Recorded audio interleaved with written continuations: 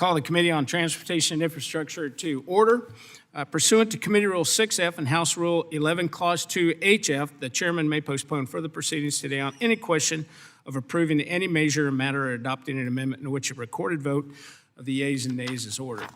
I'd ask unanimous consent that the chairman be authorized to declare a recess at any time during today's meeting. Without objection, that is so ordered. A bill and amendment texts have been distributed electronically, and paper copies are also available here in the hearing room. As a reminder, the committee may use an electronic voting system for any requested recorded votes. Today, the committee is considering an amendment in the nature of a substitute to H.R. 8870, the Building Unrivaled Infrastructure and Long-Term Development for America's 250th, or the Build America 250 Act. Finally, I'd ask unanimous consent for the committee to use an amendments roster for any items under consideration by the committee without objection. That is so ordered. All right, our only item for consideration today is H.R. 8870, the Build America 250 Act. And I ask unanimous consent to discharge the subcommittee on highways and transit and railroads and pipelines and hazardous materials from further consideration of 8870 without objection. That is so ordered. I now call up the bill for consideration. Without objection, the first reading of the bill is dispensed with. The bill is now considered as read and open for amendment at any point. I now recognize myself to offer an amendment in the nature of a substitute. Clerk, please designate. An amendment in the nature of a substitute to H.R. 8870, offered by Chairman Graves. Without objection, the amendment in the nature of a substitute shall be considered as read and shall be considered as a base text for the purposes of further amendment. And I recognize myself for 5 minutes for my statement. Today, we are marking up the most consequential piece of legislation this committee will work on in this Congress, which is H.R. 8870, the Building Unrivaled Infrastructure and Long-Term Development Act of America's 250th, or the Build America 250 Act. One of my top priorities when I became chairman of this committee was to move a bipartisan surface transportation bill that provides multi-year certainty for states, local governments, and to address the needs of our roads, bridges, rail systems, transit systems, everything. I'm proud that this committee worked together to find some common ground on this crucial bipartisan piece of legislation. This bill was developed with Ranking Member Larson, Highway Subcommittee Chairman Rouser, Highway Subcommittee Ranking Member Norton, and Rail Subcommittee Chairman Webster. And I want to thank each of them for the tremendous leadership and work in providing and moving this package forward. This bill was written following the input and thousands of policy requests we received not only from members of this committee, but from the entire House of Representatives. This year is an inflection point in our nation's history as we take stock of the previous 250 years of American history, and more importantly, imagine what the next 250 years are going to have in store for us. Much like the America 250 celebration this year, the bill is about moving forward and not moving backwards. Americans rely every day on the investments made by the previous generations, whether that's the rail system of the 19th century, the monumental bridges of the early 20th century, or the 70-year-old interstate highway system. Looking forward, it's clear that America must recommit itself to building and maintaining a foundational infrastructure that underpins our nation's surface transportation system. I believe that this is the most important surface transportation bill since President Eisenhower built the interstate system. That's because we have a duty to not just preserve and hand down President Eisenhower's infrastructure legacy, but to build the next generation of world-class infrastructure for our children and our grandchildren. The Build America 250 Act is a bill that both honors that legacy and ensures that we can build upon it. And it makes smart and targeted reforms to our surface transportation programs to ensure they focus first and foremost on building out our core infrastructure systems for decades to come. It drives innovation across our highways, our transit, and rail networks. It strengthens safety on our roads, gives states and local governments the flexibility they need to deliver for their communities. It cuts through federal red tape to get projects built faster, and it keeps America's commerce moving. Whether you're a Republican or a Democrat, this bill delivers for your district and for your constituents because it delivers for every single American.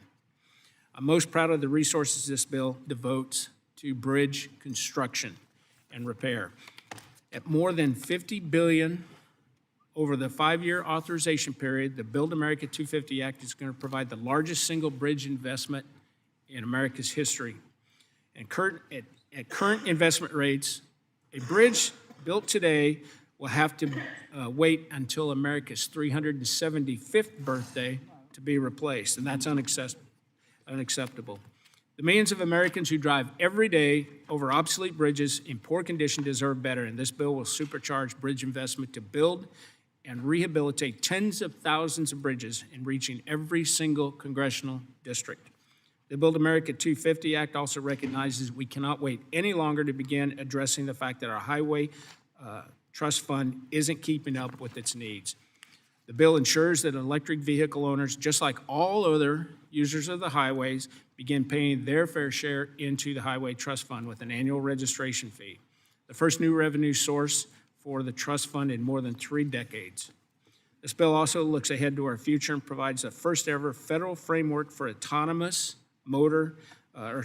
commercial motor vehicles in order to safely integrate them into our roadway system and provide regulatory certainty for their burgeoning industry. Finally, this bill makes an historic commitment to America's great cities and its small towns, ensuring that large public transit agencies are held accountable for improving passenger safety, security, and accessibility while delivering record investments in rural roads, small community transit, and the freight corridors that connect America's heartland and the global markets. H.R. 8870 is a bill we can all be proud of, one that I believe will stand alongside other great infrastructure achievements of the last century and serve as a foundation for the next century. And I want to thank everyone for being here and for all your contributions and hard work that pulled this bill together. And I especially want to thank Rick again for the continued partnership that we have, not only in this bill, but obviously other pieces of legislation that we've worked together on. And I look forward to a productive markup today and moving this legislation swiftly to the House floor. And now recognize Rick for his opening statement. Thank you, Chair Graves, and for scheduling the markup. Thanks for your partnership on this bill. It has been a long journey to get to this point, and appreciate where we are today. I can't think of a better way to celebrate Infrastructure Week than to mark up the Surface Transportation Bill.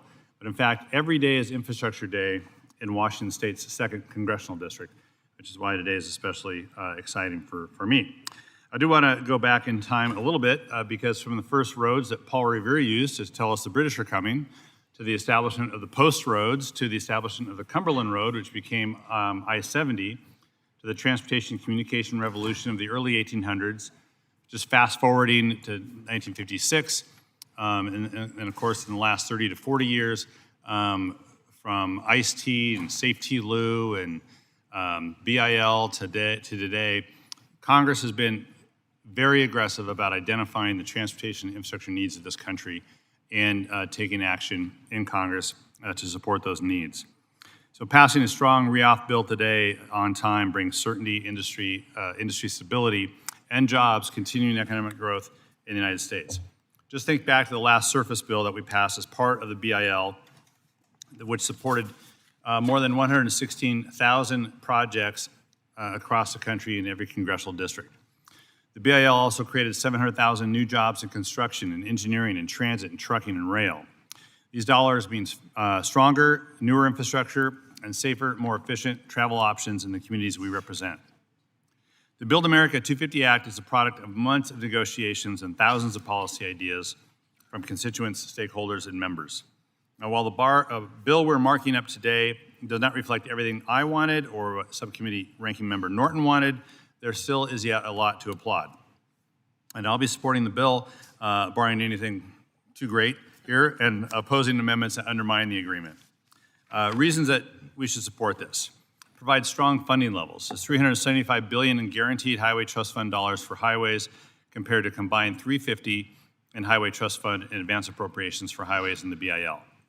There's $87.5 billion in guaranteed Highway Trust Fund dollars for transit, which was substantially higher than the Highway Trust Fund amounts in the BIL and just nearly matches the $91 billion in total BIL transit funding. There's higher funding for tribes and territories. And we worked with what we can control in the T&I committee and provide authorized funding levels for rail of $64 billion, comparable to the guaranteed funding level in BIL. We maintain key labor and Buy America protections. We preserve the Disadvantaged Business Enterprise Program so that socially and economically disadvantaged small businesses will continue to benefit from federal infrastructure investments. We allow local communities to meet their unique needs by investing nearly $83 billion over 5 years in local communities, including $11 billion specifically for local bridges. Guarantees funding for competitive programs important to local governments, like the Safe Streets and Roads for All grants and the new Surface Transportation Accelerator Grant. We sustain safe, reliable, and accessible transit through robust bus funding, support for ADA-compliant transit stations, and permitting reforms to expand transit service. It supports clean transportation and the environment through $1 billion in charging and low-emission fuel infrastructure, higher investments in the Congestion Mitigation and Air Quality Program, or CMAQ program, and maintain eligibilities for some climate-friendly investments, and we avoided a punitive EV fee. It creates the nation's first rule book for autonomous commercial motor vehicles. This AV framework is important, ensuring that we put safety and drivers first and hold manufacturers accountable as we chart a path forward in this new technology as it applies to commercial vehicle service.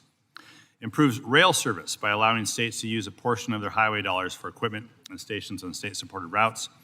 It advances rail safety by accelerating the phase-out of dangerous tank cars and mandating railroad participation in the confidential close call reporting system, among other provisions. Now, we have more work to do, especially on rail safety, and I hope we can achieve that through today's amendment process. In addition, the bill also contains several provisions that are important to the folks I represent, including investment in culverts, $932 million in dedicated funding for the construction of ferries. It includes my bill to authorize $250 million for communities hosting international sporting events, including the World Cup, but with the LA Olympics coming soon, the potential of the 2031 World Cup, Women's World Cup in the U.S., and the 2034 Utah Olympics. I apologize to my friends from Utah if I got the year wrong, but we need to start making those investments now. And makes funding available for projects improving veterans' access to VA facilities. So throughout this process, we fought to at least maintain current funding levels for surface transportation modes, save lives through accountability measures and highway investments and strong rail safety reforms, and focus on people by protecting transportation jobs and defending worker safety gains. I'm pleased with the work we did to support these goals. Now, I will note that Chair Graves and I have served in Congress together for more than 2 decades, and I have valued our partnership, and I'm pleased once again that we have managed to beat most of the odds and deliver a bipartisan surface transportation bill. So with that, thank you, and I yield back. Chairman Rouser. Thank you, Mr. Chairman. The Build America 250 Act makes critical investments in our nation's roads, bridges, and infrastructure that Americans rely on every day, strengthening the foundational programs of our surface transportation systems. This bill protects American taxpayer dollars, ensuring federal funds are deployed efficiently to address our most pressing infrastructure needs. Under this legislation, more than 90% of highway funding will be distributed through formula programs, providing states the certainty and flexibility they need to address their unique infrastructure priorities. The legislation also consolidates and eliminates more than a dozen duplicative programs, streamlines discretionary grant funding, reduces the bureaucracy, and improves accountability. To improve project delivery, this bill expands department-wide categorical exclusions and streamlines the coordination of environmental reviews across federal agencies, among other reforms.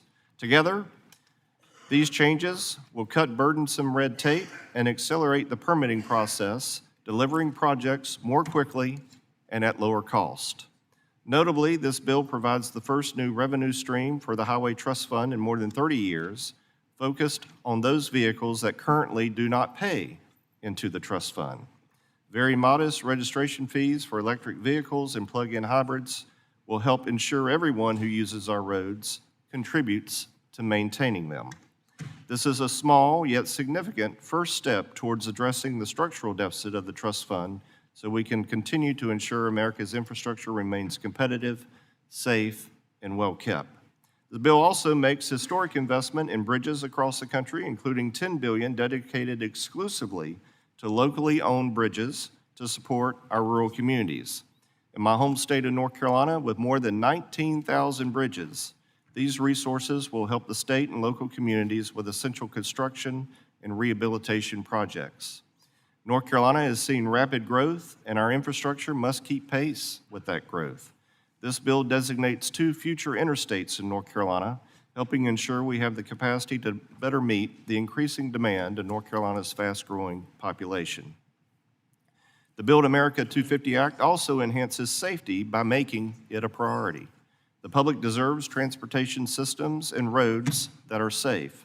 Requiring transit agencies to focus on passenger safety and leveraging innovative technology to make work zones safer, this bill affirms safety is a top priority when we consider policies regarding the movement of people and goods.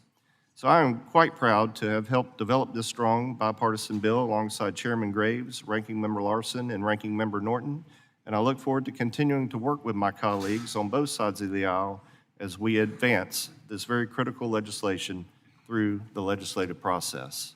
And I want to thank the Chairman and Ranking Member for their commitment to the bipartisan process that is going to lead to a very strong bipartisan bill that's great for this country. I urge my colleagues to support the bill, and I yield back.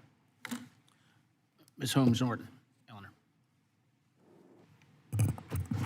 As ranking member of the Subcommittee on Highways and Transit, I am pleased to support this bill.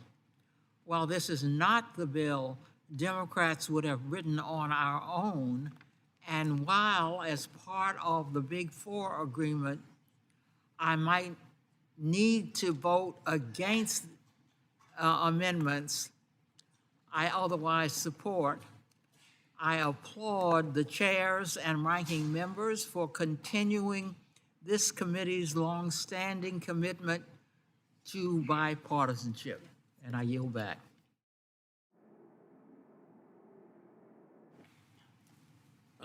Chairman Webster. Thank you, Chairman Graves. I'm pleased to join you and Ranking Member Larson, Highways and Subcommittee Chairman Rouser, and Highways and Subcommittee Ranking Member Ms. Norton for this important bipartisan legislation. Specifically, I'd like to highlight the importance of Title 10, the bill title addressing railroads and transportation and hazardous materials. Railroads are critical to the safe and efficient movement of freight and people. The United States Freight Rail Network plays a vital role in an effective and efficient transportation of goods throughout our nation. Approximately 40% of all long-distance freight is moved by rail.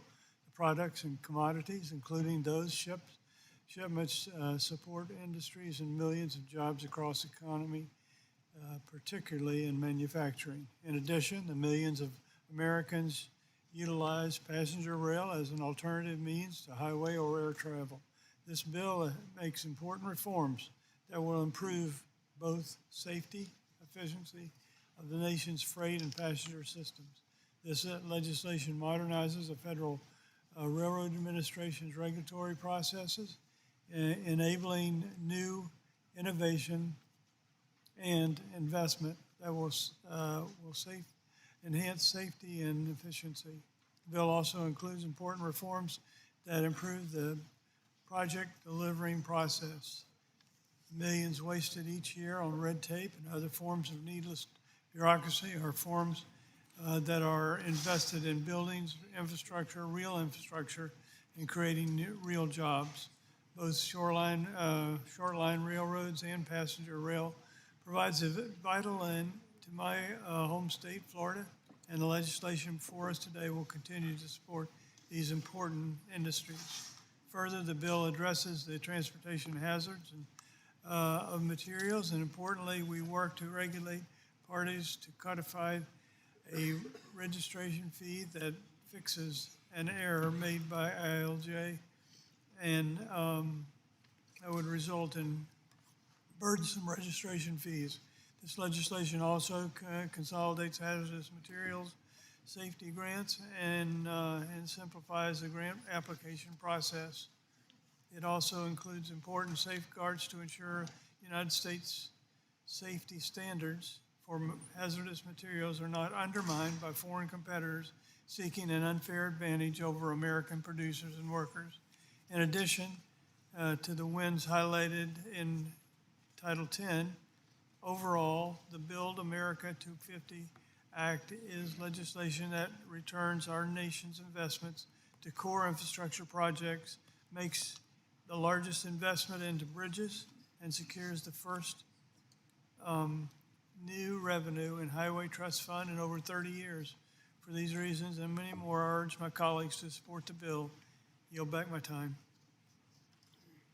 Representative Nadler. Thank you, Mr. Chairman. Mr. Chairman, I want to commend you and Ranking Member Larson for the bipartisan spirit that helped shape this bill. While I appreciate the work that has gone into this legislation, however, there are some serious shortcomings that I hope this committee can address today.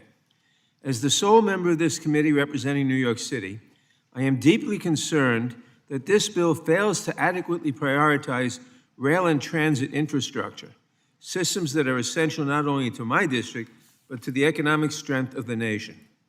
For example, the Amtrak Northeast Corridor carries more than 800,000 passenger trips each day and serves as a backbone of interstate travel and commerce. Yet this bill falls short of the investment needed to modernize aging infrastructure, improve accessibility, address deferred maintenance, and ensure long-term reliability and resilience. At the same time, transit systems like the MTA continue to operate within a federal framework that disproportionately favors highways over public transportation. Despite serving millions of riders each day and anchoring one of the nation's most productive regional economies, the MTA, like other public transit systems, receives a far smaller share of federal support than highways. This legislation does little to address that imbalance or to provide the sustained investment needed to strengthen one of the nation's most heavily used transit systems. When New York's transit network falters, the consequences extend far beyond the region, affecting mobility, productivity, and economic performance nationwide.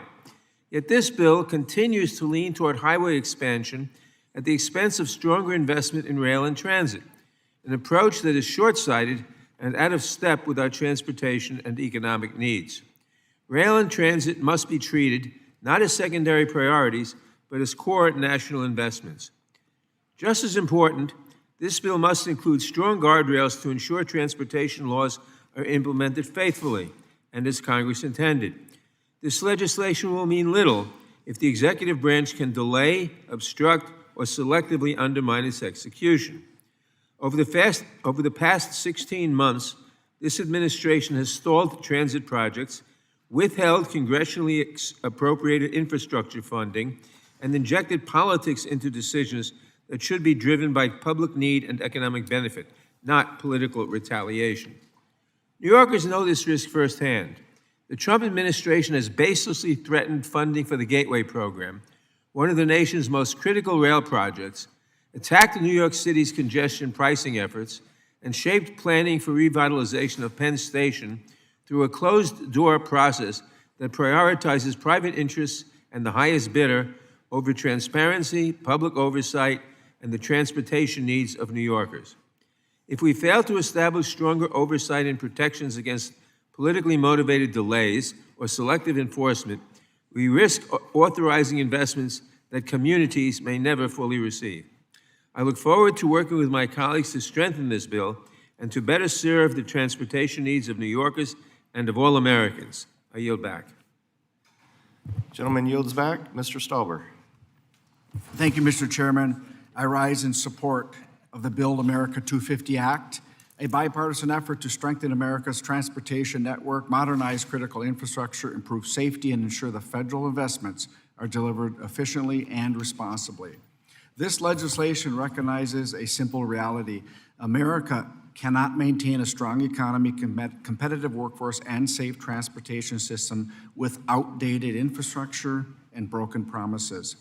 The Build America 250 Act takes important steps to address those challenges while incorporating priorities that improve accountability, strengthen domestic manufacturing, protect workers, and enhance public safety.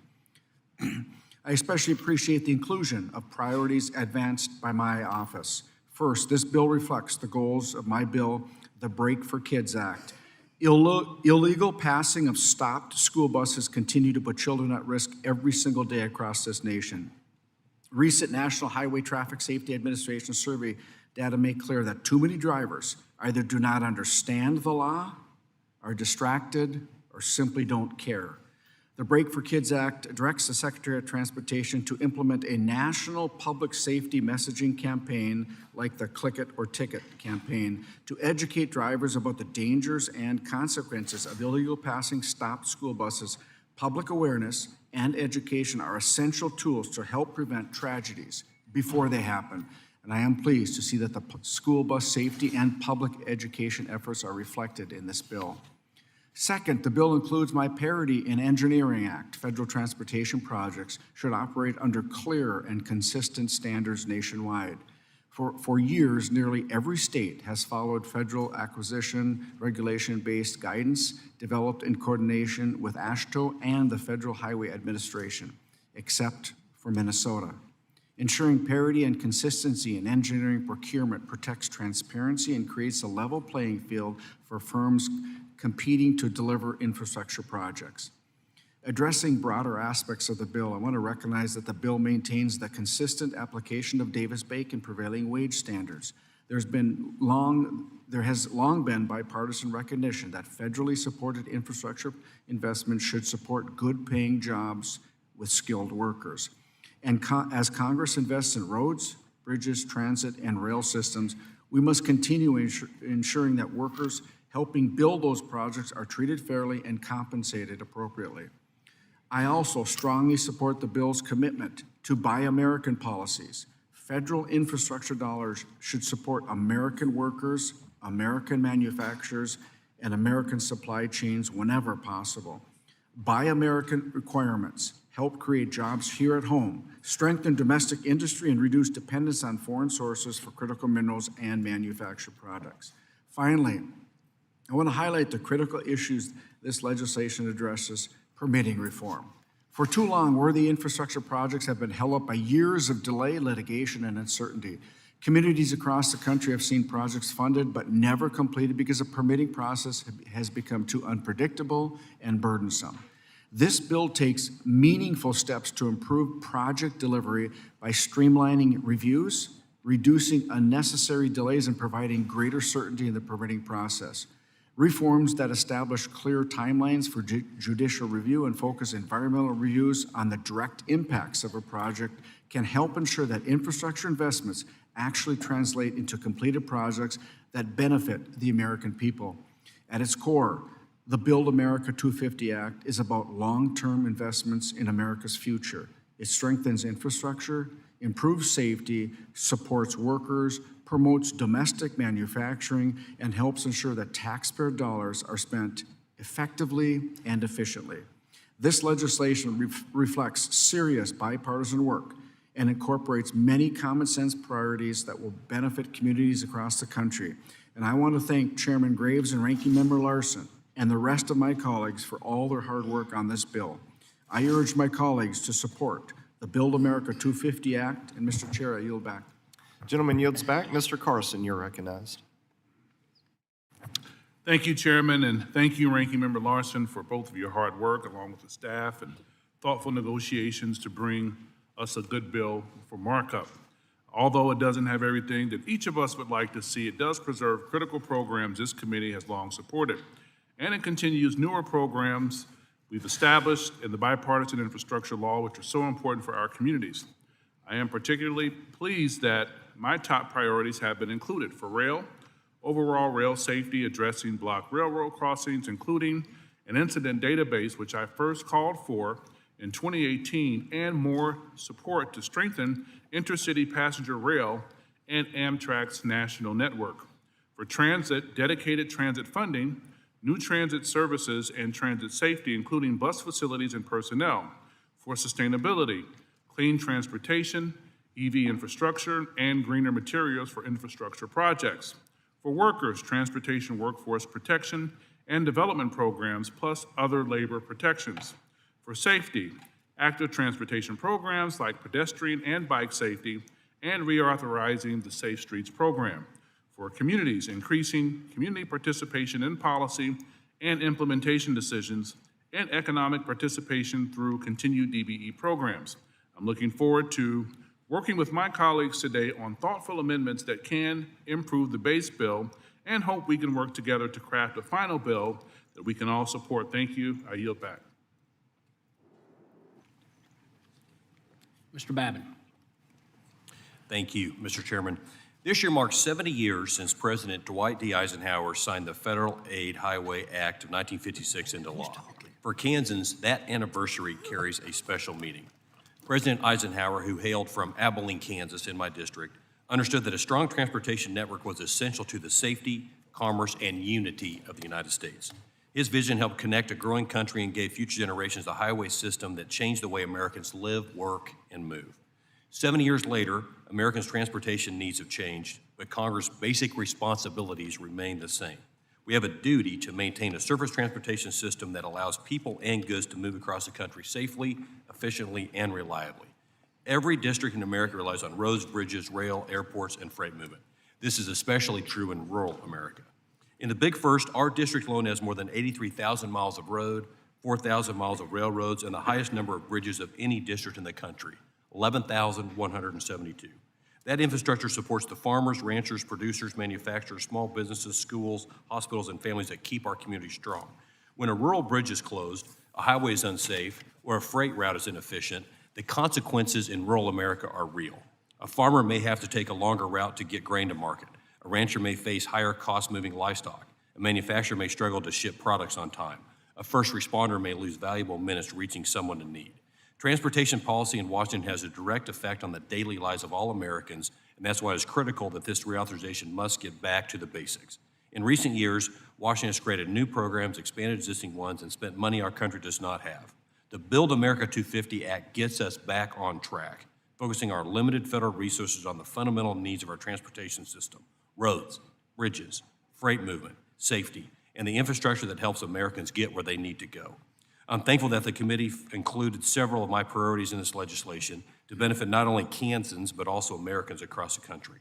This includes provisions to better target impaired driving, permanent exemptions for our livestock haulers to safely move animals across our transportation systems, innovative improvements to prevent traffic incidents and ensure motor carrier safety, modernization of seasonal agriculture CDLs, and permitting improvements to speed up construction for vital infrastructure.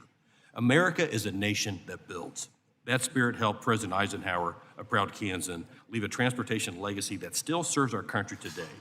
The Build America 250 Act honors that legacy by focusing on the basics, respecting states, spending taxpayer dollars wisely, and strengthening the roads, bridges, and freight networks that keep America moving.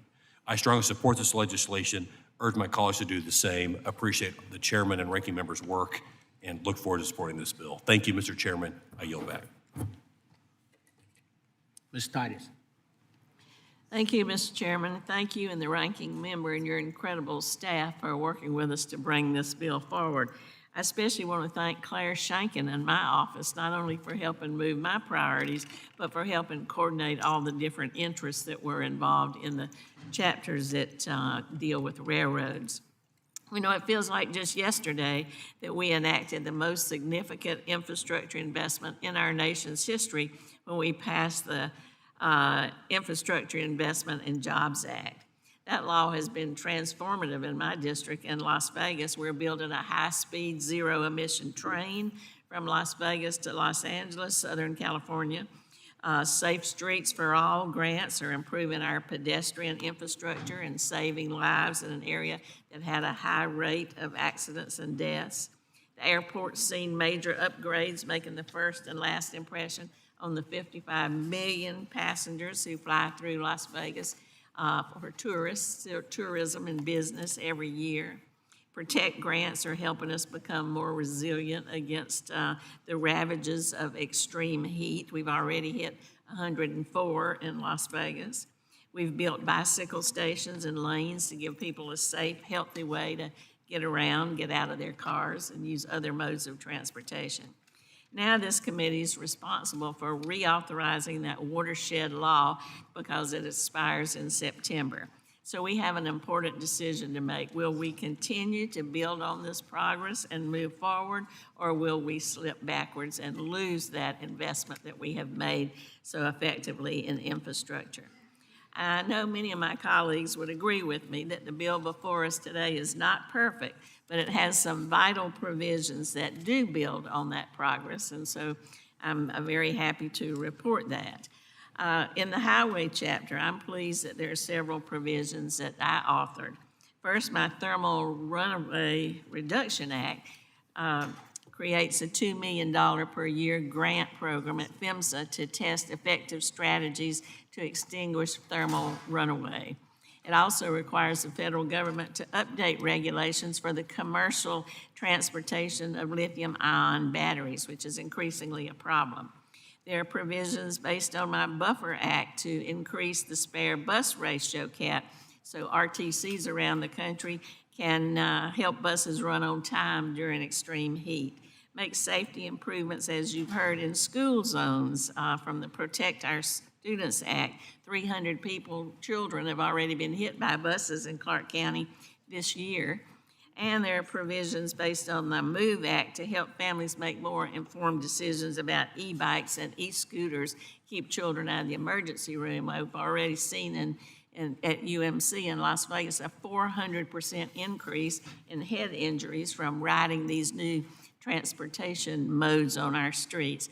And it also includes vital programs I've championed, like the Safe Streets and Roads for All. I love the wildlife crossing programs and the Protect programs, and while not nearly enough, it does contain some funding for EV charging. Now, with that said, as the ranking member of the Railroads, Pipelines, and Hazardous Materials Subcommittee, I also want to look at that part of the bill.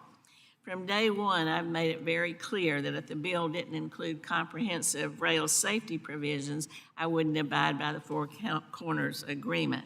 Every step of the way, I have fought to include safety provisions in the package to prevent another tragedy like East Palestine. There are some good provisions in there, but not nearly enough. So today, I'm making good on my promise. I didn't sign on to the bill upon introduction, and I fought to make sure that some of these provisions come up in the amendment process. I want to be sure we have a fair vote on the Railway Safety Act, and I thank Mr. DeLuzio and Mr. Nels for bringing that amendment. I've also offered some amendments to ensure that track inspections aren't undercut and safeguard labor protections for rail workers for projects that are funded by taxpayer dollars.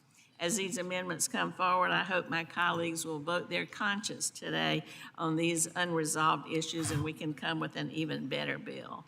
The safety of our communities, our railroad workers, our travelers, all depend on it. So I thank you. I look forward to working through this process, and I yield back. Now, Mr. Babin. Thank you, Mr. Chairman. Appreciate it. Also want to thank you, Mr. Chairman and Ranking Member Larson, for your leadership and for convening today's markup. As a former merchant seaman and as a former commercial licensed truck driver, I couldn't be happier with not everything in the bill, but most of it. I want to thank you, Chairman Graves, for your hard work on this bill and your deep commitment to strengthening our nation's surface transportation network. It's an honor to serve on this committee with you at the helm. I also want to thank the subcommittees and their staffs for their efforts in developing this bill, and I know there was an enormous amount of work, and I'm grateful for your dedication and your perseverance. The Build America 250 Act reauthorizes and strengthens investment in America's critical surface transportation infrastructure for the next 5 years. This legislation refocuses proven programs, delivers the largest investment in bridges in our nation's history, streamlines permitting costs to cut costs and reduce delays, and supports innovation, including establishing the first framework for safe integration of autonomous commercial motor vehicles. The bill strengthens the Highway Trust Fund by restoring the user pays principle and by creating the first new revenue stream in more than 30 years through user fees on electric vehicles and plug-in hybrids. It also supports America's truck drivers by investing in dedicated truck parking, providing hours of service flexibility for livestock haulers, and protecting drivers from abusive trucking arrangements. Additionally, this bill enhances motor carrier and highway safety, prioritizes support for law enforcement, promotes accountability at Amtrak, and strengthens secure transportation for hazardous materials. And for Texas, my home state, this bill delivers critical formula funding for highways, roads, and provides resources to address our state's unique infrastructure needs. As one of the nation's largest freight and logistics hubs, Texas plays a very critical role in moving goods through our ports, our highways, and our rail networks to supply our communities all across America. In my own home district, Houston Ship Channel is one of the busiest trade gateways in America, moving energy, agriculture, manufactured goods, and products that supply communities across our great country. This legislation will help keep people and commerce moving efficiently across our rapidly growing economy. This is a strong bipartisan bill that prioritizes core infrastructure, reduces regulatory burdens, and improves safety and reliability. I appreciate the hard work that has gone into crafting this bill, and I look forward to supporting its advancement today. Mr. Chairman, thank you so much, and I yield back. Mr. Carvajal. Thank you, Chairman Graves and Ranking Member Larson, for your leadership in bringing this bill forward to reauthorize our surface transportation programs. While not perfect, it's a good bill. Your commitment to govern and deliver results for the American people is why I joined this committee. I also want to recognize the committee staff who put in countless hours in drafting this legislation. I want to express my support for the Build America 250 Act and the investments it makes in our nation's transportation future. Having served on the Santa Barbara Board of Supervisors and as a member of this committee during the drafting of what became the bipartisan infrastructure law, I know firsthand the importance of crafting transportation policy that not only addresses today's infrastructure challenges, but prepares our country for the future. This legislation reflects many of those priorities that I have consistently pushed for on behalf of my constituents and communities on the Central Coast of California, including it increases funding for the Surface Transportation Block Grant Program, preserves the Safe Streets for All and Protect grant programs, expands investments in the Bridge Formula program, including a dedicated set-aside for locally owned bridges, and maintains the Davis-Bacon provisions. These are real victories for local governments that are on the front lines of maintaining roads, transit systems, and critical infrastructure that improve mobility for our constituents. I am especially proud that this legislation continues to support the Wildlife Crossings Program, an effort originally included in the bipartisan infrastructure law, otherwise known as the bill. When we drafted the bill, we recognized that investing in wildlife crossings was not only an environmental priority, but a public safety imperative. In California and across the country, wildlife crossings save lives, reduce costly vehicle collisions, and protect biodiversity. The overwhelming demand for this program over the past several years has proven how valuable these investments are for states and local governments alike. And I am proud to see this legislation continue that commitment. For communities like the ones I represent, this bill also helps ensure local leaders have greater flexibility to prioritize projects that reflect local needs. It continues support for critical rail programs like the CRISI and Corridor ID, which are essential to maintaining and expanding passenger rail service like the Pacific Surfliner and throughout California. I also appreciate that this legislation takes a forward-looking approach toward emerging transportation technologies. The inclusion of an autonomous vehicle safety title recognizes that innovation is already reshaping our transportation system. Importantly, the bill does not ignore the workforce implications of these technologies. As automation and autonomous commercial vehicles continue to develop, Congress has a responsibility to ensure labor has a seat at the table, that safety remains paramount, and that workers are not left behind as new technologies come online. While I am supportive of this bill, I do have concerns with several provisions that were left out or changed in ways that could negatively impact communities working to transition to cleaner transportation systems. I am disappointed by the elimination of the low or no emissions bus program. This program has helped transit agencies modernize fleets, reduce emissions, and deploy cleaner buses in communities across the country. I am also concerned that the EV structure included in the bill does not appear to fairly account for income disparities or affordability challenges. As we work towards long-term solvency of the Highway Trust Fund, we must ensure the transition to cleaner vehicles does not disproportionately burden middle and lower income families who are trying to make more sustainable transportation choices. And I would be remiss if I did not express my disappointment that the legislation does not include authorization for a medium-sized transit-intensive cities or MTIC program. Transit agencies in medium-sized communities provide robust services every day, often with fewer resources and without the recognition afforded to larger urban systems.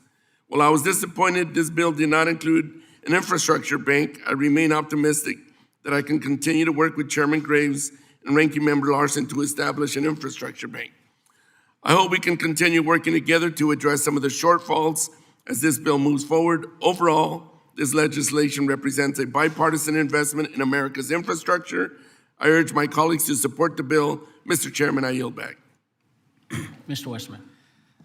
Thank you, Chairman Graves, and thank you for your leadership on bringing this bill to the committee for a markup today.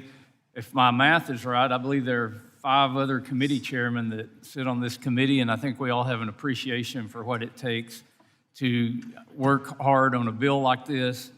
Appreciation for you and your staff and Ranking Member Larson and his staff.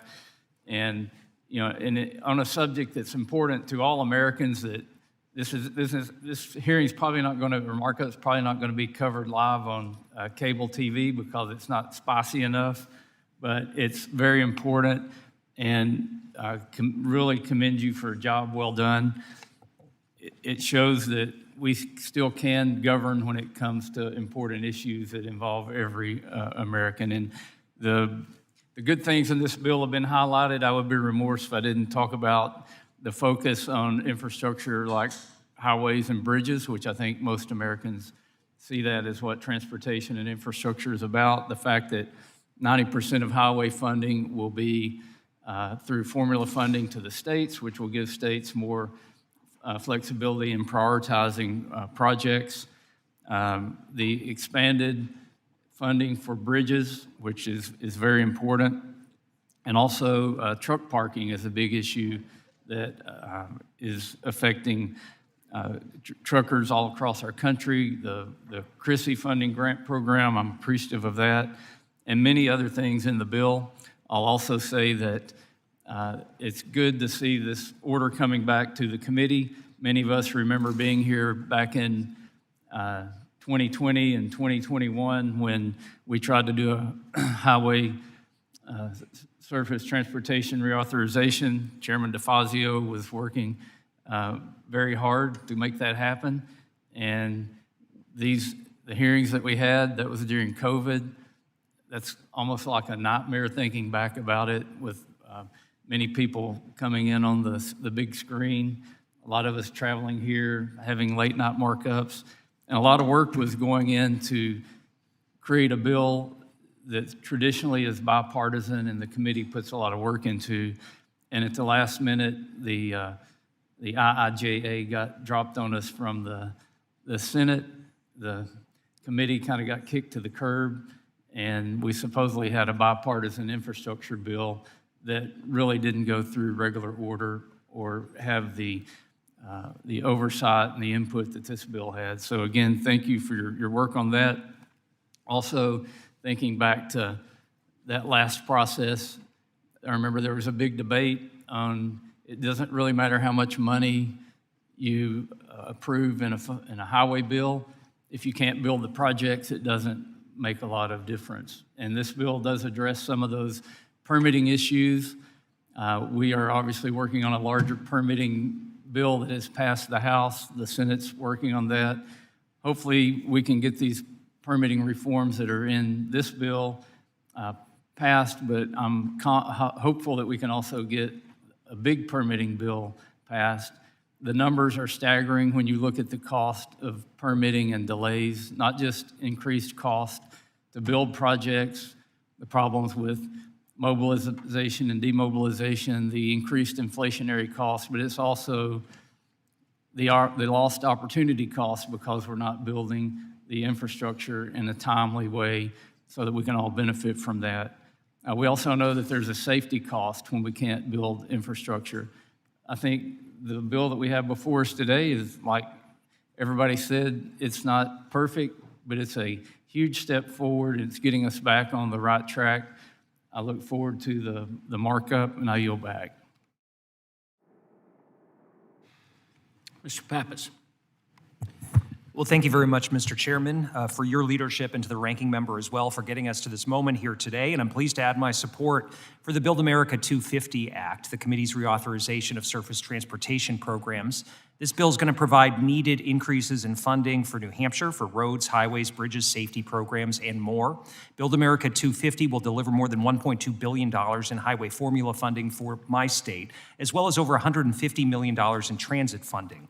I'm pleased that important programs were protected, like the Safe Streets and Roads for All grants, the Transportation Alternatives Program, CMAQ, and accessibility for our transit stations. I strongly support the increase in funding for the Bridge Formula Program, which is going to deliver $390 million to New Hampshire's bridges over the next 5 years. That's a 73% increase in over funding levels from the bipartisan infrastructure law, which was already a historic increase. New Hampshire has nearly 200 bridges that are in poor condition, and more are being added every year with that distinction, so those need immediate attention. In total, these federal funds will continue investments in good-paying jobs in our infrastructure, promote safety, improve quality of life, modernize needed infrastructure priorities, and the bill delivers for our communities over the long term, ensuring that guaranteed funding is there for our transportation sector and making sure states and communities can plan for and invest in the infrastructure needs of the future. There are always steps that we can take to make a good bill even better, and I'm going to continue pushing support for rail, for railway safety, active transportation investment, and addressing the problem of impaired driving. But the bipartisan work done by this committee over the last year is proof that working together and working across the aisle can lead to solutions that will make a real difference for our communities and move our nation forward. I yield back. Mr. Perry. Thanks, Mr. Chairman, and begin by thanking you for your work, ranking member, and of course the hard work of staff. None of this comes together easily. It's a long and arduous process, and we all appreciate it. Like all the bills this size, there's some good and some not so good. Unfortunately, we continue to spend money that we simply don't have at a rate far above which we can afford. The top line to this bill is $580 billion. And while that is a little lower than IAJA levels, we have to remember that IAJA levels were so blown out that nearly every Republican in this committee voted against it at the time. The bill does roll back some of the most egregious IAJA Green New Deal programs, but it does not go far enough in rolling back the wasteful spending. Further, it fails to address the very significant and very real problem of highway trust fund money being diverted to non-highway projects. Nearly 30% of highway trust fund money is diverted, and this number continues to grow. I've offered a number of amendments to address those concerns, and I hope they are given real consideration as we're running out of time to fix this issue. The expiration of this bill aligns with the insolvency of Social Security and Medicare, meaning general fund transfer to the HTF are going to be weighed against much more significant levels of spending. It is vital that we address this issue now and create a solvent trust fund to avoid having to cut off infrastructure spending in the future. Finally, I recognize that this is not T&I's jurisdiction, but we must address the NHTSA's kill switch issue when it gets to the floor. Simply cannot allow for the kill switch to go into effect and violate the privacy of and the sovereignty of every citizen in America. And with that, Mr. Chairman, I yield the balance. Ms. Strickland. Thank you, Chairman Graves and Ranking Member Larson. I support advancing this bipartisan transportation bill that improves safety, delivers jobs, grows local economies, and meets the transportation and infrastructure needs of communities in Washington State, the 10th Congressional District, and across the country. This bill will maintain funding levels set in the bipartisan infrastructure law for highways and transit. It safeguards critical programs that communities and cities of all sizes and regional economies that rely on delivering transportation projects, and it preserves the disadvantaged business enterprise program. Democrats have only 1/3 of the committee staff to support this work, yet we secured well over 1/3 of the wins in the bill. So thank you to Ranking Member Larson and Chairman Graves for always working in a bipartisan manner. This is a testament to your strong leadership, your resolve, and your effectiveness. I'm proud to have authored provisions on the bill to reduce congestion and wear and tear on roads while enabling greater transportation choice and affordability. Many communities cannot afford all the road capacity and improvement projects that they need. And even if we pass this bill, we know that the needs of all of our communities will still not be fully met. Construction, materials, and fuel costs are only increasing. This bill enables communities to use federal dollars for transportation demand management solutions through the Rural and Urban Surface Transportation Accelerator Grant, the STAG program. This will help communities find cost savings, focus on resources on projects that necessitate new construction, and expedite transportation network improvements. I'm also pleased to have secured provisions to support metropolitan planning organizations, which are essential partners to help local communities develop and deliver federal aid transportation projects.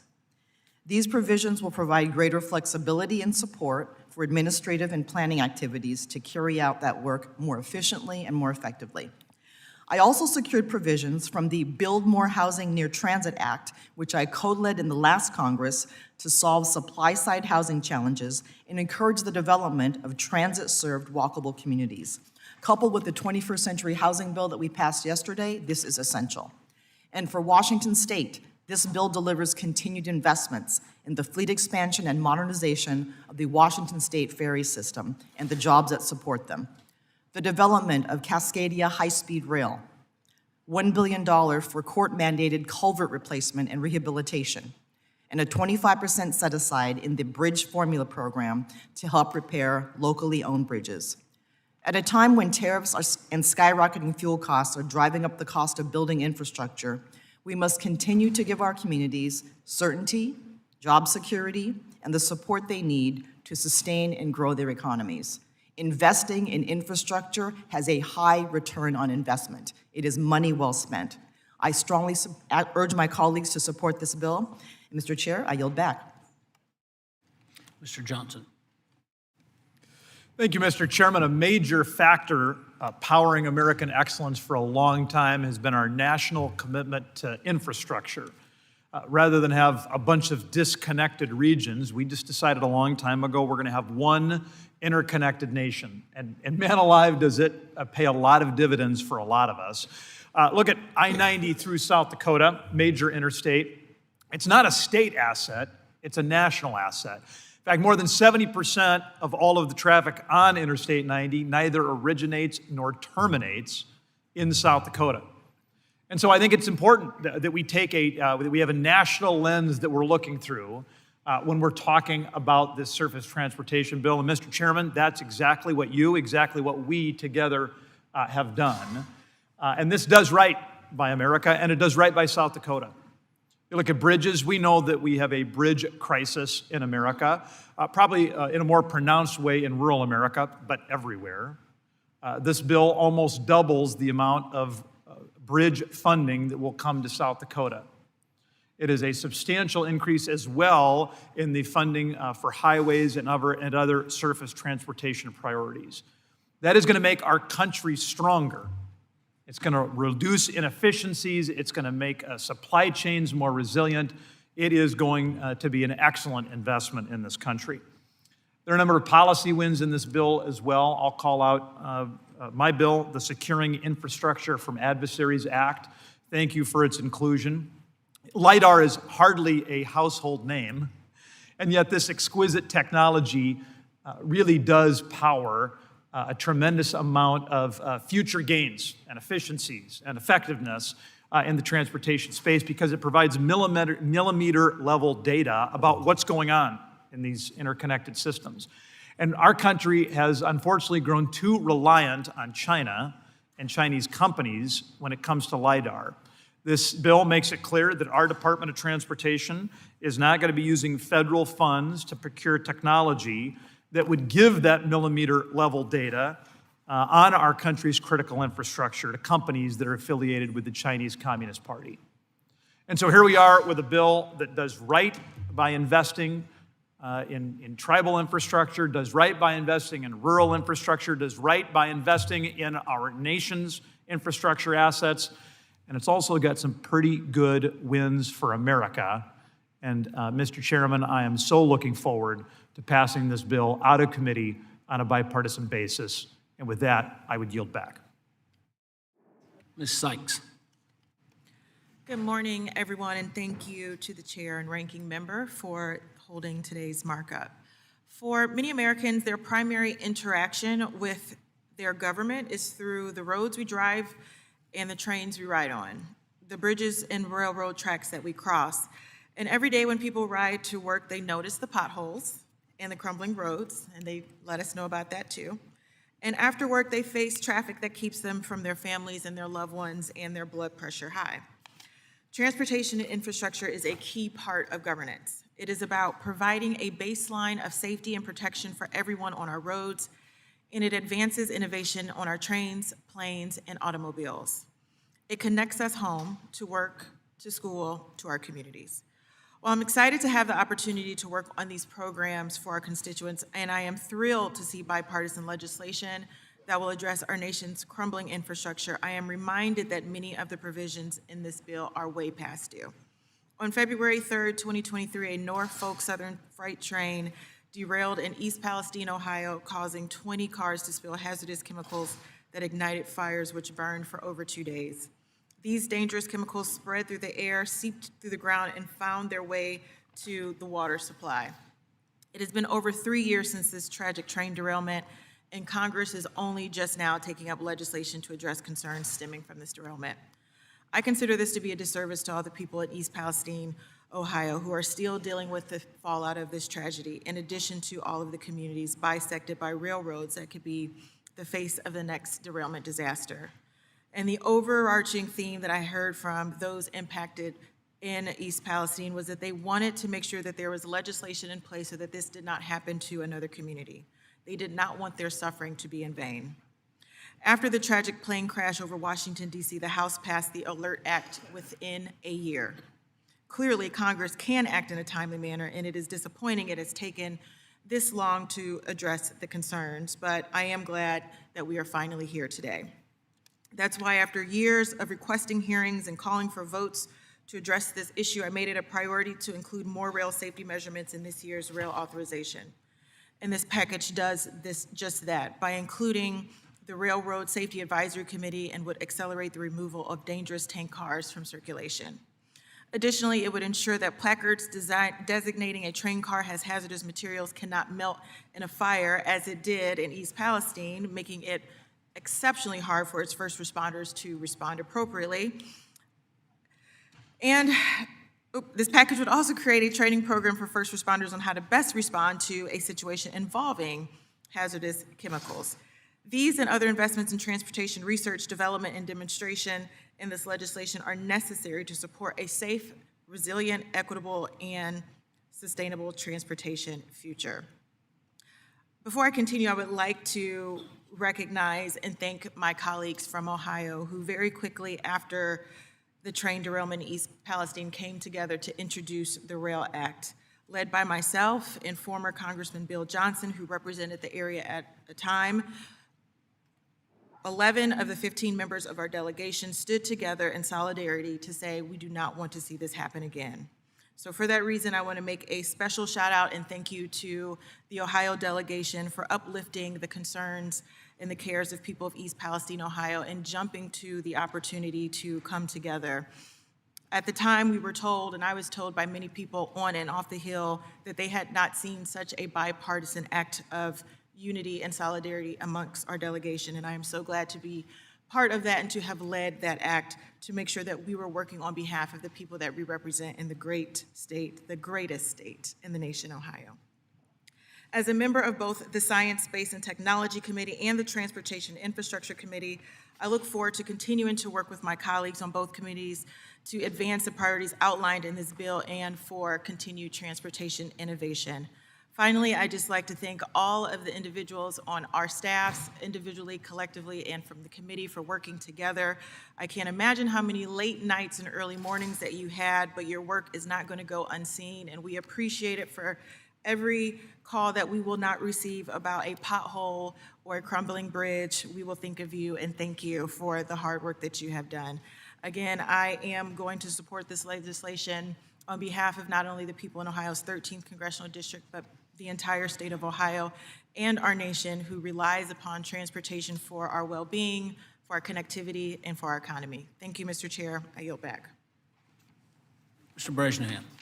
Thank you, Chairman Graves, Ranking Member Larson, and to all of my colleagues on this committee who put in a lot of work to get us here today. It's fitting that we're finally doing this markup during Infrastructure Week, but in northeastern Pennsylvania, every day my constituents are driving on one of the 5 major highways that run through my district, or over one of the thousands of local bridges. Unfortunately, these roads and bridges are in serious need of work. We're seeing freight trucks, commuters, and first responders adding time to their routes because bridges have been out for years. Road projects are stuck in permitting for 5 years when they should take 2. This bill targets those issues, and that's why I'm proud to support it here today. Pennsylvania has one of the highest numbers of structurally deficient bridges in the country. You've all heard me say this by now, but 25% of the bridges in my district fall under that category. That ends today. The Build America 250 Act is the largest investment in bridges in American history. The Commonwealth is set to receive over $350 million a year to rehabilitate and reconstruct our bridges. The bill dedicates a significant portion of those investments to locally owned bridges, a concept taken right from the Bipartisan Basics Act, which I was proud to lead with Representative McDonald Revert to return infrastructure investment back to our local communities. This is a critical, crucial component for many small towns that see one or more of those bridges sit on a wait list for years before being prioritized. The people who know what their communities need are the ones who live and drive every single day. This bill finally invests in them, and our local bridges finally get their turn. As a former highway contractor, I've seen firsthand how infrastructure investments can create well-paying jobs that support working families. At the same time, I've also seen the real dangers workers face in active work zones. Between 2014 and 2023, 192 lives were lost in Pennsylvania work zones, underscoring the urgent need for stronger safety measures. I know people who have been injured on the job. I know families who have lost loved ones. We don't talk nearly enough about keeping those workers safe once they're out getting that job done. That's why I'm proud this bill includes Preventing Roadside and Work Zone Deaths Act, which I worked with Representative Carter to make sure that work zone safety is a priority at the Department of Transportation. Finally, all these investments mean nothing unless shovels are actually put into the ground. If it takes a decade to cut through red tape before a project starts, that's a failure. This bill includes meaningful permitting reforms to streamline the process and get projects moving. In northeastern Pennsylvania, our infrastructure does not have time to wait. This is a good bill for the people of northeastern Pennsylvania. It delivers for our bridges, big and small, for our construction workers, and for every community that has been waiting far too long for Washington to get it done. I urge my colleagues to support it, and I yield back. Ms. Skolten. Thank you so much, Chair Graves, Rouser, Webster, and Ranking Members Larson, Holmes, Norton, and Titus, as well as the incredible T&I staff that have worked so tirelessly on this bill. I want to give a huge shout out to my T&I staffer, Layla, as well. Many of you know her, and my entire legislative team that has been working so hard on this. I talk a lot about being from Michigan, and I am really proud of it. We put the world on wheels, and Woodward Avenue has been described as the world's first concrete highway. This is a big deal. Bragging rights aside, it's incredible how much progress our nation and transportation system has made since 1909, when Michigan made history in paving the first road.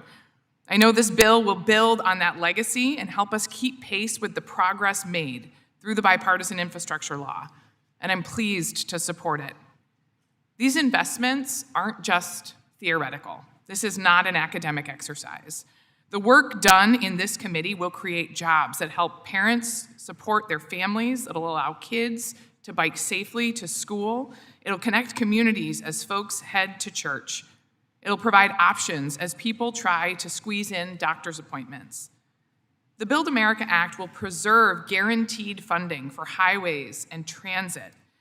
It's going to make sure that moving forward, local governments can make infrastructure investments important to their communities, bolster safety for workers, drivers, and pedestrians, create good-paying jobs, support American innovation, and safeguard small businesses through the Disadvantaged Business Enterprise Program. I am so proud of this bipartisan deal, and I'm thrilled that key priorities for West Michigan are included in the text. This bill includes language from my bipartisan Paving the Way for the American Industry Act to ensure that American tax dollars stay in the United States of America, in our domestic chemical industry, investing in our domestic chemical industry, and safeguarding good union jobs.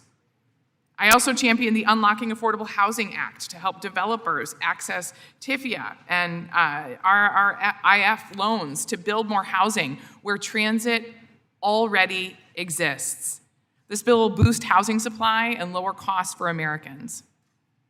I'm so proud that my Safe Transit Act was additionally included in the bipartisan deal to streamline transit projects and get federal dollars out the door into communities. The Build America Act also includes my Roadway Resiliency Act, which establishes a common sense interagency working group to provide communities with roadway safety best practices in inclement weather, something we know a lot about in Michigan. Thank you again to the committee leadership and their staff, and my staff in particular, for their work to put together this bipartisan measure. I'm eager to support the Build America 250 Act to invest in America's transportation system, and I yield back. Mr. Taylor. Thank you, Chairman Graves and Ranking Member Larson, for holding this markup today. I'm proud to speak in favor of the Build America 250 Act, otherwise known as the Surface Transportation Bill. After 5 years of the Democrats' disastrous infrastructure bill, the IIJA, we are now considering a bill that funds vital infrastructure projects rather than Green New Deal pet projects. Through a new bridge formula, Ohio will receive billions of dollars to repair and build bridges across the state, making this legislation one of the largest investments ever in our nation's bridges. Additionally, this bill makes common sense permitting reforms by removing unnecessary review steps and expanding categorical exclusions, which will streamline project delivery and lower costs.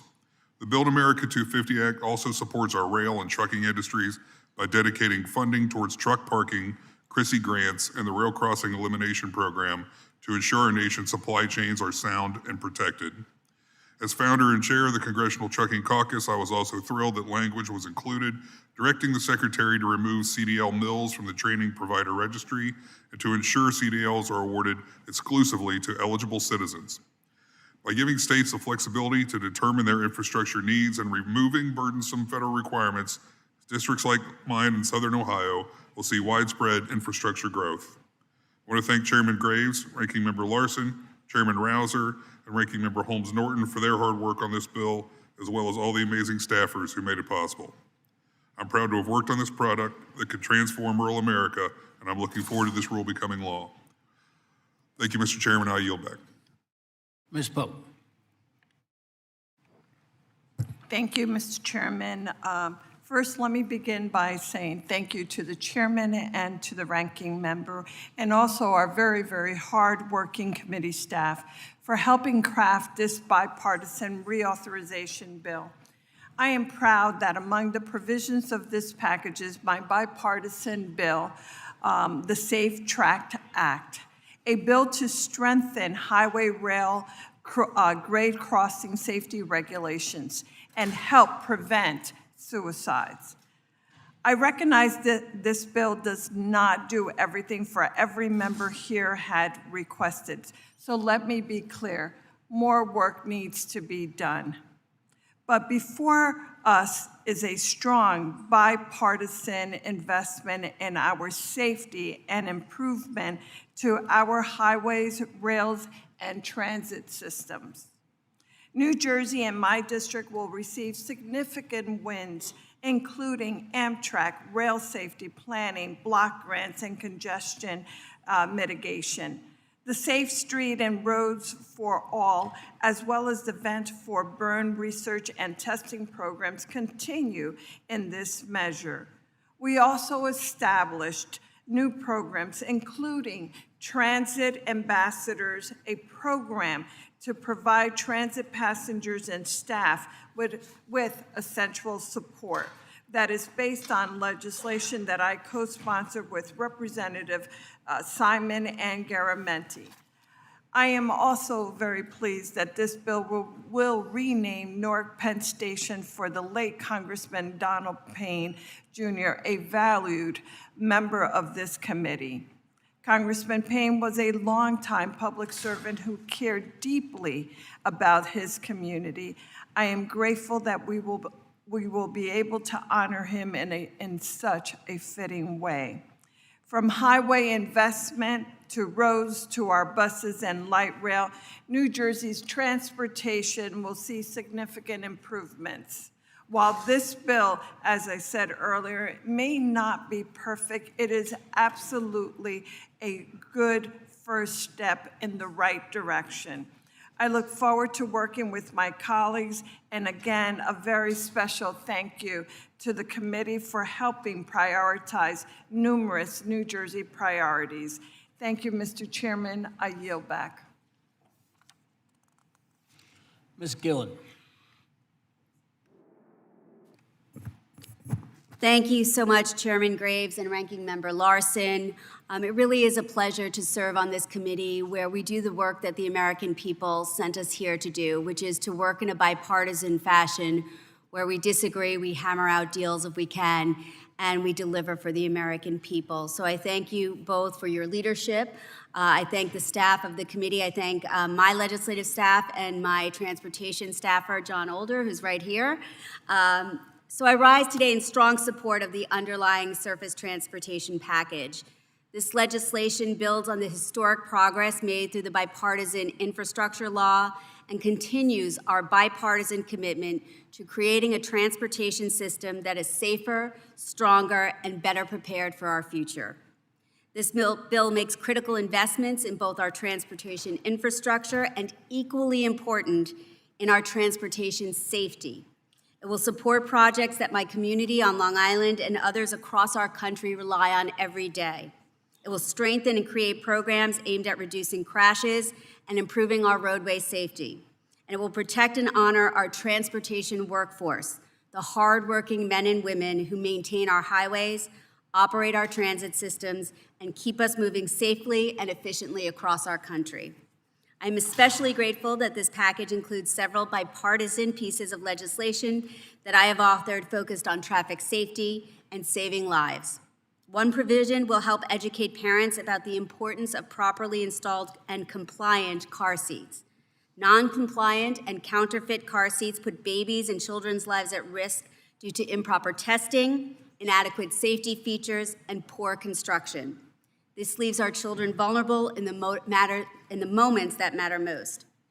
My bipartisan bill, the Car Seat Act, which I introduced proudly with Republican co-sponsors Delegate King-Hines and Congressman McKenzie, will ensure that parents have the education and resources that they need to identify and avoid these dangerous products and give states the tools they need to keep every child safe on the road. The Surface Bill also includes two provisions from my bipartisan Drunk Driving Prevention and Enforcement Act, which I introduced with Congressman Lawler and Congresswoman Dingell, to address drunk driving and drug-involved driving on our roads. The first would create a new Traffic Safety Enforcement Center of Excellence to provide states with evidence-backed insights into the most effective forms of traffic enforcement. And the second would help improve our data collection on drug-involved crashes by investing more than $100 million in a new National Drug-Involved Crash Data Collection System grant program, giving states more support than ever before to report accurate, standardized crash data. When I got to Congress and was appointed to this committee, I promised Long Islanders that I would fight to improve Nassau County's infrastructure, repair our heavily traveled roads and bridges, and prioritize safety. I am pleased that this Build America 250 bill moves our nation in the right direction to accomplish these very important goals. I urge my colleagues to support the bill and continue investing in a safer, more reliable transportation for the American people. And with that, Mr. Chairman, I yield back. Mr. Figures. Thank you, Mr. Chair. I am pleased to offer my presumptive support here for the Build America 250 Act. I'm grateful to have had the opportunity to work in a bipartisan way on a number of priorities.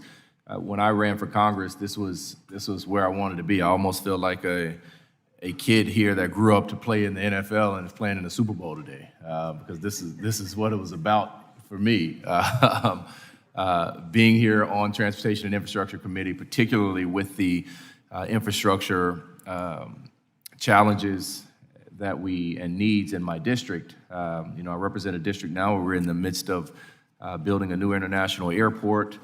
We have a big new bridge that we have to build across the Mobile Bay, and we're now home to the deepest port in the entire Gulf. And so being here today is very important to the future capacity of my region, of my hometown, of the Port of Mobile, to be able to capitalize on that newfound resource that we have in being the deepest and soon to hopefully be one of, if not the busiest port in the Gulf. But it starts with our ability to be able to move goods and resources off of those container ships and get them into the flow of the economy regionally and across the country. And the work that we do here today is going to help that significantly.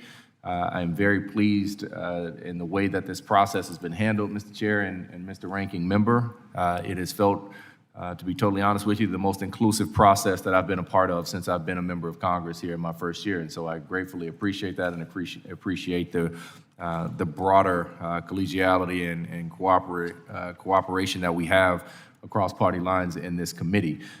This bill will ultimately include several amendments that I have worked on to propose, amendments that deal with bridge funding, amendments that will help drive more resources across my state of Alabama and certainly across the region and the district that I represent.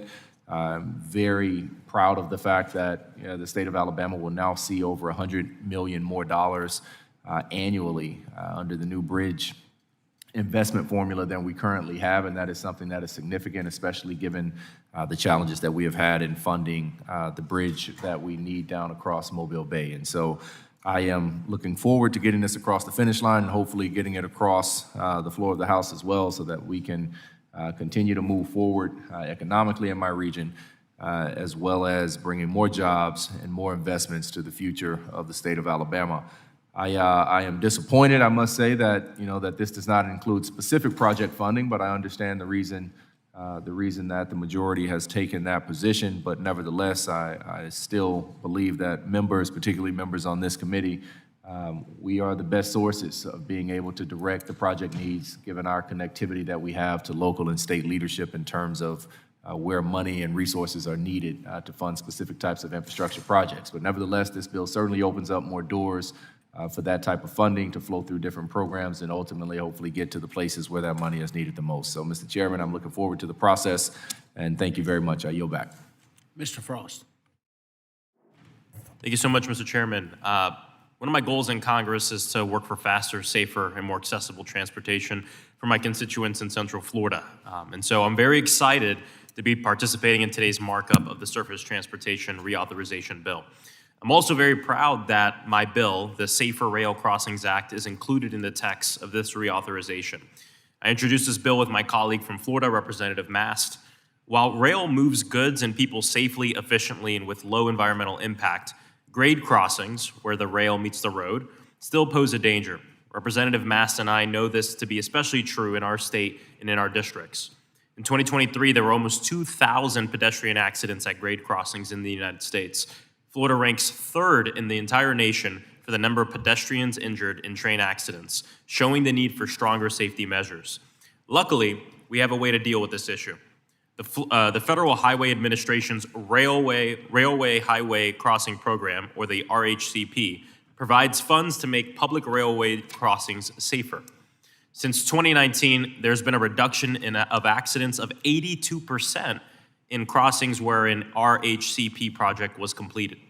These life-saving results are being achieved even as traffic on both roads and railways has increased over the few years.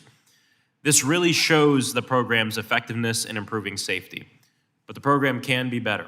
And we found that state and local governments using this program reported needing better guidance, technical assistance, and examples of when it comes to these projects. And this problem has made it harder for communities to fully utilize funds for pedestrian-focused improvements. The Safer Rail Crossing Act would address this need by instructing the Federal Highway Administration to issue clear guidance on the types of pedestrian safety projects eligible under this program. Including this bill in the Build America 250 Act will help create an environment where both pedestrians and commuters can move freely without fear.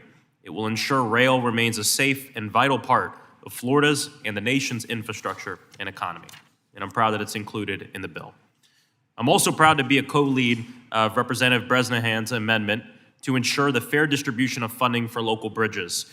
I want to stress why this amendment is so important. Our local elected officials and metro planning organizations are the decision makers closest to their constituents. And nobody knows the transportation and infrastructure needs of a community better than the people who take the local bus, who drive our local roads and bridges, or have to navigate their neighborhoods by foot or bike. Especially relevant to our amendment, my constituents know that their local roads cross a lot of bodies of water. Local needs must not be ignored at the state level. I know that less connected or underserved communities are often left out of the state level decision making. This makes for geographic distribution of projects an important consideration. My district contains Orlando's urban core, surrounding suburbs, and continues out to rural East Orange County. And so I know the need to ensure fair distribution of projects amongst both urban and rural communities.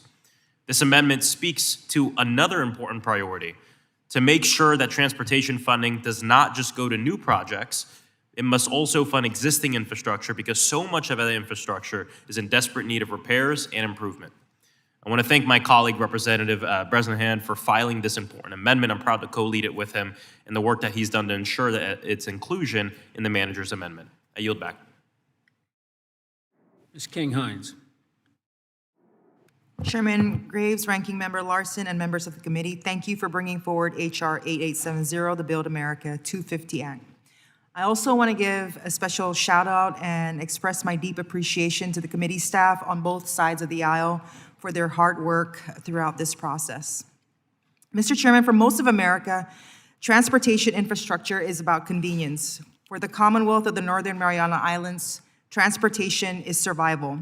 When roads fail in the territories, communities can become isolated. When ports fail, supply chains break down. When airports struggle, our economy suffers almost immediately. And for island communities thousands of miles from the continental United States, there is no backup route. That reality became even more clear following Super Typhoon Sinlaku, when our transportation systems became critical not just for economic activity, but for emergency response, recovery operations, movement of supplies, and restoring basic connectivity for our people. And that is why I'm especially grateful this legislation increases funding for the Territorial Highway Program and expands ferry funding opportunities for the territories. These investments matter. For the CNMI, transportation infrastructure is directly tied to public safety, tourism, commerce, disaster resilience, and long-term economic sustainability. And for small island economies like ours, sustainability is national security. The territories sit at the front lines of America's strategic interests in the Pacific, but too often federal policies treat us as an afterthought when it comes to infrastructure investment and economic planning. This bill moves us in a better direction. It recognizes that America's transportation network does not end at the mainland shoreline, and that Americans living in the territories deserve infrastructure systems that are modern, resilient, and capable of supporting economic growth. I urge my colleagues to support this legislation. Thank you, Mr. Chairman. I yield back. Last but not least, Mr. Garamendi. Mr. Chairman and Ranking Member Larson and your committee staff, you've done yeoman work here. Thank you for doing that. The infrastructure for this nation is absolutely critical for our economic growth, for individuals, for society, and the rest. No bill is perfect, and there's going to be, several dozen amendments that are going to be offered to improve the bill along the way, some of which will be mine. But my mind's on a different thing, perhaps because I started this morning looking at the $1.5 trillion defense budget for 1 year. And I began to compare it to the $580 billion to be spent over 5 years, which is about $116 billion a year. And I'm going, what are our priorities here? Can this nation actually grow and prosper if our money is spent on the military? $1.5 trillion for 1 year.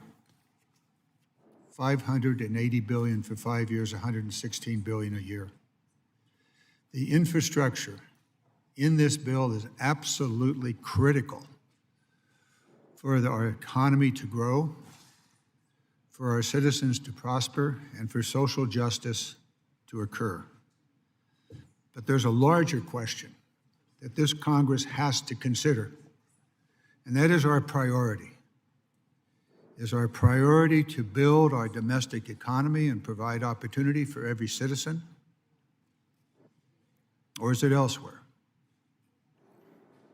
The dollars that are being authorized by this Congress is a clear indication of the priorities, and the priorities is not to build the foundation for economic growth.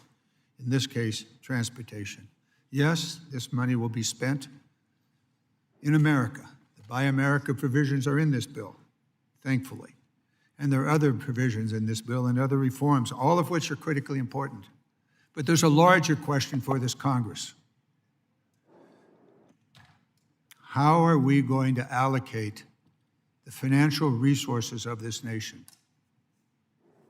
on growing our domestic economy, or building bombs and rockets to deliver nuclear weapons around the world? We need to think about this larger question. And as we move this bill, as we should, and as I will ultimately vote for it, and I'll have amendments that I think will improve it, we need to think beyond the scope of this committee. And we need to think about our larger requirement as a representative of the American people as to where our priorities are. More nuclear weapons, more Sentinel missiles, more delivery systems, hypersonic nuclear weapons, or maybe it's just to patch a pothole in our community and to build a bridge or rebuild a bridge that's going to be safe. I want us all to think about the larger priorities of this Congress. $1,500 billion, $1.5 trillion for the military for 1 year, and $116 billion for transportation infrastructure. I yield back. We're now considering the bill for amendments. I recognize myself for the purpose of offering a manager's amendment. Please designate. A manager's amendment to the amendment in the nature of a substitute to H.R. 8870, offered by Chairman Graves. Without objection, the amendment will be considered as read, and I recognize myself for a quick statement. The manager's amendment makes various technical corrections and conforming changes to the amendment in the nature of a substitute. It also incorporates more than 60 amendments that were filed by members that were agreed to through collaboration between Representative Larson and myself. And I want to thank Rick for working with me on this package. And I would also like to thank all the members whose amendments were incorporated for helping us with this manager's amendment. With that, I yield back. Rick. Thank you, Mr. Chair. I support the manager's amendment. There's a lot of good stuff in it. You're all welcome. Vote for it. I yield back. Mr. Taylor. Thank you, Chairman Graves. I'm proud to speak in favor of the manager's amendment, which contains 3 of my amendments expressing congressional support for the I-73 corridor, ensuring truck drivers can operate safely, and ensuring the Secretary can provide oversight to protect our roads from chameleon carriers. Since President Eisenhower signed the Federal Aid Highway Act of 1956 into law, The United States interstate highway system has been pivotal in connecting rural communities, minimizing congestion, and promoting economic development.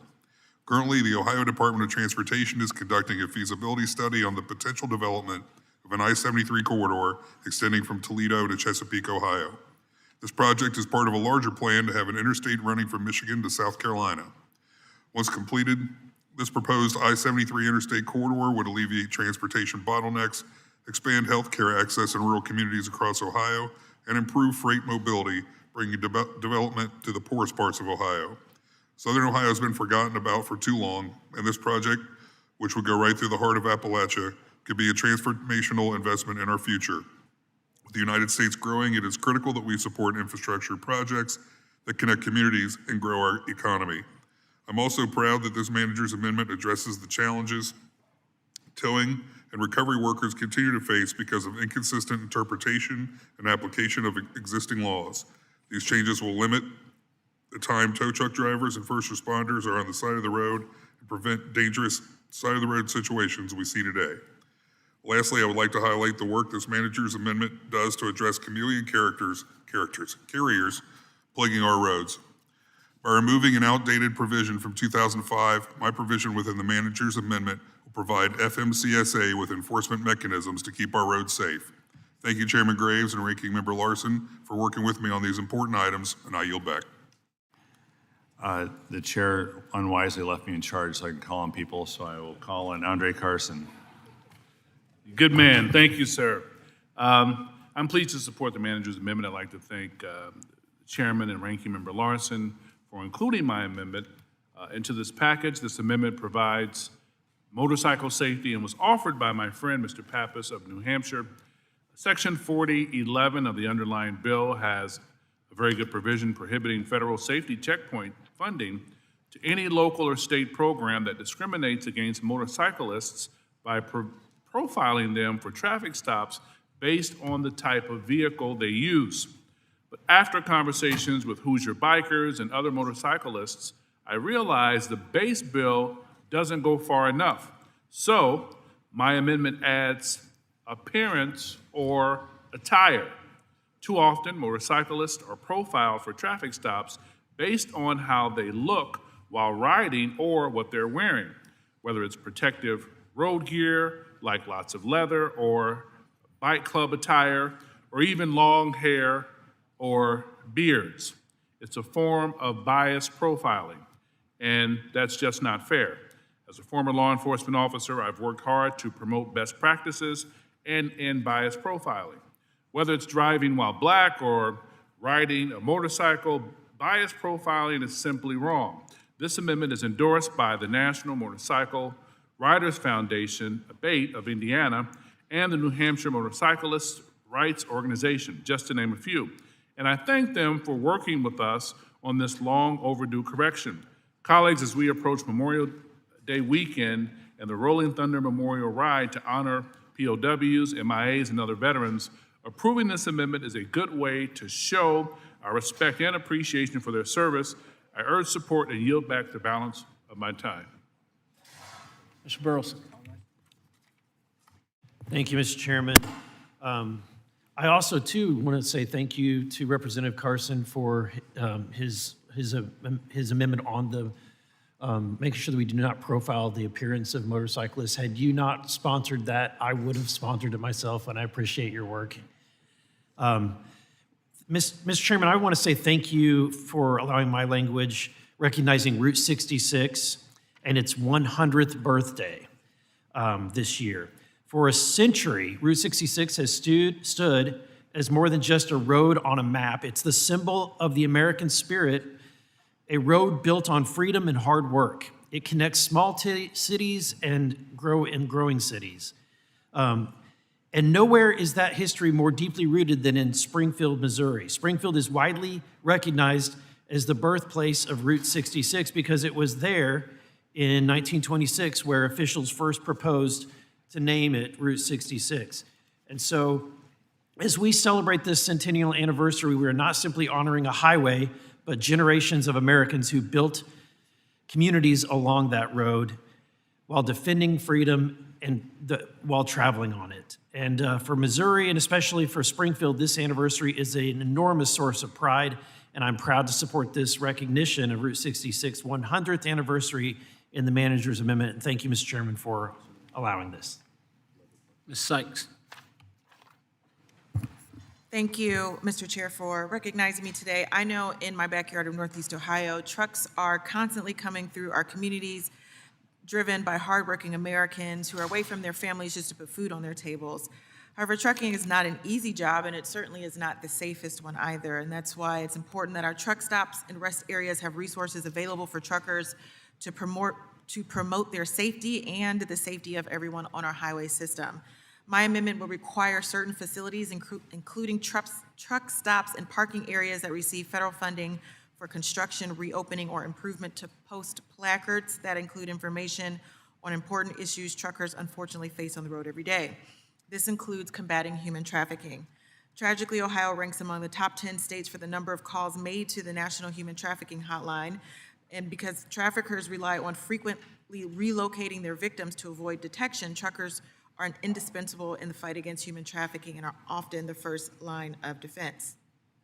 Given that information, truck drivers can recognize the signs of human trafficking, report them, and help victims escape. That's why this amendment will require that certain facilities receiving federal funding, including truck stops and parking areas, post information that includes resources to prevent and report human trafficking.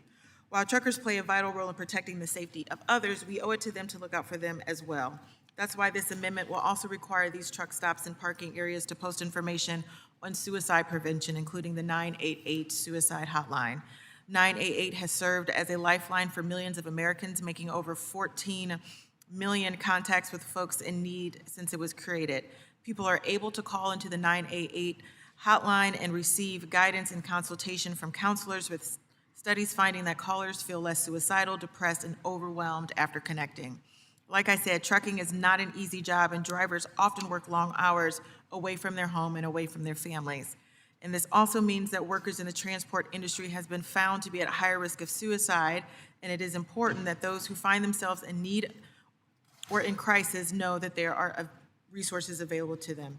This amendment is not unusual or new to this committee, as they were both offered and accepted in a previous piece of legislation last Congress, and so I'm hopeful that everyone in this Congress and in this committee will also see fit to add this into the underlying bill. Again, a program is only as good as if people know that it exists, and this amendment aims to increase awareness of critical programs and resources to combat human trafficking and to reduce suicide and mental health issues amongst truckers. I'm proud this amendment was included in the Manager's Amendment, and I urge my colleagues to support its passage, and I yield back. Mr. Van Drew. Is that me? Yeah. Thank you, Mr. Chairman. I rise today in strong support of the Manager's Amendment and to highlight the inclusion of 3 critical amendments that will strengthen our bridges, improve our transparency, and enhance our regional airports.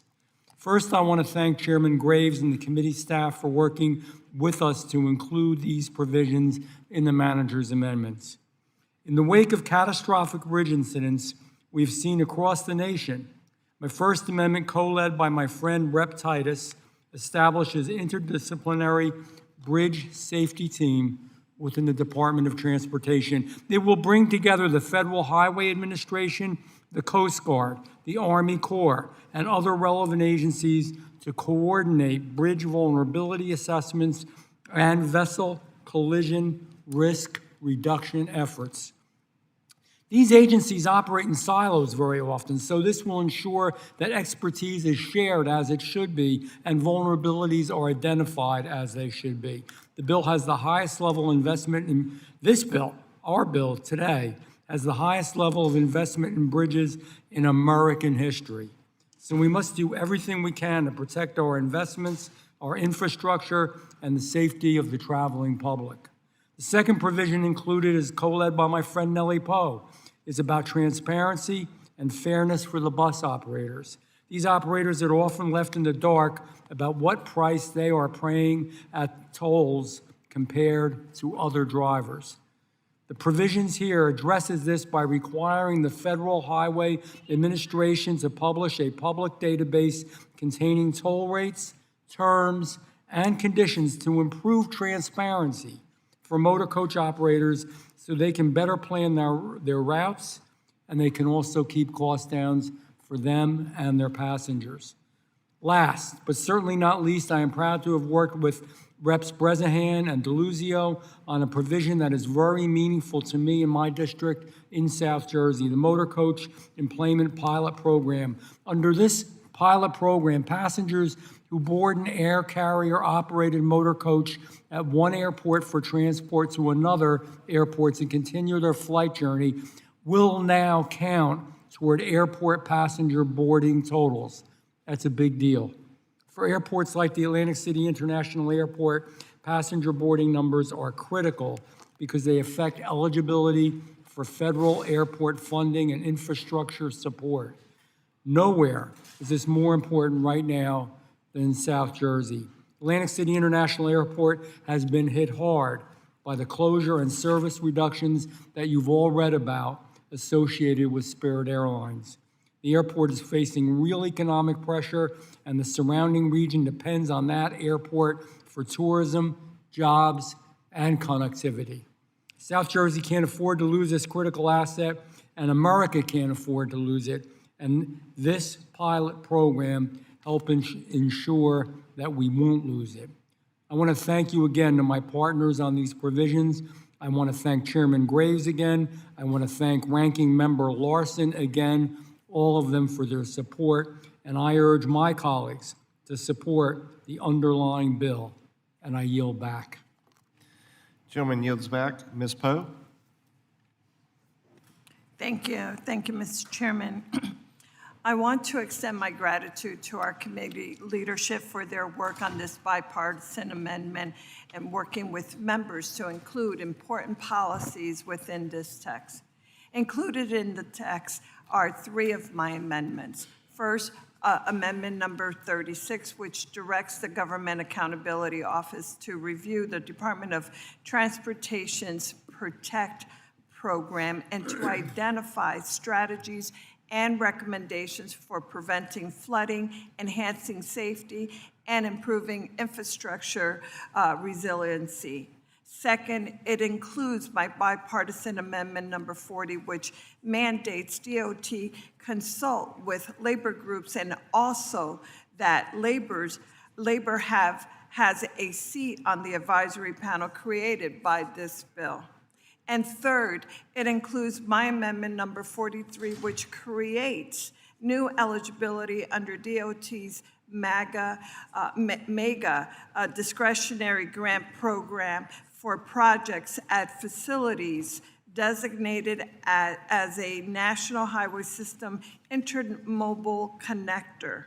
This includes projects like the Midtown Bus Terminal replacement used by so many New Jersey commuters. These amendments are common sense provision that improves our transportation hubs, utilize the expertise of labor entities, and help communities like mine develop effective projects with resiliency against flooding. I want to extend a particular thank you to my colleagues, Representative Breznahan and Representative Johnson for collaborating on the labor amendment. This manager's amendment reflects how this committee and Congress works best, with lawmakers coming together to solve problems with constituents that constituents want addressed. Thank you to the chairman and thank you to our ranking member. I am truly proud to support this amendment and I yield back. The gentlelady yields back. Representative Kiley, you're recognized for 5 minutes. Thank you, Mr. Chair, and I want to thank the committee and the chair for working on some AV bus testing issues that we were talking with them on in the manager's amendment. I want to take a moment just to say a few words about why I'll be supporting this legislation today. You know, there are so many ways in which Congress is not working as it should, where the gridlock has just gotten out of control and paralyzing. But this legislation and the work of this committee is much closer to the way Congress really should work. And I say that for a few reasons. Number one is that this legislation is bipartisan, as we've heard from various people who have remarked already. And I believe it will have broad bipartisan support in this committee and on the floor.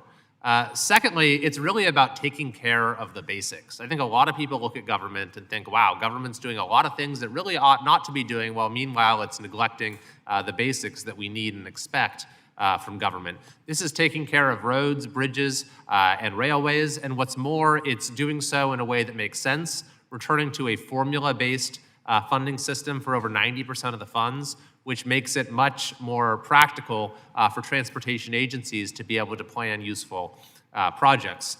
It also places a priority on performance.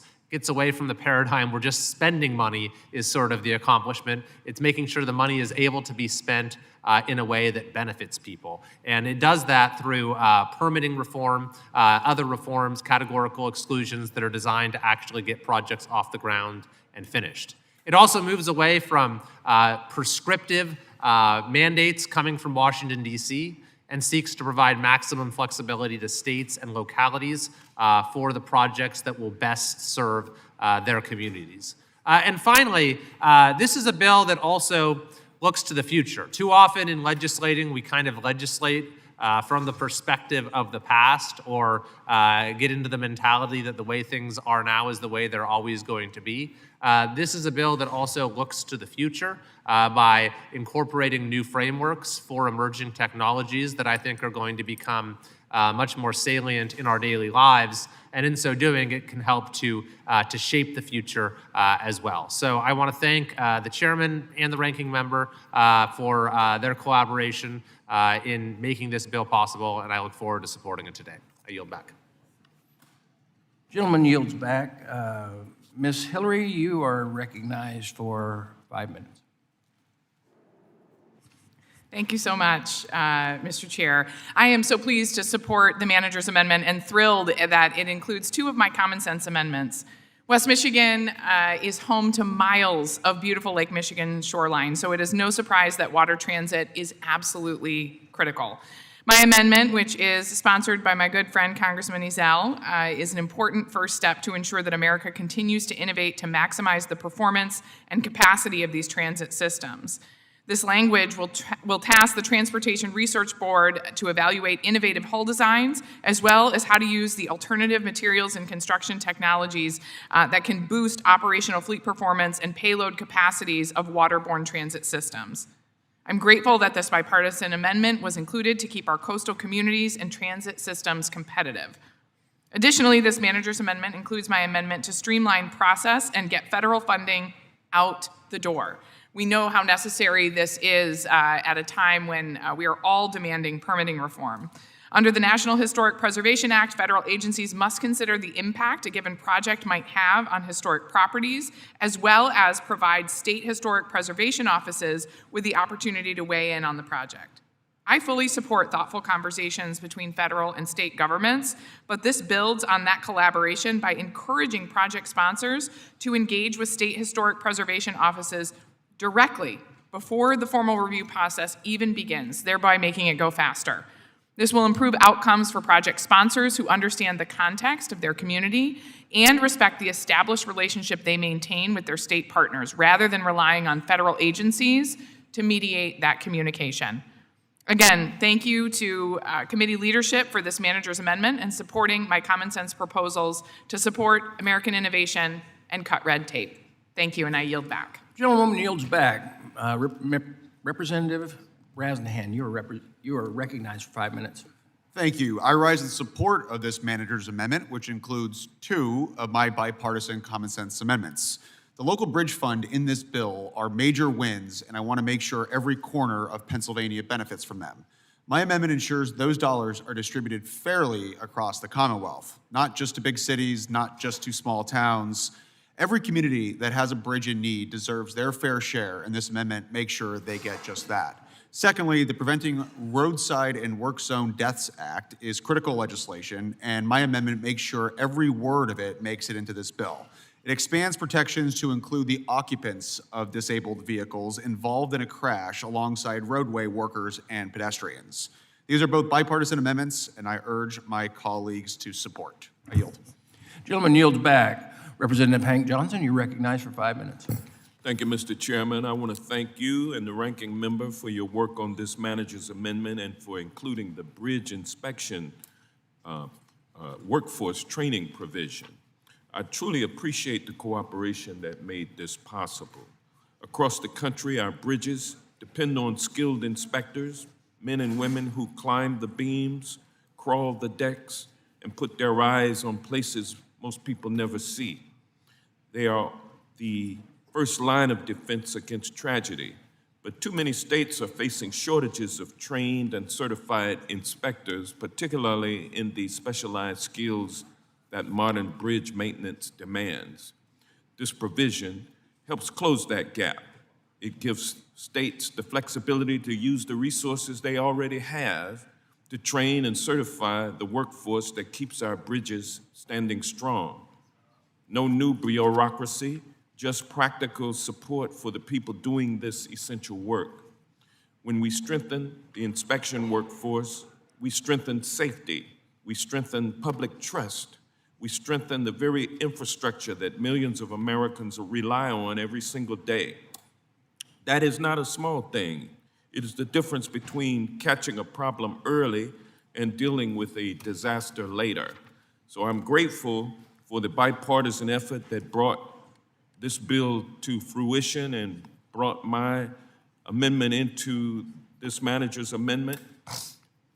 And I thank you, Mr. Chairman, and you, Mr. Ranking Member, for your leadership and for working with us to make this legislation stronger and safer for the American people. And with that, I yield back. The gentleman yields back. Ms. Lauren Gillen, you are recognized for 5 minutes. Well, thank you, Mr. Chairman.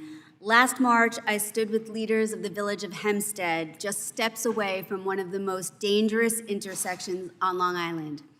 In less than 9 years, there were over 200 traffic accidents at that one intersection alone, some involving fatalities, others very serious injuries. There's a serious car crash every 7 minutes on Long Island.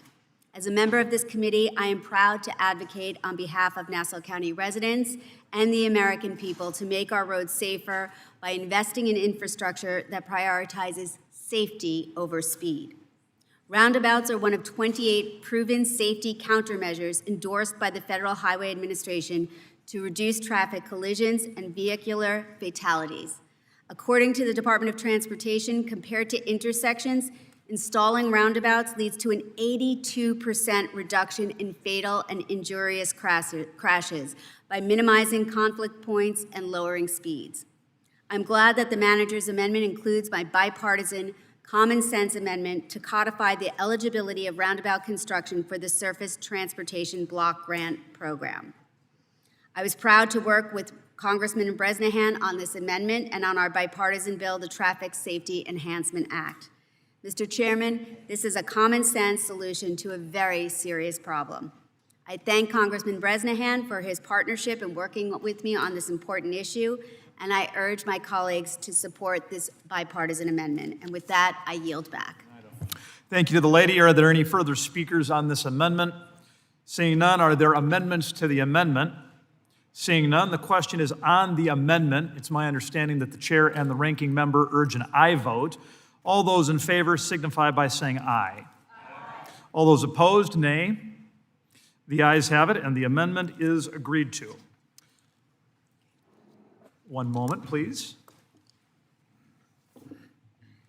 as we prepare for further amendment activity.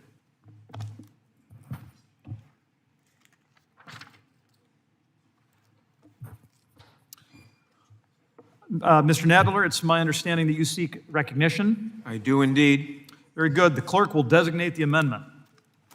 An amendment to the amendment in the nature of a substitute to H.R. 8870, offered by Mr. Nadler of New York, number 040. Very good. Without objection, the amendment will be considered as read. Mr. Nadler, you are recognized for 5 minutes to speak on your amendment. Thank you, Mr. Chairman. Mr. Chairman, I appreciate the bipartisan decision to maintain Section 5337, State of Good Repair formula funding, and avoid cuts to one of the most important federal transit programs. That is meaningful progress, and I thank the committee for recognizing the importance of keeping our transit systems safe and reliable. But maintaining current funding levels alone is not enough to meet the scale of need facing transit systems across the country. The nationwide State of Good Repair backlog now exceeds $150 billion, and nowhere is that challenge more urgent or more economically significant than in New York City. The amendment I am offering would robustly increase Section 5337 funding and build upon the successful advance appropriations provided under the Infrastructure Investment and Jobs Act. Transit systems simply cannot afford to fall further behind on basic infrastructure renewal. In New York City, the MTA operates the largest transit network in North America and serves millions of riders every day. Yet much of this infrastructure riders depend on is decades old. Subway signals in some areas date back nearly a century, while critical tunnels, tracks, substations, and power systems require ongoing rehabilitation and modernization. And when aging infrastructure falls in New York City, the impacts extend far beyond the 5 boroughs. Delays and breakdowns disrupt interstate commerce, regional mobility, tourism, and the productivity of one of the nation's largest economic engines. This additional funding would help transit agencies like the MTA, so we're not talking only about New York, but transit agencies like the MTA, and in addition to the MTA, replace worn tracks, aging signals, rail cars, power systems, and other critical infrastructure before failures become more severe and more costly. Public transportation is fundamental national infrastructure. It moves millions of Americans to jobs, schools, and businesses every day while reducing highway congestion and supporting economic activity across the country. If we are serious about safety, reliability, economic competitiveness, and matching the infrastructure that powers our economy, then we must invest at a level that matches the challenge. I urge my colleagues to work to ensure that America's transit systems remain in a true state of good repair. I yield back. Thank you, Mr. Nadler. I recognize myself to speak on the amendment. I oppose the amendment. The amendment would increase the top-line funding levels for transit in the bill.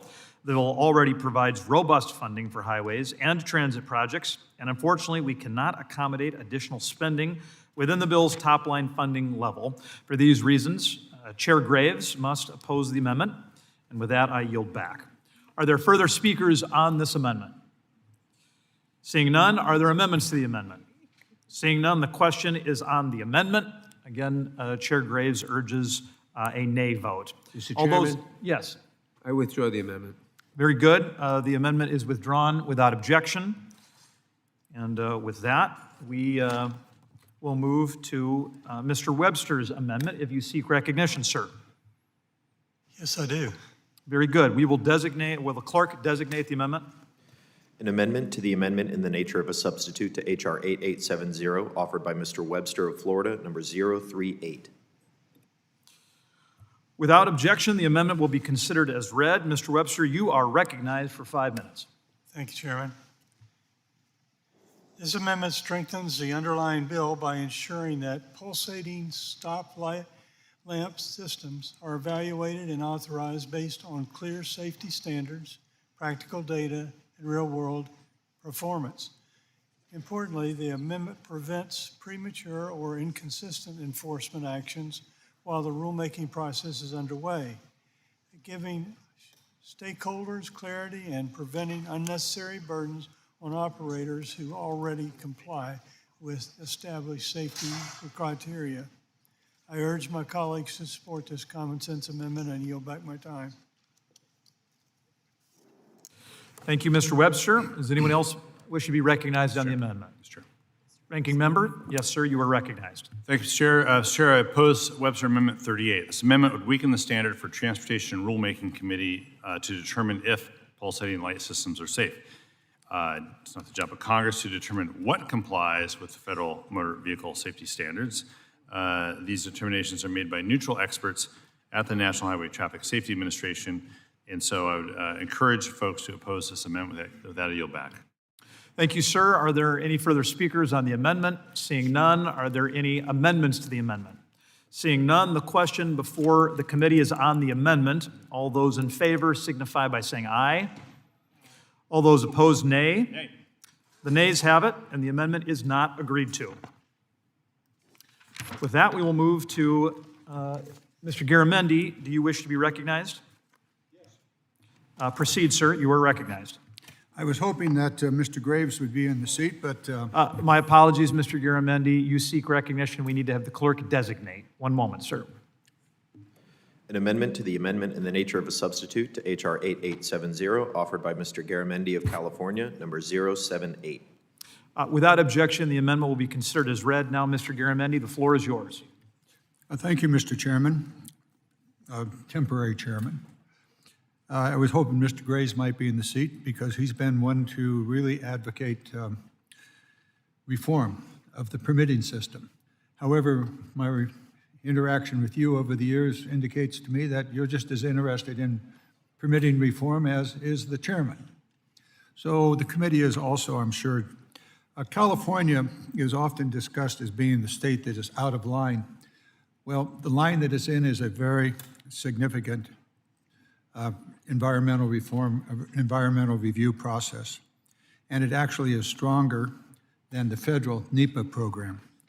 The California's had a pilot program available to it for several years in which they would be able to have just one of the two reviews, the CEQA, the California Environmental Program, which is stronger than NEPA, and thereby not having to do both. It's working, it works well, and this amendment would make that pilot program permanent so that California and other states who have their own environmental review programs that are equal to or stronger than NEPA would only need to do their own state environmental review program and not have to do the duplicate and unnecessary NEPA review. And it also extends the underlying program from just highways to airports and ports. That's what it is. It's an effort to try to reduce the burden of environmental reviews for California and for, I think there's two or maybe four other states that have their own environmental programs that are equal to or greater than NEPA. And they would be able to take advantage of this as California has been able to do. Very simple, a little bit of permitting reform, eliminating a duplicate and unnecessary expense. With that, I would ask for an aye vote. Thank you, Mr. Garamendi. I recognize myself. Chair Graves has requested that I offer his opposition to the amendment. While he supports the intent of the amendment, the underlying bill has significant streamlining wins for all projects, not just those in California. And given the concerns raised by some other members of the committee relating to this provision, the chairman must oppose the amendment. And with that, I yield back. Are there further speakers on the amendment? Seeing none, are there amendments to the amendment? Seeing none, the question is on the amendment. All those in favor signify by saying aye. Aye. All those opposed? The nays have it, and the amendment is not agreed to. Ask for a recorded vote. Very good. The gentleman requests a vote on the amendment as previously announced pursuant to Committee Rule 6F. Further proceedings on the question are postponed. With that, Mr. Perry, do you seek recognition? I do, Mr. Chairman. I have an amendment at the desk. Very good. The clerk will designate. An amendment to the amendment in the nature of a substitute to H.R. 8870, offered by Mr. Perry of Pennsylvania, number 224. Without objection, the amendment is considered as read. Mr. Perry, you are recognized. Thank you, Mr. Chairman. This amendment repeals 23 U.S.C. 104, Bowlegs F1, and 49 U.S.C. 5334, Bowlegs I, which allows for the transfer of highway funds to transit projects. This amendment is simple. The money the federal government provides for highways should be spent on highway projects. Current law allows for the transfer of highway funds to transit projects.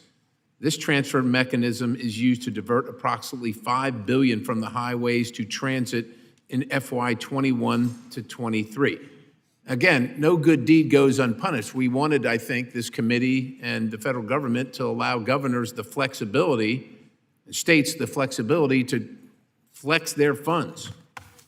But again, in Pennsylvania anyhow, in November of 2024, Governor Shapiro flexed $153 million from future highway projects, including in central Pennsylvania, York County in particular, to bail out SEPTA yet again. That money wasn't intended for SEPTA. That money was intended for highways, and it just continues to happen. So continued diversion of highway funding has left our highway system in a state of disrepair, drained the Highway Trust Fund, and greatly contributed to the American people's distrust of anything labeled as highway user fee. Because they're paying the fees, but they're not going to the highway. They're going to whatever political project the governor at the time has on his mind. This amendment would end the diversion of funding intended for highways to transit projects. Let's spend the money where we intend it to go and end this political game and make sure our highways are actually funded. With that, I yield the balance, urge adoption. I thank the gentleman. Mr. Larson, ranking member, is recognized.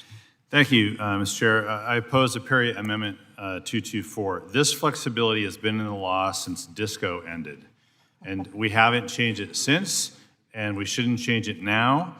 It would repeal the ability for states to flex highway dollars to transit. Flexing highway dollars is not a requirement.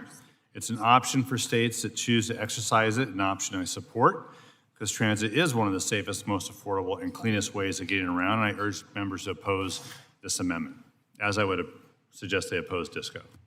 Got to yield back. A DISCO reference allowed me to fill out a spot on my bingo card for the day. Sir, thank you. Do others wish to be recognized on the amendment? Seeing none, are there amendments to the amendment?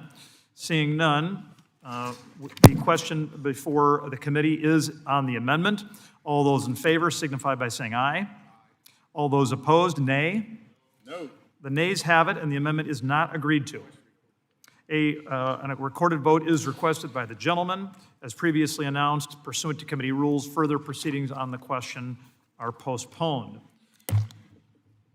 Mr. Johnson, do you seek recognition? I do. Very good. The clerk will designate. An amendment to the amendment in the nature of a substitute to H.R. 8870, offered by Mr. Johnson of Georgia, number 062.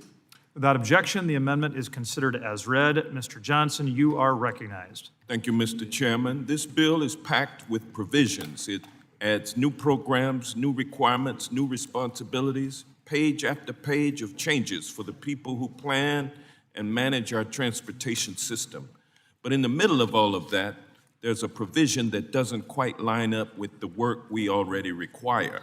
Section 1107 reduces the local match for a very narrow slice of planning activities, but it does not extend that same flexibility to the full range of planning work that metropolitan planning organizations and state departments of transportation are already required to do under federal law. And that's where the confusion comes in, because the most important planning work, the long-range plans, the TIPs, the equity analysis, the multimodal coordination, is still charged at the higher match. So now we have a bill that essentially says we'll help you with this tiny piece of planning, but not the rest of the planning we already require you to do. That creates an uneven structure. It puts heavier burdens on local governments for the very planning work we expect them to complete. This amendment is a technical fix that says if federal law requires the planning, then the reduced match should apply to all of it, not just a sliver carved out in Section 1107. Planning is the backbone of every transportation decision we make, and that backbone shouldn't be weakened by unclear or uneven rules. This amendment brings the bill back in line with the real work planners do and makes sure the support matches the responsibilities we already place on our managers. I urge my colleagues to support, and I yield back. Thank you, Mr. Johnson. With that, I recognize myself for 5 minutes to relay the chair's opposition to the amendment. This bill provides an increased federal share of 90% specifically for metropolitan planning program activities. The chairman supports retaining the federal share and is thus opposes the amendment, and he urges his colleagues to vote no. With that, I yield back. Are there further speakers on the amendment? Seeing none, are there amendments to the amendment? Seeing none, the question is on the amendment. All those in favor signify by saying aye. All those opposed, nay. The nays have it, and the amendment is not agreed to. Mr. Chairman, I'd ask for a recorded vote. The gentleman has requested a vote on the amendment. As previously announced, further proceedings will be postponed. One moment, please.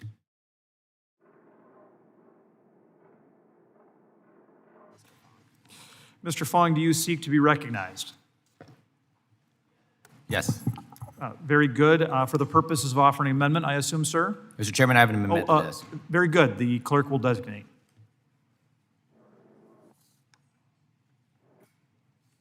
For the clerk, it is Bost 27 being offered by Mr. Fong. An amendment to the amendment in the nature of a substitute to H.R. 8870, offered by Mr. Fong of California on behalf of Mr. Boss, number 027. Very good. Without objection, the amendment will be read. Mr. Fong, you are recognized. Thank you, Mr. Chairman. My amendment would add language from H.R. 979, the AM Radio for Every Vehicle Act, into the base text. This important bipartisan provision would ensure that vehicles manufactured and sold in the United States come equipped with AM radio. When cell service, broadband, internet, or cable fail during a storm or some other emergency, AM radio continues to broadcast. It is a consistent form of communication and one that over 82 million Americans depend on for emergency alerts at times when it matters most. I'm proud to support this initiative, and I am pleased to hear that the House Energy and Commerce Committee has chosen to include this language in the base text of their portion of the Build America 250 Act. For that reason, I will withdraw this amendment. I encourage my colleagues to support this provision to keep AM radios in all vehicles and pass the Build America 250 Act when our sections are combined for a vote on the House floor.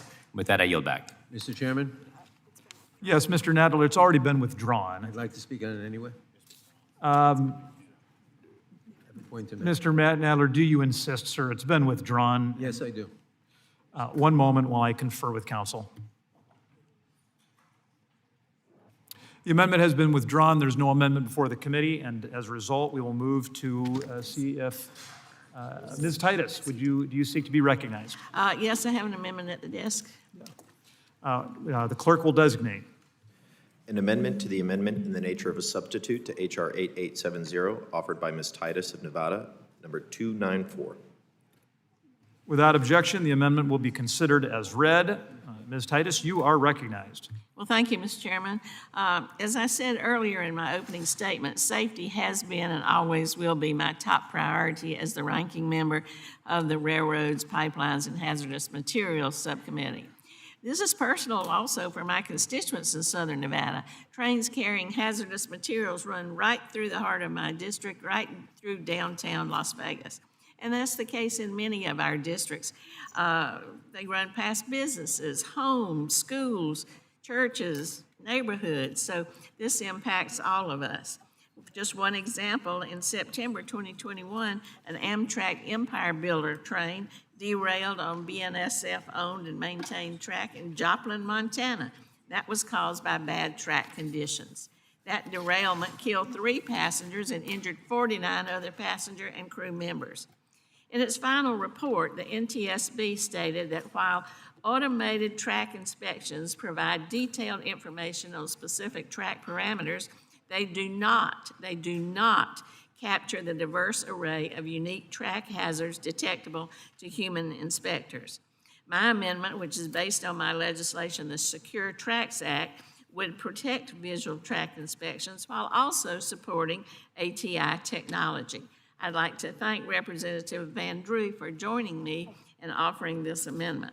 It would ensure that any track defects that threaten public safety are identified and addressed right away, protecting rail workers and our communities from the health and environmental risk associated with derailments. Now, be clear, this amendment is not anti-technology or anti-innovation.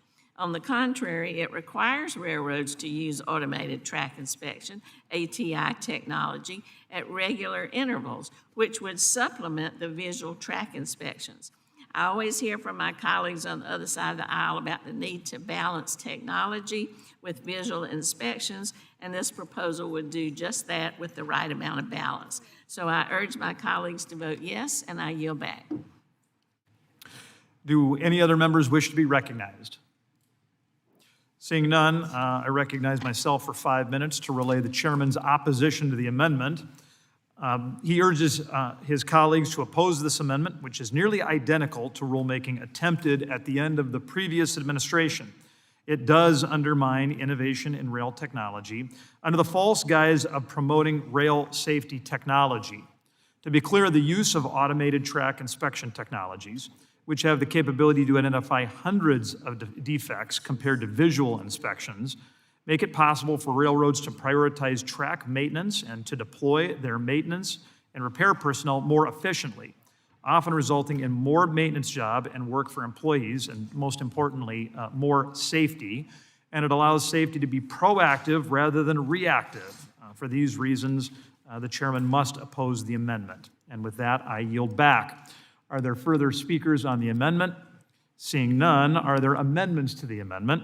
Seeing none, the question is on the amendment. All those in favor, state aye. All those opposed, nay. The nays have it, and the amendment is not agreed to. The gentlelady requests a vote on the amendment, and as previously stated, pursuant to committee rules, further question on the amendment are postponed. With that, Mr. Mast, do you seek recognition? I have an amendment at the desk. Very good. The clerk will designate. 154, I believe. An amendment to the amendment in the nature of a substitute to H.R. 8870, offered by Mr. Mast of Florida, number 154, revision 1. Without objection, the amendment will be considered as read. Mr. Mast is recognized for 5 minutes. Thank you, Chairman. This amendment is all about know your customer, know your client, as we're talking about grants that are doled out from the taxpayer through the federal government to nonprofits, for-profits, municipalities, states, you name it. If you go out there and you ask a bank for a loan, whether it's to buy a home, to start a business, to send a kid to college, you have to prove your income. You have to prove your employment history, your debt-to-income ratio. In other words, your assets and your liabilities. That's what responsible lending does so that somebody doesn't get stuck with a bill that somebody can't pay for. The bank has to make sure that you can hold up your end of the deal. But when a private entity stands to benefit from federal taxpayer dollars in the form of grants, the government will write a check for millions or hundreds of millions of dollars with little to no underwriting at all. And so that raises some very real questions. What happens if the operator folds? What then? Are taxpayers made whole? Or are they left with infrastructure that they can no longer use? And why is the federal government cutting checks of those sizes that we know they are without looking at the finances of the entities that they're dealing with? The same pattern repeats everywhere. A private operator partners with a public applicant to reach federal funds, as so often happens. A company that could maybe not pass a bank's loan application can get a check from the U.S. taxpayer just because the application carries the name of a city or a port authority or a navigation district or a transit agency. The public entity gets a project, the private operator gets the contract, and the community, they will go out there and they will get the risk. The taxpayer will get the risk. So a federal grant cannot be a lifeline for a failing private entity at the taxpayer's expense. My amendment requires that the Department of Transportation adopt new grant applications that asks every applicant, every business owner, guarantee, controlling manager, or third-party operator behind them for the same information that any lender would expect to see: tax returns, financial statements, annual revenue and profit, outstanding debts, monthly payments, ownership stakes, full names of people who are involved. It's important to note that many of these questions come straight from the applications that bank customers fill out. I didn't just pull this stuff out of my backside. This amendment is also divided into 3 separate parts, depending on whether a grant applicant is a government entity, a for-profit business, or a nonprofit, and the questions are designed to speak to their financial situations. It then says that when the Department of Transportation receives the application, this committee, the Committee of Transportation and Infrastructure, needs to be CC'd on that. That matters. How often are we as members of Congress asked to issue letters of support for these type of applications? You know, we have companies that want us to go out there, or municipalities that want us to go out there and support a grant application. But again, we don't have the capability to do the underwriting. We don't have the underwriting information, but we're asked to go out there and support on it. That is a real problem. And so as representatives, we should know more about those that are asking for these grants. The principle here is very simple. The federal government should not be handing out hundreds of millions of taxpayer dollars on terms looser than what a community bank would accept. The federal government should know our customers, know our clients, know those that are requesting grants. I would urge my colleagues to vote yes on this amendment, and I thank you, and I yield back. Do other members seek recognition? Sure. Ranking member. Thank you, Mr. Chair. Mr. Chair, I oppose Mass Amendment 154. The federal government does not just hand out money. We have our own oversight, we have agency oversight, we have the GAO, we have the Inspector General, we have plenty of oversight, and we have to be aggressive about that. But this amendment would supersede all grant application forms for individual programs or modes and replace them with one standardized form. While it may sound good in theory, there can be valid reasons for differences depending upon the program requirements or agency needs, particularly to assist evaluations among qualified applicants in surface transportation grant programs, which are almost always oversubscribed. Further, many of these requirements, as the proponent has said in this amendment, are appropriate for a private business and much more appropriate for a private business, like annual net revenue or sales, when most of the agencies applying for these grants are state DOTs, transit agencies, cities, or counties. So given all that, I would oppose this amendment and urge others to oppose. With that, yield back. Very good. Do other members seek recognition? Seeing none, are there amendments to the amendment? Seeing none, the question before the committee is on the amendment. All those in favor signify by saying aye. Aye. All those opposed, nay. No. The nays have it, and the amendment is not agreed to. Recorded vote requested. The gentleman requests a vote on the amendment, and proceedings are postponed. With that, Ms. Brownlee, no, I'm sorry, Mr. Huffman, you are, for what purpose do you seek recognition? Mr. Chairman, I have an amendment at the desk. The clerk will designate. An amendment to the amendment in the nature of a substitute to H.R. 8870, offered by Mr. Huffman of California, number 075, previously circulated as Huffman Word 1. Without objection, the amendment will be considered as read, and the gentleman is recognized. Thank you, Mr. Chairman. I also want to thank Congress members Foushee, Brownlee, and Frost for offering this amendment with me. Our amendment would strike Section 1129 of the bill, which imposes a punitive and unworkable new federal tax on electric vehicles and plug-in hybrids. And we all know the Highway Trust Fund needs a long-term solution, but this provision is not a serious solution. It's a regressive tax that unfairly targets drivers who choose cleaner and more efficient vehicles while creating major implementation problems and raising very little meaningful revenue at the end of the day.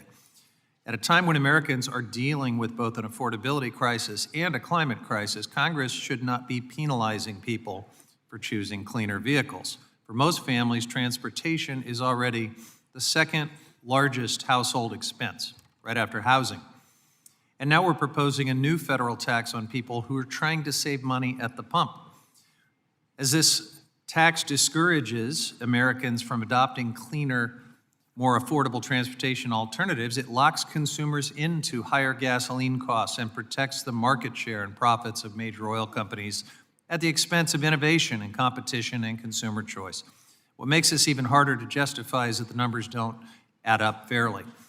The $150 flat tax on EVs and $50 tax on plug-in hybrids does not take into account how much someone drives. That means a senior citizen who rarely drives or a working family trying to cut commuting costs could end up paying more than drivers who use the road far more heavily. That makes no sense.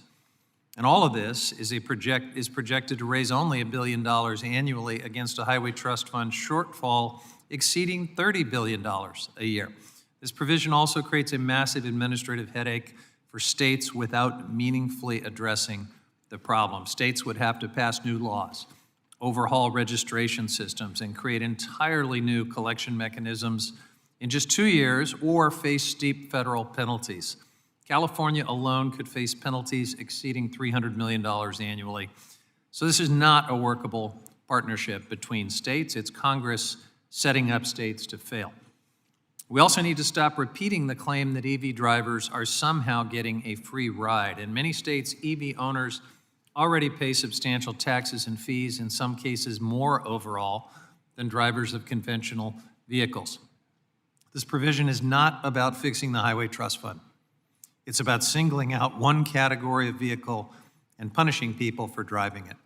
So, Mr. Chairman, I do feel strongly about this, but because our friends in the Senate have made it very, very clear that this EV tax is a non-starter, it is not going to become law, I will withdraw this amendment.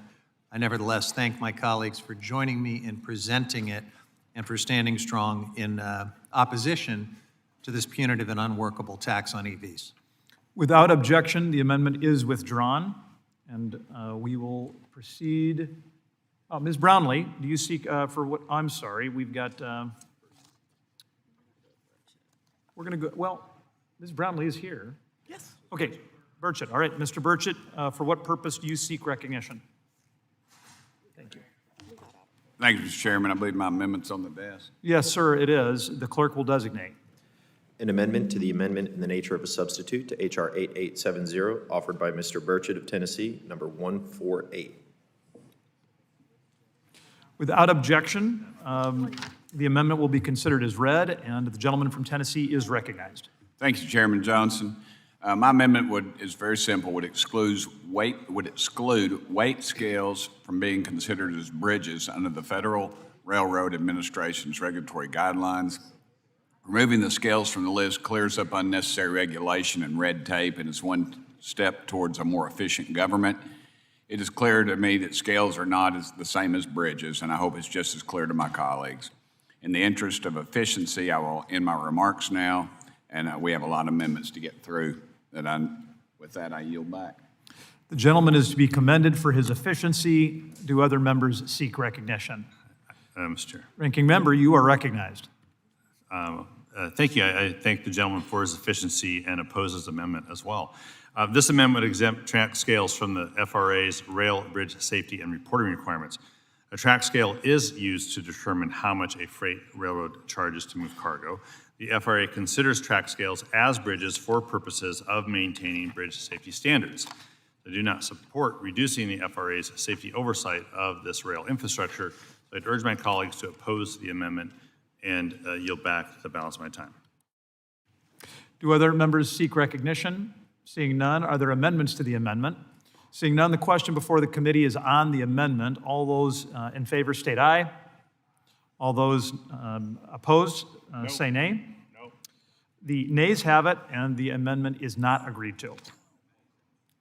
Nays have it. I was louder than you. With that, very good. A recorded vote having been requested. Activity on that amendment, on that action will be postponed. Ms. Brownlee, for what purpose do you seek recognition? Mr. Chairman, I have an amendment at the desk. Very good, ma'am. The clerk will designate. An amendment to the amendment in the nature of a substitute to H.R. 8870, offered by Ms. Brownlee of California, number 062. Mr. Chairman, I wanted to ask unanimous consent to consider amendments 62 and 71 and 64 en bloc, so I can do all three together. 62, 71, and what? 64. Yeah, without objection. Thank you, Chairman Graves and Ranking Member Larson, for your work on this legislation. The bill before us today provides critical funding for infrastructure priorities in California and in my district, including for our roads, bridges, transit systems, and rail network. The bill also incorporates many of the key policy priorities that I work to advance through the committee process. I also appreciate that the manager's amendment adopted earlier today incorporated 5 of my amendments. Two of the amendments that I am offering in this en bloc package are intended to address a problem with the Federal Highway Administration's interpretation of federal law as it relates to the project selection process. For over 3 decades, California successfully operated under a locally driven framework through which the state suballocated program funds to county transportation commissions based on population. This approach empowered local transportation planning agencies to plan and deliver transportation projects.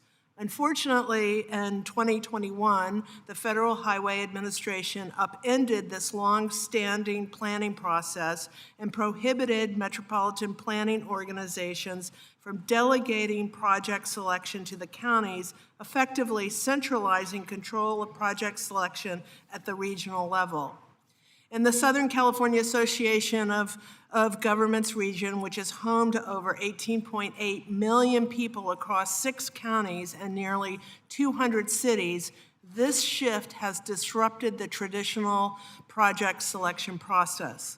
Earlier this year, a bipartisan group of members from the Southern California region asked the committee to include language to restore direct formula allocation to county transportation agencies. Since our request was not included in the base text, I offered these amendments today to address these local control issues. The language in my amendment is supported by both Democrats and Republicans who represented the region. The third amendment that I am offering in this en bloc was intended to direct more resources from the Surface Transportation Block Grant Program to local communities nationwide. The STBG suballocation is the best and most direct way that our committee can ensure resources get to our congressional districts. I understand the committee has concerns about these amendments. I hope we can continue to work together as the legislative process advances to address these important issues. At this time, I will respectfully withdraw the amendments on block 062, 071, and 064. Thank you, Ms. Brownlee. I appreciate that, and yes, be happy to continue to. Thank you, Mr. Chairman.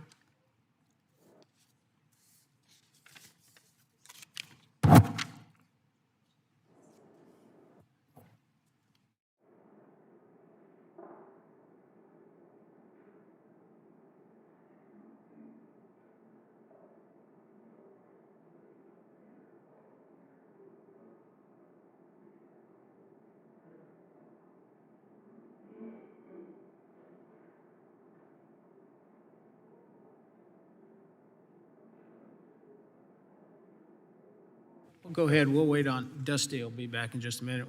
We'll go to Mr. Carbajal. Thank you. Are we? Great. Mr. Chairman, I have an amendment at the desk. Please designate. An amendment to the amendment in the nature of a substitute to H.R. 8870, offered by Mr. Carbajal of California, number 070. Without objection, the amendment will be considered as read. You're recognized. Carbajal. Thank you, Mr. Chairman. My amendment would establish a new medium transit intensive cities, or MTIC, set aside within the Section 5307 Urbanized Area Formula Grant Program.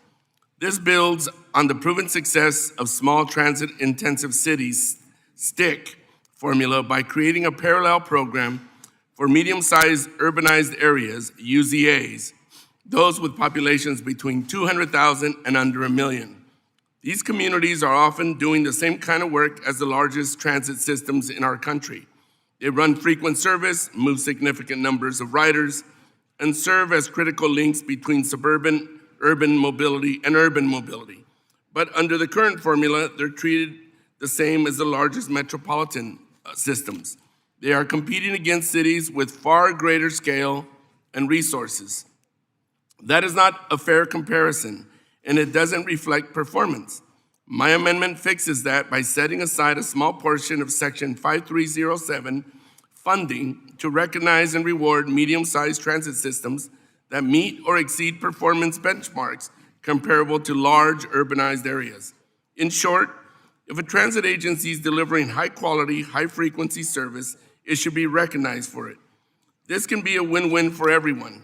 For communities like mine in Santa Barbara, this means a more level playing field. Strong transit systems such as Santa Barbara MTD that move people efficiently every day would be recognized and provided the federal resources to continue delivering vital mobility services for our communities. I urge my colleagues to support this amendment and help us build a formula that works for every community, not just large ones. While I understand the limitations of the Big Four agreement, I hope I can continue to get commitment from you, Mr. Chairman, that we can continue to work on this issue. And with that, I would like to withdraw my amendment. Thank you, and absolutely, my good friend, we will continue. Thank you.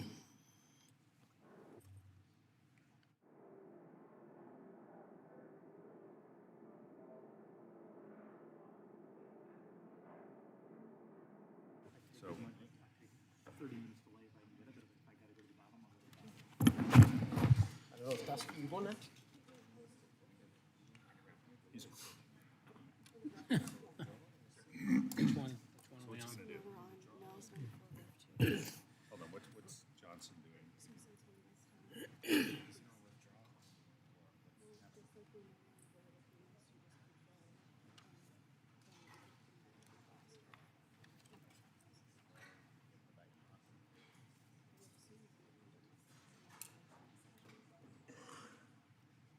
Troy's ready. Troy, you ready?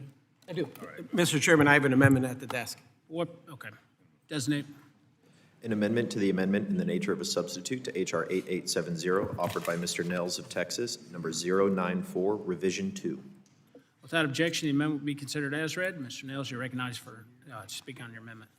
Thank you, Mr. Chairman. Our committee has an opportunity today to deliver on President Trump's call for stronger rail safety protections and to ensure that the tragedy we witnessed in East Palestine, Ohio, never happens again. Can't have it. February 3rd, 2023, a Norfolk Southern train carrying hazardous materials derailed in East Palestine.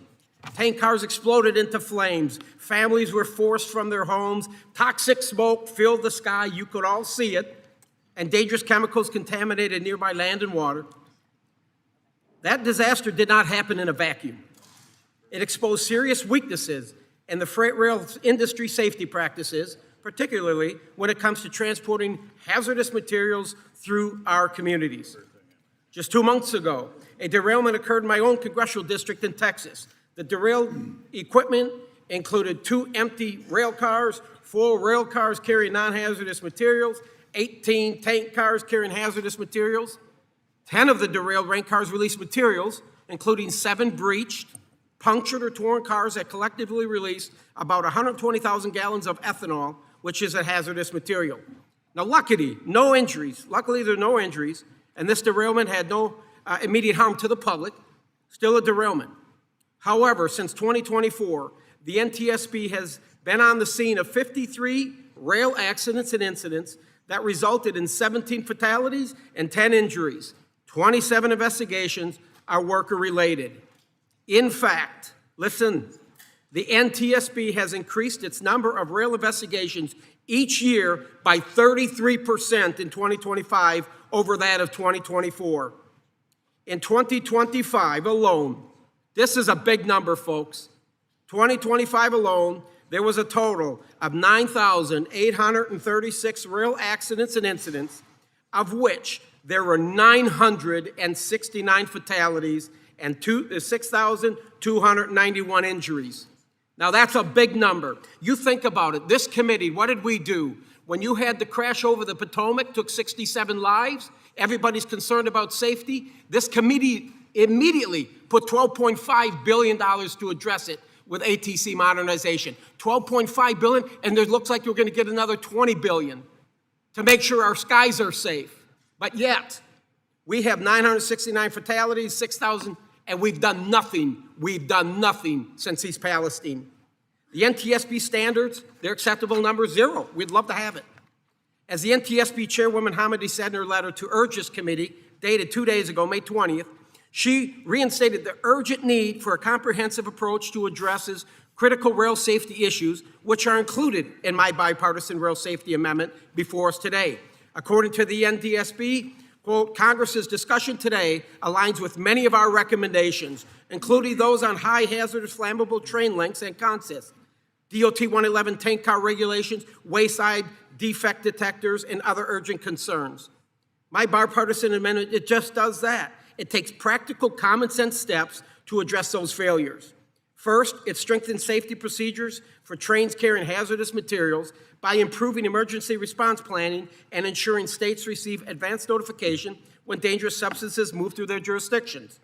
Second, it helps prevent wheel-bearing failures, one of the key issues identified in East Palestine derailment, by requiring the largest freight railroads to deploy better detention technology and install additional sensors near populated areas. Third, it improves rail safety inspections by prohibiting arbitrary time limits on inspection and ensuring qualified inspectors have the ability to do their jobs thoroughly and correctly. Safety inspections, they should never, ever, ever be rushed. My amendment, it's bipartisan, is supported by President Trump and his administration, as well as shippers, unions, other key stakeholders across the freight network. 2 days ago, President said, I am strongly urging Congress to include the Rail Safety Act, which I strongly endorsed in 2023, and the Surface Transportation Reauthorization Bill. I'm asking Republicans to vote yes when this bill comes up as an amendment in the Transportation Committee this week. We must not delay any further on this important issue. And folks, let me remind you, while the large railroads are attempting to find any avenue they can to skew the message on my amendment, two-person crews are already the standard across all major railroads in America. There is $0 impact to their expenses and $0 impact to their bottom line. I'll also note my amendment doesn't strike any of the underlying provisions in the base text. Rather, it adds critical safety measures while also adhering to the bipartisan negotiated provisions for civil penalties, DOT 111 tank car phase-out schedule, hazardous materials registration fees. Sir, this is the right thing to do. The people living alongside these rail corridors deserve confidence, and every reasonable precaution is taken to protect their families, their properties, and their communities. I urge my colleagues to support this bipartisan amendment. Let's do the right thing because it's the right thing to do. And with that, I yield. Mr. Larson. Thank you. Thank you, Mr. Chair. Mr. Chair, I support this amendment from Mr. Nels and urge members to vote for it. Since the Norfolk Southern derailment in East Palestine, Ohio in 2023, nearly 3.5 years ago, this committee has not considered rail safety legislation until today. I'm very thankful for the work that has been done by Representative Nels, Sykes, DeLuzio, Bresnahan, and Ranking Member Titus, and Van Drew, and others to ensure this issue is not forgotten. Because of their hard work, we have a bipartisan rail safety amendment. The Railway Safety Act protects rail workers and the communities that railroads travel through, requires the placement of wayside defect detectors, strengthens penalties on railroads for safety violations, and removes older, dangerous tank cars from service sooner. This amendment would make significant updates to freight rail safety, including requiring tube crew members on all freight trains, updating the definition of high hazard trains, requiring a rulemaking to address train length, prohibiting railroads from limiting the amount of time available to inspect rail cars before a train departs a rail yard, and updating hazardous materials grants to help first responders purchase personal protective equipment for hazardous material leaks. Having this vote today is a culmination of years of work from members from both parties, the women and men of rail labor, countless advocates, and of course, communities and people in them like the folks from East Palestine. So I urge all my colleagues to support this amendment. I'll yield back. Mr. Knott. Thank you, Mr. Chairman. I certainly appreciate the spirit of this bill, or this amendment rather, and the goals that were articulated by my colleagues. But I do have a question, and I would be happy to pose it to either Mr. Nels or Mr. Larson or whoever would like to engage. I do, upon reading the bill and the language that was presented lately, fairly recently, do you believe that there's a risk to initiating a federalism issue of some kind? I'm thinking about states like Texas, like Mr. Nels, you might want to talk, like North Carolina, Utah, that are more of a, without taking a position on the merits of this, right-to-work states. It seems like this particular bill would override state legislatures' laws, regulations, as it relates to the labor issue that seem to be more of a top-down metric as opposed to respecting the state's rights. So is there a federalism issue with this amendment? I'm happy to yield to anyone who wants to answer that. No. Are you confident in that? Yeah. Does this amendment override railway policy in North Carolina? Because from my interpretation of it, there's a risk that it does. From a regulatory standpoint, from a personnel standpoint, staffing standpoints, safety inspections is a top-down issue, and that interplay could get very questionable, I would say. So is it your position that a state's legislature, if they have a different standard, a different policy, that will govern over the rules that are coming out of this committee? Can I respond to that? Sure. This is what I do know, and that this administration supports this legislation like everybody else. So many other people support it. Strongly supports Nails Amendment 94 to include the Rail Safety Act of 2026 and H.R. 8870, the Building Unrivaled Infrastructure, Build American Act 20, the bipartisan 5-year Surface Transportation Reauthorization Bill. The administration commends Representative Nails for his sustained commitment to rail safety. That's what this is about. It's about rail safety because we've done nothing. We've done nothing in the wake of February 3rd, 2023 train derailment in East Palestine. The president has pledged to the people of East Palestine that they will not be forgotten. And this amendment represents meaningful legislative action to fulfill that promise and to prevent toxic train derailments in the future. The administration let me looks forward just to working reclaim- with Congress and gets this important action into law, and that's what we're doing today. I'm for all of that, respectfully, but we heard from the industry, and one section requires that there be a change to the inspection regulations so that 2 different crews represented by 2 different unions get to do the same visual inspection on the same train. Again, if North Carolina has a different regulation, the interplay between the state law versus this particular amendment is just puzzling to me. Mr. Nels, may I? I'm sorry? Yes, I yield to yourself. This amendment applies to Class 1. Mr. Knott's time. Well, I would be happy to yield to anybody who just, again, I'm not taking a position on the merits of the labor policy. I'm just using that as an example of state legislatures having their own standards. And are we imposing in this amendment standards that could override prickly issues at the state level? Yes, it's a good question. This amendment applies to Class 1 railroads. Those are interstate railroads. So if there are small short lines, tourist lines, or things like that that operate within a state like yours that have different regulations, then this would not. Does the federal government have jurisdiction over interstate railroads exclusively today? Yes, we do. Even as it relates to labor policy. It's my understanding that that's not the case as it relates to labor policy with private companies. No, Class 1 railroads are regulated by the federal government because they have interstate commerce. Class 1 railroads are only the largest railroads in the country. Sure, I'm aware of that. Mr. Chairman, if you'd like to comment, I welcome it. That was just one of the main questions I had as it related to this particular amendment. And with that, I can yield back. Mr. DeLuzio. Thank you, Mr. Chairman, and I really want to thank Mr. Nels for his leadership here on this amendment. I want to thank Mr. Van Drew, Mr. Bresnahan, the Republican side, Ms. Sykes, Titus, Mr. Carson, Moulton, Pappas here on our side. This is a great coalition that also includes everyone from workers in this to the White House, folks on both sides of the aisle here, and it tells you this is a bill we should pass. It's been more than 3 years since this derailment. I've got constituents who are in the evacuation zone. We've got neighbors in Ohio who are all clamoring for the same thing, for something to come out of this Congress to make rail safer. People I represent, our neighbors in Ohio, do not want to be treated like collateral damage in the way of railroads' profits. And I think one of the most important things we can do in this committee is to pass our Railway Safety Act. So I'm excited to see that movement today. You heard Mr. Nels talk about the bill. It's straightforward. It responds to problems around staffing, around wayside defect detectors, and more.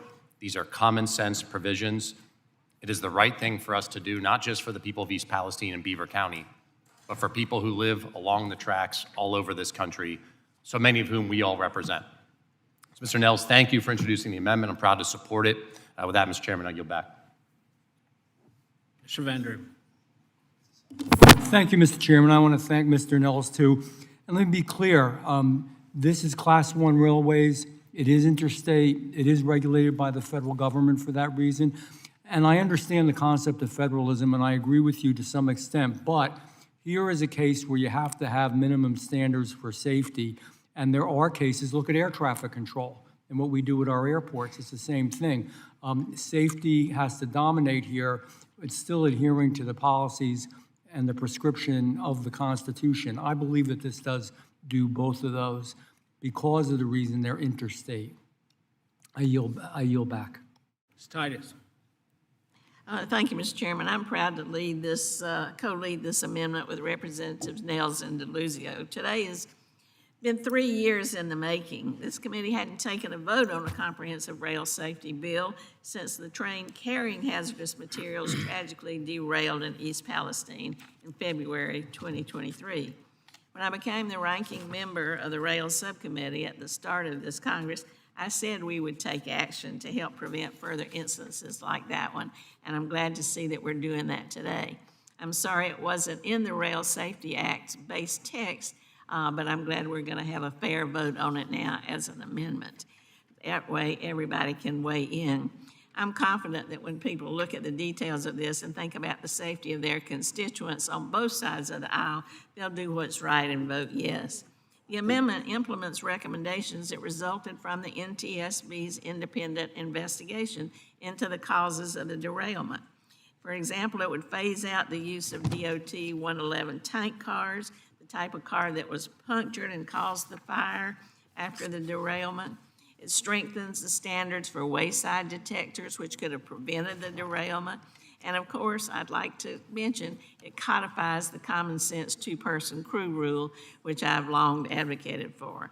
Each year, nearly 250 million tons of hazardous materials are shipped by rail. So many communities from all our districts are along these routes. As I noted, it goes right through the heart of downtown Las Vegas. We have to protect these communities and the rail workers. Excuse me. The NTSB has endorsed the amendment. The White House has endorsed the amendment. The Rail Labor Coalition has endorsed the amendment. The support is just overwhelming. So I think a vote for the amendment is a vote for safety. I yield back. Does anyone else wish to be heard?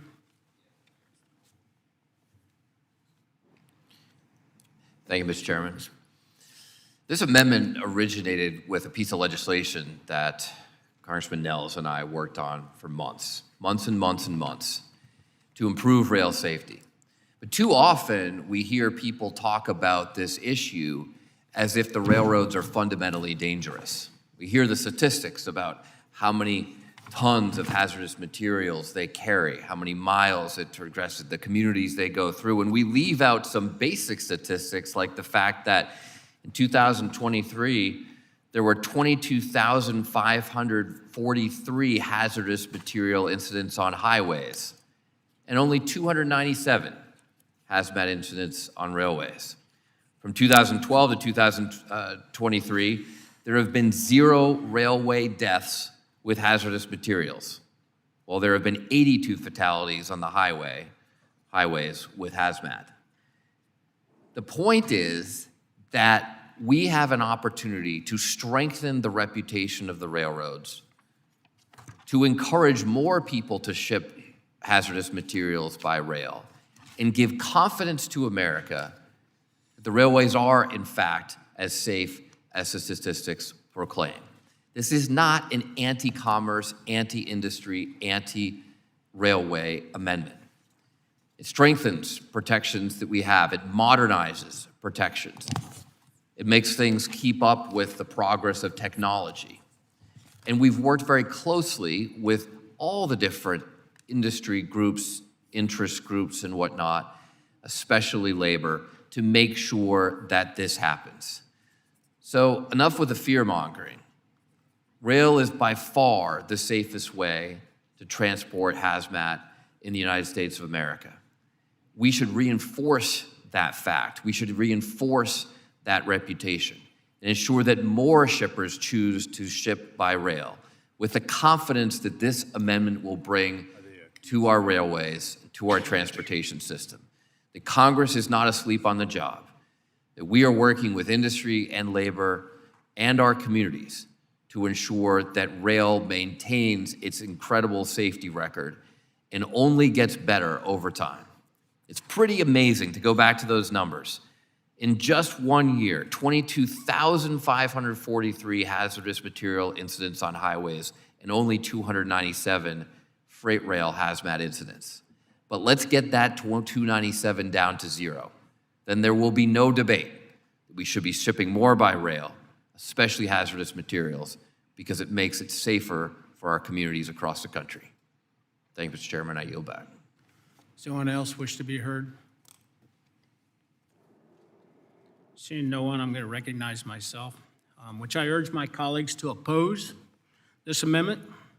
This amendment and much of the underlying bill that it's based on, it isn't about railroad safety. It's natural to want to find solutions to accidents in order to prevent them from ever happening again. And my colleagues know well that I always insist on waiting for the facts to come out before legislating after any accident. And the accident in East Palestine is no different. The National Transportation Safety Board's investigations are essential to understanding just what went wrong and how we can prevent future accidents from occurring. After the NTSB released its report on June 25th, 2024, it was clear that many pieces of the amendment that we are considering today would have had absolutely no impact on that accident. For example, a key piece of this amendment is the two-man crew mandate. I find it absolutely fascinating that in a world where we have autonomous vehicles, no driver, autonomous trucks with no driver, we have aircraft with no pilot, and here it is, we have the only mode of transportation operating on a rail, and we say we got to have two individuals in the cab to prevent something. The fact is there were 3 people in the cab in East Palestine. What's more, we don't need anybody in the cab. With today's technology and positive train control, these trains can be run from the dispatch center. That's a fact. We don't need anybody else in the cab. You know, this amendment asserts that two-man crews is essential key for safety, but the facts just directly contradict that. It is so important to acknowledge also the costs of this amendment and what impact that's going to have on all Americans. Billions of dollars in 10 years. It's going to ripple across the entire supply chain, resulting in slower, less fluid service, higher costs, and more frequent delays for shippers. Our farmers, our manufacturers, and more rely on an efficient rail system to get products to consumers. This mandate included in this amendment is going to ultimately raise costs for all Americans. So when the price of your energy goes up, this is why. When the price of your food goes up, this is why. When the price of your lumber goes up, this is why everything is going to go up. And I'm sure many of the members in the committee would agree that we should not compromise safety due to cost concerns. However, here's the fact. The freight rail industry just had its safest safety record this year or last year in 2025, setting safety records for derailments, for equipment-caused accidents, track-related accidents, and employee injury rate. The best record it's ever had. The reason for those safety records is clear. The emergence of new technology has made the industry safer. The broader use of autonomous or automated track inspection to catch issues on the tracks that are invisible to the naked eye has directly led to the lowest rate of track-caused accidents on record. Additionally, we've seen the lowest rate of equipment-caused accidents on record due to technology advancements. Unfortunately, despite these safety achievements, adopting this amendment is going to move us backward. And it's for these reasons and many, many more that I urge my colleagues to oppose the amendment. And with that, the question is on the amendment. All those in favor signify by saying aye. Aye. All opposed signify by saying nay. In the opinion of the ayes, or the opinion of the chair, the nays have it. Yeah, I request a recorded vote, boss. Thank you, sir. The gentleman requests a recorded vote on the amendment as previously announced pursuant to Committee Rule 6F. Further proceedings on the question are postponed.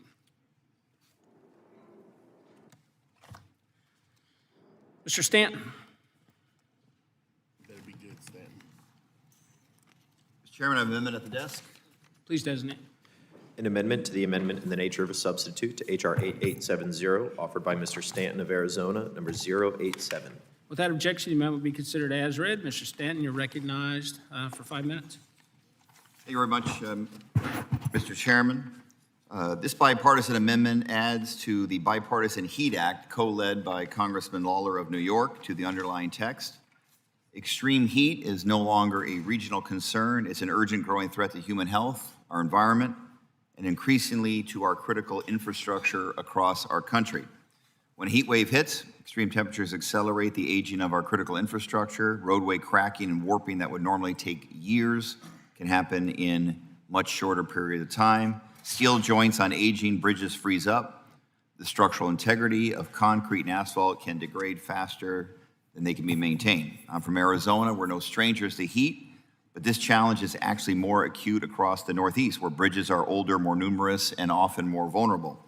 Unplanned closures driven by heat stress disrupt freight movement, break supply chains, strand commuters, imposing significant costs on local economies and reducing national productivity.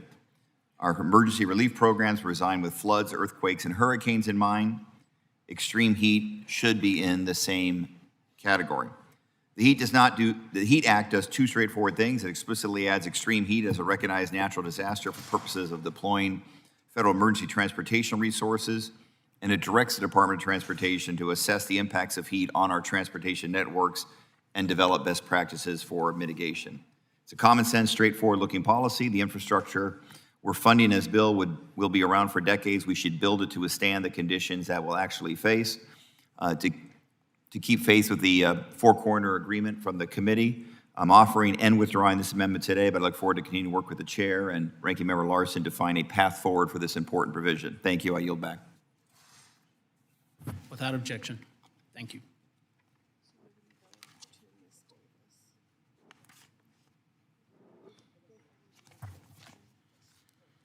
Ms. Davids.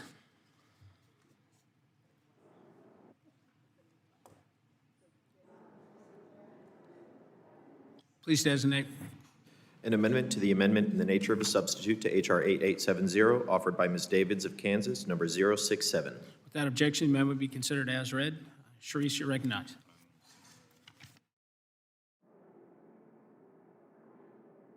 Thank you. Thank you, Mr. Chairman. With your,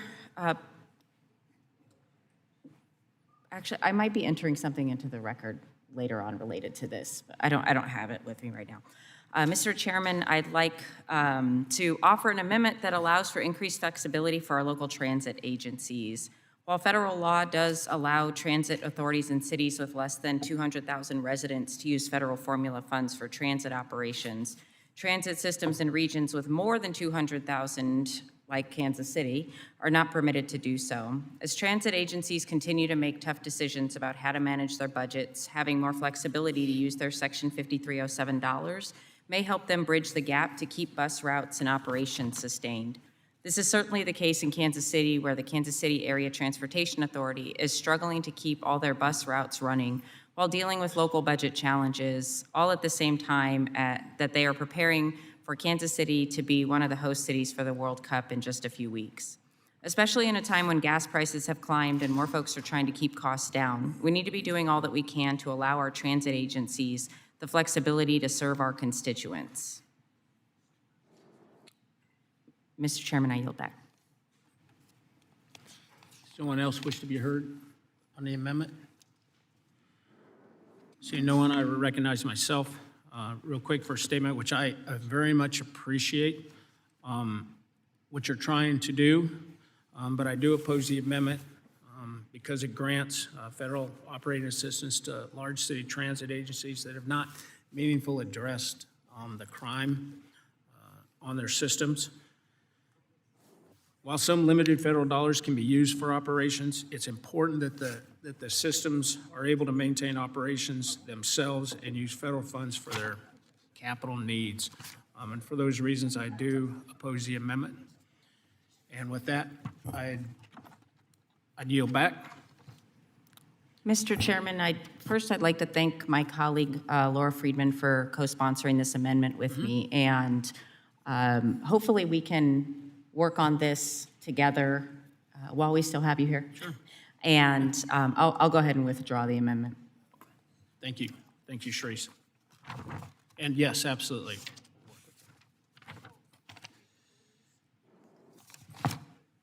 Mr. Collins. Yes, sir. I've got an amendment at the desk. Designate. An amendment to the amendment in the nature of a substitute to H.R. 8870, offered by Mr. Collins of Georgia, number 023. Without objection, the amendment will be considered as read. Mr. Collins, 5 minutes. All right. Thank you, Mr. Chairman. Today I'm proud to offer an amendment, the Fresh Act, that would empower states to let some of the heaviest trucks on the road take the safest roads, our interstates. The federal bridge formula, which governs weight limits on interstates, was adopted in 1975, more than 50 years ago, and it has not been updated since then. While the federal government is stuck in 1975, many states have updated the weight limits for their state roads, leading to a situation where many of the heaviest trucks travel on state roads because modern weight limits allow them to maximize payload and reduce total trips. Our truckers are already on a time crunch every time they deliver the goods you and I use every day, goods that keep the U.S. economy moving. When they're forced to take neighborhood streets, their delivery times are extended and the threat of crashes increases. Interstates are the safest roads in America. 3 in 4 fatal large truck crashes occur off the interstate system on local roads and state highways. This amendment would move some of the heaviest trucks off these congested roads where crashes are most likely and onto the interstates where they were designed for heavy freight. Some people may be concerned about the impacts on the roads, but this has been tested. The MIT Concrete Sustainability Hub used fully loaded, ready-mixed concrete trucks to model the impacts of heavier vehicles. They found that across a 50-year pavement life, there were no negative impacts on pavement or increased maintenance cost. We're seeing many states with higher weight limits and a positive track record. Florida, Michigan, Maine, Mississippi, Alabama, Texas, and others have authorized higher truck weights on state roads, and pavements have not failed and crash rates have not spiked. The Fresh Act is a common sense bill. It will not raise federal truck weight limits. It will not change the federal bridge formula. It will not force any state to participate. This amendment will not apply across state lines or to over-the-road freight. And it won't allow heavier trucks than the truck's rated capacity on the state's own rules. But it will fix overly complicated federal truck weight standards, improve safety, cut emissions, and reduce traffic. In my district, the same trucks that haul our crops, our timber, our poultry, and the concrete that pours the foundations of our schools and hospitals are pushed off the safest roads in the country and onto the local routes that run by those same schools and hospitals. The Fresh Act lets each state fix that on its own terms, for its own roads, and for its own people. It deserves a place in this reauthorization. I urge my colleagues to support this amendment, and I yield back. Mr. Larson. Thank you, Mr. Chair. This is one of several amendments throughout the day that are on truck weights. And on this point in particular, I just will note I'll oppose the amendment. This amendment would allow any state to waive federal interstate weight limits for commercial motor vehicles and replace them with a patchwork of state weight limits. Further, this amendment exempts a laundry list of commodities that are allowed to be transported at higher weights, including allowing any governor to decide which categories of products are exempt from those limits. This fundamentally breaks the purpose of our interstate system with uniform rules. Instead of consistent rules, we'd have a level of chaos. A truck carrying overweight cargo in one state could violate another state's weight laws. This amendment would make truck safety enforcement extremely difficult and cause confusion and risk when we need to focus on saving lives on our roads. So I'd urge all members to oppose this amendment. I yield back. Does anyone else wish to be heard on the amendment? By the way, congratulations, Mr. Collins, last night on making it to the runoff in your state. So moving forward, are there any amendments to the amendment? Seeing none, we'll vote. All those in favor signify by saying aye. All opposed signify by saying nay. It appears the nays have it. Mr. Chair, I request a recorded vote. The gentleman requests a vote on the amendment as previously announced pursuant to Committee Rule 6F. Further proceedings on the question are postponed. Mr. Garcia. Mr. Chairman, I have an amendment at the desk. Designate. An amendment to the amendment in the nature of a substitute to H.R. 8870, offered by Mr. Garcia of Illinois, number 042. Without objection, the amendment will be considered as read. Mr. Garcia, you're recognized. Thank you, Mr. Chair. Let me start by saying that I intend to withdraw this amendment, but my amendment would create a new grant program to provide federal assistance for the maintenance, replacement, and rehabilitation needs of commuter rail systems' old bridges. In the late 19th century, a Chicago ordinance required that all railroad tracks be elevated in the city. This resulted in the construction of hundreds of bridges in a short time frame. Many of these same bridges continue to be in service and are deteriorating at the same rate. In Chicagoland, Metro is the commuter rail system tasked with providing rail service spanning 6 counties and 500 route miles. They also own hundreds of bridges that, while currently operating in a safe working condition, are in dire need of capacity improvements to meet modern-day standards.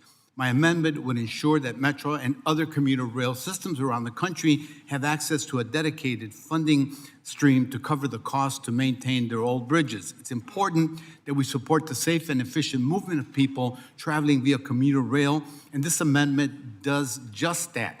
I realize this bill is on its way to passage, but this issue I wanted to lift up because it will remain relevant for the next and for future Congresses. Thank you, Mr. Chair, and now I withdraw my amendment.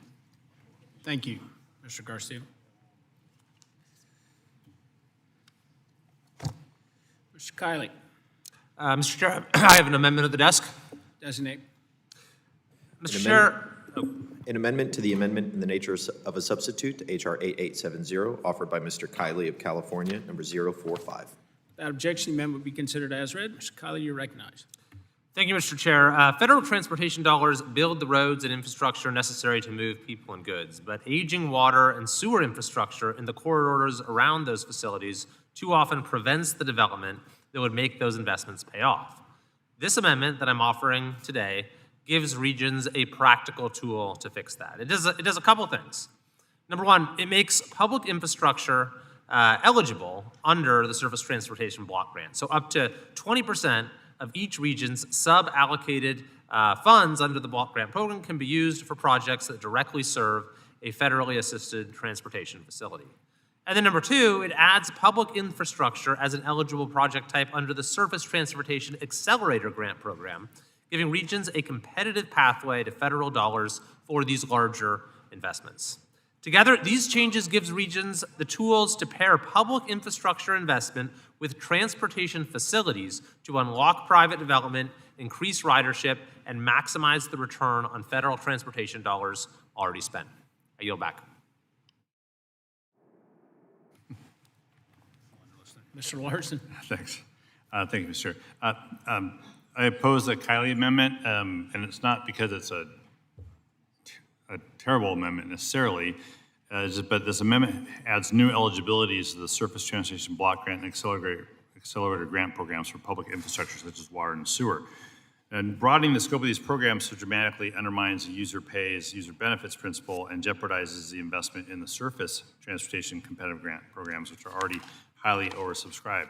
The other point I certainly want to make is that we have the state revolving funds, Clean Water State Revolving Fund, Drinking Water State Revolving Fund. We have USDA programs that can be used in rural areas as well for sewer and water infrastructure. So there are other grant programs available to address these other public infrastructure needs as well. So with the limited, as great as this bill is at $580 billion, as limited as those dollars are over the next 5 years, we have other work to do on Water Resources Development Act, on State Revolving Fund, where we can address some of these issues. So I would just urge members to oppose this amendment, but certainly want to figure out a way to move forward on these other elements so that we can continue to fund the state revolving funds that states use for water and sewer with that yield back. Does anyone else wish to be heard on the amendment? Seeing no one, are there any amendments to the amendment? Seeing none, the question is on the amendment. All those in favor signify by saying aye. All opposed signify by saying nay. Nay. The opinion of the chair, the nays have it. The nays do have it. All right. Ms. Strickland, Mr. Chairman, I have an amendment at the desk. doesn't it? An amendment to the amendment in the nature of a substitute to H.R. 8870, offered by Ms. Strickland of Washington, number 079. Without objection, the amendment will be considered as read. Ms. Strickland, you're recognized. Mr. Chairman, my amendment makes a technical correction by defining transportation demand management, otherwise known as TDM, which this bill already authorizes as an eligibility under the Rural and Urban Surface Transportation Accelerator Grant Program. Transportation demand management, or TDM, is the use of demand-side strategies to enhance the efficiency of existing road infrastructure. I've secured language in this bill that will allow states, localities, and tribes to use federal dollars for transportation demand management solutions that will maximize efficiencies within their transportation systems. We all know that local communities know their own transportation needs best. However, because of the lack of clarity around what TDM is, regional Federal Highway Administration offices have adopted their own interpretation. This has resulted in inconsistencies in which projects receive federal funding, inefficiencies in how funds are administered and delivered, and missed opportunities for communities to address congestion and transportation affordability through the use of TDM. Defining TDM will ensure that all communities, regardless of region, have fair access to federal dollars for TDM projects and can deliver those projects more efficiently. I urge my colleagues to support this technical correction that will allow communities to access the funds that this bill has already authorized. I yield back, Mr. Chair. Does anyone else wish to be heard on the amendment? Seeing none, I recognize myself. I do oppose the amendment. The bill already requires the Secretary to complete a study on travel demand. The study in the underlying bill is going to advise states and MPOs on best practices to use when forecasting travel demand. With that, I would urge opposition. Are there any amendments to the amendment? Seeing none, the question is on the amendment. All those in favor signify by saying aye. Aye. All opposed signify by saying nay. The opinion of the chair, the nays have it. Mr. Chairman, I would like to request a recorded vote, please. The gentlelady requests a vote on the amendment as previously announced pursuant to Committee Rule 6F. Further proceedings on the question are postponed.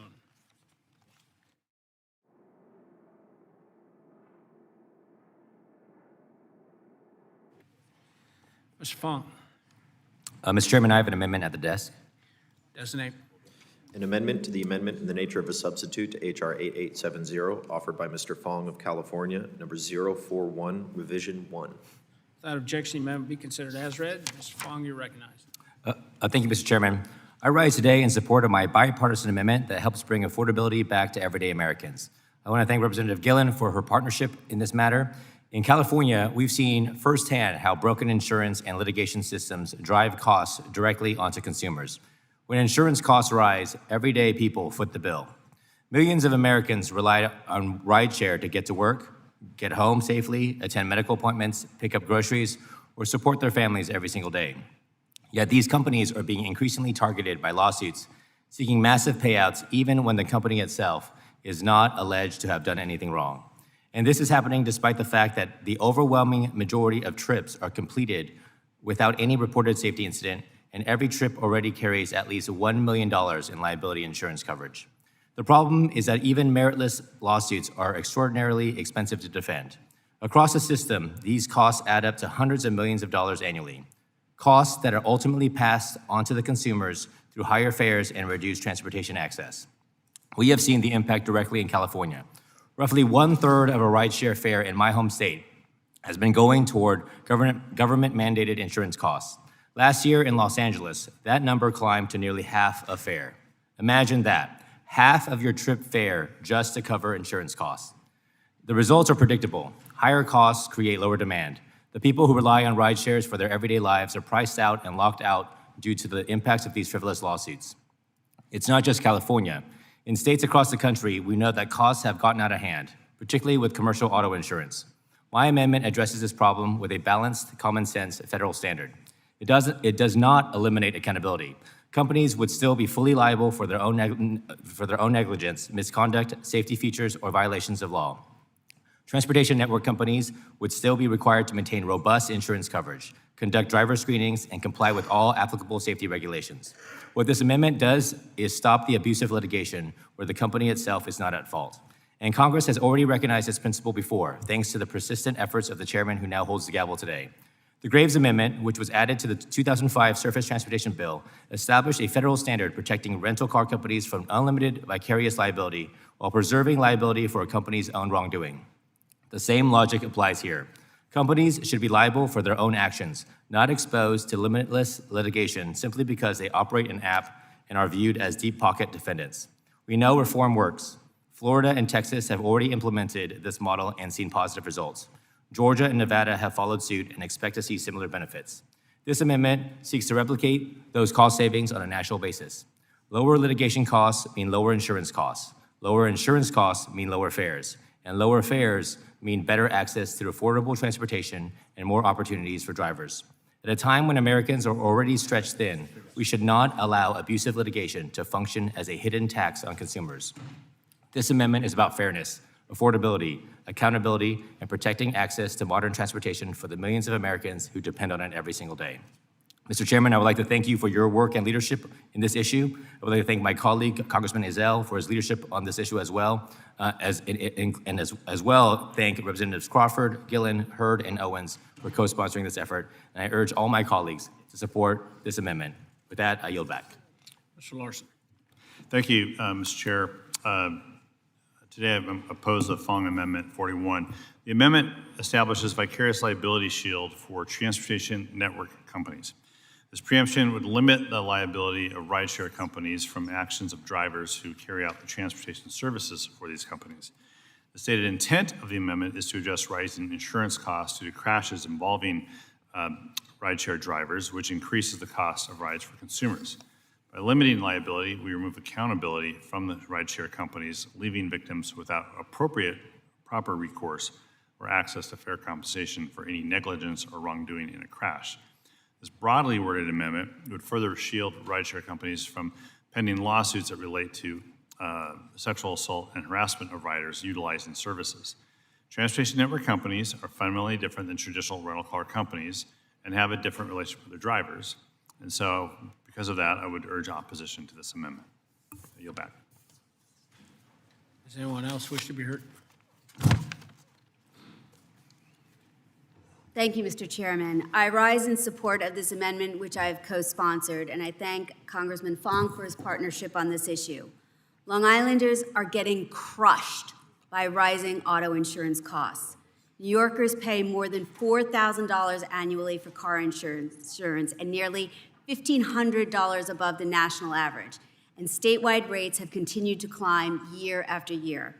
At the same time, litigation costs tied to the rideshare industry have exploded, especially as incidents of staged accident fraud have risen. Last year, insurance carriers reported more than 40,000 incidents of suspected motor vehicle insurance fraud, driving up expenses that ultimately get passed on to consumers.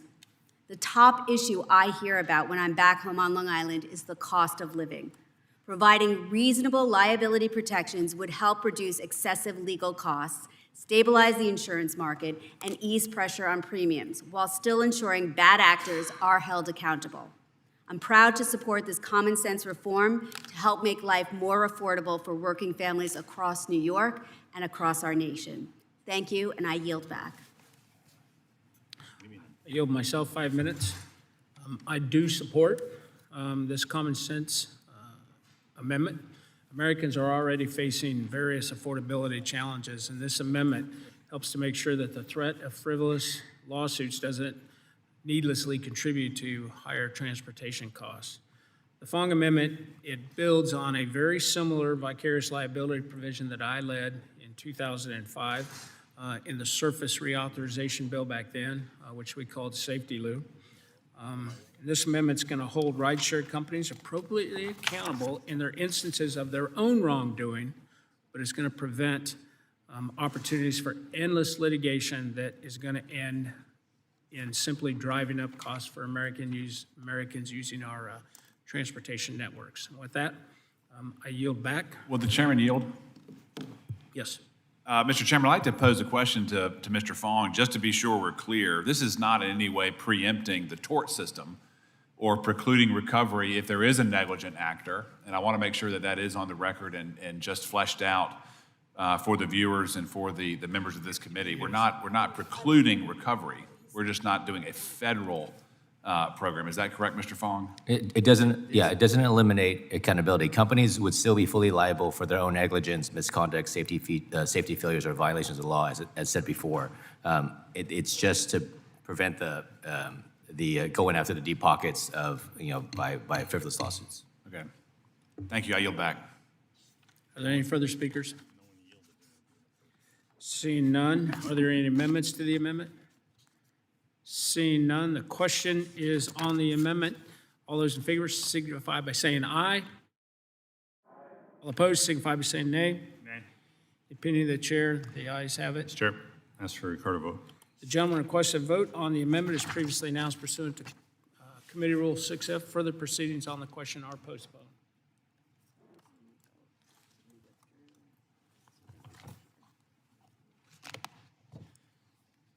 Ms. Hoyle.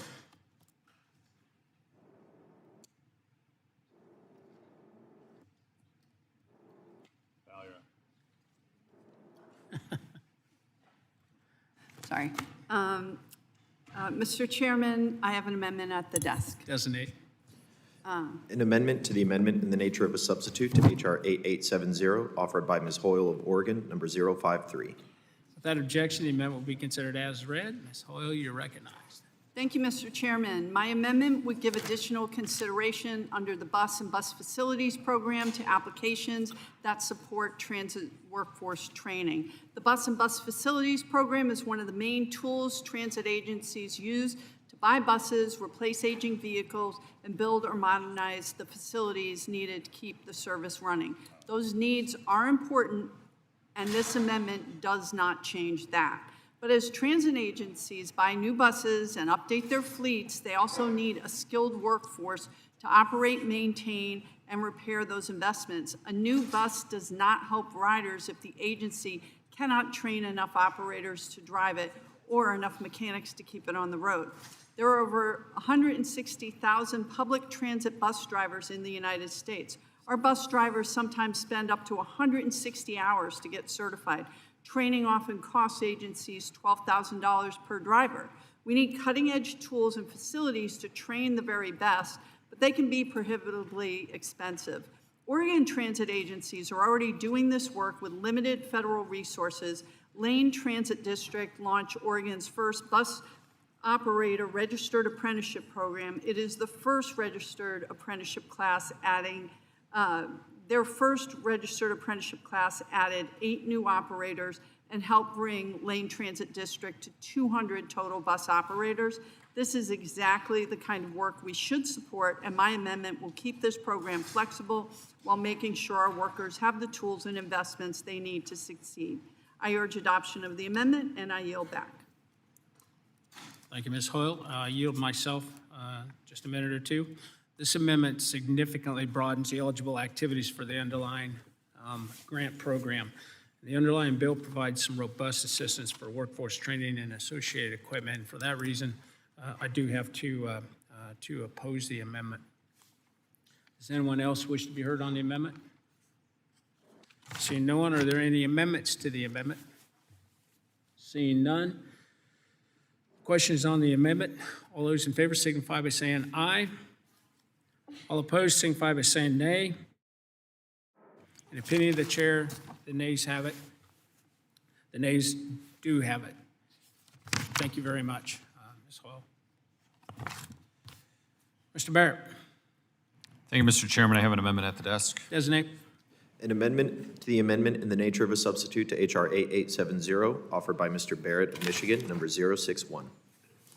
Without objection, the amendment will be considered as read. Real quick, I would like to recognize one of the former chairmen of the committee who's standing over here in the corner, Mr. Micah. Thanks for stopping by and visiting.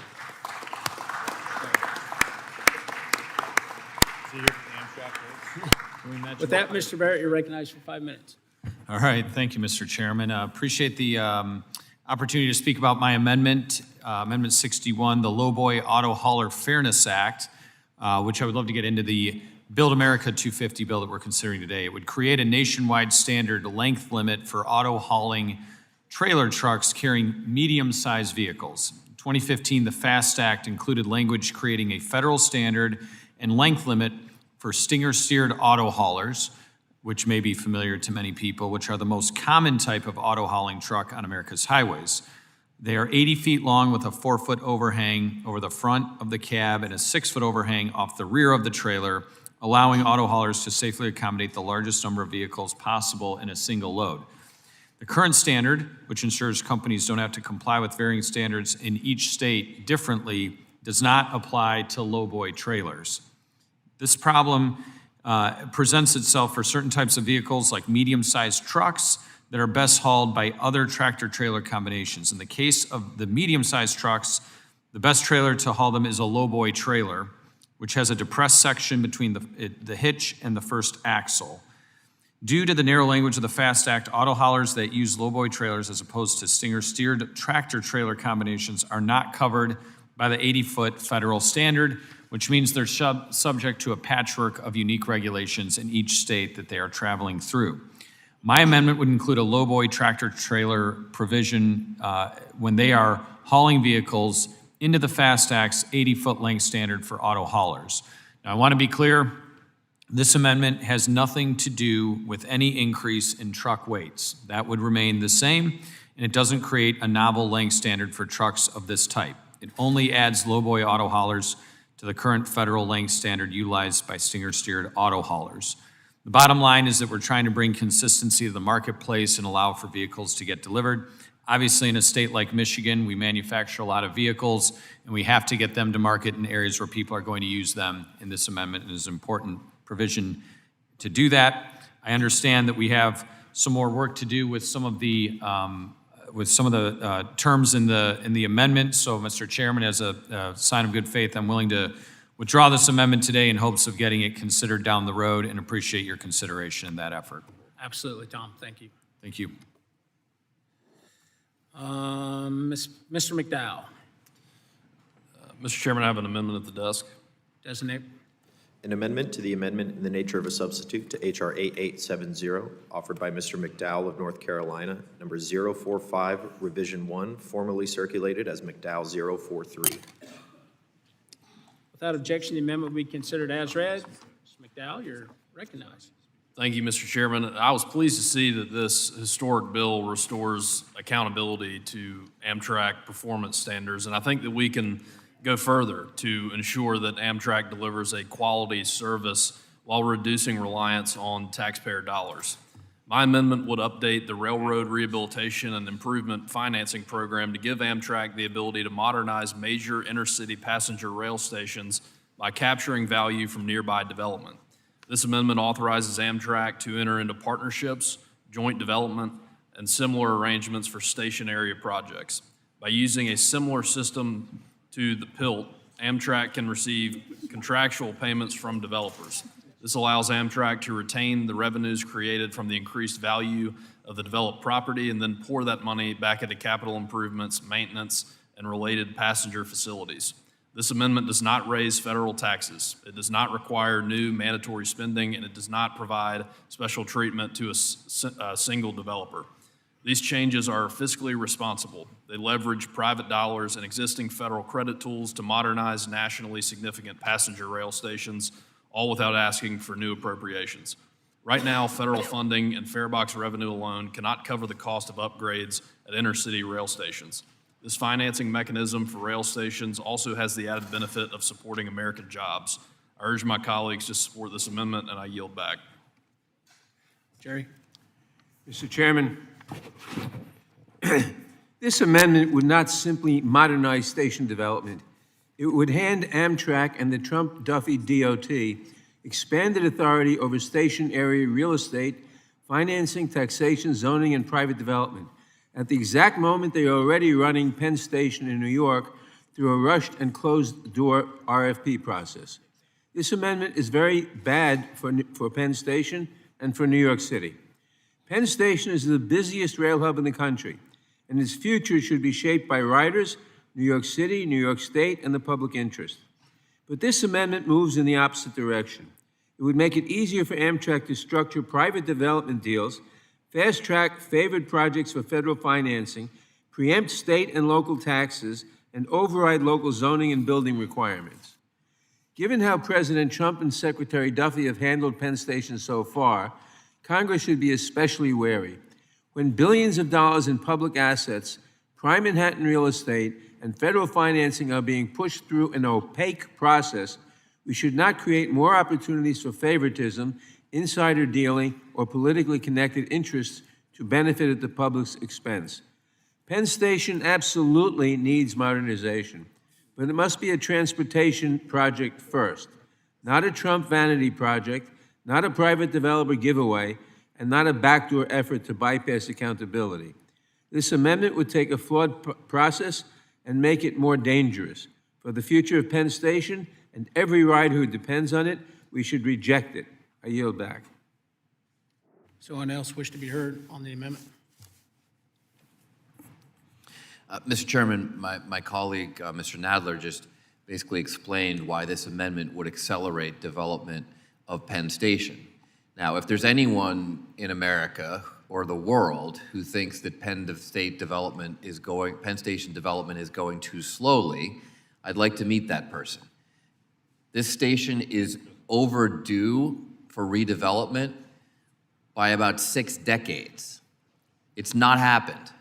And the model in the rest of the world that's been so successful is to allow what's called value capture by the railroad that actually increases the value of that real estate by the service that they provide, and not have that tax revenue go somewhere else. That's exactly what this amendment makes possible. This amendment makes possible the kind of station development that we've seen everywhere else in the world.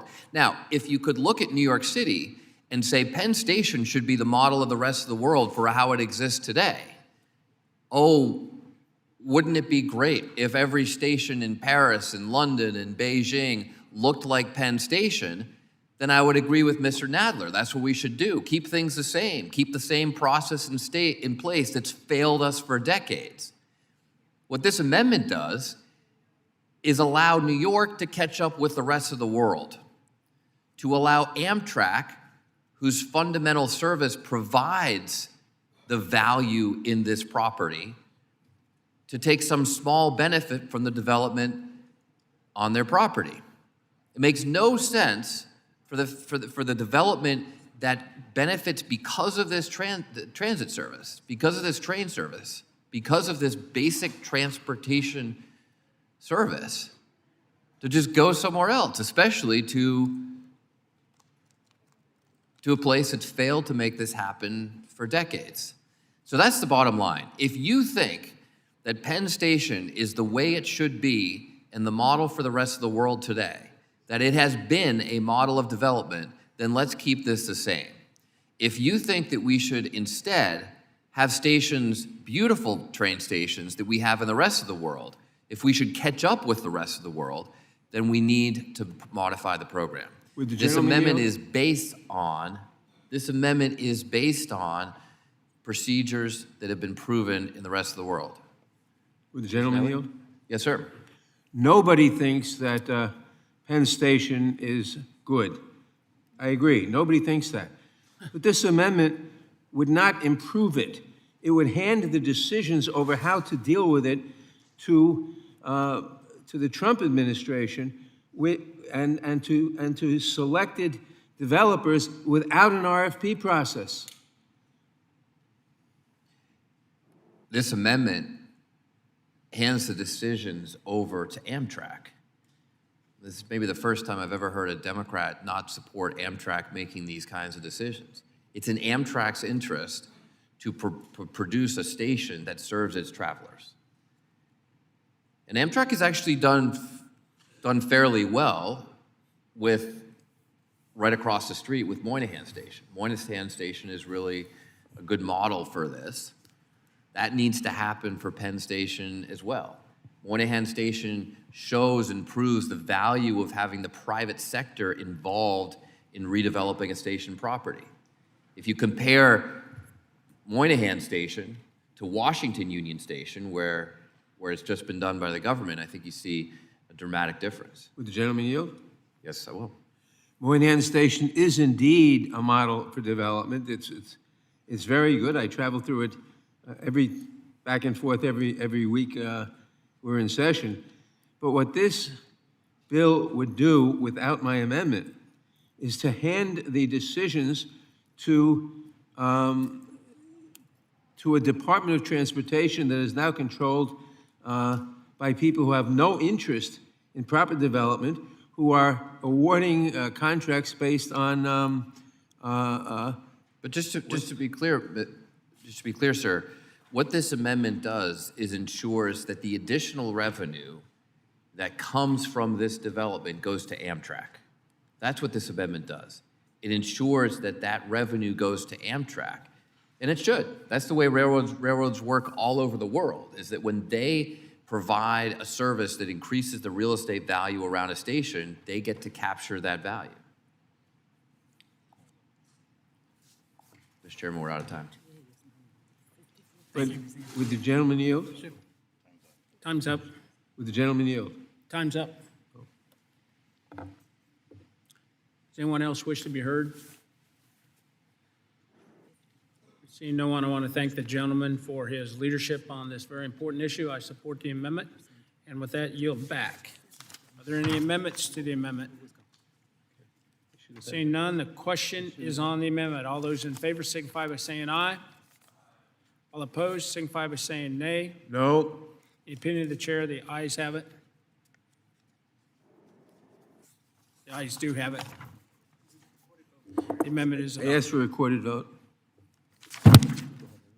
Gentleman requests a vote on the amendments previously announced pursuant to Committee Rule 6F. Further proceedings on the question are postponed.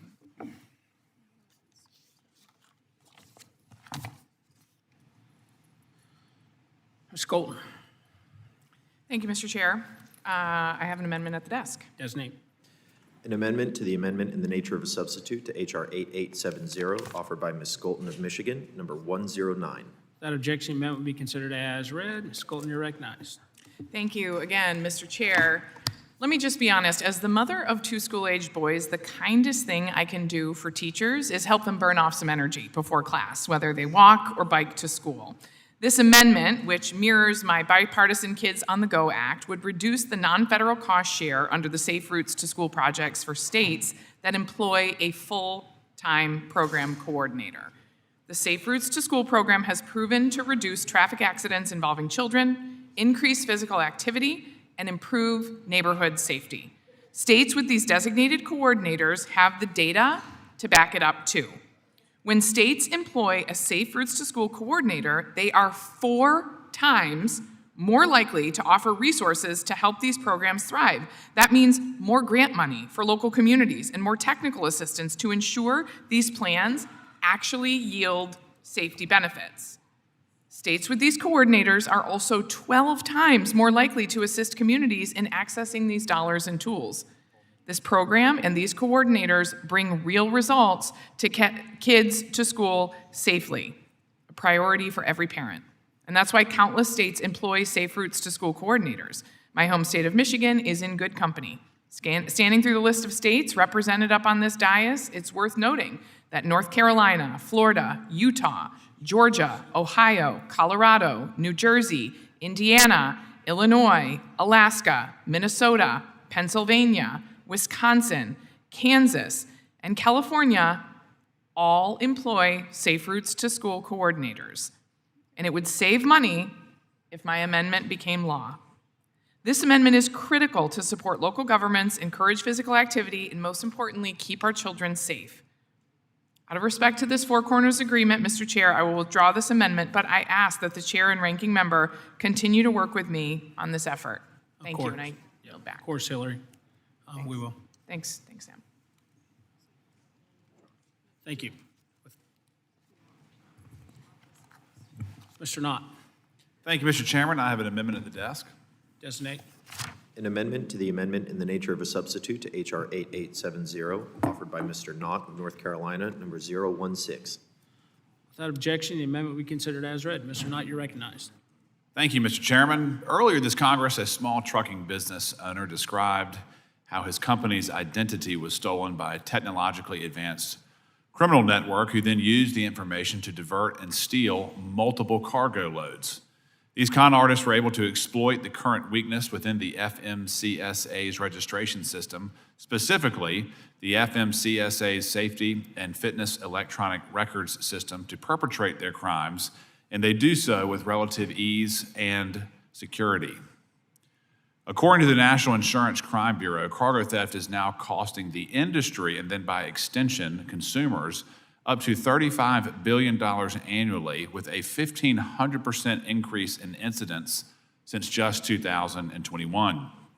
Motor carriers, which are often family-owned and generational businesses, spend years building their reputations, but these sophisticated criminals are using gaps in the U.S. DOT's registration process to steal the identities, pose as legitimate businesses, and move freight under false pretenses. Small businesses are not equipped to fight this kind of large-scale, often state-sponsored, technologically driven fraud on their own. FMCSA systems must be modernized so that the agency is better able to identify suspicious activity right from the onset, automatically flag the potential fraud, review high-risk registrations, and then promptly take action against these chameleon carriers and other bad actors before they do detrimental damage to our economy and to the business owners. My amendment is straightforward. It modernizes fraud detection and strengthens enforcement tools within the Federal Motor Carrier Safety Administration's registration system. Specifically, it requires the FMCSA to implement automated systems within 1 year that can flag suspicious commercial vehicle registrations. There are many reasons why we are here and why this amendment is needed. Sluggish and sticky bureaucracy is certainly a driving force for this need. But how we regulate is just as important as what we regulate. And during my time in Congress and on this committee, I have found that far too often regulatory agencies are burdened with systems and technology that are, simply put, too old and too slow. We see this in aviation, we see it in permitting, and we certainly see it in this space, the commercial vehicle registration system. Not utilizing the latest technology burdens the good actors and allows the bad actors to slip through the cracks. Utilizing an automated system to flag suspicious registration activity will free up valuable time and manpower at FMCSA to pursue fraudulent activity. Getting these fraudulent carriers off the roads and doing so quickly will ensure the carriers who do business the right way are not competing with those who are cutting corners. I thank the chairman and the ranking member for holding this markup today, and I thank them for giving me the opportunity to speak on this important need. I urge my colleagues to support the common sense amendment, and I yield back. Rick. Thank you, Mr. Chair. Mr. Chair, we're going to support this amendment. I understand it got in a little late getting the manager's amendment, but there was a desire to do that. So I will not burden the committee with the rest of my statement. We support the amendment and urges adoption. Yield back. Does anyone else wish to be heard? So no one, I appreciate the gentleman's work on this. I also support the amendment. With that, I yield back. Are there any amendments to the amendment? Seeing none. The question is on the amendment. All those in favor signify by saying aye. Aye. All opposed signify by saying nay. Opinion of the chair, the ayes have it. The ayes do have it. The amendment is adopted.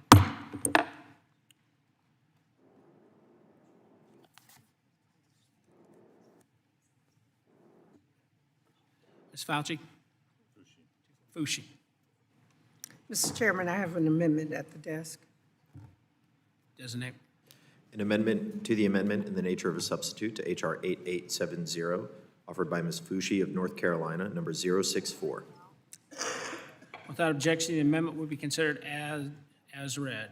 Valerie, you recognize. Thank you, Mr. Chairman. I believe many of my colleagues in this room can agree that we should be fighting for a more affordable and more resilient American transportation system. Part of that fight includes helping American families access electric vehicle charging networks across the nation, whether they live in a major city, a rural community, and anywhere in between. The purpose of the federal investments we make in these surface transportation bills is to ensure that Americans have the infrastructure they need to get where they want to go. Millions of Americans have chosen to purchase and drive electric vehicles for a myriad of reasons, ranging from personal preference, environmental reasons, or just because they grew tired of paying sky-high prices at the pump. During this affordability crisis, it is important that Americans have the freedom to choose more affordable transportation options should they wish to. The Trump administration has already turned a corner and provided more than $800 million in funds from the National Electric Vehicle Infrastructure Program to states. Federal policy and investment has already spurred $426 million in private charger manufacturing investment and nearly 6,000 jobs, while expanded charging access could generate $45 million annually in public health savings. My amendment would reauthorize what was agreed to in the bipartisan infrastructure law and would continue to fund the National Electric Vehicle Infrastructure Program for the next 5 years. This is about continuing the good work Congress has done on a bipartisan basis to deliver affordable transportation alternatives to the American people while boosting the domestic supply chain for charging infrastructure across the country. Thank you, and I yield back.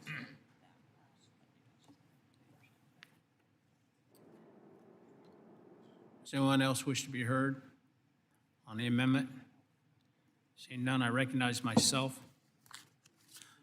This bill doesn't continue funding for NEVA or the charging and fueling infrastructure programs. I believe that highway tax dollars are much better spent on roads and bridges that all users need instead of catering to a very small group of or category of vehicles, and therefore I do oppose the amendment and urge my colleagues to vote no.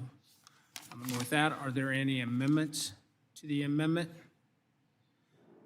Seeing none, the question is on the amendment. All those in favor signify by saying aye. All opposed signify by saying nay. In the opinion of the chair, the nays have it. The nays do have it. The amendment is not agreed to. Thank you, Val.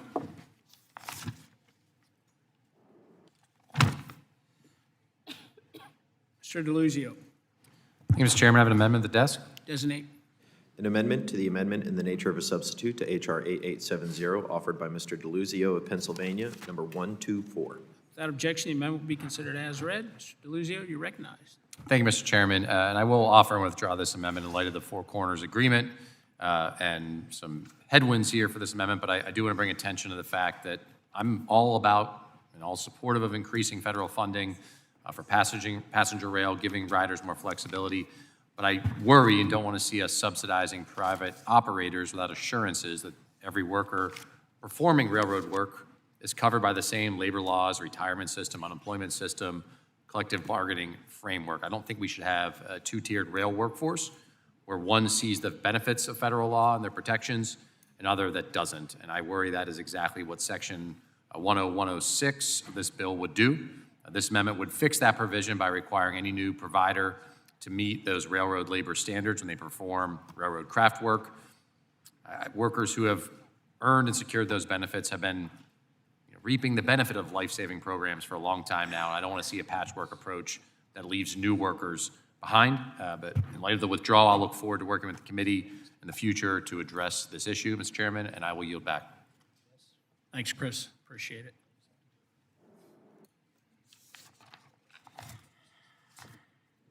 Ms. Pope.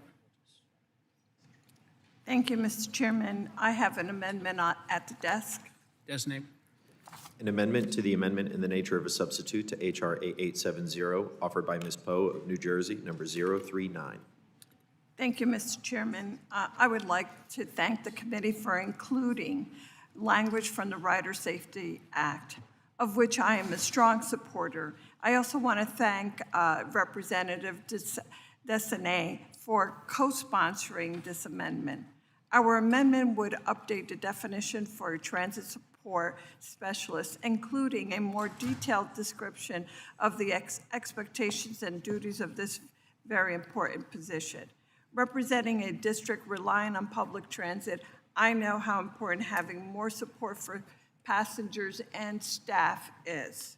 My amendment would ensure that transit support specialists are given specific duties that go beyond security, including monitoring transit stations, providing assistance to riders, assisting with medical emergency, and responding to mental health crisis, providing public transit stations with medically trained unarmed personnel would strengthen safety standards, reduce fare evasion, and give passengers a greater peace of mind.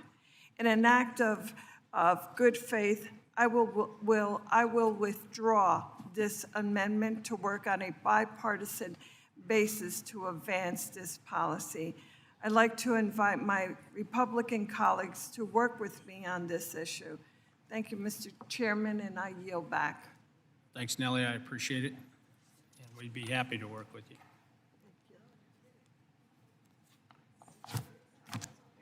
Ms. Gillen. Mr. Chairman, I have an amendment at the desk. Designate. An amendment to the amendment in the nature of a substitute to H.R. 8870, offered by Ms. Gillen of New York, number 081. Without objection, the amendment be considered as read. Laura, you're recognized. Thank you, Mr. Chairman. Mr. Chairman, my amendment will address the rising number of attacks on passenger and commuter rail workers by ensuring these assaults can be charged as a federal offense. In 2025, Amtrak recorded nearly 200 assaults on conductors, assistant conductors, ticket agents, customer service representatives, and other workers. In the course of their normal duties, passenger rail employees across the country continue to experience assaults. Under current law, any assault against a rail crew member is subject to the local jurisdiction in which the assault occurs. Intercity trains can pass through and service dozens of jurisdictions, each with its own law enforcement and justice system. As a result, if an assault occurs aboard a moving train, it can be extremely difficult or impossible to prosecute offenders. For decades, it's been a federal crime to interfere with flight crews. My amendment will provide the same protection to our rail workers so they can do their jobs without fear and focus on running trains safely and efficiently. My district in Nassau County is serviced by the largest commuter railway in the country, the Long Island Railroad. Thousands of our hardworking railway workers, help move nearly 300,000 New Yorkers daily. They deserve the federal protections that we grant to essential transportation workers across other industries. I want to thank Congressman Van Drew for co-sponsoring this amendment, as well as our state standalone legislation, the Passenger Rail Crew Protection Act. And I urge all of our colleagues to join us in supporting this bipartisan effort to protect rail workers, safeguard passengers, and hold assailants accountable. Thank you, and I yield back. Someone else wish to be heard on the amendment? Fortunately, I entered understand what you're trying to do, but I have to oppose the amendment since it establishes criminal penalties, which is outside our committee's jurisdiction. And so with that, I do have to oppose the amendment. Are there any amendments to the amendment? Seeing none, the question is on the amendment. All those in favor signify by saying aye. Opposed signify by saying nay. Opinion of the chair, the nays have it. The nays do have it. The amendment is not agreed to. Thank you, Laura.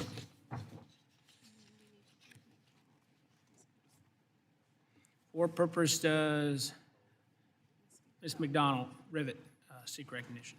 Thank you, Mr. Chair. I have an amendment at the desk. Please designate. An amendment to the amendment in the nature of a substitute to H.R. 8870, offered by Ms. McDonald Rivet of Michigan, number 061. Thank you, Mr. Chairman. I offer this amendment because if we really want to build our roads and fix our infrastructure, we need to cut red tape. In Michigan, our roads and bridges get beaten up all year round. For many smaller rural towns, the cost of repaving roads or repairing bridges especially is simply too big to take on alone. So projects get delayed for years, they get more expensive, and frankly, often nothing gets fixed. Most people in my district drive long distances to work, and the potholes in traffic from closed bridges actually cost them money. What we're hearing from communities is that they need a system that actually works and a federal partner they can rely on. The fix is simple. Have more funds that go directly to local governments to make critical road and bridge repairs without taking on massive debt. That's why my amendment would add the full Basics Act, a bipartisan push led by myself and Congressman Bresnahan. Our bill would help local communities repair and rebuild crumbling infrastructure, expand funding for bridge repairs, make travel safer for our rural communities, and ensure local governments can better access federal funds for their infrastructure projects. I am incredibly proud of the bipartisan support for the Basics Act, with significant parts of our legislation incorporated into the Build America 250 Act. One of the most important would slash through red tape and provide billions per year in new funding to repair bridges nationwide, a quarter of which is set aside specifically for locally owned bridges. Another provision pulled from our Basics Act would boost the Surface Transportation Block Grant Program with flexible funding to benefit our state and counties and continue the Safe Streets for All program to prevent roadway fatalities.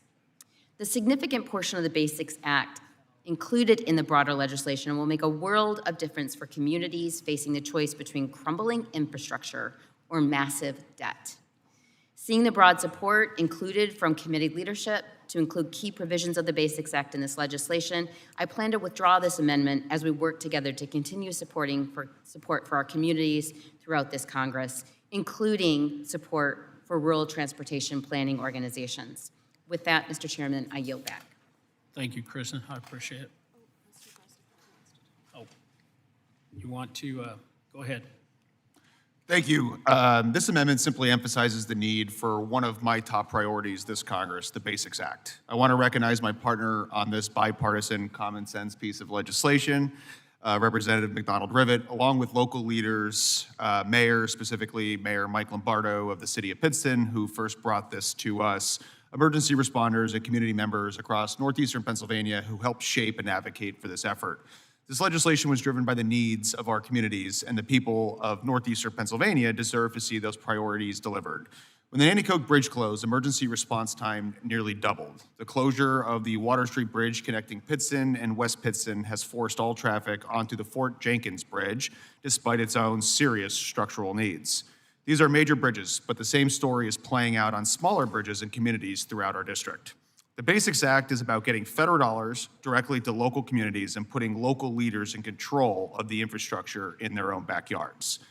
I'm proud to see a Build America 250 reflects a lot of those values, especially the local bridge set-aside. Combined with this amendment to ensure fair distribution throughout the states, these investments will finally reach communities that have been waiting in line for years.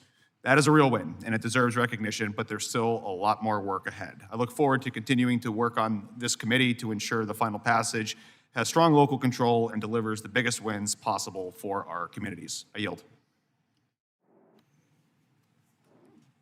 Salute. Thank you, Mr. Chairman. I want to speak in support of Representatives McDonald, Rivet, and Bresnahan's amendment. I think it is a common sense, bipartisan solution to support local governments. The amendment would add additional resources for local communities to repair and build roads and bridges, expand funding for bridge repairs, prioritize safety for local and rural communities, and ensure local governments can better access federal funds for their infrastructure projects that were left out. This would help communities in my district as well, where people rely on locally owned roads and bridges every day to get to work, school, healthcare, and local businesses. Having come from local government, I can tell you that these local roads networks also support freight corridors and supply chains that move goods across communities and states. Our transportation infrastructure is a system where Congress's investments should make sure to invest in the whole system. That's why the Surface Transportation Block Grant Program is the workhorse of the formula programs, and why states transfer funding into this program, and why locals and regional governments support it. Increasingly, like we saw in Representatives McDonald, Rivet, and Bresnahan's bill, HR 7437, the Basics Act, would go a long way in making sure the whole transportation system is supported. Local governments own 43% of the federal aid highway network and 50% of bridges, and STBG is how they get funding to keep up with it. Locally owned roads currently 34% of the vehicle miles traveled in the United States. We should all keep working together to ensure we support our full transportation network and have a better drive for everyone. I commend my colleagues for their hard work and wanted to add my voice in support of their amendment. Mr. Chairman, I yield back. Christian, you still want it withdrawn? Mr. Chair, I'd like to withdraw my amendment. Without objection, so ordered. Thank you very much. Ms. Friedman, I have an amendment at the desk. designate. An amendment to the amendment in the nature of a substitute to H.R. 8870, offered by Ms. Friedman of California, number 043. Without objection, the amendment will be considered as read. Ms. Friedman, you're recognized. Thank you very much, Mr. Chair. My amendment restores formula funding for the PROTECT program, which allows us to make our communities safer from natural disasters like fire. And as you all know, California is no stranger to natural disasters of many forms. I don't need to remind the committee of the devastation we saw out of Los Angeles in the aftermath of the January 2025 wildfires. California will have received $631 million in PROTECT formula funds over fiscal years 22 through 26, but every state faces natural disasters, and every community deserves funding to manage that ever-increasing risk. Natural disasters don't discriminate based on party or congressional borders. We have a responsibility to ensure that every American is equipped to handle major disasters when they arise. I urge my colleagues to be thoughtful in this manner, and I yield back.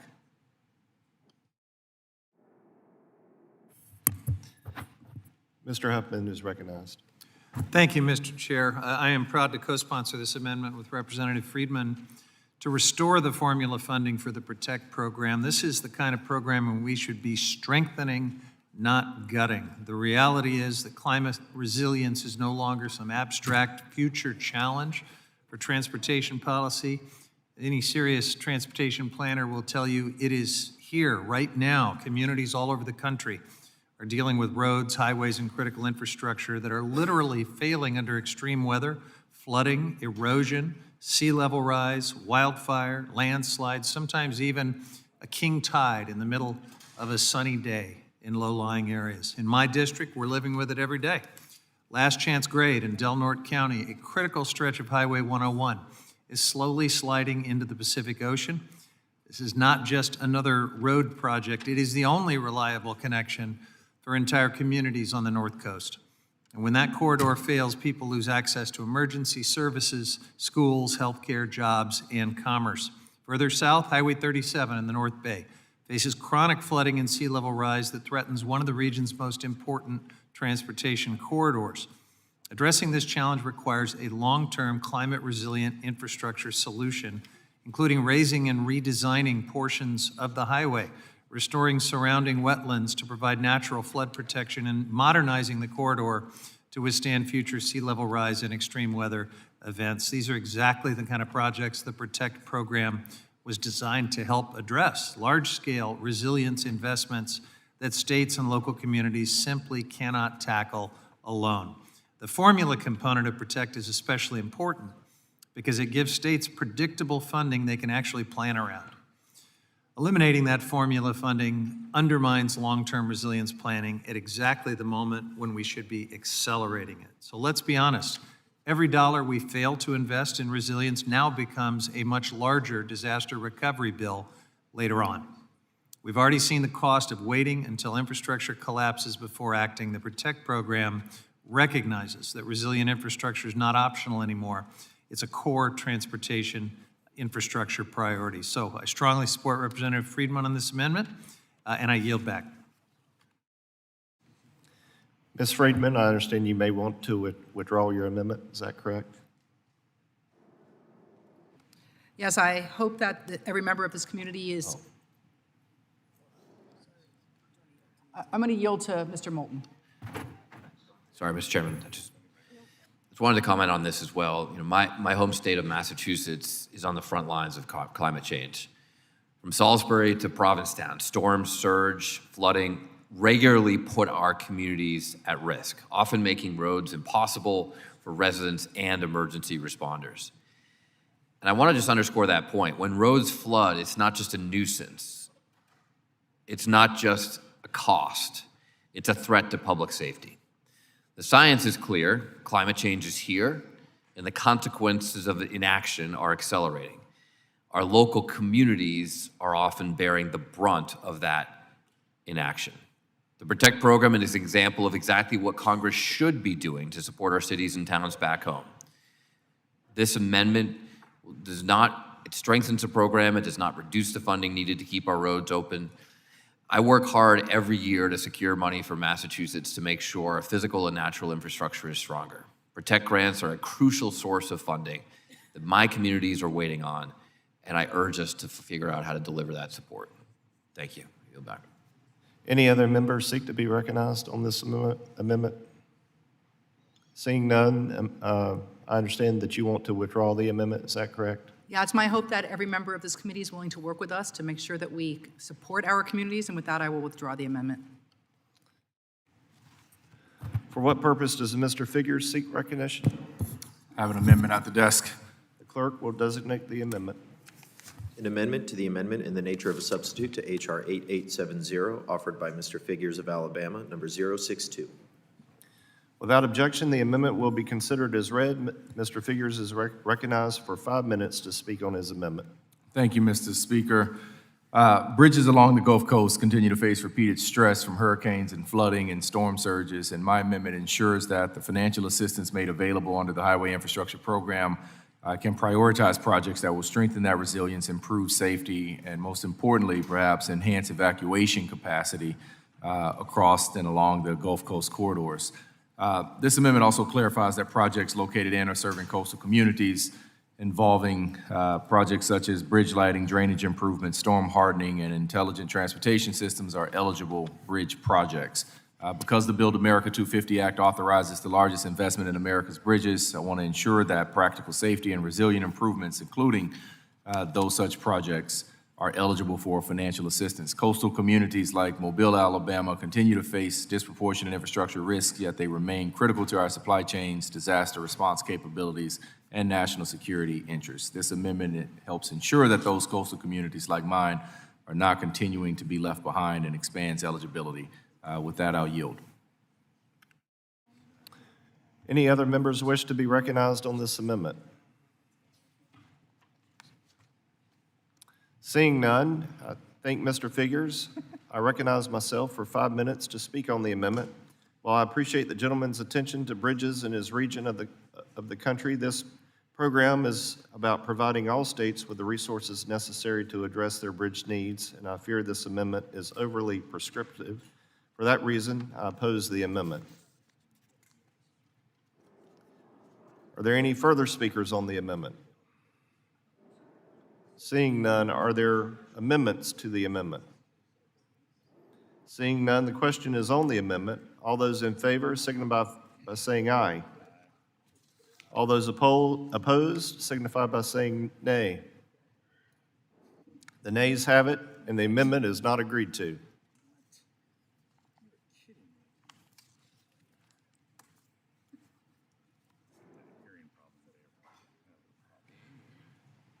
Let's see here. Can we now take up your amendment, Dustin's okay?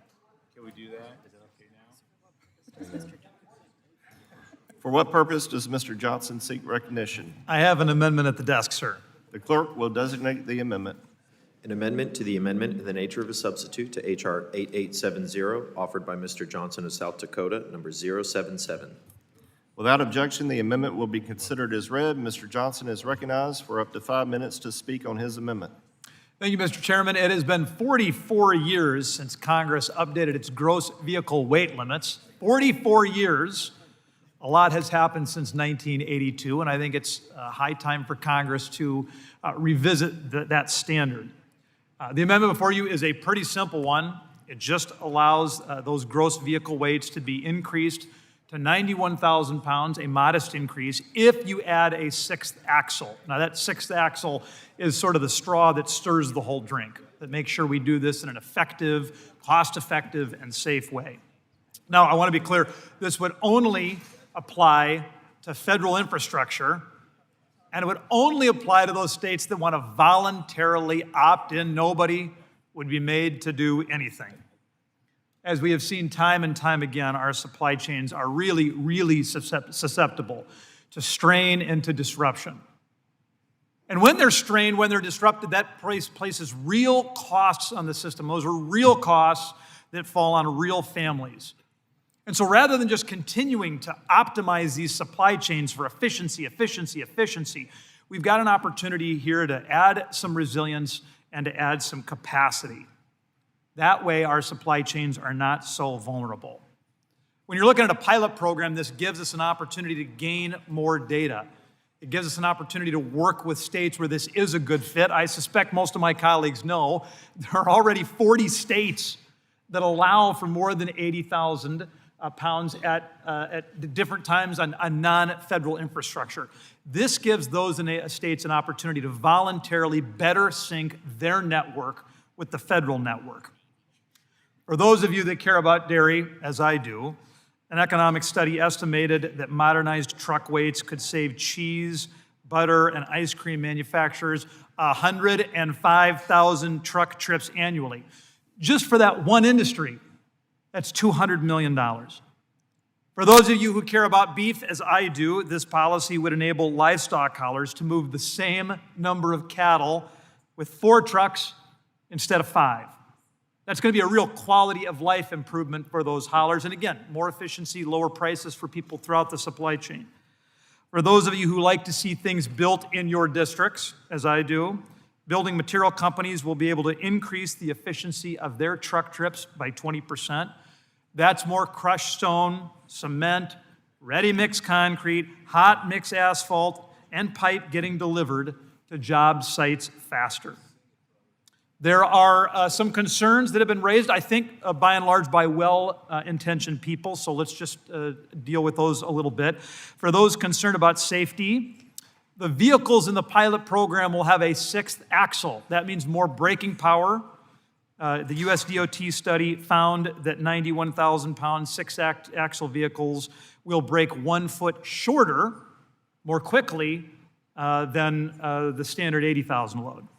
For those concerned about road wear and tear, the sixth axle has been proven in studies to reduce road wear and tear. The Minnesota DOT found that the addition of the sixth axle created a 37% reduction in road wear and an overall reduction in the number of trips. Of course, fewer trips, less wear and tear. For those who are concerned about intermodal shift, US DOT's comprehensive truck size and weight study said there would be only a modest shift of less than 0.5%. And then finally, for those of you who are concerned about energy emissions, this pilot would result in 21,400 fewer metric tons of carbon dioxide per year per truck. Now, if you don't believe any of those studies, or if you think maybe the data is too aged, boy, do I have good news for you. This pilot program will give us real-world data to be able to test out whether or not this is the best way to expand capacity within our supply chain. And so, Mr. Chairman, I want to thank so many members on both sides of the aisle who have worked with us to try to get this wording right. This pilot program allows willing states to be able to better utilize their federal infrastructure and to have an effective and safe way to relieve the very real constraints and the very real strains within our supply chains. And with that, I will yield back. Mr. Carvajal.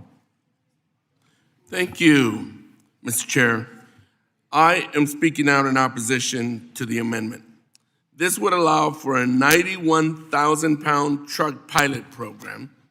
It pushes heavier trucks onto our roads and bridges without ensuring our infrastructure is ready to handle the added stress. I have heard clearly from safety advocates and law enforcement in my district, that increasing truck weight limits raises serious concerns. They have shared with me the risks they pose on our roads and other users. From experience, they know the safety hazard. Our local governments already own a significant share of the federal aid highway system and nearly half of all bridges. Many of these structures are aging and already under strain. Increasing truck weights only accelerate wear and tear, raises maintenance costs, and shifts the burden onto taxpayers and local communities. And this isn't just about roads and bridges, it's about safety.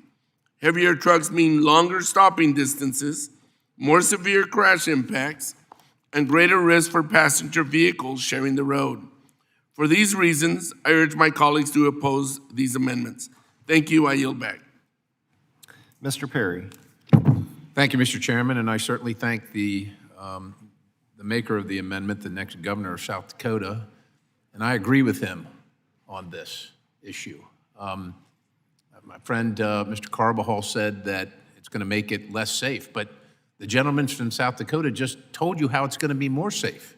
Said that there's going to be more wear and tear on the roads, but the gentleman from South Dakota just told you how there's going to be less wear and tear on the roads. That other axle, that other set of wheels and tires, that other set of brakes makes a profound difference. Ladies and gentlemen, it's time to be in the 21st century. You got trucks that cube out before they wait out.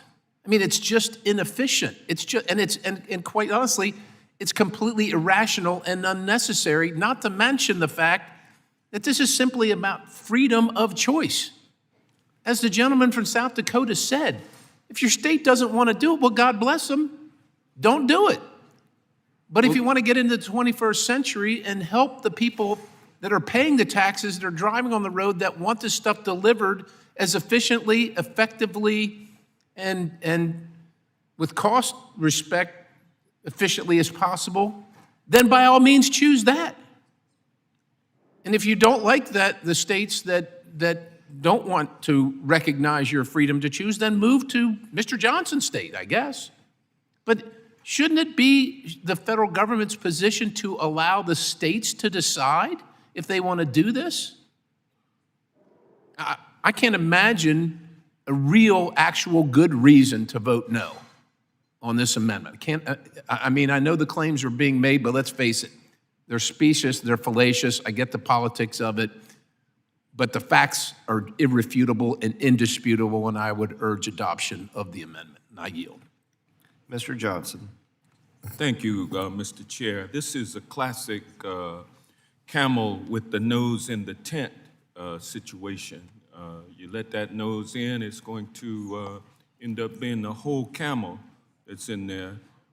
We're in an interstate commerce situation here. You start with one state, allow that state to allow these 91,000-pound missiles onto the highways, and then it will be unstoppable, one missile from one state to the other.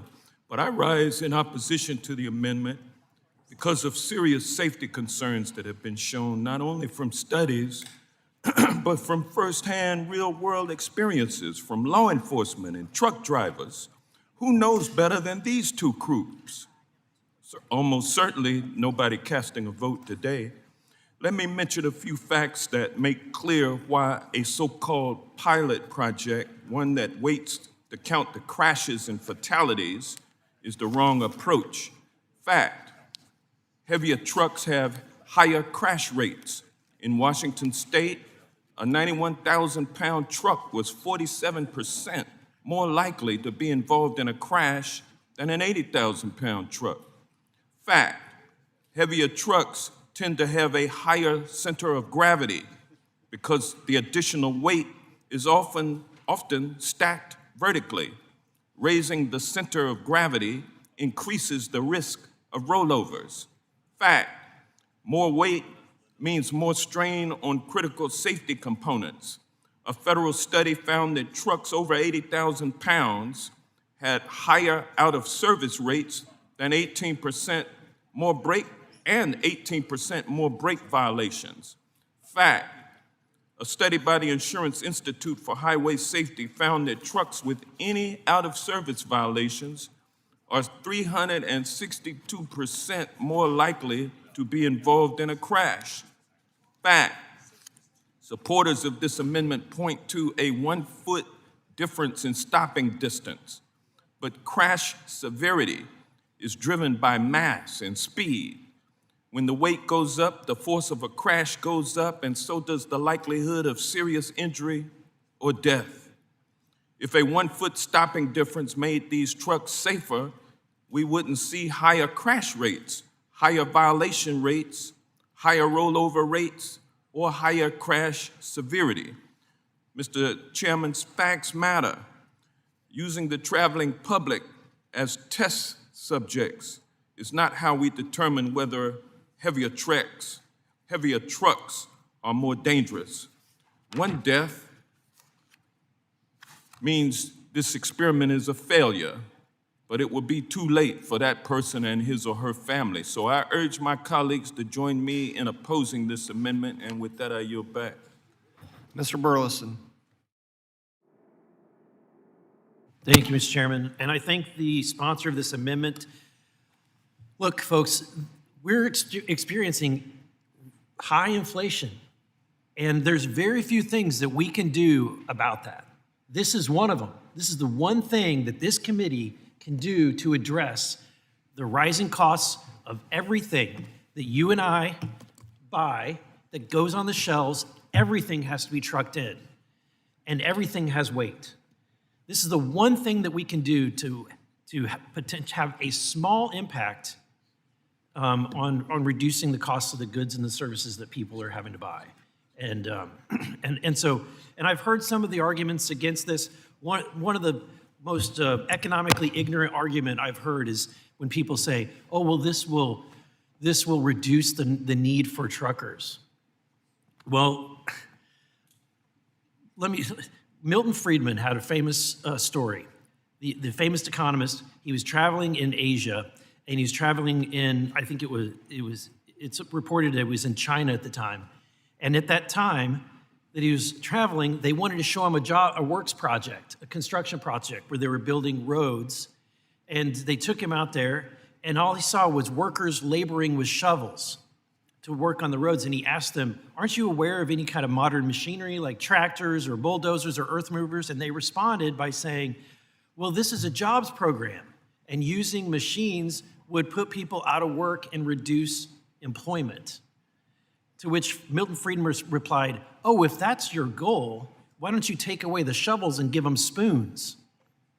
And see, there's the rub. Are we really going to be that ignorant to just say, let's keep ourselves limited so that we can pay the extra cost just so we can say that we're going to make people work? If anything, let's try to do something that reduces the burden on every American, reduces the cost of the goods that every American buys. A vote for this is a vote to reduce inflationary costs. And I thank the gentleman for offering it, and I greatly will support it. And I yield back. Mr. Chairman. Mr. Moulton. Mr. Chairman, I'd ask to be recognized to enter into the record by way of unanimous consent a letter from DeKalb County, Georgia, in opposition to this amendment. Without objection. Mr. Bolton, you're recognized. I appreciate the citation of Milton Friedman. You know, Milton Friedman was an economist. Economists believe not just in costs, but in benefits. They do believe a cost-benefit analysis, right? Well, let's talk about the costs here. 5,340 Americans killed by large trucks in 2024. 5,340 Americans who can't come home to see their kids, or kids who can't come home to see their parents, all thanks to large trucks. We're not going to solve that by stopping a large truck a foot shorter. What it points out is that the fundamental problem here is truck safety across America. We had this big debate about rail safety. 0 deaths over 10 years from hazmat on rail. And yet every year, over 5,000 Americans get killed. We should be doing something to reduce that cost before we just raise truck weights. And what are raised truck weights going to cost? Yes, they are more likely to flip over, as my colleague pointed out, because of a higher center of gravity. They are going to give more wear and tear to our bridges. In fact, the bill increases the bridge formula project funding from $5.5 to $9 billion per year, including a 25% set aside for locally owned bridges. Like, why are we even bothering with that if we're just going to eliminate it with increasing truck weights? My colleague, Mr. Perry, talked about why on earth should this be a federal standard if it's adequately managed by the states. I mean, that's like saying that we shouldn't have had an interstate highway system. Just have the states figure it out. This is interstate commerce, so it matters to have standards. And the point is that the current standards are inadequate. We don't improve safety for Americans. We don't improve the dismal state of our roads and bridges by increasing truck weights. It's the exact opposite of what we should be doing.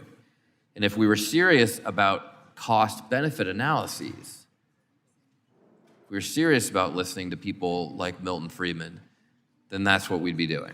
Mr. Chairman, I yield back. Mr. Collins. Thank you, Mr. Chairman. I'd like to address a couple of the issues that we're talking about here. Number one, on stopping distance. I don't know if anybody realizes it or not, but we have ABS now.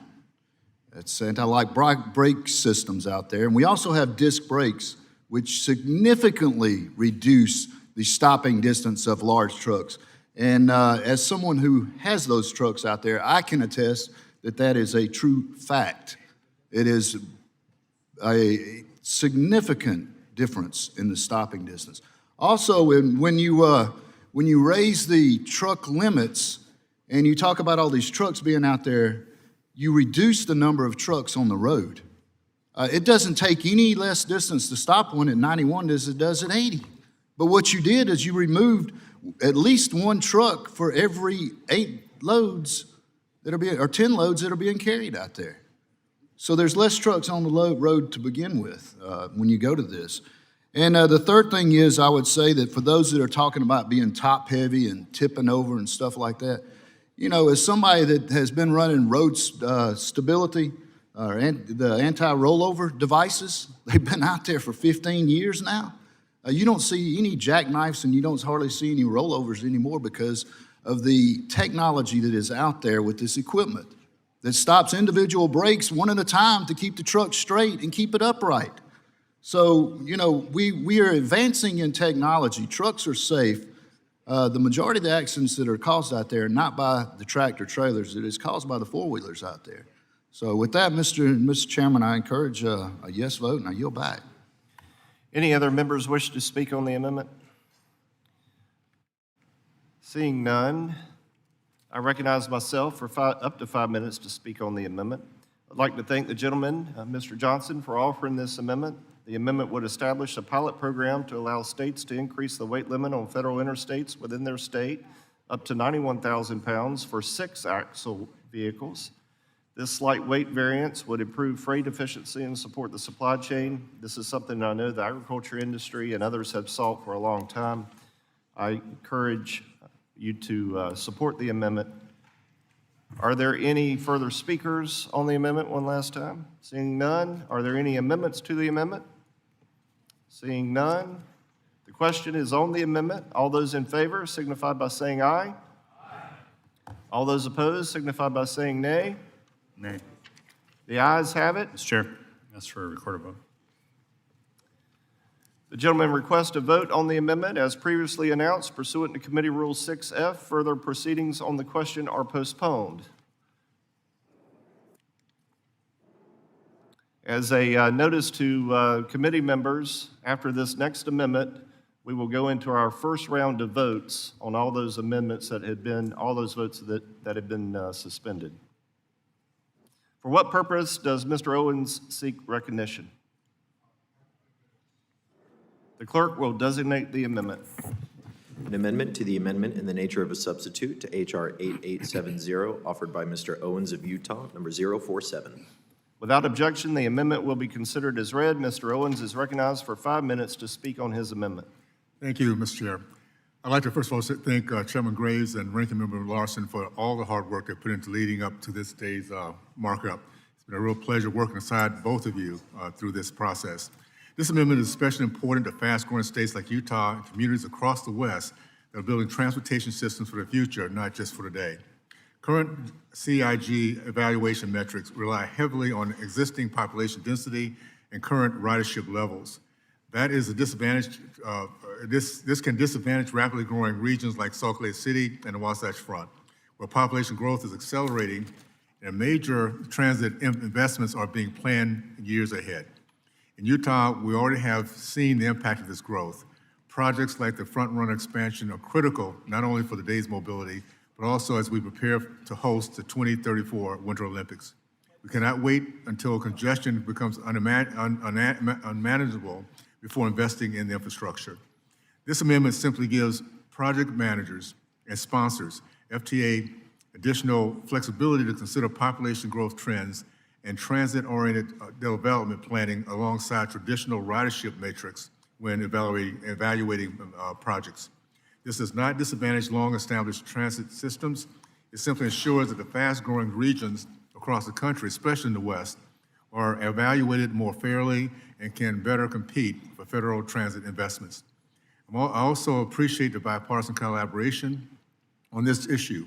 I'd especially like to thank my colleagues from Utah, Congressman Mike Kennedy, and across the aisle, my fellow Westerners, Congresswoman Titus and Congressman Stanton, for co-sponsoring this amendment. It's been a pleasure working with the members on both sides of the aisle who understand the unique transportation challenges and growth pressures facing our communities. I appreciate the committee staff working with our office on this language and urge support for this amendment. Thank you, and I yield back. Any other members wish to be recognized on the amendment? Mr. Larson. Yeah, I think, Mr. Chair, I support this amendment that Representative Owens introduced. The amendment amends the CIG program to allow for different ridership forecasting methods, allowing for forecasts that account for population density, growth rate, and development planning activities. The underlying bill itself as well makes a number of reforms to expedite the CIG review process and break ground on transit projects more quickly. This amendment is a complement to those policies, and I urge its adoption. With that, I yield back. Gentleman yields back. Anybody else wish to speak on the amendment? Seeing none, I recognize myself to speak on the amendment. The chairman supports the amendment and encourages his colleagues on the committee to support it as well. Are there any further speakers on the amendment? Seeing none, are there any amendments to the amendment? Seeing none, the question is on the amendment. All those in favor signify by saying aye. All those opposed signify by saying nay. The ayes have it, and the amendment is agreed to. Okay, so the committee will briefly, let me underscore briefly, recess to allow members to return or to get here in this particular case for our first vote series.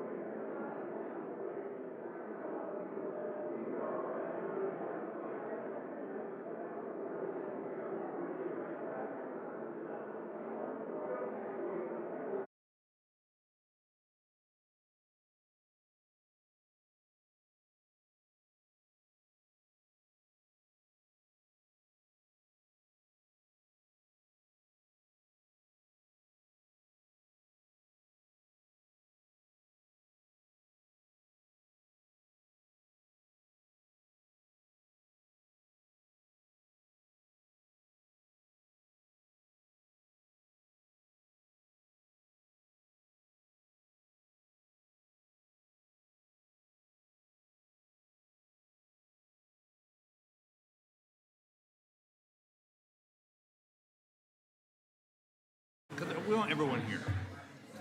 Yeah, agree. We got, so there's some people on the floor.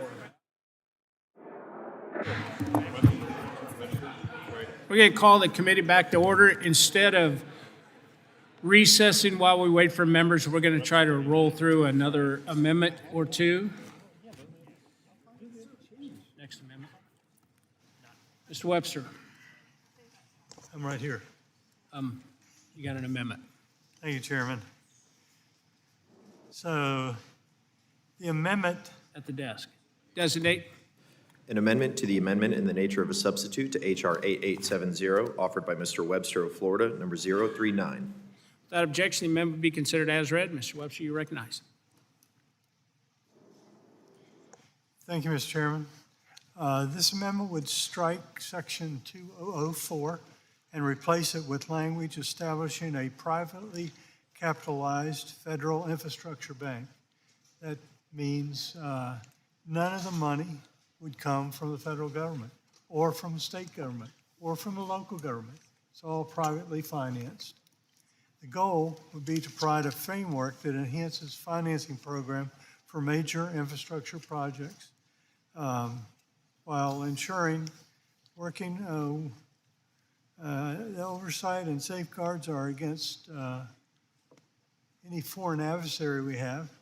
Other than that, it provides money that we won't have unless we establish this.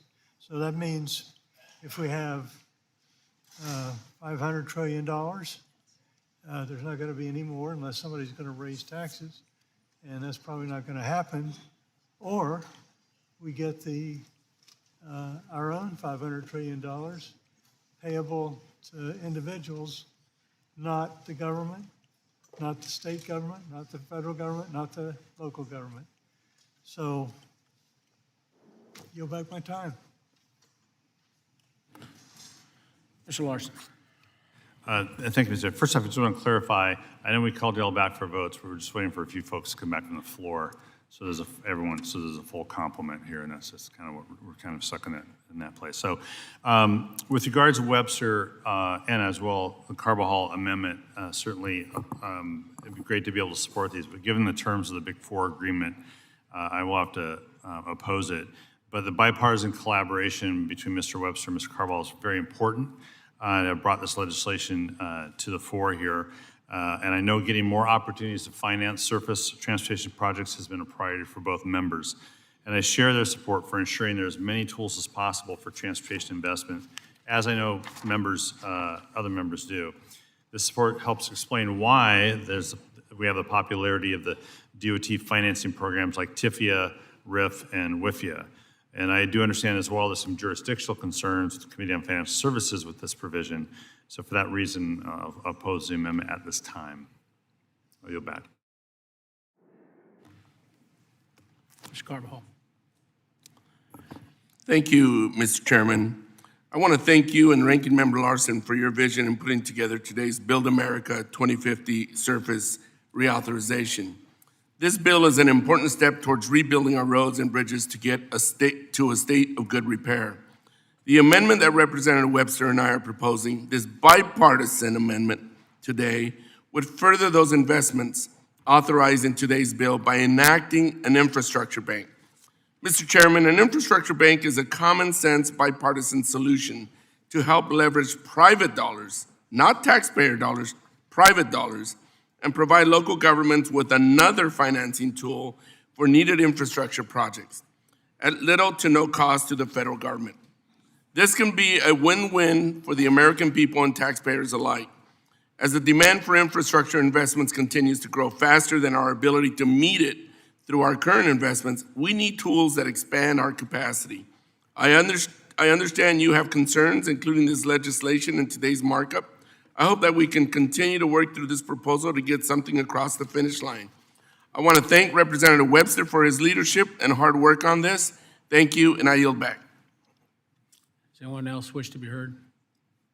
Seeing none, I'm going to have to oppose it, but I want to work with you. So I will withdraw it if I get some absolutely commitments that you're going to work with me on it. Absolutely. And work with Representative Carbajal. We'll go from there. You can count on it, Daniel. Okay, thank you. You'll back and withdraw the, Without objection, so ordered. Jerry? Mr. Nadler? Jerry?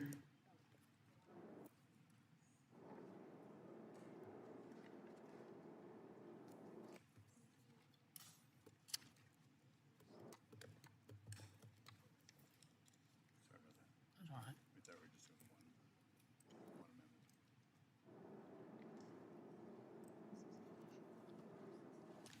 Thank you, Mr. Chairman.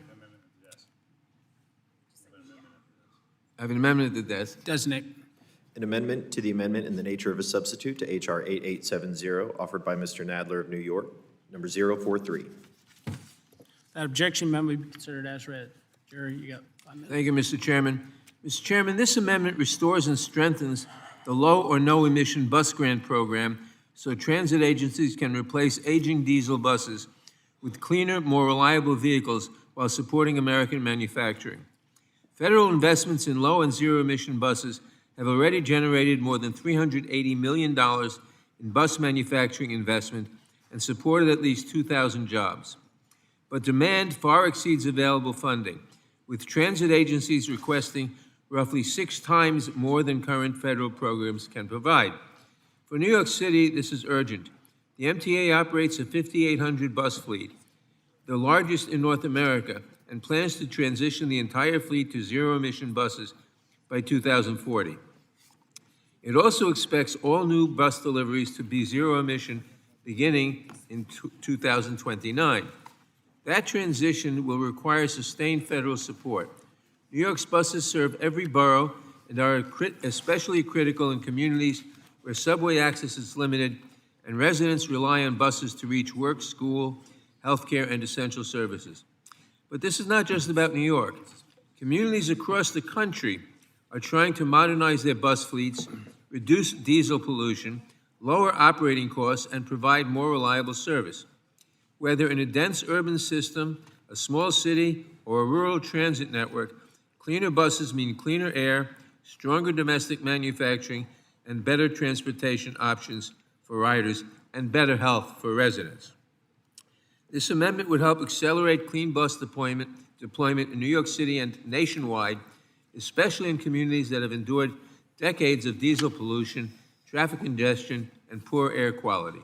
This is a straightforward investment in riders, environmental justice, American jobs, and the transit systems millions of people rely on every day. I urge my colleagues to support this amendment and restore this vital program. I yield back. All right, I recognize myself to speak on the amendment. The amendment establishes a new competitive grant program solely for green buses, and in doing that, it diverts money away from other formula programs, and for that reason, I have to oppose. Rick? Thank you, Mr. Chair. So we had a low-no program as part of the BIL. It was very successful.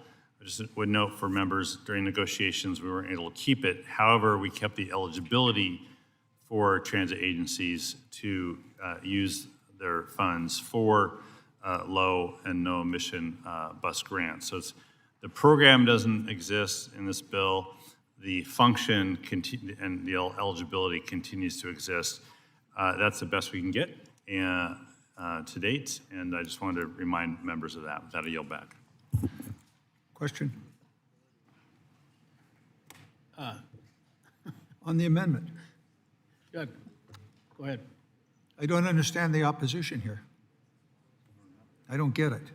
We got a problem with low-emission buses, and we don't want to have a program? Is that it? The biggest thing is just it diverts money away from Oh, it takes money away from contract what? authority. From diesel buses? There are companies in California that are manufacturing battery-powered buses, hydrogen-powered buses, and we don't want to go that way? We want diesel? Is that what I'm understanding here? I don't get it. Yield back. Does anyone else wish to be heard? Seeing no one, are there any amendments to the amendment? Seeing none, the question is on the amendment. All those in favor signify by saying aye. All opposed signify by saying nay. Opinion of the chair, the nays have it. The nays do have it. The amendment is not agreed to. Thanks, Chair. Mr. Perry, Thanks, Mr. Chairman. I have an amendment at the desk. designate. An amendment to the amendment in the nature of a substitute to H.R. 8870, offered by Mr. Perry of Pennsylvania, number 223.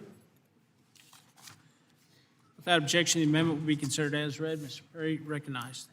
Thank you, Mr. Chairman. This amendment would prohibit recipients of federal transit funding from instituting a universal fare free policy that it would allow all users of public transportation service provided by or on behalf of such recipient from using such service without paying a fare. Transit is by far the most subsidized form of transportation. More than 80% of expenditures are paid by subsidies. So it's absolutely critical to ensure that transit agencies seek to recover additional fare box revenue rather than eliminate the fare box altogether. Transit agencies claim universal fare-free policies are necessary to attract additional ridership, but there's actually little evidence to support these claims. In fact, it likely has the opposite effect. Surveys show that transit riders place a much higher value on service, including on-time performance, service frequency, speed, etc., than on price. This is true of transit-dependent riders as it is of choice riders. Instead of eliminating fares, reducing operating revenues that leads to less effective and reliable service, reducing the appeal of transit to these choice riders. Additionally, real-world examples of universal fare-free policies have been associated with spikes in vandalism, vagrancy, and crime aboard the transit vehicles themselves, increasing security costs and further deterring ridership because no one wants to get on a transit vehicle where the criminals are hanging out and sleeping and waiting to prey on you because it doesn't cost them anything to be there. With the mayor overseeing the nation's largest transit system demanding free buses, this is a vital taxpayer protection tool that we must implement now. Everything can't be free. I urge adoption and I yield the balance. Thank you, Mr. Chair. I oppose the Perry amendment. I do not focus on what the mayor of the largest city in the country is doing. I focus on what Island County Transit is doing. Island County Transit, my district, a very small rural transit agency, has been operating universal fare-free transit service since its inception in the 1980s. It doesn't have a security problem. It doesn't have a vagrancy problem. Island Transit receives approximately 70% of its operating revenue from a voter-approved, locally collected sales tax. That's how they do it. Under that provision, Island Transit and other transit agencies will be forced to assume the cost of collecting the fares, which they have already looked at in the past and found it's just the cost of doing it in their model doesn't justify doing it. It upends its operations for no good reason. So let's not dictate this from Congress about what Island Transit should do or any other transit agency. There are other problems that transit agencies have. We should resolve those. This isn't the one. So I oppose this amendment and ask others to oppose it. Mr. Chairman? Jerry. Mr. Chairman, this amendment would punish cities like New York for even considering bold policies to make transit more affordable, accessible, and efficient. New York City depends on the largest transit system in the United States, which serves as essential infrastructure for millions of residents each day. For many riders, the cost of a fare is not a small inconvenience, it's a real barrier. Instead of helping transit agencies meet the affordability crisis facing working families, this amendment would impose a blanket federal prohibition on universal fare-free transit policies. That is the wrong approach. Decisions about fare policy should be made by state and local leaders who understand their riders, their budgets, and their transportation systems, not dictated from Washington through a one-size-fits-all restriction. This amendment is especially harmful for New York City. The MTA receives federal transit funding, and this language could block future efforts to make buses or other services fare-free, even if New York identifies a sustainable funding source to replace fare revenue. It could also chill innovation, and prevent the expansion of successful pilot programs designed to speed up service, reduce boarding delays, and make transit easier to use. Let's be clear, no one is saying transit agencies should eliminate fares without a responsible funding plan. Local governments already have to balance their budgets and make difficult decisions about operations, service, and revenue.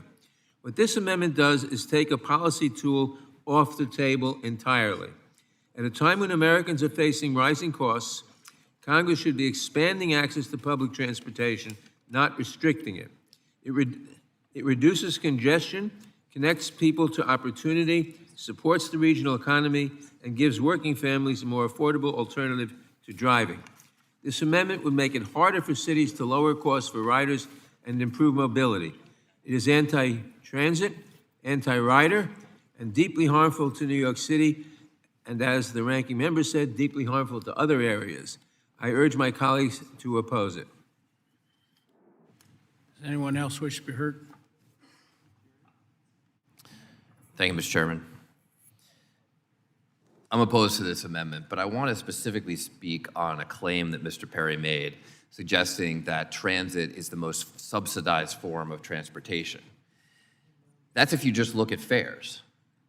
But of course, there are a lot of other costs to transportation. The Highway Trust Fund alone has received $500 billion,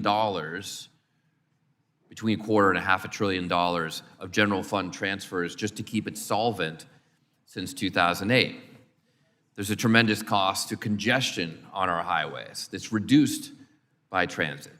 There's an enormous cost to accidents because tens of thousands of Americans are killed on our highways every year, a mere handful in transit accidents in the last 2 decades. There's a cost to emergency response. We never think about the cost of highway travel in terms of the police, the fire service, the emergency response services that have to be paid for by taxpayers because so many people get killed on our highways. I know Republicans are immune to the costs of pollution, but the people that you represent are not. That's another cost as well. There are costs to congestion, to simply the economic cost of being stuck in traffic. Even Milton Friedman would agree with that. There are land use costs because so much more land is taken up by highways. One track has the capacity of between 6 and 10 highway lanes. Downtown development taken up by parking spaces instead of being productively used. These are all costs of having a society unique in America that is so dependent on cars. And why is it so dependent on cars? Because we subsidize the hell out of them. So irrespective of the virtues of having fare-free transit, it's just simply false, the idea that transit takes more subsidies than the alternatives. And that's why the rest of the world, which is making economic decisions on how to invest taxpayer money in transportation, invests in a lot of transit, invests in a lot of rail, invests in high-speed rail, which we're still struggling to build here in America, the only developed country in the world that doesn't have or isn't building high-speed rail. There's not some vast railroad conspiracy that has infected every other country. But thanks to Make America Healthy, again, it just hasn't come here yet. No, it just makes economic sense, and that's why the rest of the world does it. Unfortunately, too often it's the auto lobby, the oil lobby, the automobile lobby, the airline lobbies that reduce investment in rail here in America, take these decisions out of an economic analysis and make them political. So let's just set that rumor to bed. There's a reason why it's more efficient to take trains, why it costs less, and it takes less taxpayer dollars. Mr. Chairman, I yield back. Does anyone else wish to be heard on the amendment? Seeing no one, are there any amendments to the amendment? Seeing none, the question is on the amendment. All those in favor signify by saying aye. All opposed signify by saying nay. Opinion of the chair, the nays have it. Gentleman requests a vote on the amendment. As previously announced pursuant to Committee Rule 6F, further proceedings on the question are postponed.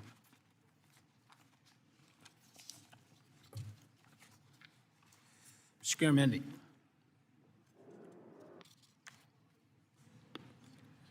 Is this on the voting? Amendment.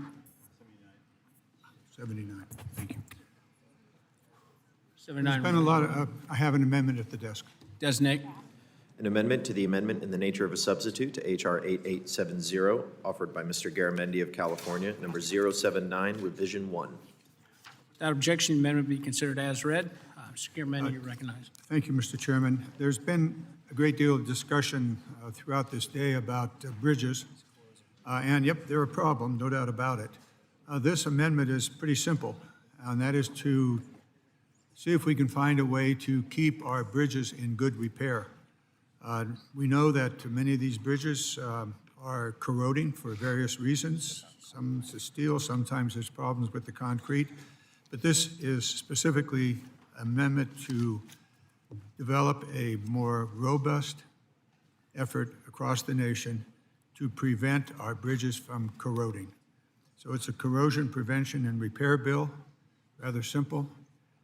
We can go into all the details if you like, but considering that we got a whole lot of work out ahead, if you like your bridges to continue to be sturdy, if you want your bridges to fall down, then vote no.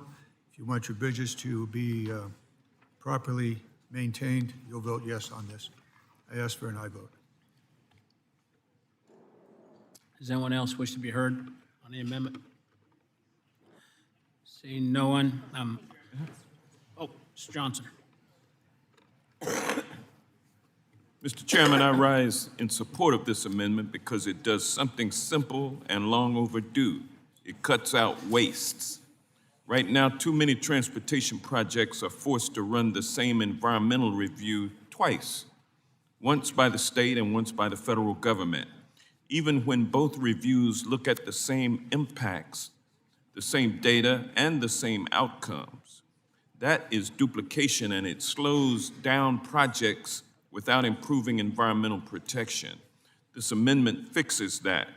It takes the old pilot program and turns it into a permanent, fully functioning tool that lets qualified states carry out one high-quality review instead of two. It also expands the program so airports and ports can benefit from the same streamlined process. That means faster timelines, fewer bureaucratic delays, and no loss of environmental safeguards. We are not weakening standards, we are eliminating paperwork that does nothing but burn time and taxpayer dollars. When a state can meet the same requirements with one review, there's no reason to force them to do it twice. This amendment is about efficiency, accountability, and common sense. It helps states deliver projects faster, it keeps environmental protections intact, and it frees up time and resources for the work that actually matters. So I urge my colleagues to support the amendment, and I yield back.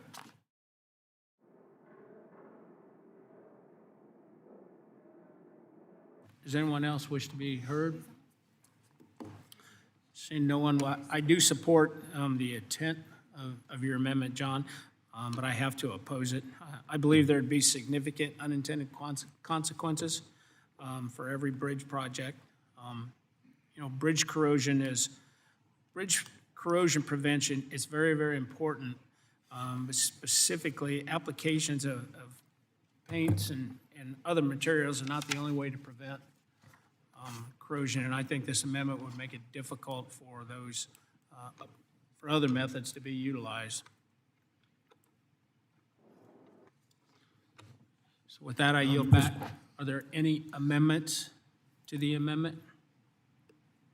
Seeing none, the question is on the amendment. All those in favor signify by saying aye. Aye. All opposed signify by saying nay. The opinion of the chair, the nays have it.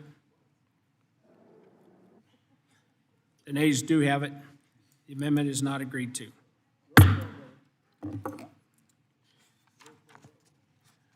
All right. We'll allow it. The gentleman requested a roll call vote. As previously announced pursuant to Committee Rule 6F, further proceedings on the question are postponed. So boss just finished closing on the floor, so he should be back any minute. So we'll run through one more. And Mike. What? Why don't you start? Let's keep it up. We'll go ahead and start. He should be on his way. He was managing a bill on the floor. We're going to start voting right now. All right, we'll go ahead and start voting. He should be here any minute. So first, amendment number 78 offered by Mr. Garamendi, which a recorded vote was ordered, which was not agreed to by voice vote. Is a recorded vote still ordered? John? I really don't understand the opposition. I really don't. Apparently, some discussions have taken place long before we began this process of amendments, and I don't have all the details on that.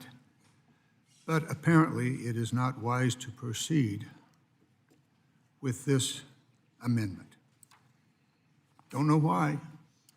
Don't know who's making these decisions, nor do I know why they're making these decisions, but they are.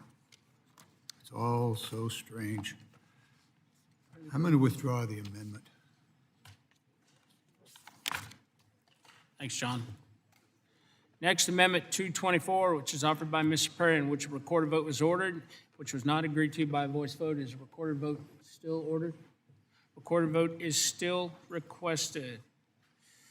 Members will record their votes using the electronic voting system. The chairman intends to vote no.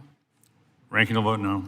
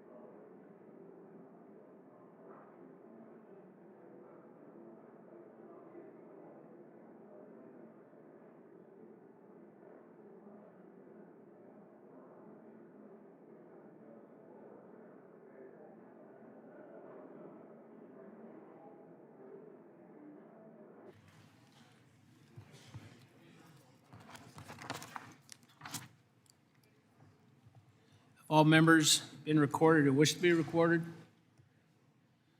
Does anyone wish to change their vote? Hearing none. Close the board and announce the total. Mr. Chairman, on that vote, there are 16 yeas and 49 nays. I voted 16 yeas, 49 nays. The amendment is not agreed to. Next amendment, number 62, offered by Mr. Johnson of Georgia, in which a recorded vote was ordered, which was not agreed to by voice vote. Is a recorded vote still requested? It is not. Thank you very much. Next, Amendment 294, offered by Ms. Titus, in which a recorded vote was ordered, which was not agreed to by voice vote. Is a recorded vote still requested? Yes. A A recorded vote is still requested. Members will record their votes using the electronic voting system. The chairman intends to vote no. Yeah, thank you, Mr. Chair. We have an agreement on this one as part of a big two agreement, so I'll be voting no on this, but only me. I yield back. Open the board. May, a question, please? Mr. Larson, I have a question.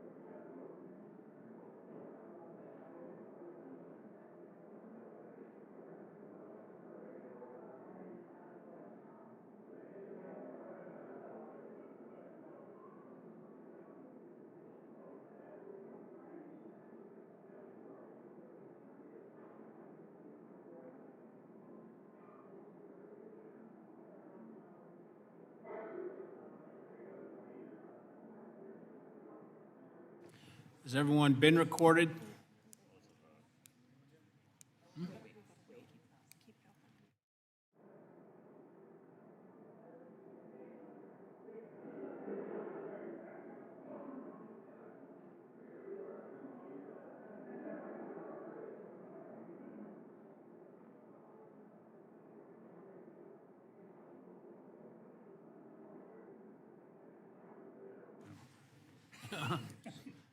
Has everyone been recorded who wishes to be recorded? Does anyone wish to change their vote? Seeing no one, close the board, announce the total. Mr. Chairman, on that vote, there are 35 yeas and 31 nays. I voted 35 yeas and 31 nays. The amendment is agreed to. Next, amendment number 154, offered by Mr. Mass, in which a recorded vote was ordered, which was not agreed to by voice voters. A recorded vote is still requested. Recorded vote is still requested. Members will record their vote by electronic device. The chairman intends to vote no. Ranking vote no. Open the board.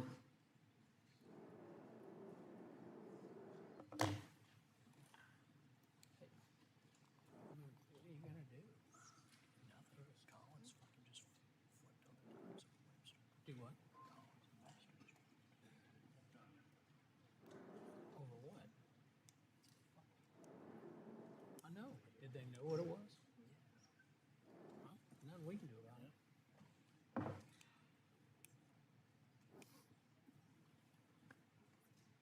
Brad, where's?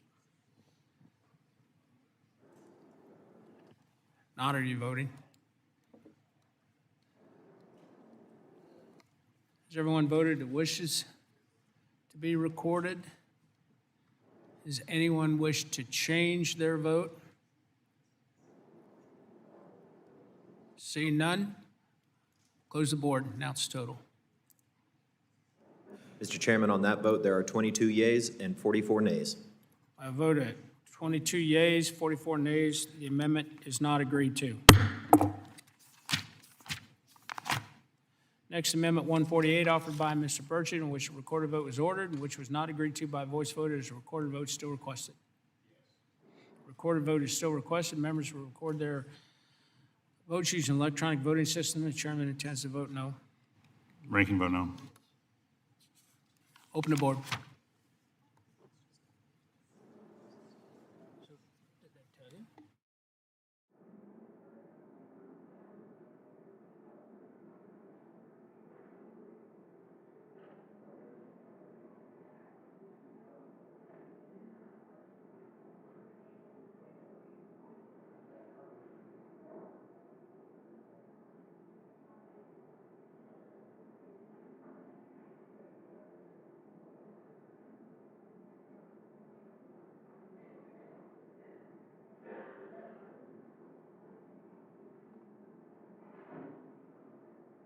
Has anyone been recorded that wishes to be recorded?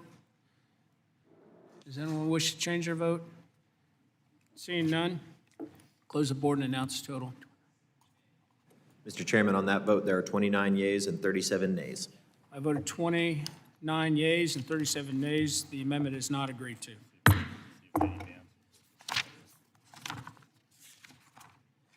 Next amendment, number 94, offered by Mr. Nels, in which a recorded vote was ordered, which was not agreed to by voice vote. Is a recorded vote still requested? Yes, sir. Recorded vote is still requested. Members will record their vote using the electronic voting system. The chairman intends to vote no. Ranking vote yes.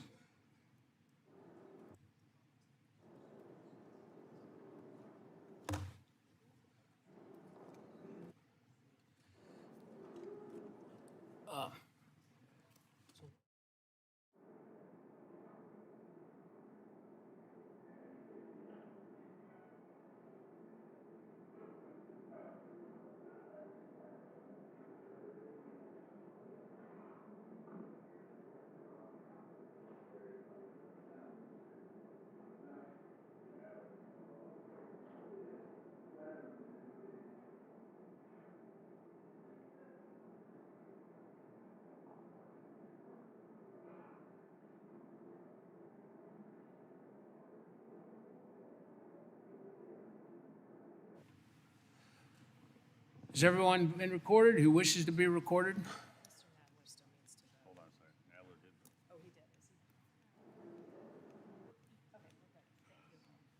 Does anyone wish to change their vote? Seeing no one, close the board and announce the total. Mr. Chairman, on that vote, there are 54 yeas and 11 nays. I voted 54 yeas, 11 nays. The amendment is agreed to.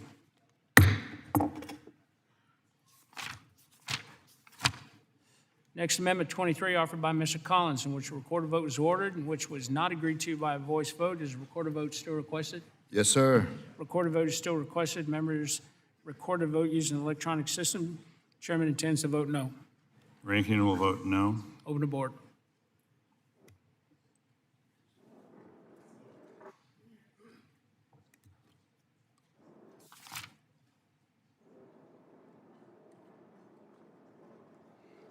Who else voted for it?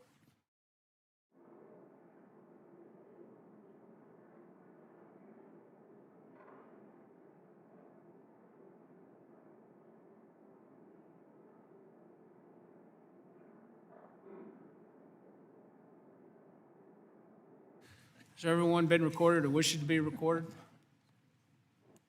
Anyone wish to change their vote? Seeing none, close the board and announce the total. Mr. Chairman, on that vote, there are 27 yeas and 39 nays. I voted 27 yeas, 39 yeas. The amendment is not agreed to.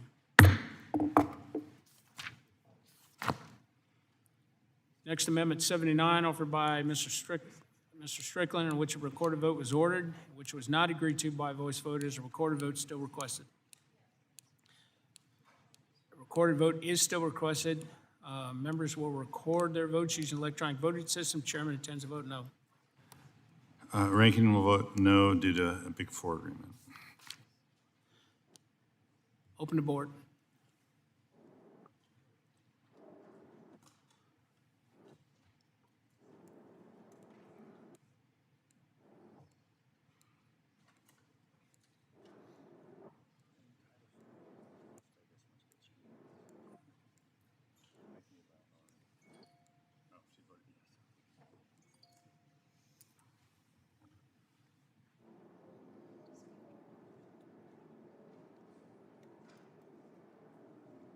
Has everyone been recorded who wishes to be recorded? Does anyone wish to change their vote? Seeing none, close the board and report the total. Mr. Chairman, on that vote, there are 30 yeas and 36 nays. I voted 30 yeas, 36 nays. The amendment is not agreed to. Next amendment 41, revision 1, offered by Mr. Fong, in which a recorded vote was ordered, which was agreed to by voice vote. Is a recorded vote still requested? Yes. The recorded vote is still requested. Members will record their votes using the electronic voting system. The chairman intends to vote aye. Ranking will vote no. Open the board.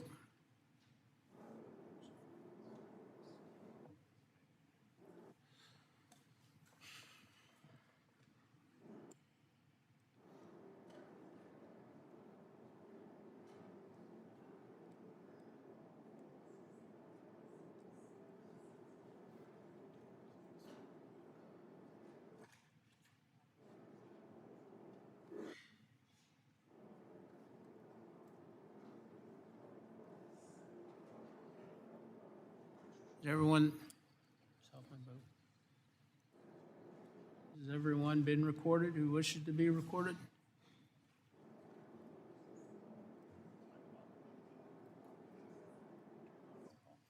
Does anyone wish to change their vote? Seeing no one, close the board, announce total.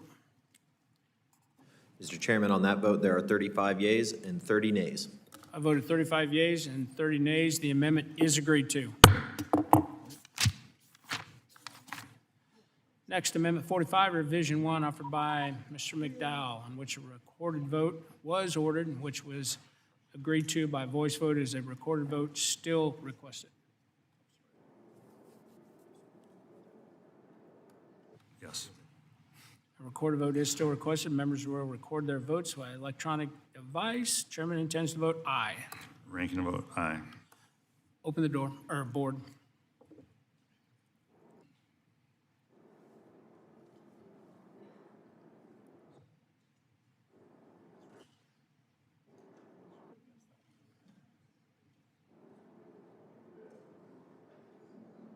Which one was it?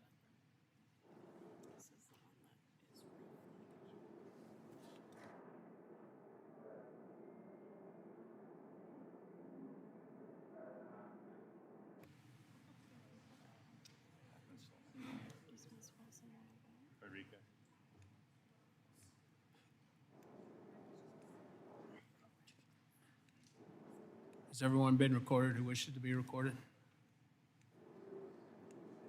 Does anyone wish to change their vote? Seeing no one, close the board. Announce total. Mr. Chairman, on that vote, there are 64 yeas and 1 nay. I voted 64 yeas and 1 nay. The amendment is agreed to. Next, Amendment 77, offered by Mr. Johnson of South Dakota, in which a recorded vote is ordered, which was agreed to by voice vote. Is a recorded vote still requested? Yes. A recorded vote is still requested. Members will record their votes using an electronic device. The chairman intends to vote aye. Ranking will vote no. Open the board.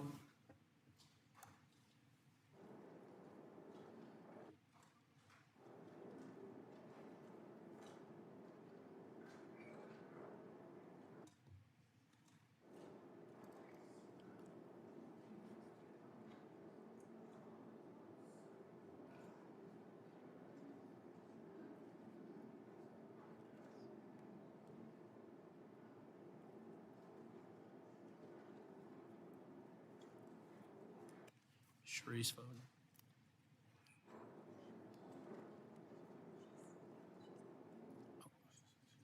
Has everyone voted who wishes to be recorded?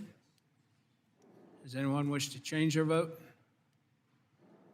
Seeing no one, close the board and announce the total.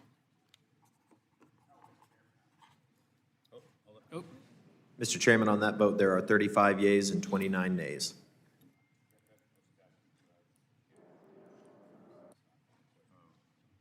Did you vote at all? Did it record at all?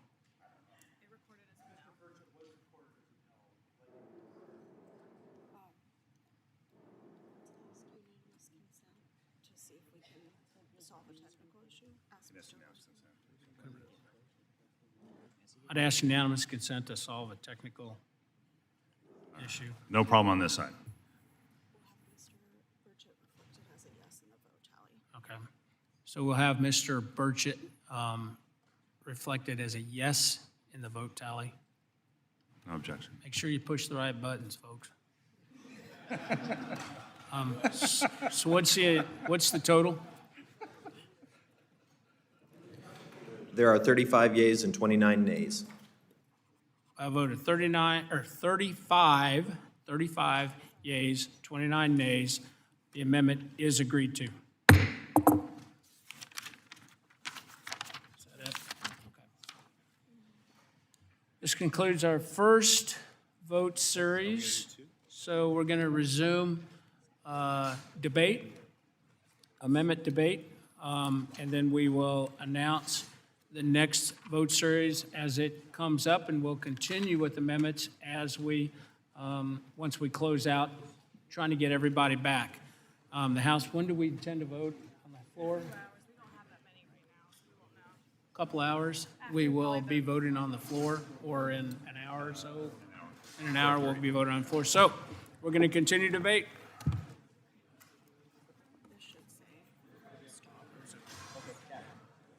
Mr. Stauber, you got an amendment?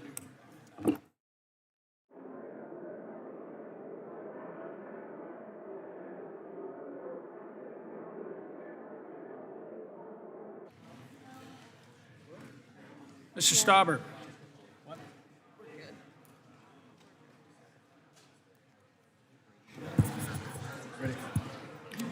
I have an amendment at the desk. Designate. An amendment to the amendment in the nature of a substitute to H.R. 8870, offered by Mr. Stauber of Minnesota, number 049. Without objection, the amendment will be considered as read. Mr. Stauber, you're recognized for 5 minutes. Thank you, Mr. Chairman. I just wanted to briefly discuss last week's Supreme Court decision in Montgomery versus Kuribe, which has fundamentally reshaped the logistics industry. In the absence of a clear federal or legal standard for carrier selection, brokers and shippers will now have to individually establish criteria for the selection of safe motor carriers. The Supreme Court opinion noted that brokers may not always be in a good position to objectively assess carrier safety, and that there was an absence of... I need some order in the hearing room. And then we'll give Mr. Stauber his time back. Thank you, Mr. Chair. Go ahead. There was an absence in meaningful safety-related regulation of brokers at the federal level. This ruling shifts a nationally consistent system towards a patchwork of liability standards that will drive up costs and hit small trucking companies and the small business that rely on them the hardest. And this ruling will shift loads away from small carriers to larger fleets with the resources to navigate compliance requirements. Costs in the supply chain should be of concern to every member of this committee. If operating costs increase, insurance costs for brokers and carriers increase, and the need to defend against litigation increases. The cost of moving household goods and food will increase as well. Without a clear federal guardrails like my Motor Carrier Safety Selection Standard Act, we are leaving the market exposed. I have long sought greater safety on our nation's road by requiring freight brokers and shippers to rigorously verify that a motor carrier is properly registered, adequately insured, and fully compliant with federal safety standards before entrusting them with a shipment. I am concerned about the ramifications of this decision for small carriers, small businesses that engage in trucking companies directly, and freight brokers. Mr. Chairman, I urge this committee to hold a hearing on the impacts of the Montgomery decision on cost, truckload capacity, and the risks of fraud and false claims in the industry. I also encourage this committee to prioritize working with FMSCA to ensure the agency continues to finalize regulations targeting fraudulent actors in the trucking space and promoting compliance. With an agreement that we will continue to work together on this, Mr. Chairman, I am withdrawing the amendment at this time. And I yield back.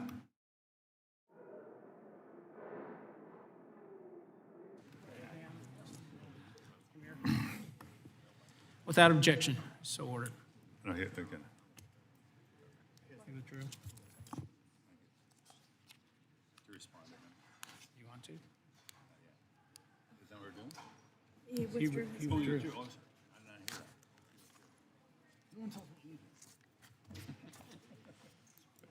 Mr. Johnson. I think I have an amendment at the desk. Designate. An amendment to the amendment in the nature of a substitute to H.R. 8870, offered by Mr. Johnson of Georgia, number 063. Without objection, the amendment be considered as read. Mr. Johnson, you're recognized for 5 minutes. Thank you, Mr. Chairman. Over the last decade, assaults on transit operators have increased by more than 232%, a staggering trend that puts the people who keep our transit systems running at real and great risks. These are frontline workers who show up early, stay late, and keep our communities moving. They should not have to fear for their safety just for doing their job and serving the public. And when the risks keep rising, Congress has a responsibility to make sure agencies have the resources they need to protect their workers and their riders. My amendment fixes that by allowing transit agencies to use their existing federal formula funds for security and crime prevention operating expenses. No new spending, no new programs, just clear authority to use the tools they already have to keep riders and workers safe. It helps them install cameras, emergency call boxes, and better lighting. It helps them deploy mobile safety apps and modernize FareGate technology, and it ensures they can respond quickly when safety concerns arise. Because a transit system cannot be reliable if it is not safe, and it cannot be safe if agencies are unsure whether they can use their own federal funds to protect the people they serve. I urge my colleagues to support the amendment, and I yield back.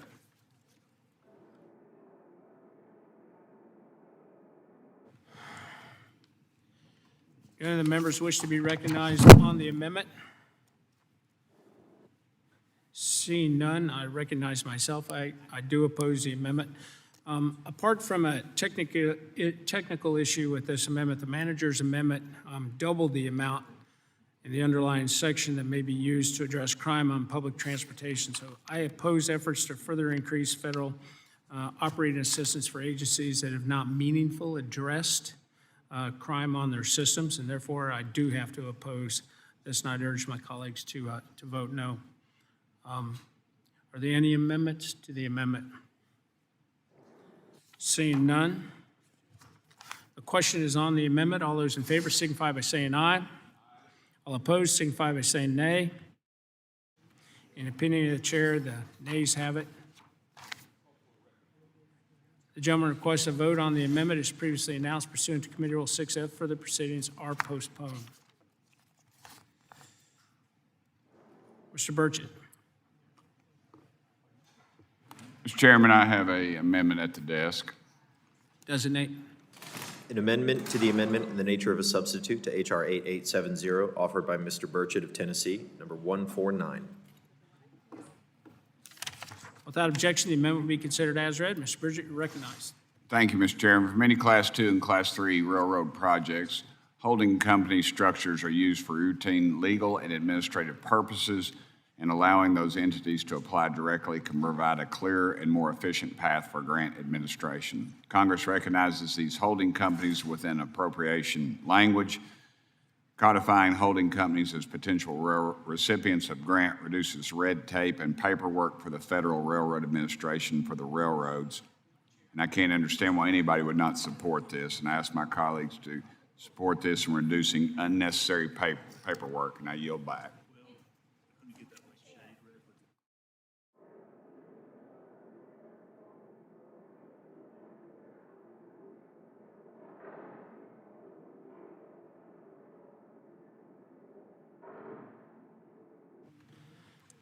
And I'd like a recorded vote, Mr. Chairman. We'll get there. Sharice, you want to speak on it? Thank you, Chairman. The ranking member opposes the amendment from Representative Burchett. This amendment would make the holding companies of short-line railroads eligible for Consolidated Rail Infrastructure and Safety Improvement Grants, or CRISI grants. Short-line railroads are already eligible for these grants, regardless of their ownership structure. CRISI allows short lines to make safety and environmental upgrades that they would otherwise not be able to afford. Short-line railroads provide critical services, and this is why they're eligible to receive grants. This amendment would expand eligibility to railroad holding companies, some of whom are held by investment firms whose net income can exceed $1 billion.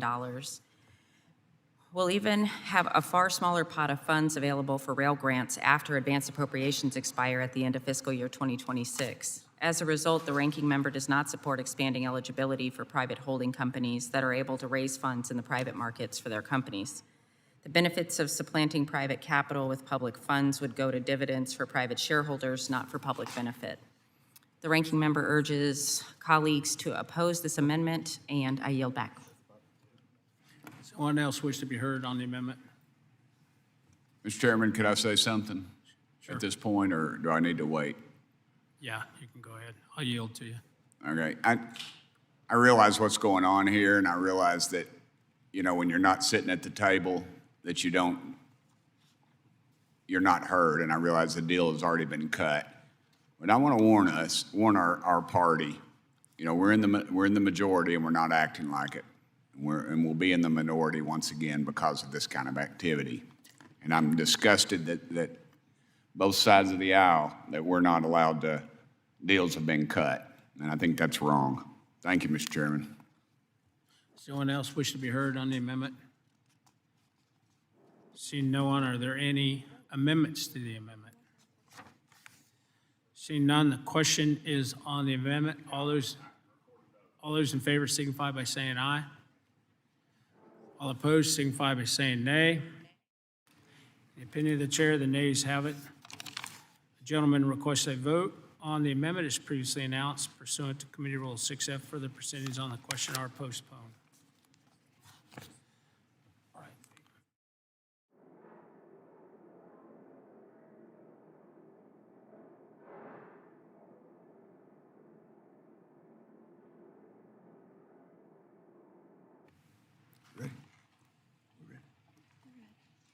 Mr. Carson? Sir? The clerk will designate the amendment. Yes, sir. An amendment to the amendment in the nature of a substitute to H.R. 8870, offered by Mr. Carson of Indiana, number 058. Without objection, the amendment will be considered as read. Mr. Carson is recognized for 5 minutes to speak on his amendment. Thank you, Mr. Chairman. Mr. Chairman, my amendment supports workforces at American Rail maintenance facilities. I'm proud to represent one of the finest rail maintenance facilities in the country, Beech Grove, Indiana. Too many times over the years, there have been short-sighted attempts to shrink the workforce and outsource critical rail safety and repair work performed by highly skilled workers. If the U.S. wants the best and most reliable rail systems, we have to invest in our rail workforce and support them as they advance their skills with new technologies and exciting new equipment that improves safety and efficiency. My amendment provides the provisions in the Rail Equipment Pool subtitle of the bill, Section 10301, from reducing the work product or the workforce at U.S. rail maintenance facilities.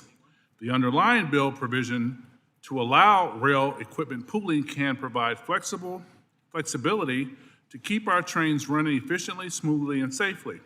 But these provisions should not be used to reduce the workforce or the quality work performed at American Rail maintenance facilities, including the premier facility in Beech Grove, Indiana. The amendment is endorsed by the International Association of Machinists, IBEW, Smart Union, and the Transportation Workers United. I urge my colleagues to support this great amendment, and I yield back the balance of my time. Gentleman yields. Any other members want to be recognized on the amendment? I oppose the amendment. The passenger rail equipment pools established as the underlying bill will be managed and operated by state compacts for the purpose of acquiring railroad equipment for use by pool participants. The amendment is unnecessary as the purpose of these pools is to spur growth and competition. I'm concerned that the amendment will have unintended consequences that could constrain the equipment's pool's ability to function as Congress intends. I urge my colleagues to oppose this amendment, and I yield back. Are there any other speakers on the amendment? Seeing none, the question is, are there any other amendments to the amendment?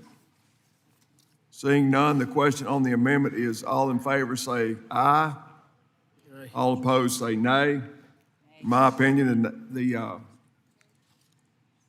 The nays have it. Mr. Chairman, I'd like a recorded vote. Gentleman wants a recorded vote.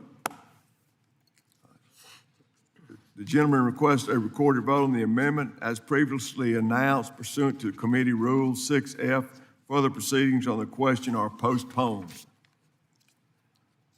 For what purpose does Mr. Nails seek recognition? Mr. Chairman, I have an amendment at the desk. The clerk will designate the amendment. An amendment to the amendment in the nature of a substitute to H.R. 8870, offered by Mr. Nels of Texas, number 087. Without objection, the amendment will be considered as read. Mr. Nails is recognized for 5 minutes to speak on his amendment. Thank you, sir. This amendment would address a serious problem that is affecting the truck trailer manufacturers and could jeopardize thousands, yes, sir, thousands of jobs. Here is the problem that involves rear bumpers that are on truck trailers. That's it, the rear bumpers. Federal experts at DOT and NHTSA set federal standards that all truck trailer manufacturers must meet and comply with. The standards set the right balance to protect people when there happens to be an accident involving a vehicle that hits the back of the truck trailer. But some lawyers, the scum, have figured out how to sue under state law, claiming that juries should ignore the federal safety standards set by DOT and should hit companies with punitive damages even when they meet those federal standards. In one case, called the Wabash case, the jury ignored the federal standards for rear guard bumpers, ignored that the company had actually met the federal standard when it made the trailer, and instead awarded the plaintiff $450 million in punitive damages. First, it makes no sense to punish companies with punitive damages when they have actually complied with and met the federal standards for those rear guard bumpers. Second, the juries are in essence substituting their judgment for that of the NHTSA experts and awarding huge punitive damages against the companies even though they have complied. They complied with the federal standard. Third, the experts at DOT and NHTSA spent a lot of time doing tests, analyzing multiple scenarios that fit the right balance and set the appropriate federal standard. The current standards are set. They were done in 2022. And fourth, the insurance costs. The insurance costs for the companies are increasing. It's in a big way. And that gets passed along to the customer. It does at the end of the day. This proposal only explicitly addresses the rear bumpers of truck trailers. And it would only prevent punitive damages from being imposed when, and only when, the manufacturer meets federal standards for those rear bumpers. Punitive damages are supposed to be reversed for malicious and willful misconduct and to punish companies for intentional causing harm. It still allows people, this legislation, this bill, it still allows people to file lawsuits and also recover damages for injuries and lost income called compensatory damages. It still allows people to even get punitive damages if the company does not meet the federal standard when the trailer is manufactured and does not preclude lawsuits. The current situation is unattainable.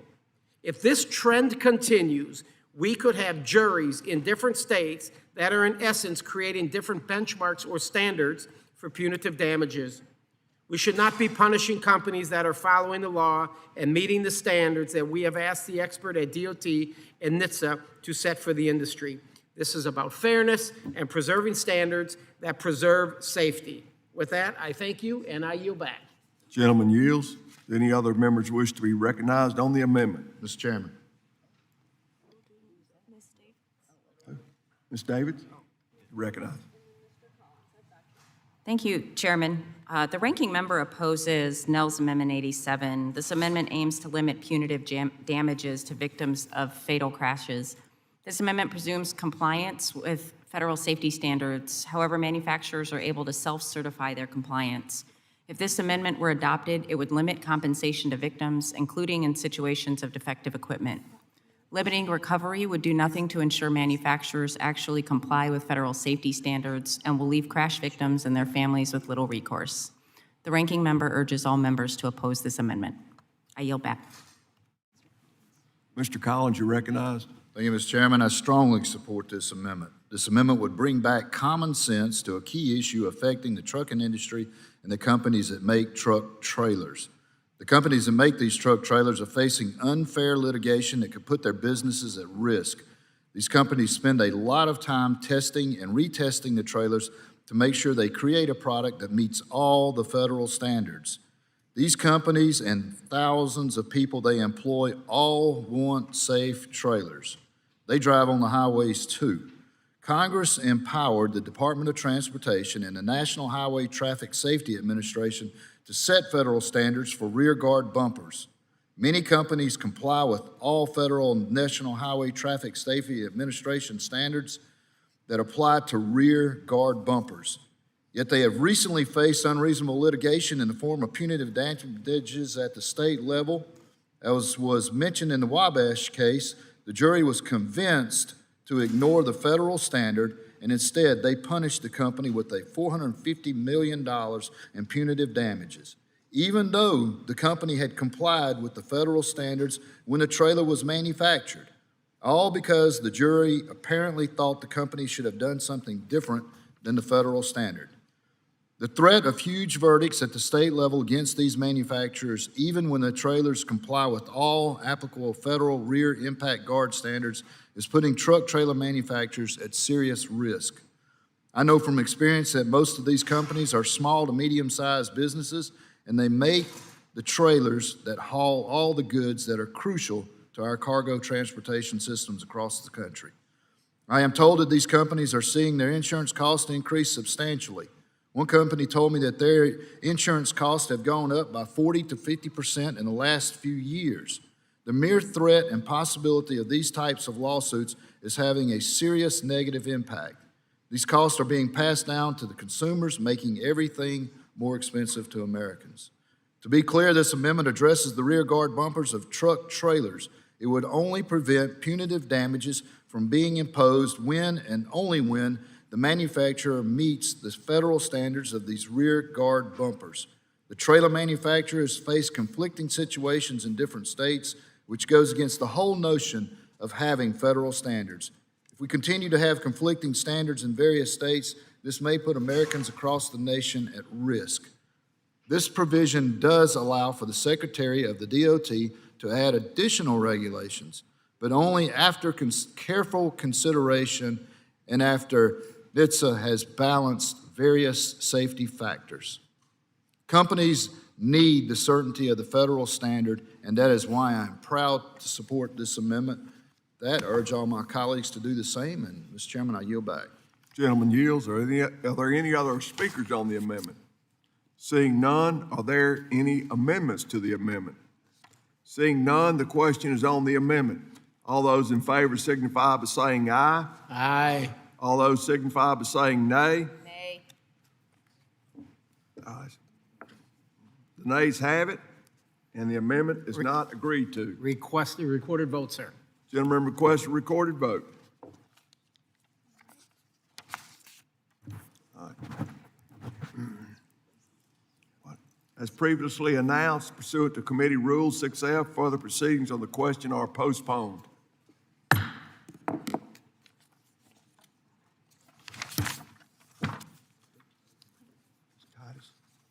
For what purpose does Ms. Titus seek recognition? I have an amendment at the desk. The clerk will designate the amendment.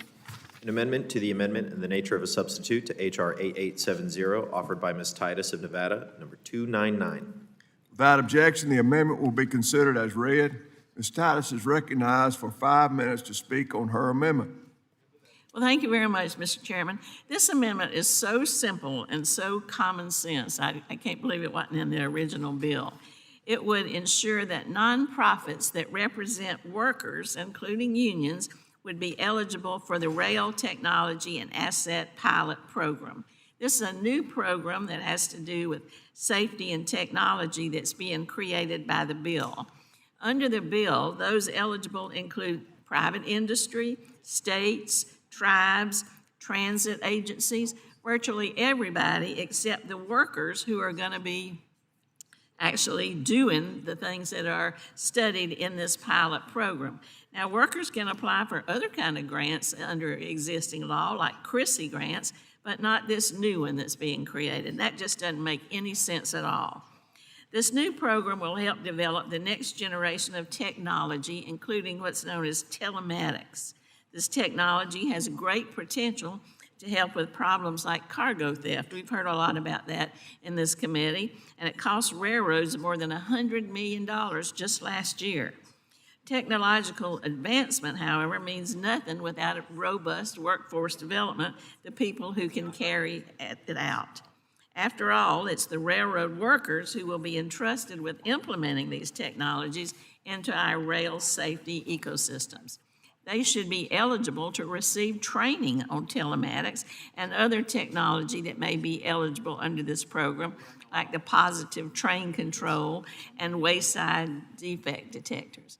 So as I said, it makes no sense to let everybody apply for this except the people who are going to be implementing it. They're the ones who need the training because they're the ones who are on the front line. So I would encourage my colleagues to correct this little minor error in the bill and add these workers to the eligibility list for the grant program, this pilot program newly created by this bill.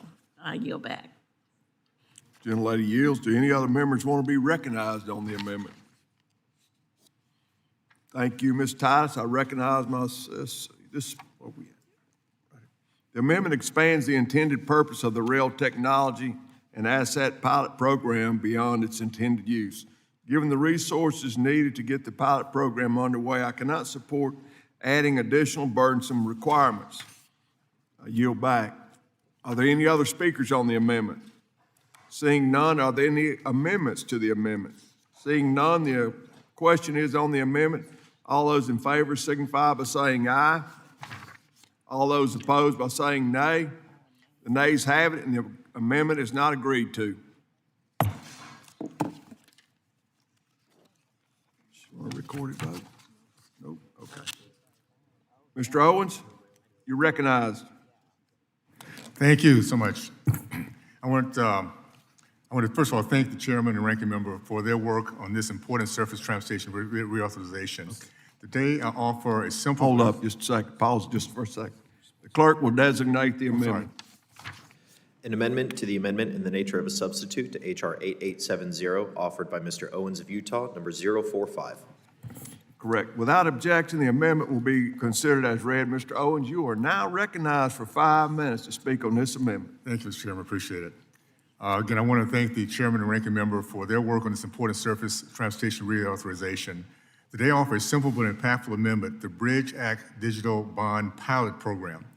Mr. Chairman, in rural America and small communities, municipal bonds are how local governments pay for roads, bridges, and transit. But for too many small issuers, the high fixed costs of traditional bond deals make these projects too expensive. Often they delay or cancel needed infrastructure. My amendment creates a modest time limit pilot at the Build America Bureau. It gives targeted grants to help small, rural, and disadvantaged communities cover the one-time cost of switching and of using a qualified digital bond platform to federally assisted transportation projects. These platforms have already proven they can cut issuance costs, speed up settlements, and increase transparency, all while fully complying with existing security laws and MSRB rules. The pilot is completely voluntary. It gives priority to smallest insurers, thus doing $10 million or less per year, as well as rural and disadvantaged communities. It also favors models that can help multiple jurisdictions at once. The bill includes strong protections, bondholder continuity plans, a coordination with the depository trust company, and technology neutral standards set by the SEC, MSRB, and the DTC, a 5-year sunset, annual reports, and a GAO review. Importantly, this amendment does not mandate anything. It does not change security laws or tax laws. It does not tie any federal transportation funding to its use. Mr. Chairman, in small rural communities with high costs and limited staff, this This program will deliver lasting savings for every future bond. It stretches taxpayer dollars further and helps more projects get built. The smart, low-cost modernization that belongs in the innovative finance title of this bill. I urge my colleagues on both sides of the aisle to support the amendment. I yield back the balance of my time. Gentleman yields. Ms. Davis, you're recognized. Thank you, Chairman. The ranking member opposes the Owens Amendment 45. The amendment seeks to establish a pilot program to help small, rural, tribal, and disadvantaged communities better access digital municipal bonds. While the ranking member applauds the intent, it is a complex issue that needs more vetting than the time allowed by the amendment process, and may also require input from various committees beyond T&I. Given that, the ranking member must oppose the amendment. I yield back. Are there any other speakers on the amendment? Seeing none, are there any amendments to the amendment? Seeing none, the question is on the amendment. All those in favor signify by saying aye. Aye. All those opposed signify by saying nay. The nays have it, and the amendment is not agreed to. Mr. Owens? You'd like to get a vote? Recorded vote? Yes. Gentleman requests a recorded vote on the amendment as previously announced pursuant to Committee Rule 6F. Further proceedings on the question are postponed.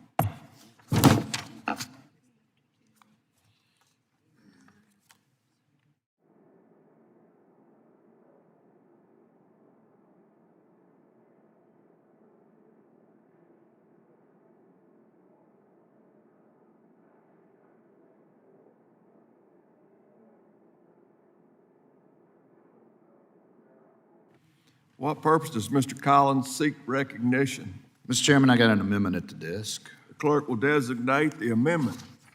An amendment to the amendment in the nature of a substitute to H.R. 8870, offered by Mr. Collins of Georgia, number 025. Without objection, the amendment will be considered as read. Mr. Collins is recognized for 5 minutes to speak on the amendment. Thank you, Mr. Chairman. My amendment would expand an existing exemption from certain sales tax to also apply to the trucking industry. Airlines and bus companies already receive this exemption. Giving the same protection to truckers will help lower cost. Gross receipts taxes are a terrible fit for the transportation industry. These taxes are sometimes called commercial activity taxes or franchise taxes. They act as tolls when goods originate in a state and terminate in another state, or simply drive through a state. Excessive taxes on trucking raises costs for every one of our constituents. In the trucking industry, we say, if you bought it, a truck brought it. Congress knows that these taxes are a terrible fit for the transportation industry. In the 1970s, we exempted airlines from paying these taxes. In the 1990s, we exempted bus companies from paying these taxes. This amendment would simply level the playing field by expanding this exemption to also include trucks. We should be doing everything we can to fight inflation and bring down costs. This is one more small thing we can do to help. I urge all my colleagues to support this amendment, and with that, Mr. Chairman, I yield back. Gentleman yields. Ms. Davis, you're recognized. Thank you, Chairman. The ranking member opposes Collins Amendment number 25. This amendment would preempt state and local taxes, fees, or levies on the transportation of interstate commerce by motor carriers. If enacted, this would limit state and local governments from collecting any revenue on motor carriers engaged in interstate transportation. This preemption provision and related motor carrier preemption provisions have been the subject of extensive litigation by trucking companies. States are already prohibited from regulating the price, route, or service of a motor carrier. Congress should not intervene to further limit this authority without thorough discussion and understanding of the impacts. The ranking member urges members to oppose this amendment. I yield back. Gentlelady yields. Any other members want to be recognized on this amendment? Are there any other speakers on the amendment? And so now we're going to switch.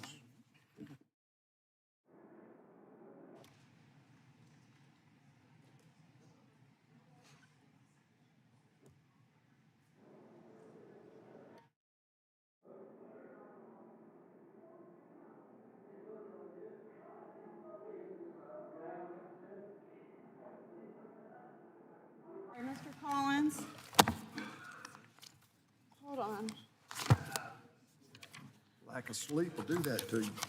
We try to make it.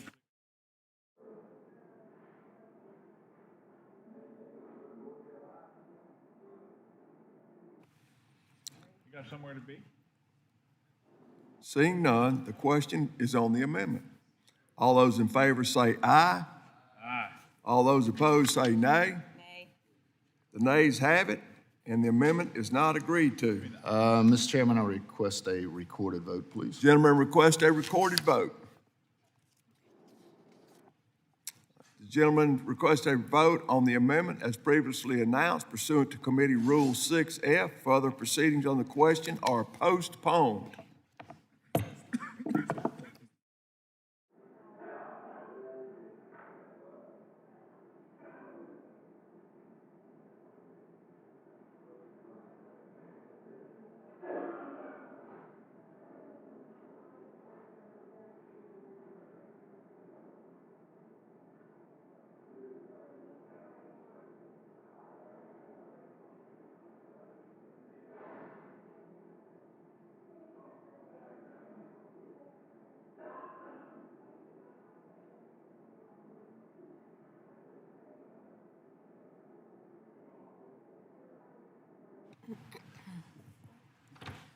For what purpose does Mr. Kiley seek recognition?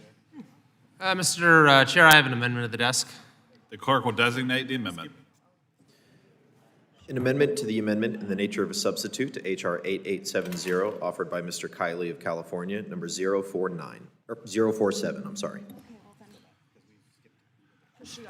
Without objection, the amendment will be considered as read. Mr. Kiley is recognized for 5 minutes to speak on his amendment.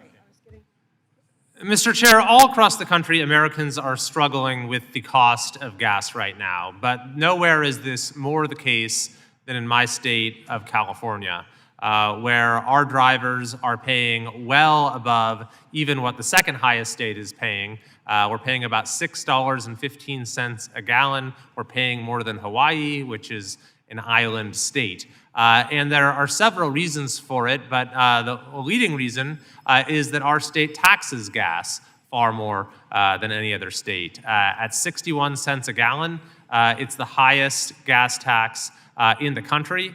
It's a cost that many of our drivers simply cannot afford. Many are having to make trade-offs between driving and putting food on the table. Many have said they've had to reduce their driving and to cut back on activities or other engagements or find alternative modes of transport.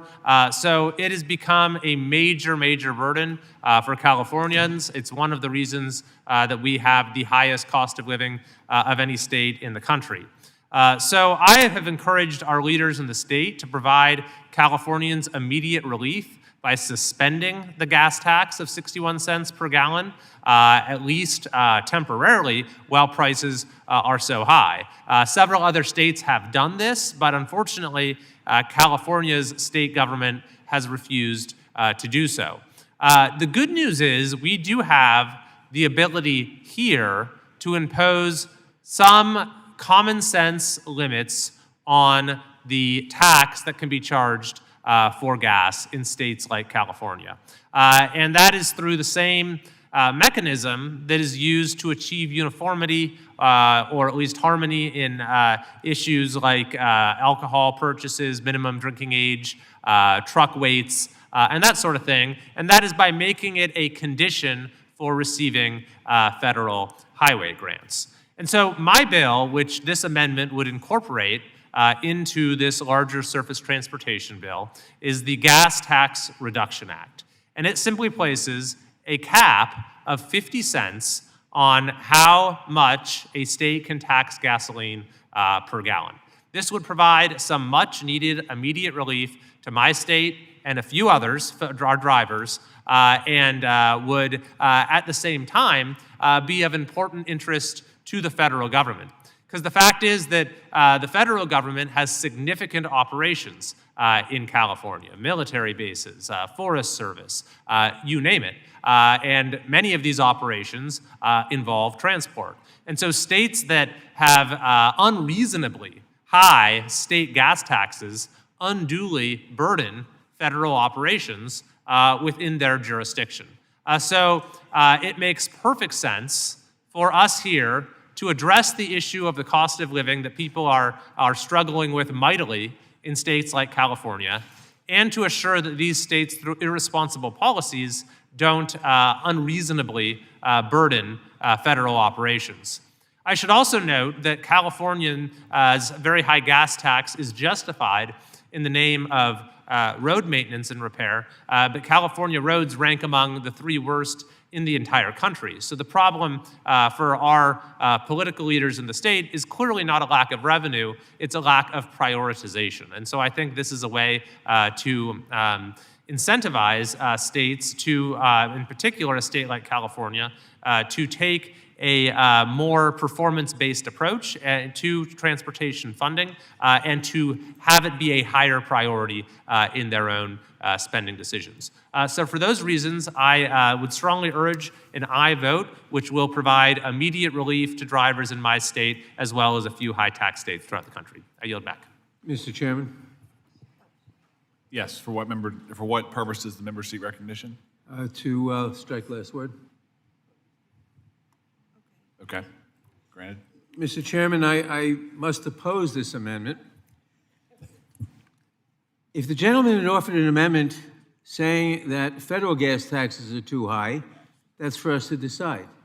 But to offer an amendment to say that California taxes are too high, well, they may well be, but that's for Californians to decide. We have no business here dictating to the states and deciding that California is okay and New York is not okay and Wyoming is fine. It's up to the states. That's what federalism is all about. State governments ought to make their own decisions. If the voters don't like that decision, they can vote their state officials out. That's what democracy is all about. It may very well be that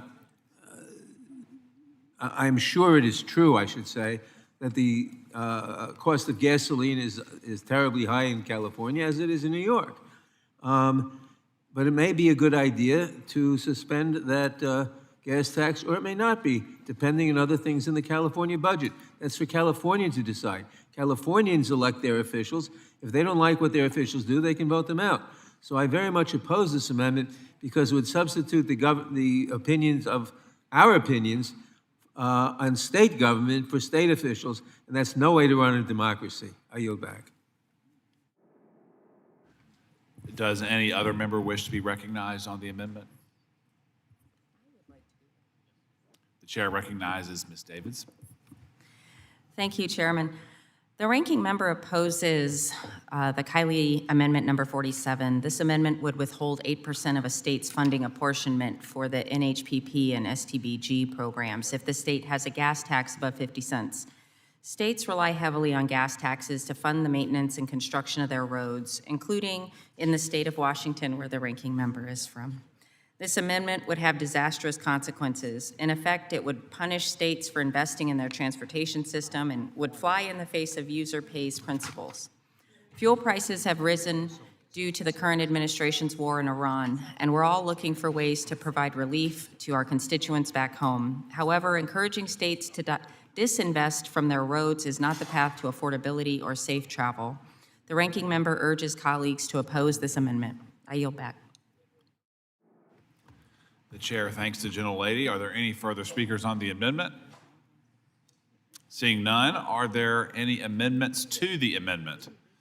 Seeing none, the question is on the amendment. All those in favor signify by saying aye. And all those opposed signify by saying nay. In the opinion of the chair, the nays have it, and the amendment is not agreed to. The gentleman has requested a vote on the amendment as previously announced pursuant to Committee Rule 6F. Further proceedings on the question are postponed. For what purpose does Ms. Brownlee seek recognition? Mr. Chairman, I have an amendment 69 at the desk. The clerk will designate the amendment. An amendment to the amendment in the nature of a substitute to H.R. 8870, offered by Ms. Brownlee of California, number 069. Without objection, the amendment will be considered as read. Ms. Brownlee is recognized for 5 minutes to speak on her amendment. Thank you, Mr. Chairman. Over the next few years, the United States will host several major international sporting events, including the World Cup and the 2028 Olympic and Paralympic Games. The underlying bill includes $50 million annually for transportation needs associated with these international sporting events. This funding level is simply not sufficient to meet the needs of communities across the United States that will host these events. My amendment would remove this limitation to ensure the House Appropriations Committee has the flexibility to provide adequate funding. As you may know, in prior U.S.-hosted Olympic and Paralympic Games, the federal government has played a critical role supporting the security and transportation needs of host communities. The last time the U.S. hosted the Winter Olympics in Salt Lake City in 2002, more than $2.1 billion in federal transportation assistance was provided.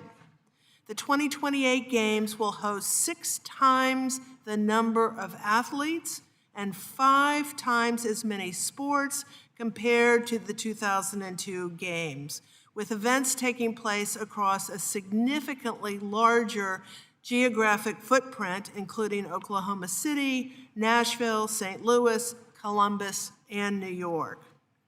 The 2028 Games will truly be a nationwide event that requires significant, large-scale transportation coordination, and the investments we make today will benefit the American people long after the Games conclude.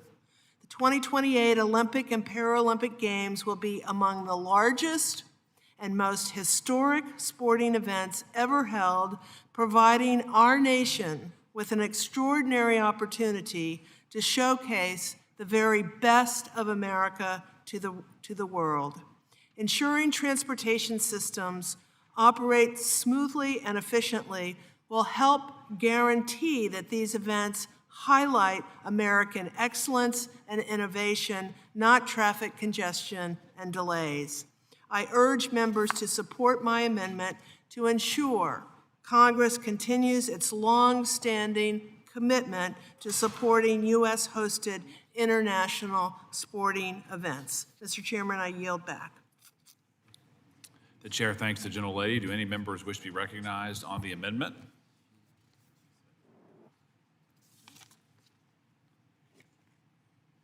Thank you, Ms. Brownlee. I recognize myself for 5. Oh, please.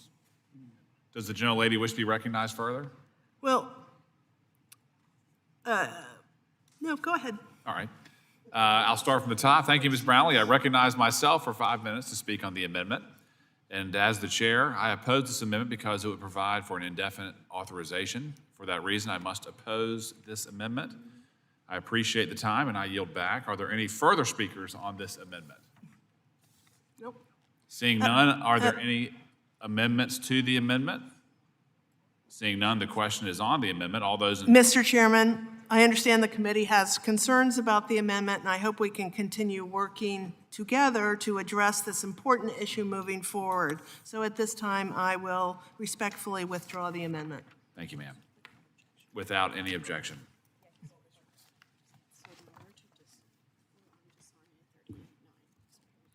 For what purpose does Ms. Desaulniers seek recognition? Mr. Chairman, I have an amendment at the desk. The clerk will designate the amendment. An amendment to the amendment in the nature of a substitute to H.R. 8870, offered by Mr. Desaulniers of California, number 039. Without objection, the amendment will be considered as read. Mr. Desaulniers is recognized for 5 minutes to speak on his amendment. Thank you, Mr. Chairman. My amendment would protect funding for the National Electric Vehicle Infrastructure NEV program and Charging and Fueling Infrastructure CFI program, both of which were established under the Bipartisan Infrastructure Law. These programs are critical to building a reliable national charging network and ensuring the United States remains competitive in the global transition to cleaner transportation. Electrical vehicle adoption is growing rapidly, both here at home in the United States and around the world. Last year, more than 1.5 million electric vehicles were sold in the United States, including in the San Francisco Bay Area, 1 in 4. And in California, just about that total number, 1 in 4. Nationally, accounting roughly 1 in 10 new vehicle sales. Globally, EV sales exceeded 17 million vehicles in 2024. China alone now accounts for more than half of all global EV sales, and their largest auto manufacturer is about to surpass Toyota as the largest auto manufacturing car company in the world. As China continues to aggressively invest in charging infrastructure and EVs, the advanced vehicle technology becomes more and more important to the global competitiveness for the United States. We should be leading this transition. These investments are also critical to addressing climate change. Transportation remains the largest source of greenhouse gas emissions in the United States, accounting to roughly 30% of total emissions.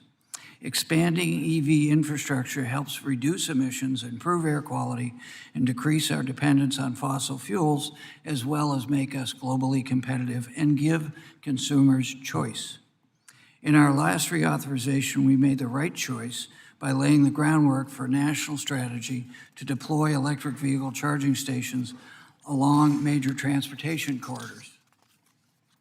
My amendment simply ensures that funds already authorized and appropriated by Congress cannot be frozen, delayed, or withheld without congressional approval by the administration. If we are serious about modernizing our transportation system, strengthening American competitiveness, and combating the threat of climate change, we must follow through on the investment Congress already made. Thank you, Mr. Chairman. I hope we will continue to work together on this important issue. I yield back. Thank you, sir. Do any members wish to be recognized on the amendment? Thank you, Mr. Desaulniers. I recognize myself for 5 minutes to speak on the amendment. Speaking on behalf of the chair, I oppose this amendment, which would hamstring the DOT from administering and reviewing programs that have largely failed to deliver on their promise despite billions of dollars spent. Thank you. I yield back. Are there any further speakers on this amendment?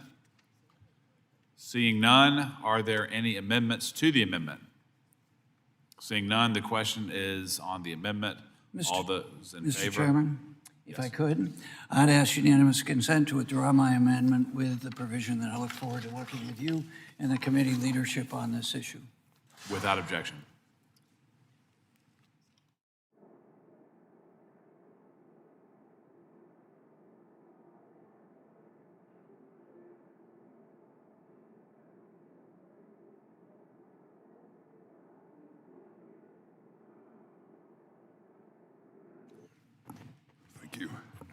For what purpose does Mr. Carbajal seek recognition?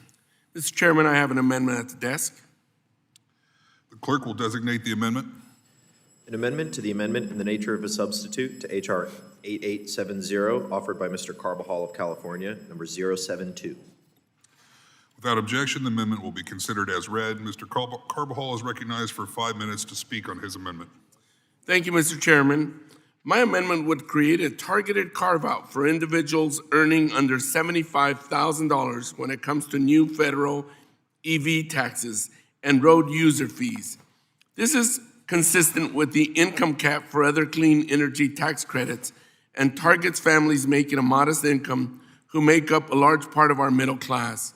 For many families in this range, they are some of the most financially burdened by increasing housing costs, higher transportation expenses, and everyday cost of living.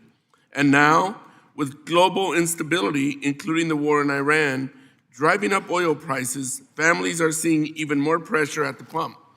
This amendment ensures we are not layering another financial burden to many middle-class families that are already struggling to make ends meet. I understand we need to shore up the Highway Trust Fund, and the user fees are a fair way to ensure everyone pays into the system. But let us be honest about the broader context. The Highway Trust Fund has been unsustainable for decades, long before EVs made up a meaningful share of vehicles on the road. Since 2008, It has required repeated general fund bailouts, and spending has exceeded gas tax revenues every year this century. That's not because of electric vehicles.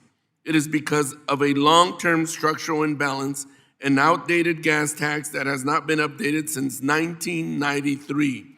Inflation, rising construction costs, and more efficient vehicles.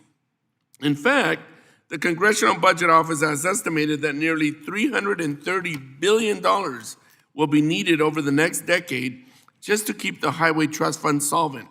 So if Congress is going to pursue long-term fiscal stability, we should do it in a way that is fair and consistent, treating all drivers equally, regardless of what kind of vehicle they drive, while protecting lower and middle-class households from new cost burdens. This amendment strikes that balance, fiscal responsibility without punishing affordability or limiting consumer choice. I urge my colleagues to support it. With that, I yield back. Do any members wish to be recognized on the amendment?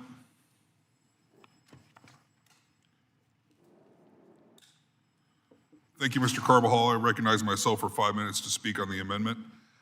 On behalf of the chairman, I oppose this amendment. The registration fee on electric vehicles and plug-in hybrids ensures preservation of the user pays principle. I'm a strong believer that if you use the system, you ought to pay into it. Therefore, I must oppose the amendment. I urge my colleagues to vote no. Are there any further speakers on this amendment? Seeing none, are there amendments to the amendment? Seeing none, the question is on the amendment. All those in favor signify by saying aye. Aye. All those opposed signify by saying nay. The nays have it, and the amendment is not agreed to.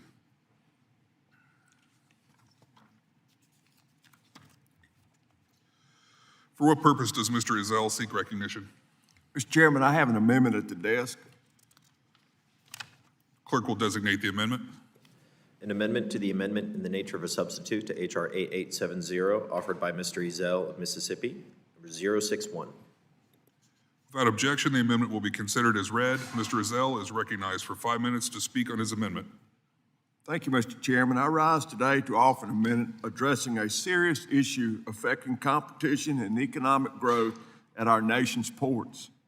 Business in my district, including local leaders, port officials, economic development organizations, and major employers have raised concerns that rail access constraints are creating an uncertainty and threatening investment jobs and future growth. At the Port of Pascagoula, there is no independent terminal railroad, meaning the port is directly served by a single Class 1 railroad. For years, a local short line railroad with connections to multiple Class 1 carriers accessed the port through reciprocal switching arrangements, creating competition and helping prevent shippers from becoming captive customers. However, that access is now being restricted, limiting competition options and creating uncertainty for businesses that rely on the port. This amendment would address that issue by requiring reciprocal switching access when a port is served by only one Class 1 railroad and lacks a terminal railroad. It also establishes a process through the Surface Transportation Board to ensure fair rates and resolve disputes. At its core, this amendment is about restoring fairness and competition so our ports and the businesses that depend on them can continue to grow and succeed. While I strongly believe this issue needs to be addressed, I also recognize the importance of working diligently to make sure we get it right. I look forward to working with committee and continuing conversation with the administration to address this issue. With that said, I'm going to withdraw my amendment today with the understanding that we will work with Chairman Graves and the committee leadership on a bipartisan path forward. Thank you, and I yield back. Without objection. For what purpose does Mr. Knott seek recognition? Thank you, Mr. Chairman. I have an amendment at the desk. The clerk will designate the amendment. An amendment to the amendment in the nature of a substitute to H.R. 8870, offered by Mr. Knott of North Carolina, number 018, Revision 1, formerly denoted as Knott 017. Without objection, the amendment will be considered as read. Mr. Knott is recognized for 5 minutes to speak on his amendment. Thank you, Mr. Chairman. Freight fraud is a very serious issue that hurts consumers in every part of the country, the trucking industry, and the American economy. As I mentioned earlier, according to the National Insurance Crime Bureau, cargo theft is estimated to cost the industry directly up to $35 billion every year. Another source, the American Transportation Research Institute, puts it another way, estimating that the cargo theft costs the trucking industry more than $18 million a day in direct costs. The average victims of these crimes are small businesses that make in aggregate less than $5 million per year. Cargo theft is becoming more prevalent, more organized, and certainly more high-tech. And too often, these schemes begin with fraudulent registrations or stolen carrier identities. Fraudulent certifications, especially when obtained explicitly for the purpose of committing further crimes, should not be met with a mere slap on the wrist. While I plan on withdrawing my amendment, I believe it exemplifies the kind of real consequences that are needed to stop the rising tide of fraud. I look forward to working with my colleagues on both sides of this dais in the coming days to find a path forward on how we can ensure registration frauds carries meaningful consequences. I thank both the chairman and the ranking member for their efforts, and I withdraw the amendment. Thank you, and I yield back. Without objection. For what purpose does Ms. David seek recognition? Mr. Chairman, I have an amendment at the desk. The clerk will designate the amendment. An amendment to the amendment in the nature of a substitute to H.R. 8870, offered by Ms. Davids of Kansas, number 066. Mr. Chair. Oh, I'm sorry. Without objection, the amendment. The amendment will be considered as read. Ms. Davids is recognized for 5 minutes to speak on her amendment. Thank you, Chairman. I offer this amendment because I do believe our existing user pay models to fund our infrastructure is a good thing. I think it's reasonable that if you're driving on the roads, bridges, and highways, you should be expected to contribute to maintaining that system. What I don't think is reasonable is assigning a fee to consumers on an unfounded basis. It's punitive to arbitrarily charge consumers who've decided to save money and avoid uncertain and climbing gas prices. This new arbitrary fee limits consumer choice at a time when the domestic EV market is desperately trying to keep pace with international automakers. So while the underlying bill assesses a new arbitrary fee, my amendment uses a simple methodology to at least base this process in logic and provide some parity with the federal gas tax. The federal EV fee created in this bill would now be based on the previous year's annual estimate of miles traveled per light-duty vehicle as reported by the FHWA, which is the Federal Highways Administration, divided by the most recent estimate of average light-duty fuel economy as reported by the EPA, or Environmental Protection Agency, multiplied by the federal gas tax. That means the average EV driver would be paying today about what the average American driver pays in gas tax, which is just under $100 per year. This amendment offers parity to a new system, encouraging the growth of a domestic manufacturing market and expands consumer choice. Mr. Chairman, I am prepared to withdraw my amendment, but would ask the committee for continued engagement on this issue. I yield back.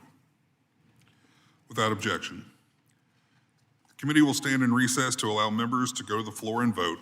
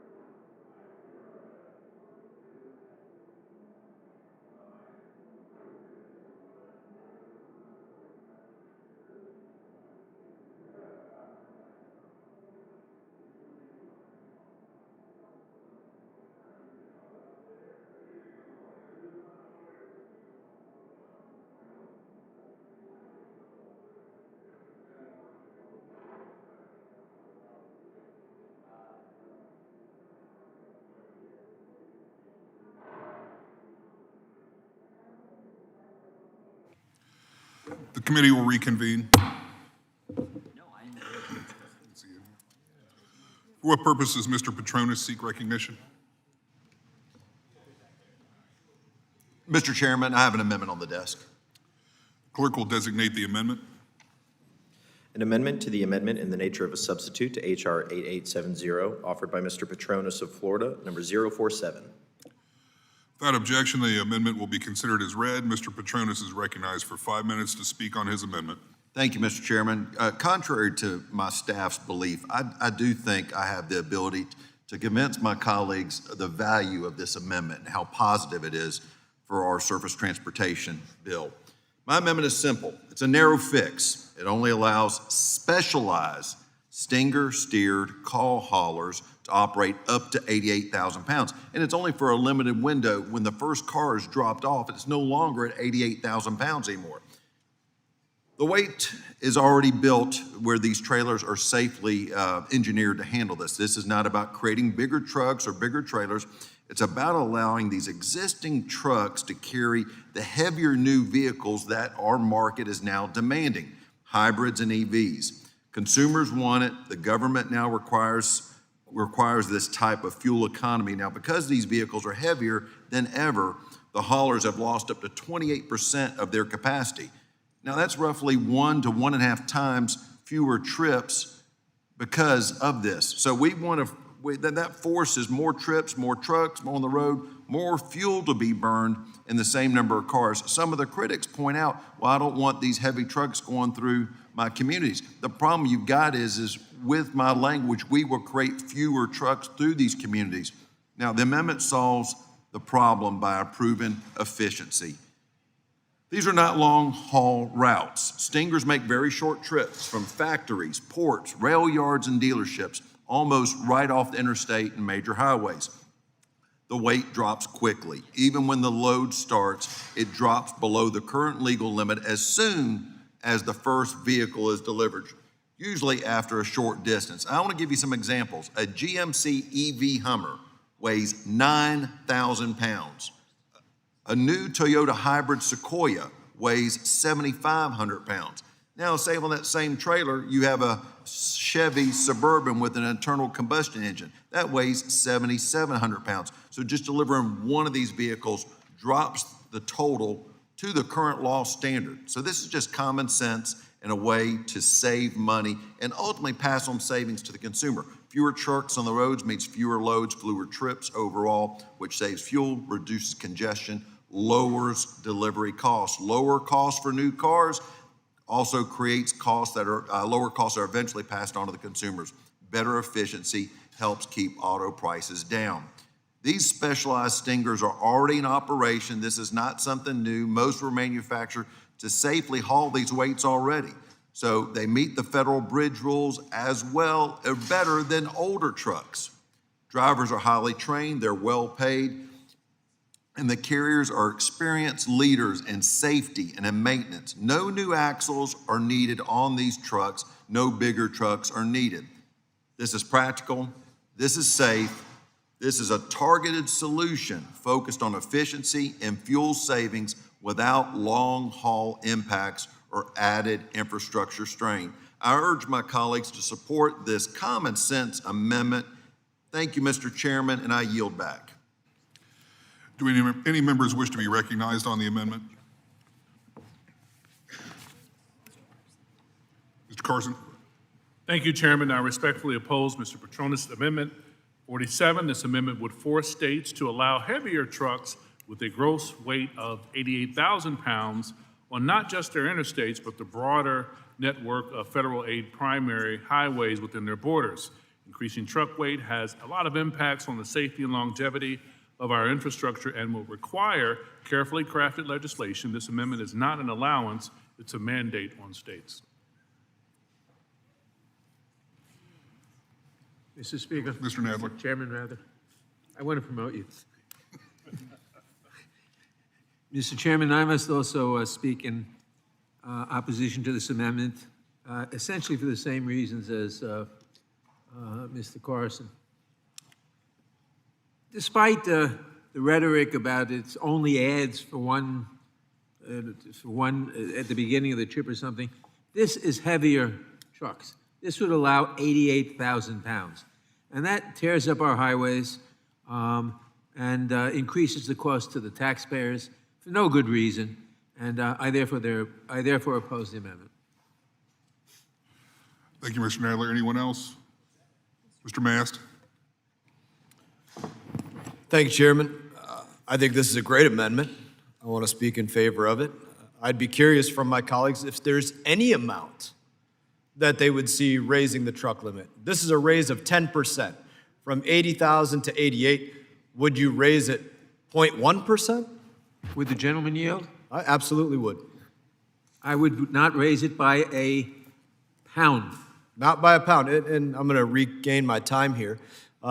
That's really outdated thinking, in my opinion, when you examine trucks as an example. The last time that this was updated was 1974, 1975. I was not born then. The best-selling vehicle was a two-door Ford Pinto that weighed about 2,000 pounds. So we're talking about a pretty big difference in technology. The vehicles that were hauling these things, the brakes were significantly different. They relied exclusively on air drum brakes, manual brakes, compressed air, minimal skid protection, didn't have the computer technology, list goes on and on. To say that you wouldn't raise it 1 pound, I think really shows the extreme nature of the opposition to doing something that's common sense. I'm glad that I yielded. I think that shows exactly how extreme the thinking is on this. I wouldn't raise 80,000 pounds to 80,001. I think the American people are probably owed a better deliberation about lawmaking than saying you wouldn't raise it that. It'd be like saying a horse isn't allowed to run with a fly on its back. That's the kind of comparison that we're making here. Absolutely ridiculous. And to go on to say something else, this committee has been looking at amendments about raising truck weights year after year, year after year, year after year for different reasons. Always comes up with an excuse to not look at it for 1 pound, 100 pounds, 1,000 pounds. Not really examining the changes that have gone on in technology and braking systems and computers, in the braking systems that are automated on vehicles, on trucks. It warrants a better examination than what's being given by members that are willing to so naively say, I would not raise the weight limit on a truck even 1 pound. Truly a disgrace to have thought like that. So anyways, I'm here to speak in support of Mr. Petronis's amendment, which is common sense. Says let's raise the weight limit for these auto hauling vehicles 10%. Let's take it from 80 to 88,000 pounds.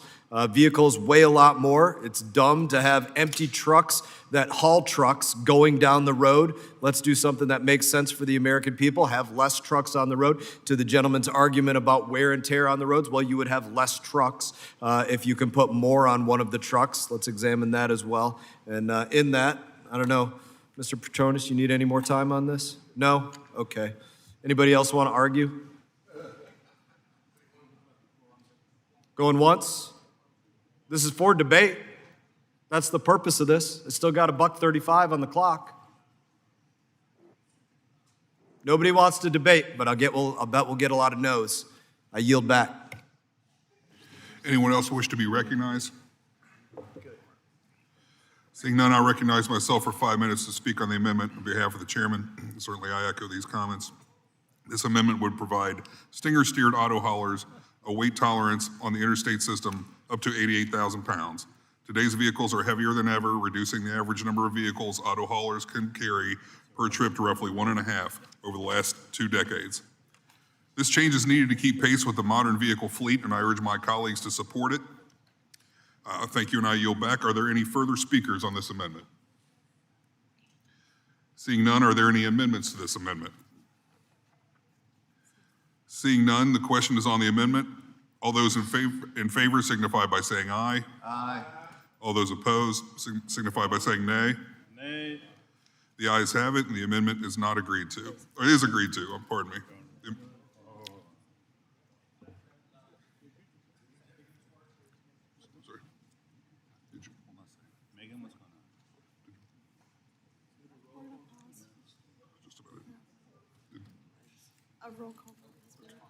A roll call vote has been requested. This is the newest one. Hold on a second. You requested? I will request a Gentleman requests recorded on the vote. amendment. Sorry, we're just getting back into it. It's going to take a minute, sorry. The gentleman requests a vote on the amendment as previously announced. Pursuant to Committee Rule 6F, further proceedings on the question are postponed.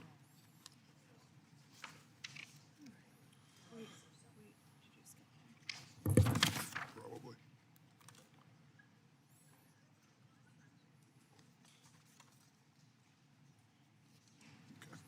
For what purpose does Mr. Garcia seek recognition? Mr. Chairman, I have an amendment at the desk. The clerk will designate the amendment. An amendment to the amendment in the nature of a substitute to H.R. 8870, offered by Mr. Garcia of Illinois, number 044. Without objection, the amendment will be considered as read. Mr. Garcia is recognized for 5 minutes to speak on his amendment. Thank you, Mr. Chair. This amendment seeks to preserve the Neighborhood Access and Equity Grant Program, which was created under the Inflation Reduction Act. The NAE program is all about ensuring that working class people have the ability to get to work on time and have access to basic needs. In Chicago, NAE funding was awarded to the Chicago Transit Authority to replace thousands of feet of blue line track on the west side.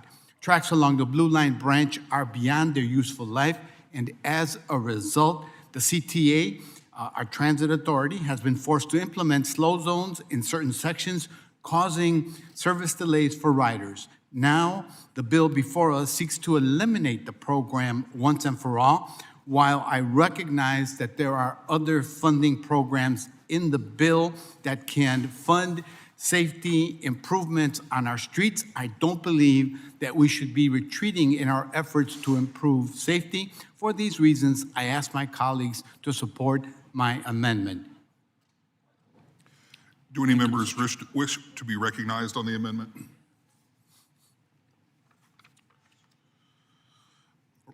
Thank you, Mr. Garcia. I recognize myself for 5 minutes to speak on the amendment. On behalf of Chairman Graves, I oppose this amendment. This amendment would restore a controversial grant program that was defunded in the reconciliation. Are there any further speakers on this amendment? Seeing none, are there amendments to the amendment? Seeing none, the question is on the amendment. All those in favor signify by saying aye. Aye. All those opposed signify by saying nay. The nays have it, and the amendment is not agreed to.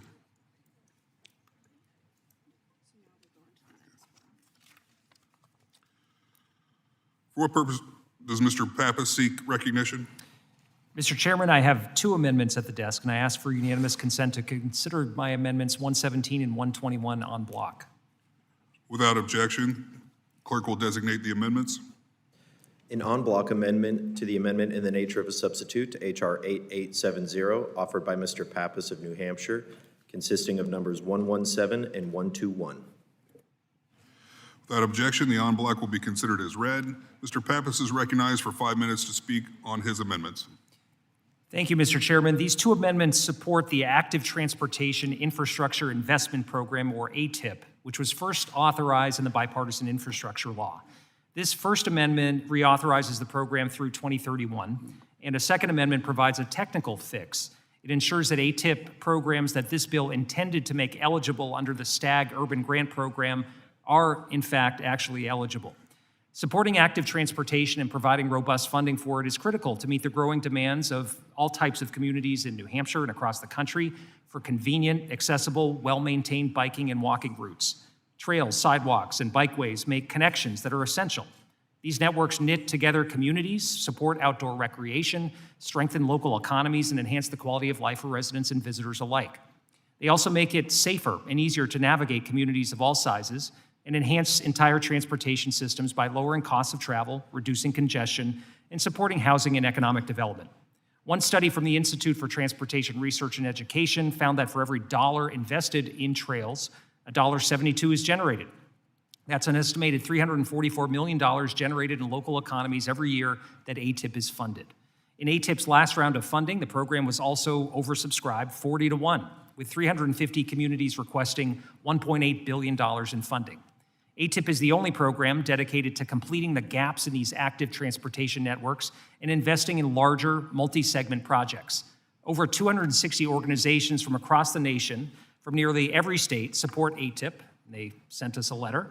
And we have an opportunity to continue to invest in the connectivity of active transportation systems, just as we are in this bill, in the underlying bill for roads and bridges and everything else we care about. So I'm calling for a technical fix and reauthorization.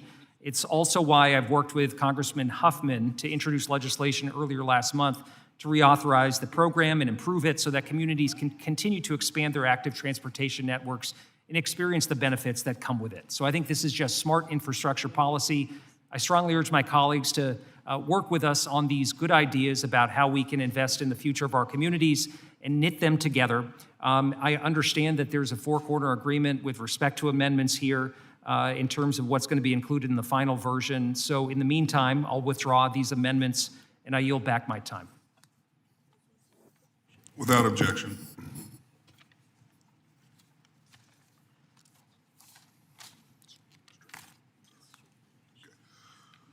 We're now considering the bill for amendments. For what purpose does Ms. Strickland seek recognition? Mr. Chairman, I have an amendment at the desk. The clerk will designate the amendment. An amendment to the amendment in the nature of a substitute to H.R. 8870, offered by Ms. Strickland of Washington, number 078. Without objection, the amendment will be considered as read. Ms. Strickland is recognized for 5 minutes to speak on her amendment. Thank you, Mr. Chairman. My amendment will allow states and local communities to invest in cooling infrastructure along transit corridors under the Urbanized Area Formula Grants Program. Extreme heat is the leading cause of weather-related deaths in the United States. A 2025 study from the Yale School of Public Health found that deaths linked to heat exposure in the U.S. increased by over 50% between 2010 and 2020. In Washington state and across the country, we are seeing the effects of extreme heat on daily life, including how people interact with the transportation system. A 2024 study by researchers from the University of Washington, the University of Texas at Austin, and Arizona State University found a 50% reduction in public transit ridership during extreme heat days. Excessive temperatures impact individual mobility and safety, especially for people who have no other means of transportation. In Maricopa County, Arizona, extreme heat contributed to at least 40 deaths at bus stops between 2020 and 2022. If we are serious about making our transportation safer, we must treat extreme heat as a safety issue. Cooling infrastructure and natural solutions are cost-effective, and tree cover can make a major difference in reducing heat exposure and preventing heat-related fatalities in our transportation system. Not only do they provide protection to pedestrians and road users exposed to excessive heat, but they've been proven to lower surrounding surface temperatures by several degrees. What does this mean? It means these science-based investments help protect roadways from heat-related degradation. When pavement absorbs direct sunlight and heat, it's more likely to crack and require repairs. These investments increase the lifespan of asphalt and reduce maintenance costs. As extreme heat events become more frequent and more severe, we must ensure that our communities are equipped to deliver infrastructure solutions that keep people safe.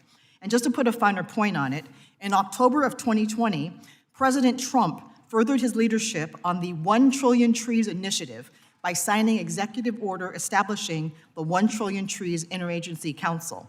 This EO actually promotes healthy and resilient forests and rangelands, but we could easily fold this into the initiative.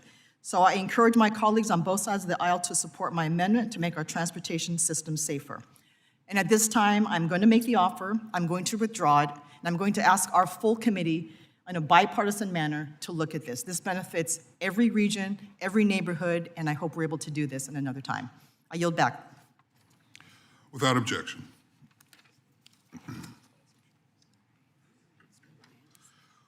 We're now considering the bill for amendments. For what purpose does Mr. Ryan seek recognition? Mr. Chair, I have an amendment at the desk. Clerk will designate the amendment. An amendment to the amendment in the nature of a substitute to H.R. 8870, offered by Mr. Ryan of New York, number 072. Without objection, the amendment will be considered as read. Mr. Ryan is recognized for 5 minutes to speak on his amendment. Thank you, Mr. Chair. My bipartisan amendment, the Crossings Act, would codify the FRA's current signal and grade crossing inspection requirements. It doesn't create new mandates. It doesn't impose any additional costs on railroads. It emphasizes the work that is already being performed today to an exceptional degree that ensures the safe operation and oversight of technology across America's entire rail network. But right now, large rail companies are fighting to roll back long-standing FRA regulations that require in-person inspections of highway-grade rail crossings and signal systems. These companies want to replace proven in-person visual inspections by highly trained signalmen instead with remote cameras, and they also want to extend the time frame between these inspections from the current 30 days to 90 days. For communities like mine that have, in my case, over 100 at-grade crossings, this is a safety disaster, and it is an absolute deal breaker.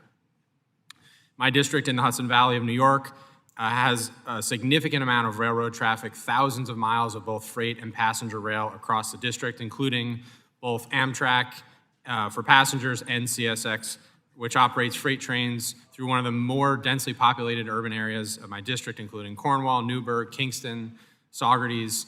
In our average cities, about 35 trains run through the heart of each of those cities every day, often carrying hazardous materials, waste, petroleum, and industrial chemicals. Of the more than 100 rail crossings in my district, a significant number desperately need redesign and safety enhancements. We should be making these crossings safer, not cutting back on the potentially life-saving in-person inspections our rail systems need to operate smoothly and safely through our communities. I think all of us here, in a bipartisan manner, are aware of the essential importance of safety to keep our entire economy running when it comes to our rail system. I want to thank my colleague and co-sponsor of this, Mr. Van Drew, for co-sponsoring this and supporting the amendment. I also want to acknowledge 8 of my Republican colleagues across the House who have been raising these concerns since February with the administration, with Secretary Duffy. I think this is one of those important bipartisan safety measures that's also great for our economy.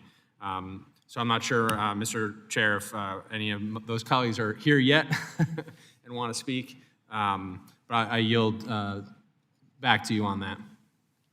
Thank you. Mr. Bresnahan? Thank you. I rise in support of this safety amendment. The Crossings Act protects the inspection and testing standards that are already in place and working to keep trains moving safely and efficiently. These proven safeguards help prevent failures before they become accidents by ensuring that gates, lights, bells, and signal systems are physically inspected and tested by trained professionals in the field. These standards provide critical oversight and accountability for the safety systems that protect railroad workers, communities, and the traveling public. While technology and remote monitoring can support safety, they cannot replace the expertise of a well-trained human inspector. The Crossings Act ensures these proven working safeguards cannot be watered down. I yield. Do any other members wish to be recognized on the amendment? I recognize myself for 5 minutes to speak on the amendment on behalf of Chairman Graves. I oppose this amendment. Current inspection requirements are prescriptive and dictate the manner and methods of safety. The previous administration regularly blocked applications and sought reasonable variances. This amendment continues rulemaking that is inconsistent with President Trump's deregulatory agenda, and urge my colleagues to vote no. Are there further speakers on the amendment? Seeing none, are there amendments to the amendment? Seeing none, the question is on the amendment. All those in favor signify by saying aye. Aye. All those opposed signify by saying nay. The nays have it, and the amendment is not agreed to.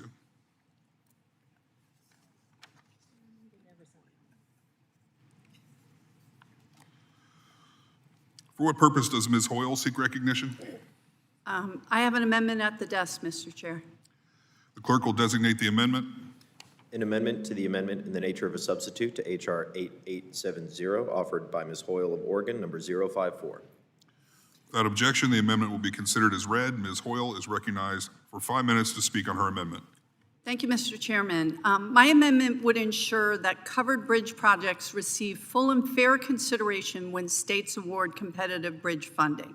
In Oregon, covered bridges were built to meet the needs of rural communities. Lane County, where I live, and home of the University of Oregon, once had more than 400 of them built readily available wood to cross our rivers and creeks. The roof and sidings help protect the bridges from rain and decay, which made these bridges especially useful in Oregon's wet climate. Today, 20 covered bridges remain in Lane County, the most of any county in Oregon and more than any county west of the Mississippi River. Because these bridges are expensive to repair, owned by counties, and don't carry high volumes of traffic, they're often deprioritized for federal funding. But ignoring them does not make the costs go away.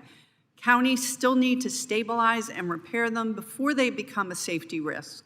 The Curran Bridge and the Stewart Bridge near Cottage Grove are now structurally unstable with repair estimates of up to $5 million. Now, $5 million is budget dust upon budget dust in this building, but it's a hell of a lot for a rural community. For years, there was a dedicated federal program to help preserve historic covered bridges, but it no longer exists. Now, I'm not asking to recreate that program today. I'm just asking that as states implement this bill, covered bridges are not overlooked just because they don't carry the same traffic as a modern highway bridge. The communities responsible for keeping our roads safe deserve a fair chance to compete for the bridge funding available under this bill. I urge adoption of the amendment, and I yield back. Thank you. Do any members wish to be recognized on the amendment? Thank you. I recognize myself for 5 minutes to speak on the amendment on behalf of Chairman Graves. I oppose this amendment. The Bridge Formula Program authorized in this bill provides states with the resources and flexibility they need to invest in their bridge needs. Are there any further speakers on this amendment? Seeing none, are there amendments to the amendment? Seeing none, the question is on the amendment. All those in favor signify by saying aye. All those opposed signify by saying nay. The nays have it, and the amendment is not agreed to.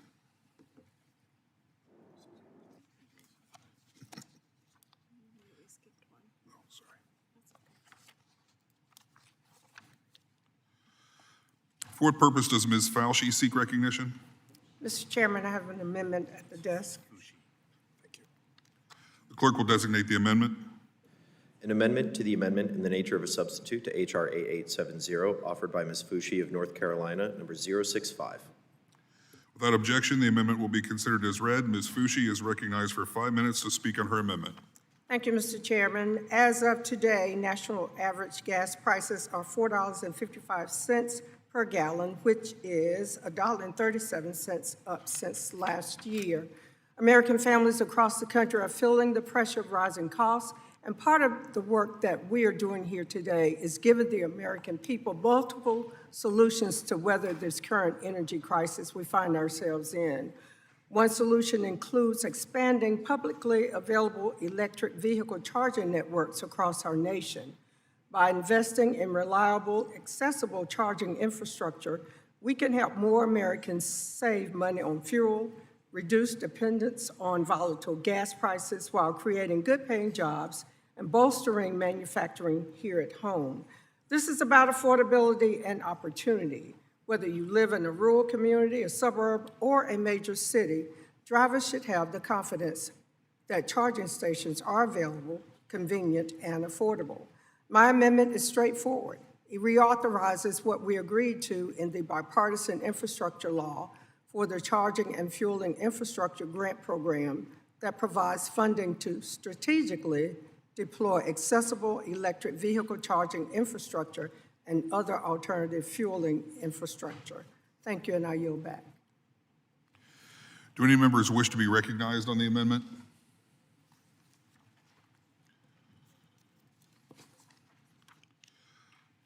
Thank you, Ms. Fushi. I recognize myself for 5 minutes to speak on the amendment. On behalf of Chairman Graves, I oppose this amendment.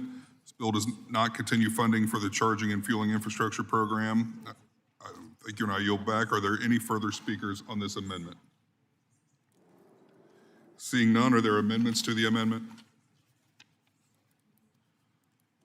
Seeing none, the question is on the amendment. All those in favor signify by saying aye. All those opposed signify by saying nay.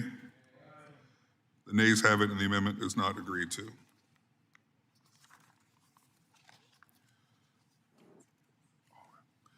We're now considering the bill for amendments. For what purpose does Ms. Poe seek recognition? Thank you, Mr. Speaker. Mr. Chairman, I have an amendment at the desk. The clerk will designate the amendment. An amendment to the amendment in the nature of a substitute to H.R. 8870, offered by Ms. Poe of New Jersey, number 036, Revision 1. Without objection, the amendment will be considered as read. Ms. Poe is recognized for 5 minutes to speak on her amendment. Thank you, Mr. Chairman. I want to thank also my colleague, Mr. Van Drew, for co-sponsoring this amendment. The Amtrak Northeast Corridor is integral to transportation along the East Coast. So I was pleased that we were able to secure an increase in funding over the next 5 years. Maintaining such a critical investment requires substantial support that is shared among the states, the Commission, and the federal government. State and commuter rail agencies, however, have seen increased cost share burdens. Today, agencies like New Jersey Transit, among others, have found themselves having to carry a higher share of the cost for capital improvements based on different metrics, calculating splits between Amtrak and state entities. Our bipartisan amendment would authorize a GAO study examining the current cost share requirements for the Amtrak Northeast Corridor capital improvement projects and impact on state and local transportation budgets. This includes reviewing current cost share requirement calculations and methodologies, their impact on state and local transportation budgets, and providing recommendations that may improve the current models. It is about fairness and ensuring the cost share takes into account rail ownership, multi-partner agreements, and maintenance practices. As budgets across the state tightens, it is vital that we examine the current models to assess the equities in carrying the costs to maintain and improve the Northeast Corridor. I encourage my colleagues to support this amendment. Thank you, Mr. Speaker. I yield back. Thank you. Do any members wish to be recognized on the amendment? I recognize myself for 5 minutes to speak on the amendment on behalf of the chair.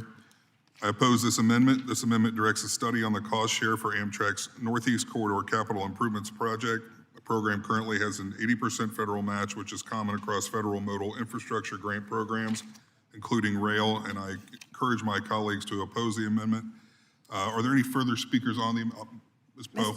Mr. Chairman, I would like to request a recorded vote, please. We have to do a voice vote first, but Mr. Van Drew wished to be recognized. Mr. Van Drew.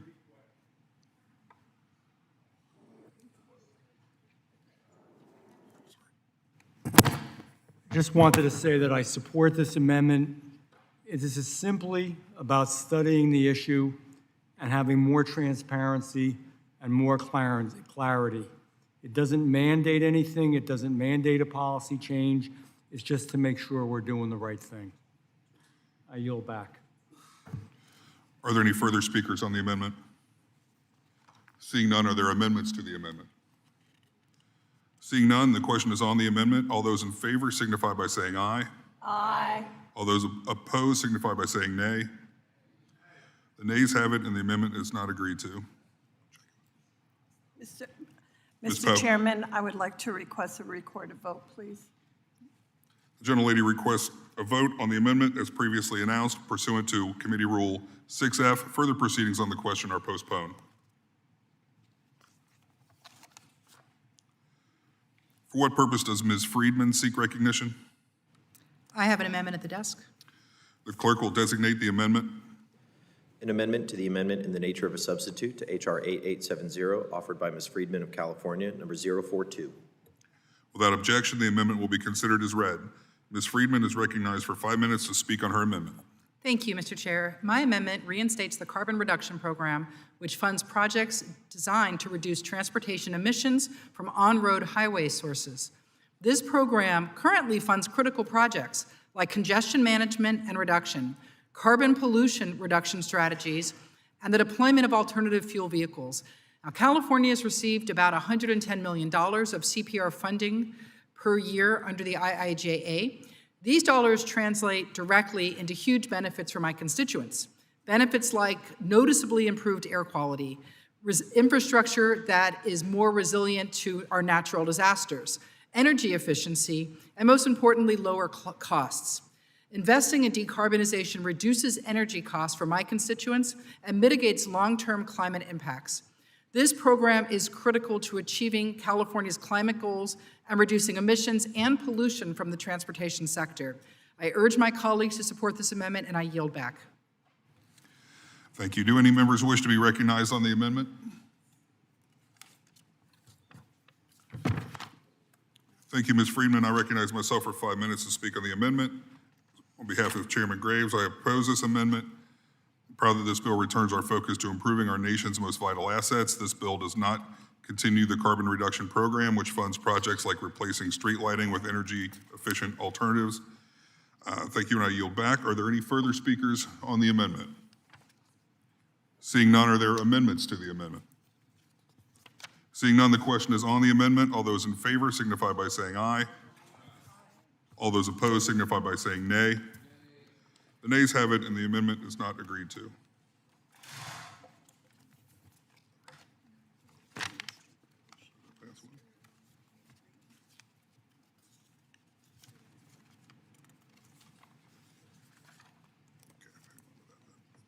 For what purpose does Mr. Perry seek recognition? Mr. Chairman, I've got an amendment at the desk. The clerk will designate the amendment. An amendment to the amendment in the nature of a substitute to H.R. 8870, offered by Mr. Perry of Pennsylvania, number 222.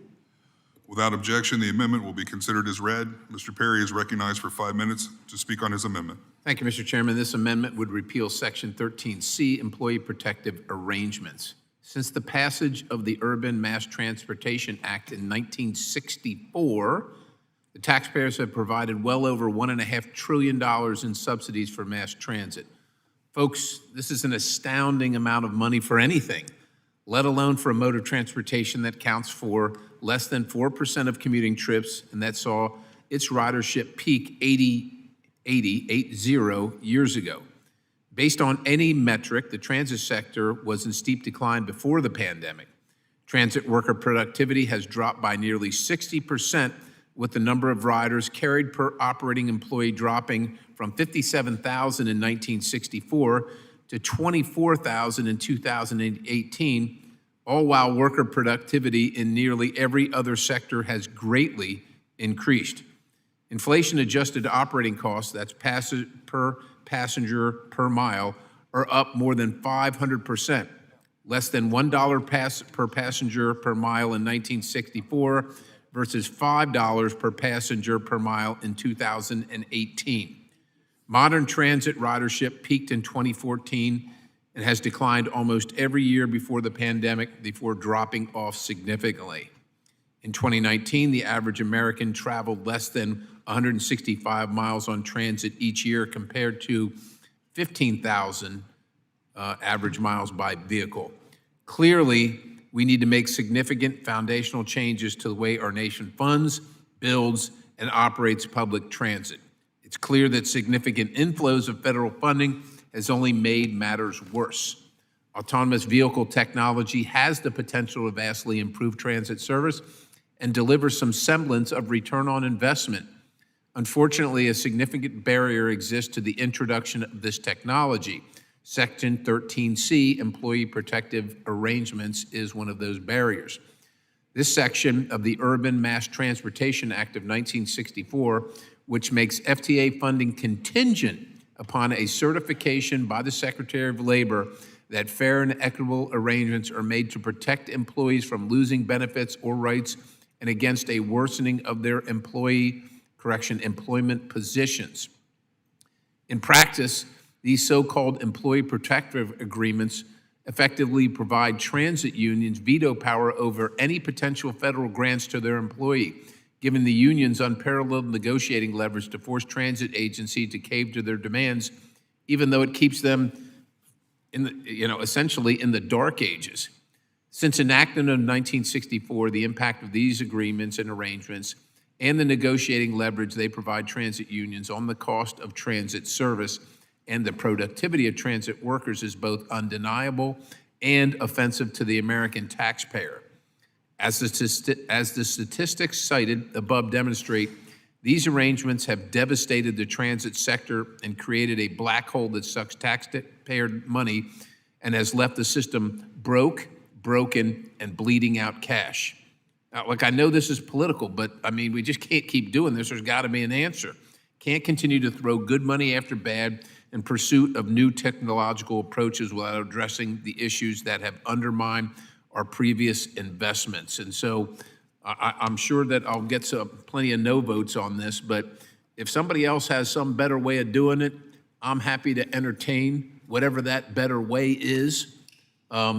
But it's pretty clear, like, this is not working. Yet we're going to just keep throwing more money at it, and I don't really know how any of us can account for that. So at least I'm going to stand up and be heard on this issue and let the people that employ me here know where I stand on it. So I would encourage a yes vote on this amendment. I'll yield the balance.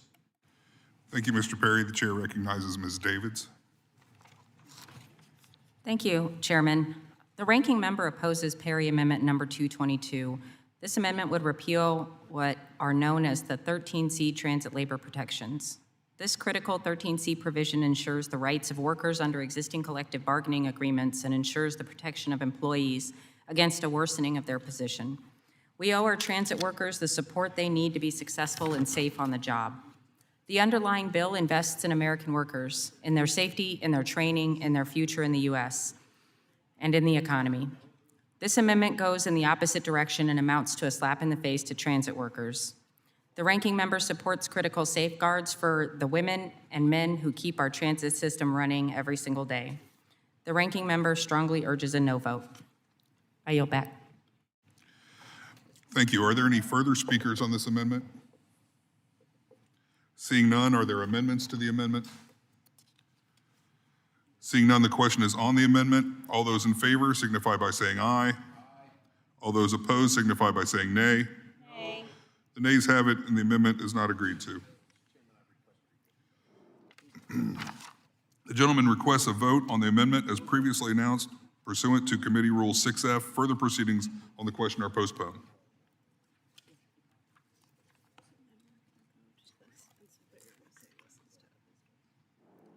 I recognize Mr. DeLuzio to offer Amendment 77 on Mr. Garamondi's behalf. Thank you, Mr. Chairman. I have an amendment at the desk. Clerk will designate the amendment. An amendment to the amendment in the nature of a substitute to H.R. 8870, offered by Mr. DeLuzio of Pennsylvania on behalf of Mr. Garamendi, number 077. Without objection, the amendment will be considered as read. Mr. DeLuzio is recognized for 5 minutes to speak on his amendment. Thank you, Mr. Chairman. I'll keep this simple and short. I think if we are serious about wanting to make more stuff here in America, we should be buying American, and that starts with our government, the federal government. This amendment, led by Mr. Garamendi and Mr. Westerman, would require that to the maximum extent practicable, all cement used in projects that receive Department of Transportation funding must have the entire manufacturing process occur within North America and comply with federal performance, labor, and environmental laws. With that, Mr. Chairman, I will yield back. Gentleman yields back. Any other members seeking to be recognized?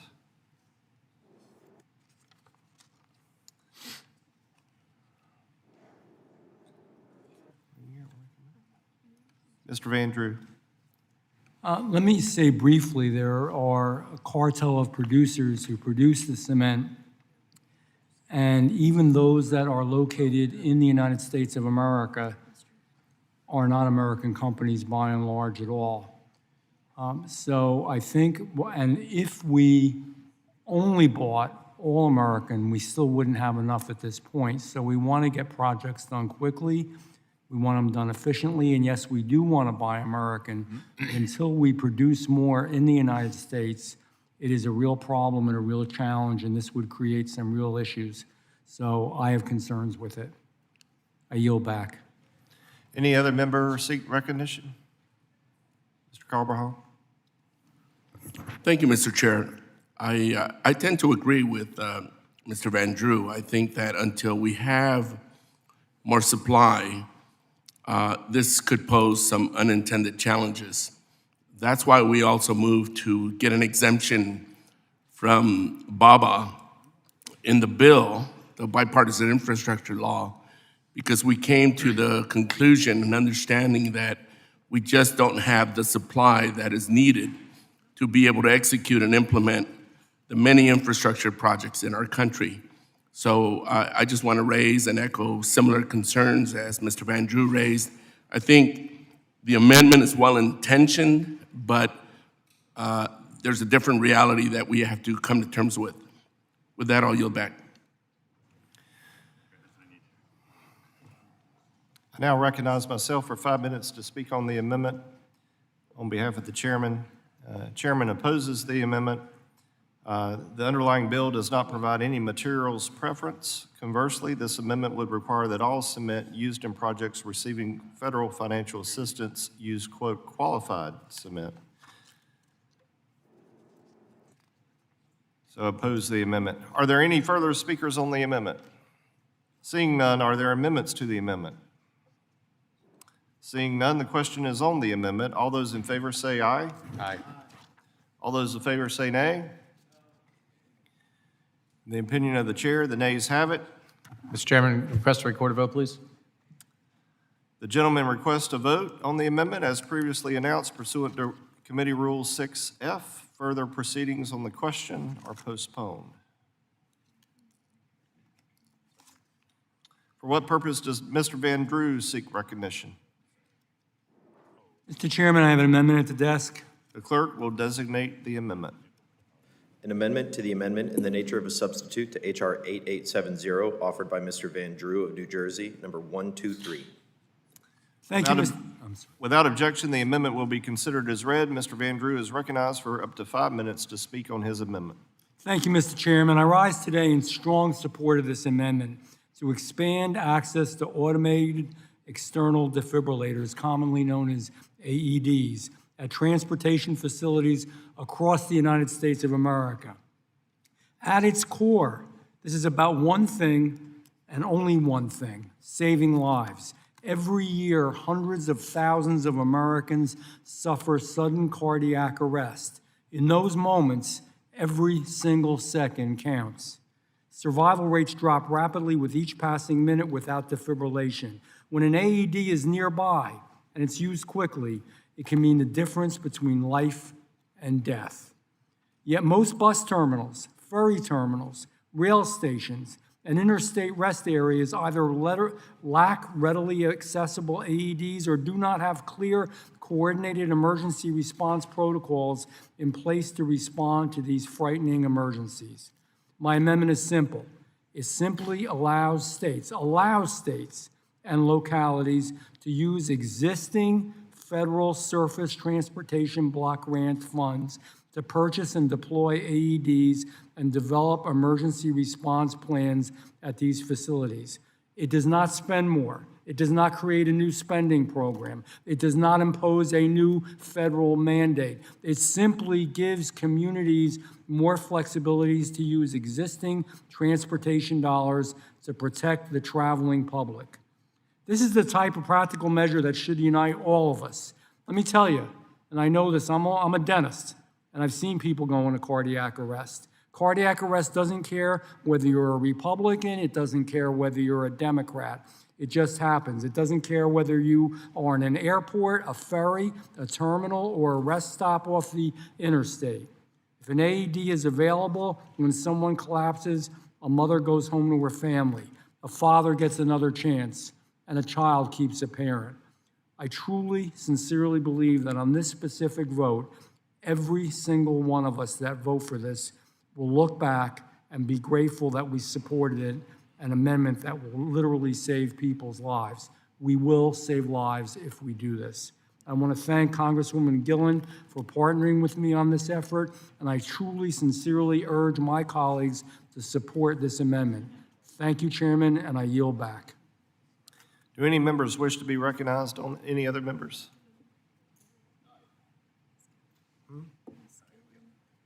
Ms. Gillen. Thank you, Mr. Chairman. I rise in support of this bipartisan amendment, which would make life-saving defibrillation technology more accessible and available in our transportation hubs. According to the American Heart Association, over 356,000 out-of-hospital cardiac arrests occur in the United States each year. The chances of survival decrease 7 to 10% for every minute without defibrillation. But with rapid use of an AED, survival rates can double or even triple. Each year, tens of thousands of Americans suffer sudden cardiac arrest in public spaces. By making sure AEDs are on hand in busy transportation hubs across America, we can save lives. This amendment, which is modeled off legislation that Congressman Van Drew and I introduced last year, would direct the Departments of Transportation and Health and Human Services to issue guidelines for AED placement and emergency response planning in transportation hubs such as rail and bus terminals and highway rest areas. It would also allow states to use existing transportation grant funding to help pay for AEDs and emergency response planning in public spaces. I thank Congressman Van Drew for his leadership on this issue, and I urge adoption of this common sense, life-saving measure. And with that, I yield back. Mr. Larson is recognized. Thank you, Mr. Chair. I would love to support this amendment. This is one of those amendments that is doing really, truly, really great things, expanding the availability of AEDs in transportation facilities, providing, allowing the Secretary to provide guidelines. Certainly not opposed to the intent to facilitate access to this equipment. In fact, the underlying bill convenes a Transportation Rule Committee to look at whether certain medical and first aid equipment should be more readily available at transit stations, on vehicles, and such. The rulemaking committee will convene stakeholders, including transit agencies, labor unions, physicians, to develop recommendations to the Secretary, who will determine whether or not to issue new rules. And this approach will ensure that experts are thinking through all the facets of implementation. So thankfully, we've got great language in the underlying bill, and given the steps already in the underlying bill, I'll oppose the amendment. With that, I yield back. Any other member wish to speak on the amendment? Seeing none, I recognize myself for a quick second. I think what the ranking member said was absolutely perfect, and so we'll leave it there. Are there any further speakers on the amendment? Seeing none, are there amendments to the amendment? Seeing none, the question is on the amendment. All those in favor signify by saying aye. Aye. All those opposed signify by saying nay. The nays have it. May I have a recorded vote? The gentleman requests a vote on the amendment as previously announced pursuant to Committee Rule 6F. Further proceedings on the question are postponed.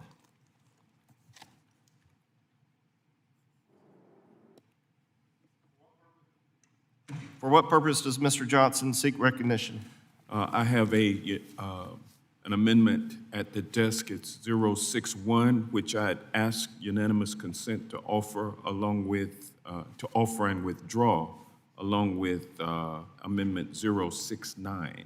Without objection, the clerk will designate the amendments. An en bloc amendment to the amendment in the nature of a substitute to H.R. 8870, offered by Mr. Johnson of Georgia, containing numbers 061 and 069. Without objection, the amendment will be considered as read. Mr. Johnson is recognized for up to 5 minutes to speak on the en bloc amendment. Thank you, Mr. Chairman. I rise today to strike Section 10412 on the self-contained propelled freight vehicle. Section 10412 pushes the Federal Railroad Administration towards a final rule on self-contained propelled freight vehicles before we fully understand how this technology interacts with every facet of the rail network. This technology is not inherently bad. It may even prove useful, but new technology should not be rolled out based on the judgment of one FRA administrator alone. It should be examined, tested, and evaluated by all the people who understand how it will interact with the existing rail system. That means the workers, the operators, the safety experts, the industry, and the public should all have a say. Section 104.12 bypasses that collaborative approach and it moves the decision-making into a narrower lane before the testing is complete and before the people who operate and maintain our rail system every day have had a meaningful say. With regard to Amendment 069, I have another amendment that allows states to modernize the freight safety data systems that are essential to keeping our roads and freight corridors safe. Right now, states are required to manage an enormous amount of freight safety information with systems outdated, fragmented, and in many cases unable to keep up with the demands of a modern freight network. We ask states to make data-driven decisions, but we do not give them the flexibility to update the very systems that produce that data. That is a gap that my amendment closes. It will allow states to use their existing federal planning funds to modernize freight safety data systems, nothing more, nothing less, because safety decisions are only as strong as the data behind them.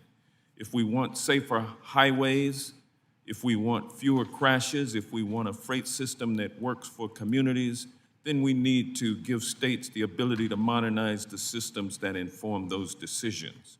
I hope I can work with the committee to find ways to address both of these issues, and with that, I will withdraw both of those amendments.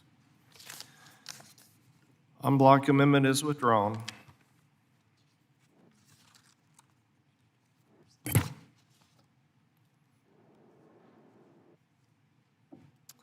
For what purpose does Mr. Carson seek recognition? Mr. Chairman, I have an amendment at the desk. The clerk will designate the amendment. An amendment to the amendment in the nature of a substitute to H.R. 8870, offered by Mr. Carson of Indiana, number 059. Without objection, the amendment will be considered as read. Mr. Carson is recognized for 5 minutes to speak on his amendment. Thank you, Chairman. My last amendment also supports the rail maintenance workforce, but it's a bit broader.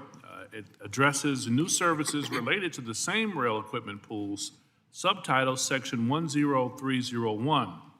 The underlying bill allows these pools to be used to lease or purchase equipment by interstate compact member states and also provide eligibility for the Federal Railroad Rehabilitation and Improvement Financing Program, or RIF. My amendment improves these equipment pool provisions by requiring that any new services under this section will be subject to all current and applicable laws. This includes the Railroad Retirement Act, the Railroad Labor Act, and the Railroad Unemployment Act. My amendment really looks into how providing more flexibility to allow rail equipment pools should not be done at the expense of maintaining strong labor standards for safety and workforce protections, which is why this amendment is supported by the International Association of Machinists, IBEW, Smart Union, and the Transportation Workers United. This amendment ensures that any employee of a rail service provider under this section who is adversely affected by equipment pool agreements will be covered by current labor protections. This is only fair. I urge my colleagues to support this amendment, and I yield back the balance of my time. Any other member wish to comment on the amendment?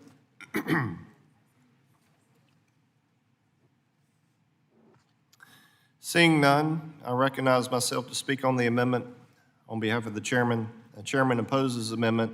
The amendment runs counter to the purpose of the equipment pools. They are intended to spur competition and choice.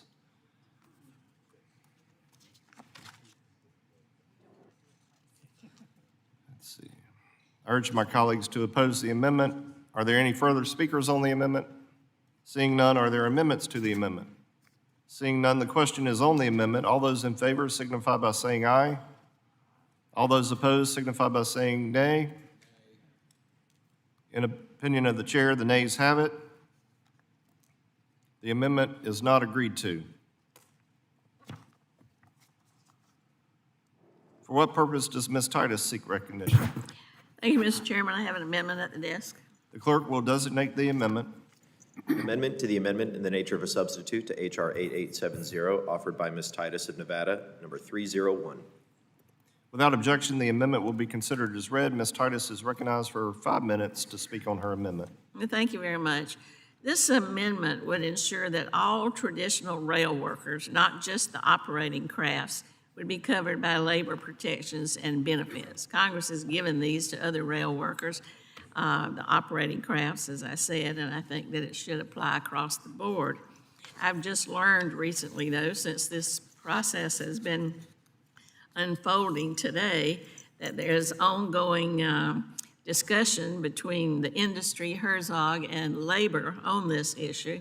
Some of the players have unfortunately left town because of the holiday, and they say that they haven't come to an agreement, but they're very close, and they will have language ready next week before the bill goes to the floor.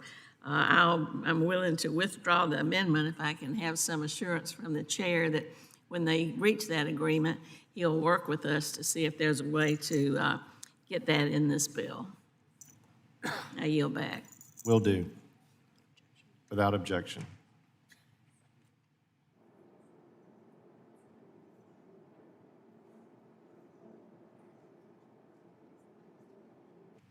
For what purpose does Mr. Huffman seek recognition? Pardon me. I have an amendment at the desk, Mr. Chair. The clerk will designate the amendment. An amendment to the amendment in the nature of a substitute to H.R. 8870, offered by Mr. Huffman of California, number 076, Revision 1, formerly denoted as Huffman 073. Without objection, the amendment will be considered as read. Mr. Huffman is recognized for 5 minutes to speak on his amendment. Thank you, Mr. Chair, and I do want to thank Ranking Member Norton and Congressman Frost for joining me in offering this amendment. So it's about something very basic, which is about the federal government keeping its word. Now, the underlying bill includes language protecting grants awarded prospectively under this authorization. That's good, that in the future, when the government promises to award one of these grants, that promise will not be broken. Our amendment simply extends that same protection to grants that were previously announced the past 15 months under the bipartisan infrastructure law. If Congress believes future grant commitments should be honored, then we should also ensure previously announced grants are honored as well. It's pretty basic. Communities across this nation, states, cities, tribes, ports, transit agencies, regional planning organizations, all of them, in some cases, have spent years developing competitive applications, securing local matching funds, conducting environmental reviews, hiring engineers, incurring all kinds of costs in reliance on the award of one of these grants, beginning project design based on grant selections that were publicly announced by our government, by the Department of Transportation.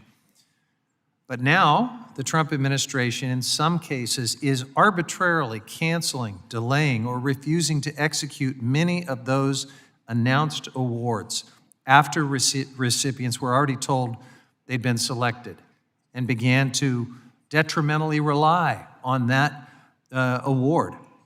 These are not abstract line items on a spreadsheet for DOGE to erase. These are real projects that communities all over our nation are counting on: repairing bridges, improving roads, modernizing transit systems, upgrading rail and port infrastructure, building safer streets, strengthening climate resilience, reconnecting neighborhoods divided by highways, expanding EV charging infrastructure, and a lot more.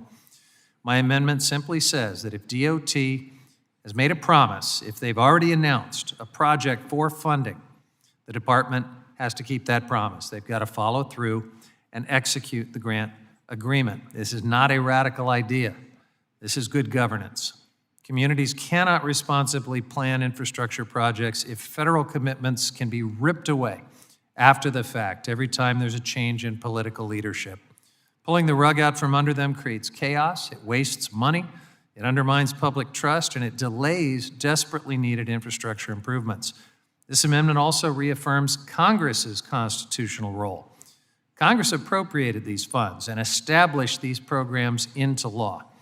Administrations do not get to selectively ignore congressional intent or overturn legally awarded projects simply because they disagree with some aspect of a grantee's application or of some word used in the grant award. Infrastructure projects take years to plan and deliver. They require predictability, certainty, and partnership between the federal government and local communities. This amendment restores that certainty and ensures that transportation funding decisions are guided by law and merit, not partisan political reversals. I urge adoption of this amendment and yield back. The gentleman yields back. Do any members wish to be recognized on the amendment? I recognize myself for 5 minutes to speak on the amendment. When President Trump took office, his DOT inherited a backlog of more than 3,200 unobligated grants. The department has worked diligently over the past 18 months to clear this backlog, requiring the obligation of all these grants without any further flexibility, checks, or review would be ill-advised. Oppose the amendment. Are there any further speakers on the amendment? Seeing none, are there amendments to the amendment? Seeing none, the question is on the amendment. All those in favor say aye. All those opposed say no. The noes have it. The amendment is not agreed to. The gentleman requests a vote on the amendment as previously announced pursuant to Committee Rule 6F. Further proceedings on the question are postponed.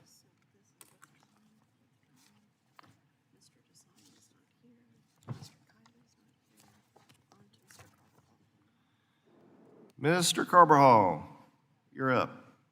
For what purpose do you seek recognition? Mr. Chairman, I have an amendment at the desk. The clerk will designate the amendment. An amendment to the amendment in the nature of a substitute to H.R. 8870, offered by Mr. Carbajal of California, number 073. Without objection, the amendment will be considered as read. Mr. Carbajal is recognized for 5 minutes to speak on his amendment. Thank you, Mr. Chairman. My amendment would finally extend federal hours of service protections to railroad yardmasters. These are the same protections already afforded to other safety-sensitive rail employees, including locomotive engineers, conductors, switchmen, dispatchers, and signal employees. Yardmasters perform safety-critical work, yet under current law, there are no federal limits on the number of hours they can be required to work in a day, a week, or a month. That gap in federal law makes little sense, particularly as we continue to emphasize rail safety and operational accountability across our transportation networks. Yardmasters are responsible for directing rail yard operations, coordinating train movements, overseeing switching operations, and managing the safe arrival and departure of freight and passenger trains.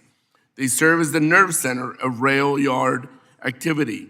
Their decisions affect workers on the ground, the movement of hazardous materials, freight reliability, and the safety of communities many of these rail lines pass through.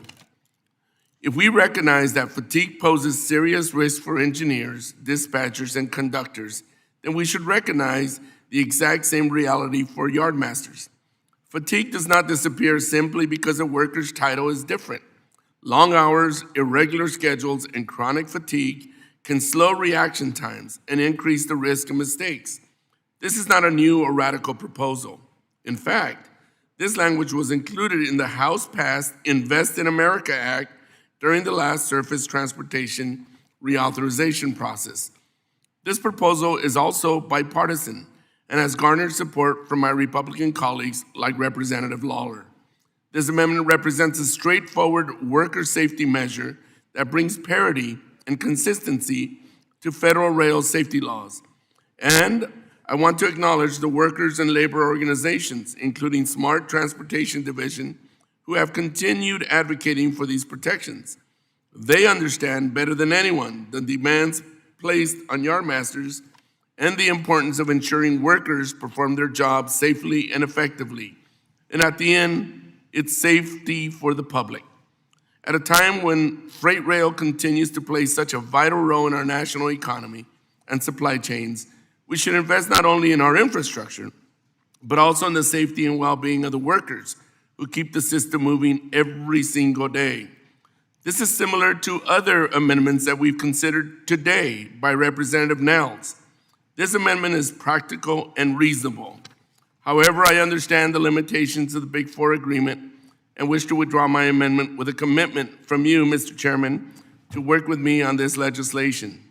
With that, I withdraw my amendment and yield back and hope you'll comment on that working together part. We shall. Thank you. Any other members seek recognition? Yes, we're done. No. Amendment is withdrawn. For what purpose does Mr. Begich seek recognition? Thank you, Mr. Chairman. I have an amendment at the desk. Clerk will designate the amendment. An amendment to the amendment in the nature of a substitute to H.R. 8870, offered by Mr. Begich of Alaska, number 124. Without objection, the amendment will be considered as read. Mr. Begich is recognized for 5 minutes to speak on his amendment. I rise to offer an amendment that directs the Secretary, working with the Transportation Research Board, to study and pilot the use of natural pozzolan in concrete for federal aid highway projects. Natural pozzolan is volcanic ash. There are significant deposits across the western United States, and when properly processed and blended with cement, it makes concrete that is stronger, more durable, and more energy efficient to produce. It also reduces our reliance on foreign supply chains for construction materials. Domestic producers have already demonstrated commercial viability. State DOTs have begun working with the material. The amendment is technologically neutral. It benefits any qualified producer, and it's about getting longer-lasting roads and bridges while maintaining the domestic supply chain. This amendment costs nothing, breaks no new ground on federal authority, and gives us the data that we need to build better infrastructure with American-made materials. It is the kind of investment in domestic innovation that should have broad support. I urge my colleagues to support the amendment, and I yield back. Any other members? Mr. Larson. Thank you, Mr. Chair. Mr. Chair, I appreciate working with my good friend from Alaska, Mr. Begich, but I have to oppose his amendment. This amendment establishes a pilot program to test the application of a specific form of highway pavement, natural polyzones, as an additive to cement. Certainly not opposed to this concept, but we can't authorize a pilot program for every kind of construction material. The good news for the members is that the underlying bill furthers research and development into innovative pavement technologies, and we've addressed the goals of this amendment in the base bill in a much more holistic manner. I'd ask my colleagues to oppose this amendment. With that, yield back. Any other members seek recognition on the amendment? I recognize myself for 5 minutes to speak on the amendment. The underlying bill avoids providing materials preference. Therefore, the chairman opposes the amendment. Are there any further speakers on the amendment? Seeing none, are there amendments to the amendment? Seeing none, the question is on the amendment. All those in favor say aye. All those opposed say no. The noes have it, and the amendment is not agreed to.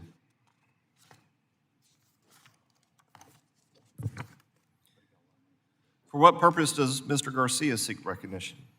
Mr. Chairman, I have an amendment at the desk. The clerk will designate the amendment. An amendment to the amendment in the nature of a substitute to H.R. 8870, offered by Mr. Garcia of Illinois, number 046. Without objection, the amendment will be considered as read. Mr. Garcia is recognized for 5 minutes to speak on his amendment. Thank you, Mr. Chair. First, I intend to withdraw this amendment, but the amendment would increase minimum insurance requirements for motor carriers and require that this value be indexed to account for changes in medical cost inflation.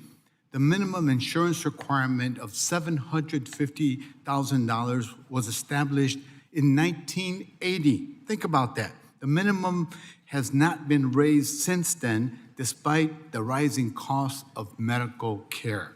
To make matters worse, there are amendments filed to this bill that seek to allow larger and heavier trucks on our roads. Larger and heavier trucks increase the risk and severity of crashes and place our loved ones at risk. Fundamentally, my amendment is about safety. This isn't about trial lawyers or an attack on truckers. It's about making families who have lost loved ones whole. Thank you, Mr. Chair. And with that, I will now withdraw my amendment. Gentleman withdraws his amendment.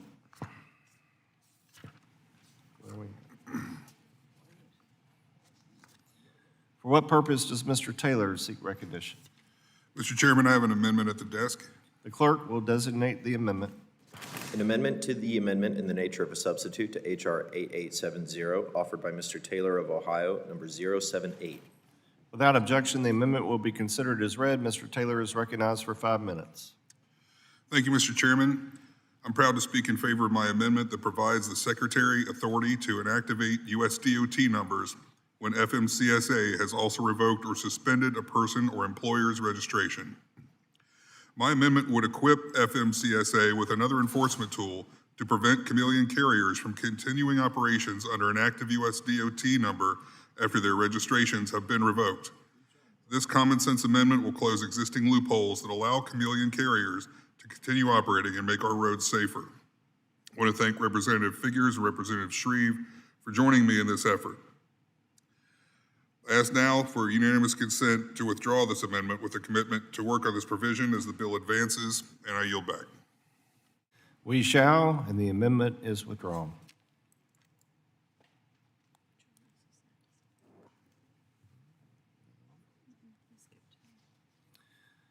For what purpose does Mr. Petronis seek recognition? Thank you, Mr. Chairman. I've got an amendment for the bill. The clerk will designate the amendment. An amendment to the amendment in the nature of a substitute to H.R. 8870, offered by Mr. Petronis of Florida, number 046. Without objection, the amendment will be considered as read. Mr. Petronis is recognized for 5 minutes. Thank you, Mr. Chairman. Technology is fighting me, sir. Sorry.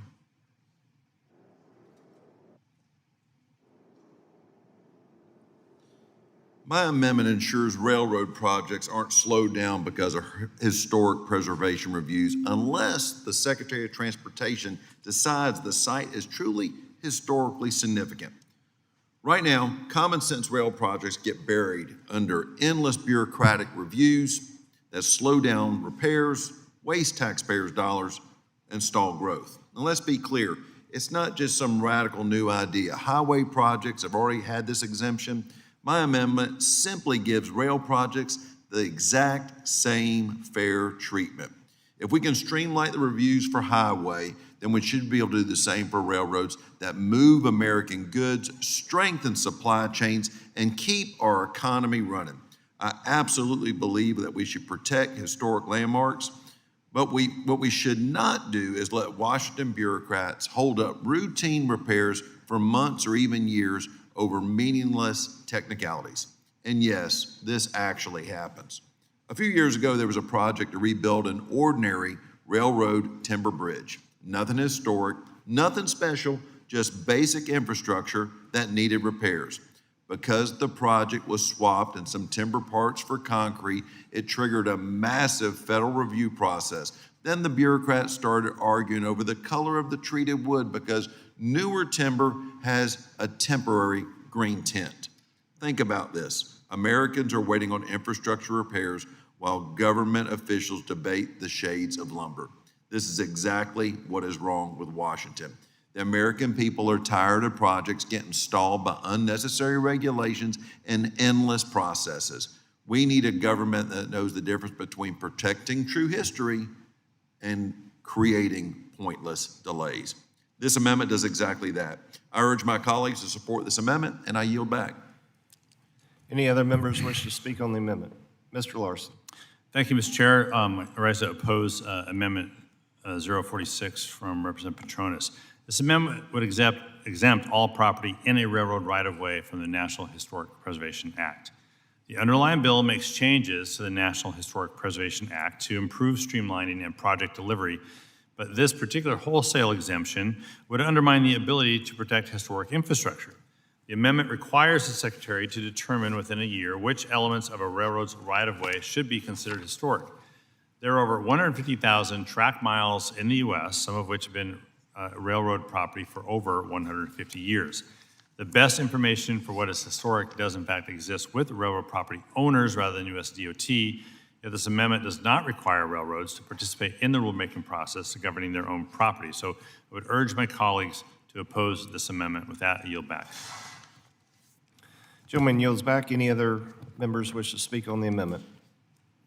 Seeing none, I recognize myself on behalf of the chairman. The chairman opposes the amendment under the Big Four agreement. Are there any further speakers on the amendment? Seeing none, are there amendments to the amendment?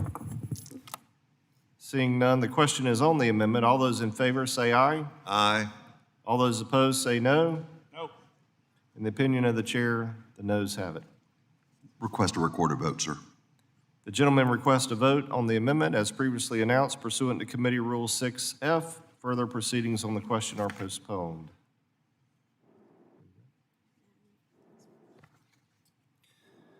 For what purpose does Ms. Hull seek recognition? Thank you, Mr. Chair. I have an amendment at the desk. The clerk will designate the amendment. An amendment to the amendment in the nature of a substitute to H.R. 8870, offered by Ms. Hoyle of Oregon, number 055. Without objection, the amendment will be considered as read. Ms. Hoyle is recognized for 5 minutes to speak on her amendment.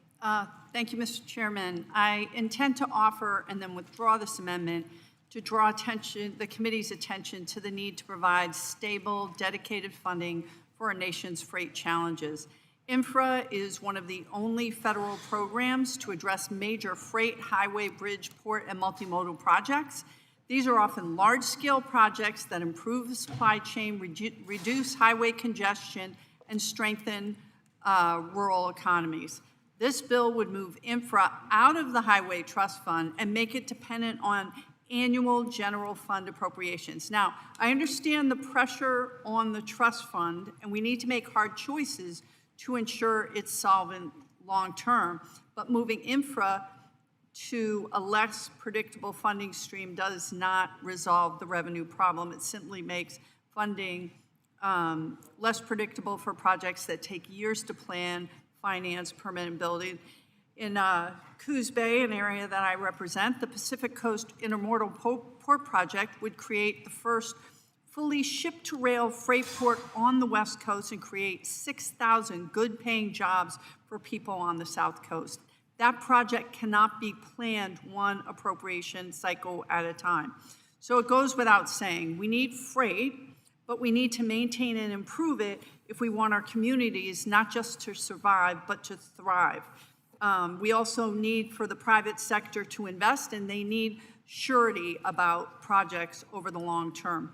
I hope to continue working with members of this committee to address this issue, and I yield back.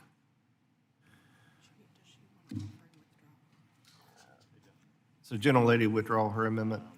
Yes, Mr. Chair. Amendment is withdrawn.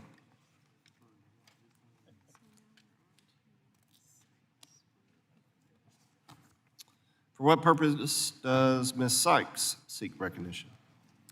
Mr. Chair, I have an amendment at the desk. The clerk will designate the amendment. An amendment to the amendment in the nature of a substitute to H.R. 8870, offered by Ms. Sykes of Ohio, number 125. Without objection, the amendment will be considered as read. Ms. Sykes is recognized for 5 minutes. Thank you, Mr. Chair. Just 5 years ago, this House came together to pass the bipartisan infrastructure law. This historic legislation made a much-needed and long overdue investment in our communities, authorizing $350 billion with a B dollars in funding for surface transportation alone over 5 years. Even members who voted against this bill have been seen at ribbon cuttings, taking credit for this funding and the infrastructure projects that are creating jobs and economic opportunity. In 2024, Ohio's 13th congressional district received over $176 million in investments from the bipartisan infrastructure law, creating good-paying jobs in the region and promoting more accessible transportation for my constituents and those who travel in and out of our community. But what does the Trump administration do on day one? Freeze this funding, stopping these critical projects in their tracks and keeping people off of work. Unfortunately, this includes over $10 million that was awarded to the City of Akron from the Reconnecting Communities pilot program to support the Reconnecting West Akron Interbelt project, a series of market and equity-based development solutions and transportation and infrastructure improvements that would reduce community strains created by the Interbelt.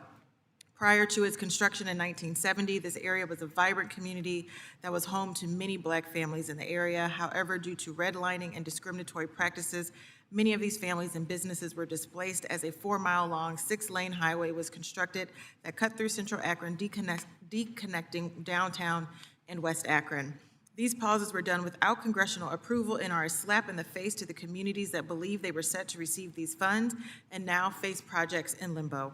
Our constituents, states, and localities deserve to know what funding has been paused and why, and my amendment would require the Department of Transportation to report on detailing what projects have had their funds withheld, terminated, or required, or rescinded, or required to change their original scope and why.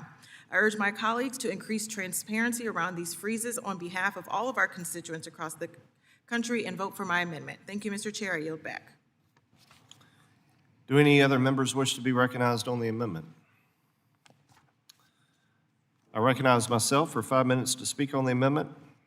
I cannot support the amendment. The bill already makes clear that the Secretary may not terminate, delay, or withhold grant agreements funded under the Build America 250 on non-statutory agency priorities. Therefore, Chairman opposes the amendment. Are there any further speakers on the amendment? Seeing none, are there amendments to the amendment? Seeing none, the question is on the amendment. All those in favor say aye. All those opposed say no. The nays have it. The amendment is not agreed to.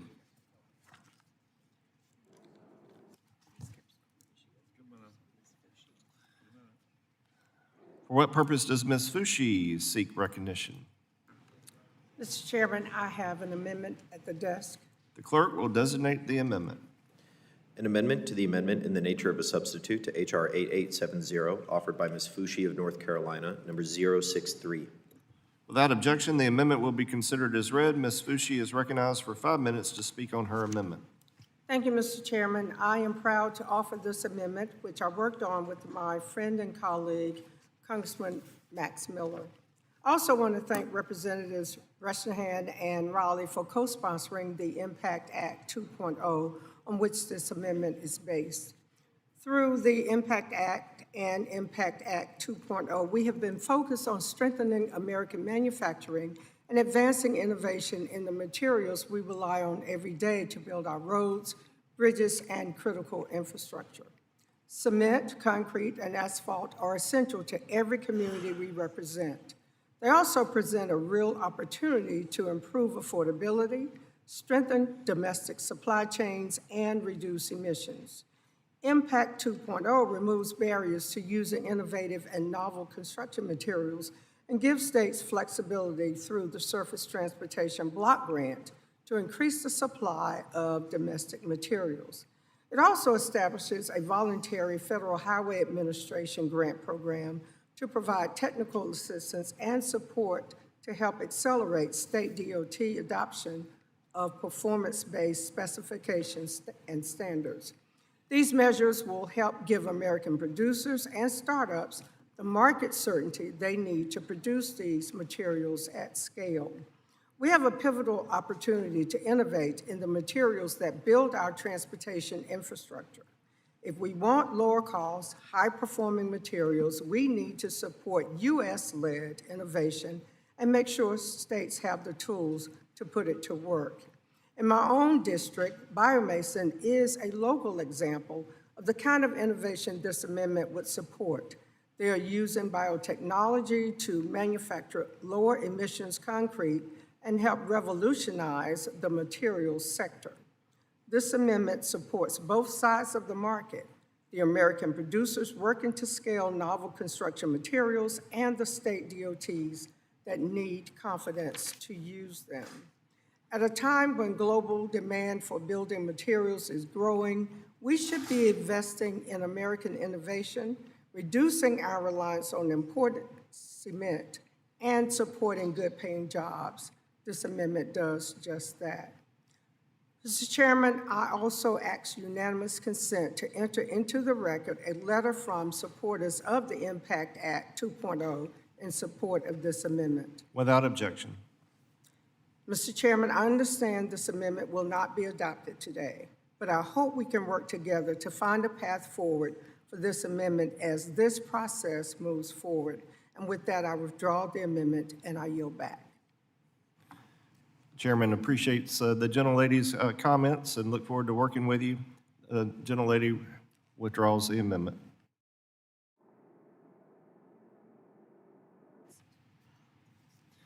For what purpose does Ms. Poe seek recognition? Mr. Chairman, I have an amendment at the desk. Clerk will designate the amendment. An amendment to the amendment in the nature of a substitute to H.R. 8870, offered by Ms. Poe of New Jersey, number 041, revision 2.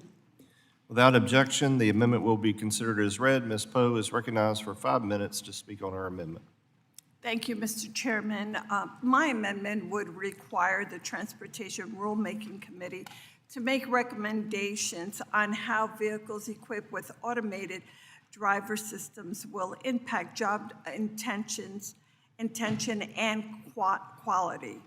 In my district, commuters rely on public transit and workers who keep our transportation system running. From train conductors to shuttle drivers to bus operators, these workers help people get where they need to go while navigating difficult traffic. Nearly 20,000 buses and trains serve my district. That means thousands of operators are vital to our economy and responsible for getting people home safely. I stand in solidarity with these workers, and I want to ensure that as automated driver systems are developed, bus and train operators are protected and prioritized. Technology is quickly evolving, but we cannot leave these workers behind.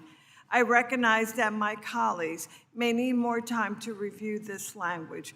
Therefore, I will withdraw my amendment in order to move forward with future negotiations to prioritize the workers impacted by automation.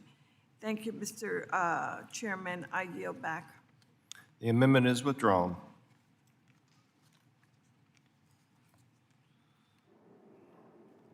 For what purpose does Ms. Friedman seek recognition? I have an amendment at the desk. Clerk will designate the amendment. An amendment to the amendment in the nature of a substitute to H.R. 8870, offered by Ms. Friedman of California, number 040. Without objection, the amendment will be considered as read. Ms. Friedman is recognized for 5 minutes. Thank you, Mr. Chair. My amendment would reinstate two critical programs that this bill eliminates: the Reduction of Truck Emissions at Port Facilities Program and the Healthy Streets Program. The truck emission program works to reduce idling at port facilities, including through the electrification of port operations. Now, people who live near ports and freight corridors know how polluting those industries can be and the impacts that that can have on their communities and on children and on air quality, and they deserve all of our best efforts to reduce those impacts. The transportation sector accounted for 29% of total U.S. carbon pollution in 2022. Each leg of our transportation sector needs to take steps to reduce that pollution, to protect our communities and keep them healthy, and this program is a critical component of that work. Now, the Healthy Streets Program works to alleviate urban heat islands, improve air quality, and reduce heat impacts to infrastructure. Now, heat is already the leading weather-related cause of death in the United States. It's a bigger cause of death than storms surge, than hurricanes, than anything else. And this program works to alleviate those heat islands, improve air quality, and reduce heat and mitigate that. And in Los Angeles, we've got entire neighborhoods that just don't have enough of that life-saving tree canopy, and again, those communities deserve all of our best efforts. With that, I urge my colleagues to support this amendment, and I yield back. Any other members wish to be recognized on the amendment? I recognize myself to speak on the amendment. On behalf of the chairman, I oppose the amendment. The bill consolidates, eliminates, and the underlying bill consolidates, eliminates, and defunds more than a dozen programs and focuses our limited resources on addressing our core needs. Therefore, I oppose the amendment and urge my colleagues to vote no. Are there any further speakers on the amendment? Seeing none, are there amendments to the amendment? Seeing none, the question is on the amendment. All those in favor say aye. Aye. All those opposed say nay. The nays have it, and the amendment is not agreed to.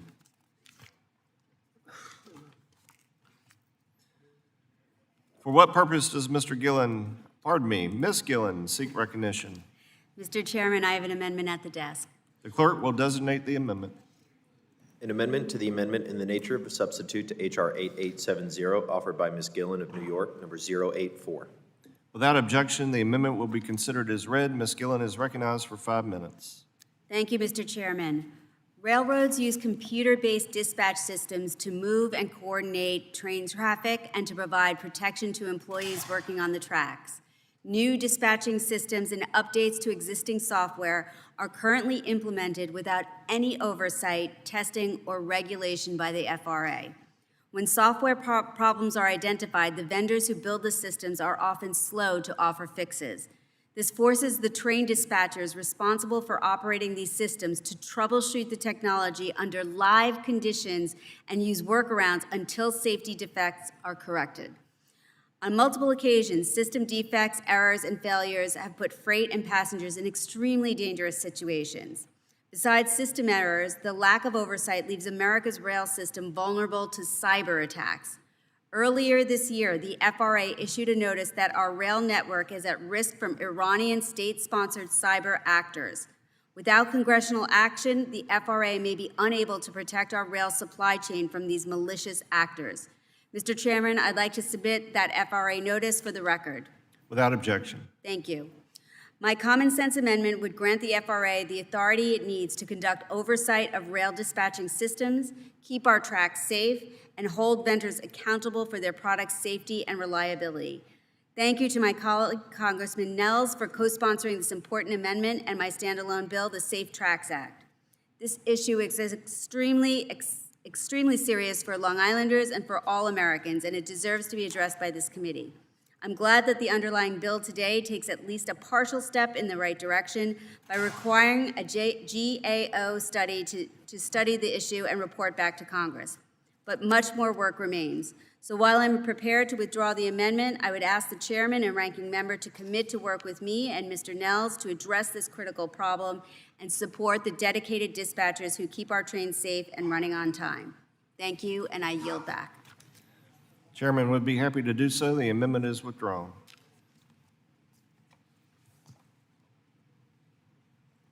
For what purpose does Mr. Perry seek recognition? Mr. Chairman, I have an amendment at the desk. The clerk will designate the amendment. An amendment to the amendment in the nature of a substitute to H.R. 8870, offered by Mr. Perry of Pennsylvania, number 226. Without objection, the amendment will be considered as read. Mr. Perry is recognized for 5 minutes. Thank you, Mr. Chairman. This amendment would strike the California High-Speed Rail Working Group and instead prohibit funding from the project entirely. While the underlying bill tacitly acknowledges the issues this project has faced by restricting funding for 2 years or until the working group issues its report, it fails to meet the gravity of the situation. The latest projections, as of April 30th, 2026, estimate all-in costs to reach $230 billion, a 700% increase over initial cost estimates. For reference, the Eisenhower Interstate System cost $129 billion. Moreover, the project was supposed to be completed 6 years ago, but CASRA now estimates that completion date solely for Phase 1 to be 2032. Given the track record of this project, even these estimates are rosier than reality. This project is more than 2 decades old, and there has yet to be a single track laid. As Secretary Duffy pointed out, using the previous cost estimate of $135 billion, you could buy every resident of San Francisco and LA nearly 200 round-trip flights between the two cities. I mean, that's astounding. The project is a poster child for government waste. I don't know why we're fooling around with it. The thing's just got to be terminated. We got to have some sanity here. We're $40 trillion in debt. Like, who in the Sam Hill thinks this is going anywhere? I just urge adoption, and I yield the balance. Mr. Larson. Thank you, Mr. Chair. I oppose half of this amendment, but I can't vote for half of it. No. Certainly oppose the prohibition on funding, but I haven't been a fan of the working group idea, but we have members on this committee that both have supported and opposed this project itself. But this language on the working group does represent a bipartisan compromise that started somewhere else in terms of intensity, and we got it to where it is right now. And so I am, certainly obligated to stick with the working group approach on this. The other thing I would note that the compromise does is prohibits funding to the authority for 2 years while the working group is performing its study.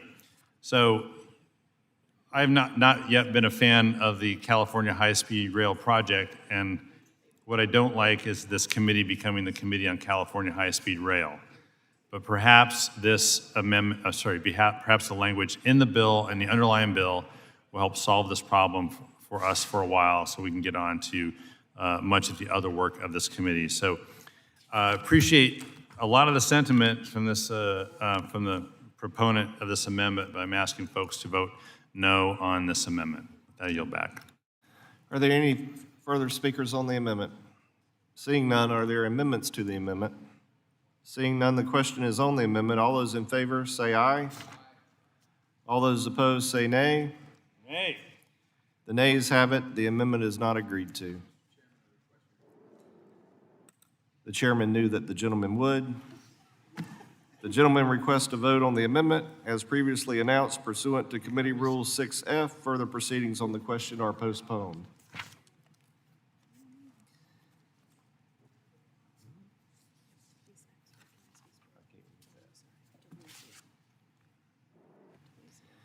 I recognize Mr. DeLuzio to offer Amendment 85 on Mr. Garamendi's behalf. Thank you, Mr. Chairman. I have an amendment at the desk. An amendment to the amendment in the nature of a substitute to H.R. 8870, offered by Mr. DeLuzio of Pennsylvania on behalf of Mr. Garamendi, number 085, Revision 3. Without objection, the amendment will be considered as read. Mr. DeLuzio is recognized for 5 minutes. Thank you, Mr. Chairman. I will be very brief. I think this is a straightforward case of if you want to make more stuff in America, we should buy American in our government. This amendment of Mr. Garamendi's would ensure full implementation of Buy America requirements for passenger rail equipment pools like trains and rail cars. I think it's straightforward. I hope folks will support it. With that, Mr. Chairman, I will yield back. Gentleman yields back. Do any members wish to be recognized on the amendment?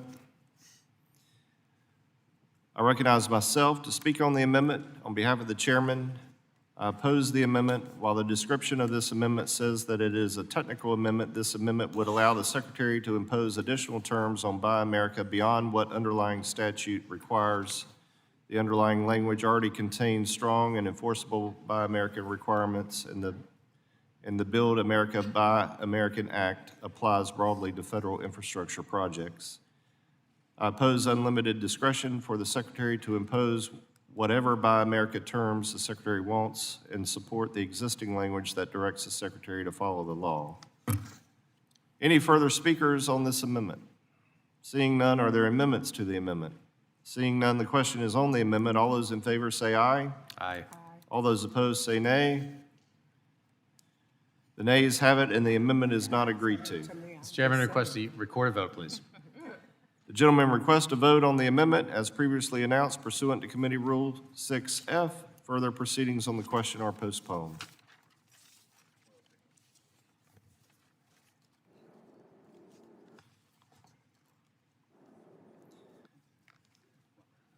For what purpose does Mr. Van Drew seek recognition? I have an amendment at the desk, Chairman. The clerk will designate. An amendment to the amendment in the nature of a substitute to H.R. 8870, offered by Mr. Van Drew of New Jersey, number 120.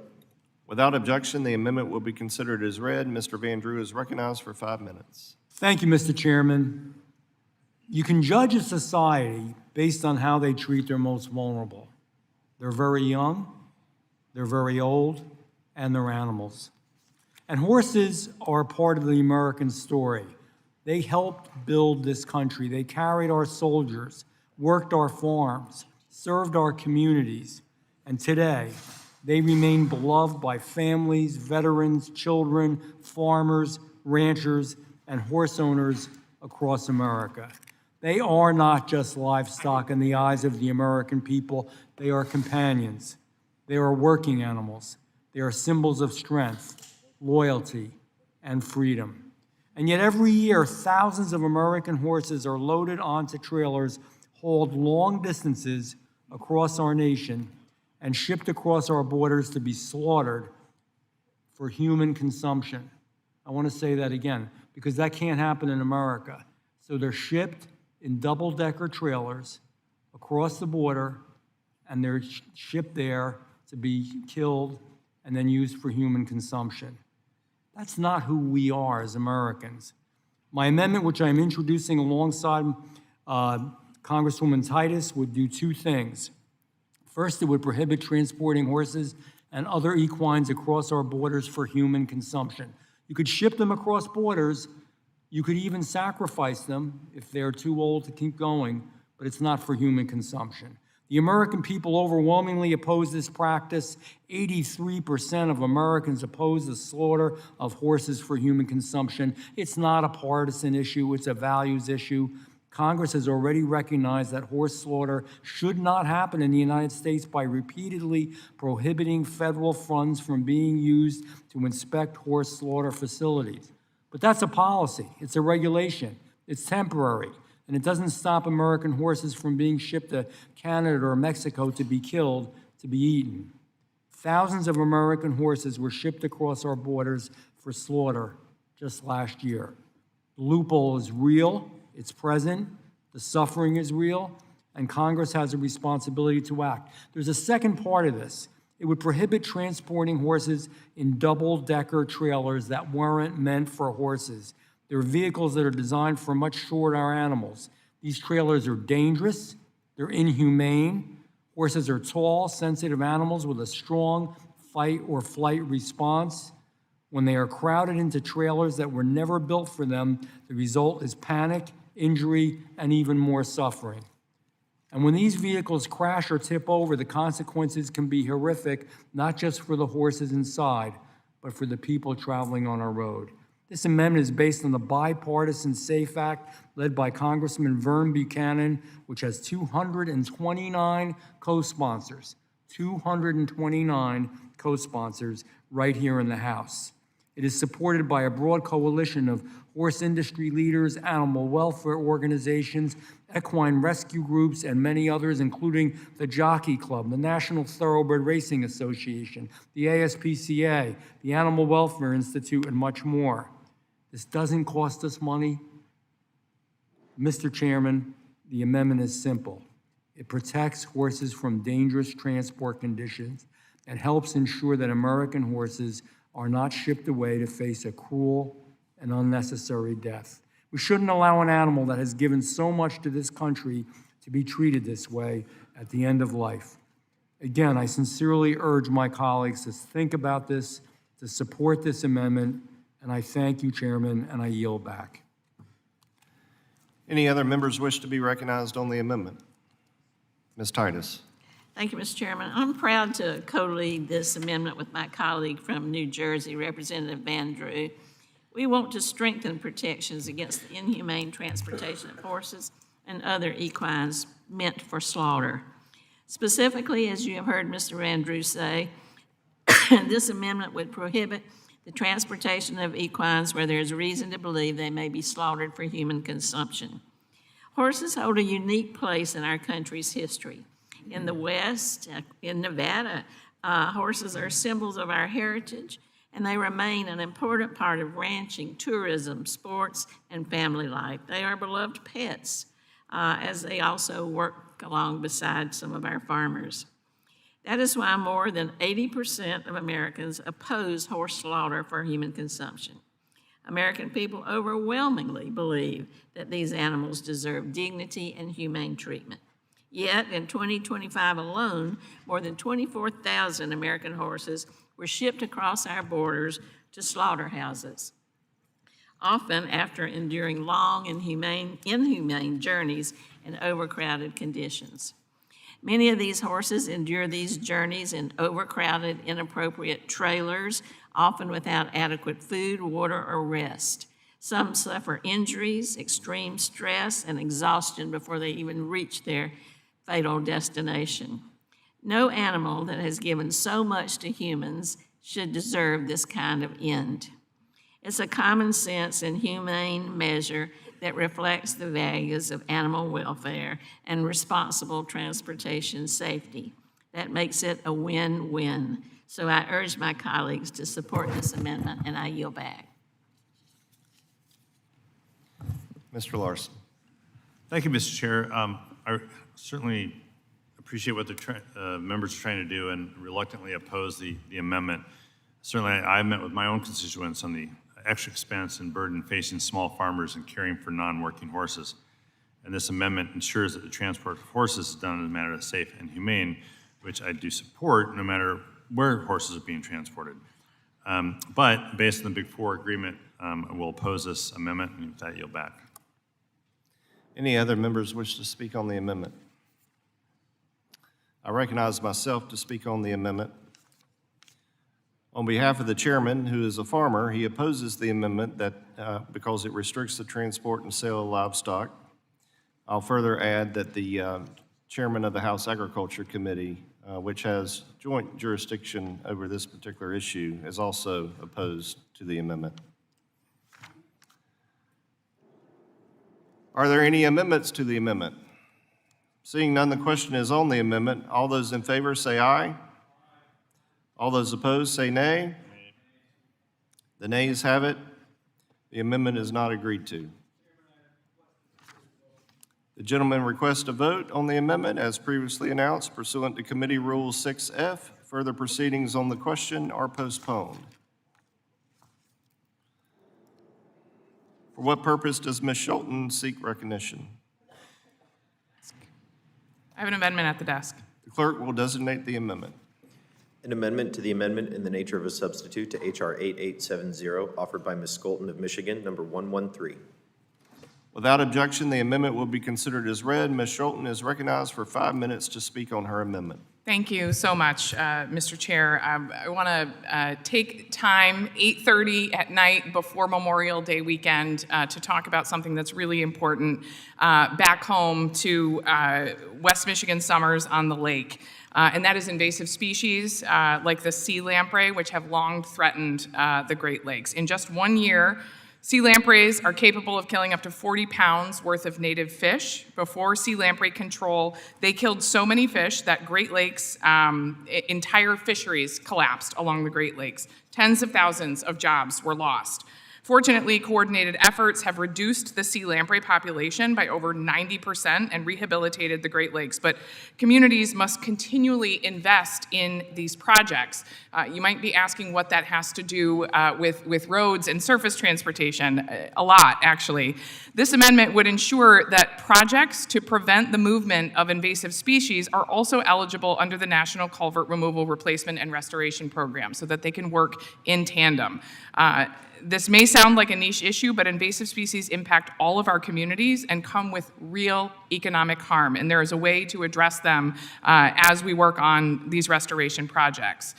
Out of respect for our Four Corners Agreement, I am going to withdraw this amendment, and I thank you for the opportunity to raise this issue. However, I encourage all of my colleagues to continue to work with us towards infrastructure investment that helps communities continue to combat these invasive species and to keep it in mind in these critical construction projects. I yield back. Gentlelady withdraws the amendment.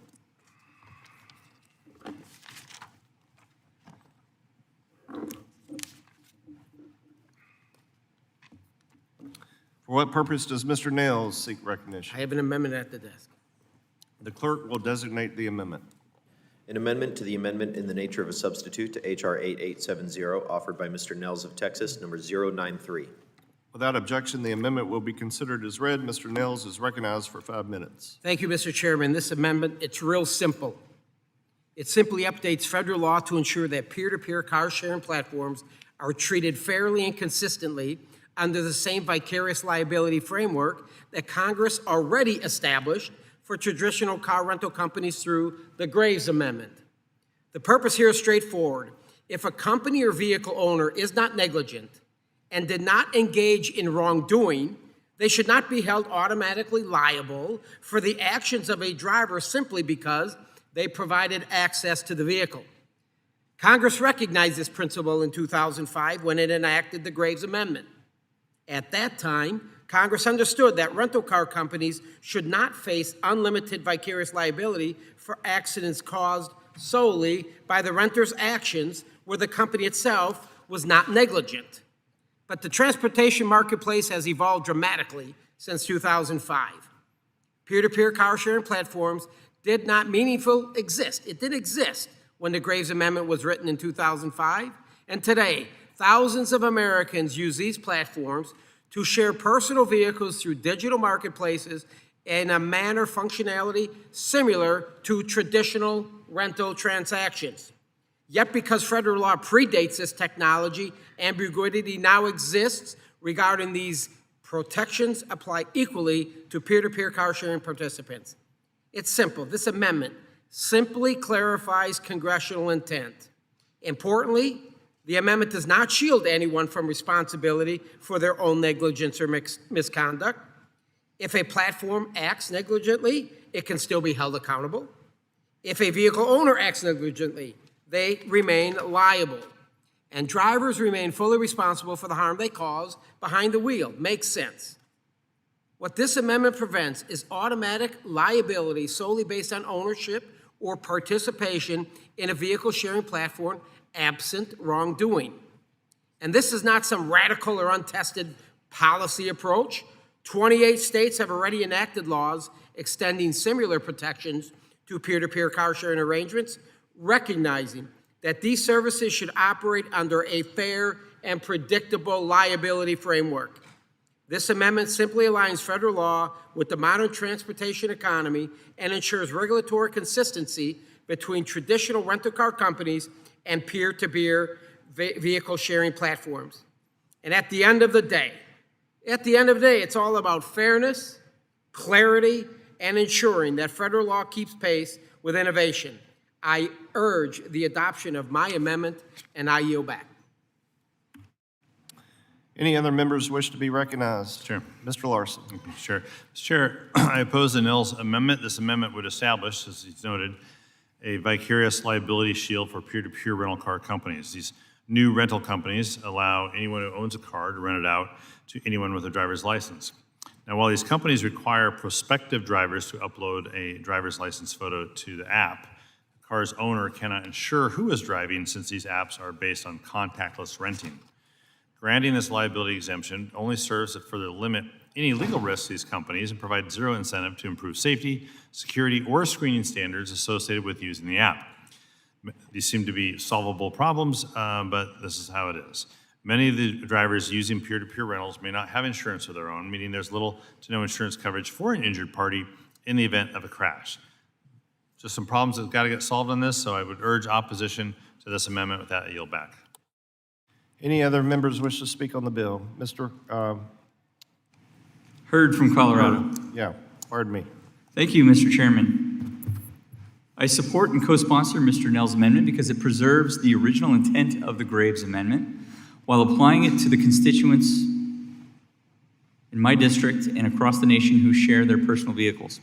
It also ensures that a vehicle owner is not held liable or penalized simply for owning a vehicle. If there's evidence of negligence or wrongdoing on the part of the owner, sure, a lawsuit can be filed. But it does not make sense to go after someone simply because an accident happened in their car. This policy is already adopted in 32 states, including my home state of Colorado, and it already applies to the rental car industry. It's good policy to extend this to car sharing as well. I want to thank Representative Nels for offering this amendment, and I encourage my colleagues to adopt it this evening. Thank you, Mr. Chairman. I yield back. Any other members seek recognition? I recognize myself to speak on the amendment. The Graves Law has protected car rental companies from vicarious liability for customers' actions. The logic was simple. If the company was not found negligent, they could not be held liable for the actions of the driver of their rented vehicles. This amendment applies the same principle here. Since this law was passed in 2005, we have seen innovation in the car rental industry, including the peer-to-peer model. Peer-to-peer car rental platforms are in the same position as traditional rental car companies. They provide the vehicle to a legally licensed driver, and they cannot control what drivers do with it. Vicarious liability for someone else's conduct without fault of your own is exactly what the Graves Amendment was designed to eliminate. This amendment extends existing law. It doesn't create new law. The same bad actor exceptions carry over, just as the Graves law doesn't protect a rental company that is negligent. This amendment doesn't protect platforms that actively enable or profit from wrongdoing. Congress has always updated the law to meet emerging technology, and that is exactly what this amendment does. Are there any further speakers on the amendment? Seeing none, are there amendments to the amendment? Seeing none, the question is on the amendment. All those in favor say aye. Aye. All those opposed say nay. The ayes have it. The amendment is not. Sir, I'd like to record a vote. The gentleman requests a vote on the amendment as previously announced pursuant to Committee Rule 6F. Further proceedings on the question are postponed. For what purpose does Ms. Titus seek recognition? I have an amendment at the desk. The clerk will designate the amendment. An amendment to the amendment in the nature of a substitute to H.R. 8870, offered by Ms. Titus of Nevada, number 298. Without objection, the amendment will be considered as read. Ms. Titus is recognized for 5 minutes. Thank you, Mr. Chairman. I'm concerned that language in this bill dictates that the Federal Railroad Administration use a specific type of rulemaking for all future regulations that are not underpinned in safety. In short, performance-based rulemaking allows the industry to regulate itself. Now, we know what happens when an industry regulates itself. We can only hope that workers and communities are not put in harm's way. I put forward this amendment as a good faith effort to negotiate something that is more reasonable. It's very simple. It changes the language from the Federal Railroad Administration shall consider to FRA may consider performance-based rulemaking. It also requires the FRA to justify the type of rulemaking it pursues. Now, that's whether it's performance-based or not performance-based. They can make the choice, but they are not forced to always use performance-based. I would urge my colleagues to vote yes on the amendment because it presents a pragmatic solution to improve this section and better protects the public in our communities. Thank you. I yield back. Any members wish to be recognized on the amendment? Short. I'll recognize myself. Ms. Titus' amendment is a step backwards. The underlying bill makes a significant step requiring performance-based regulations. These performance-based regulations achieve our shared goal of increasing safety. Rather than taking a prescriptive, technology-specific approach, performance-based regulations set safety standards that let the best approach be taken. This accounts for innovation and safer options. So I strongly oppose the amendment. Ask for a roll call vote. Not quite there yet. Oh, sorry. Are there any further speakers on the amendment? Seeing none, are there amendments to the amendment? Seeing none, the question is on the amendment. All those in favor say aye. All those opposed say nay. The nays have it. The amendment is not agreed to. Roll call. The gentlelady requests a vote on the amendment as previously announced pursuant to Committee Rule 6F. Further proceedings on the question are postponed.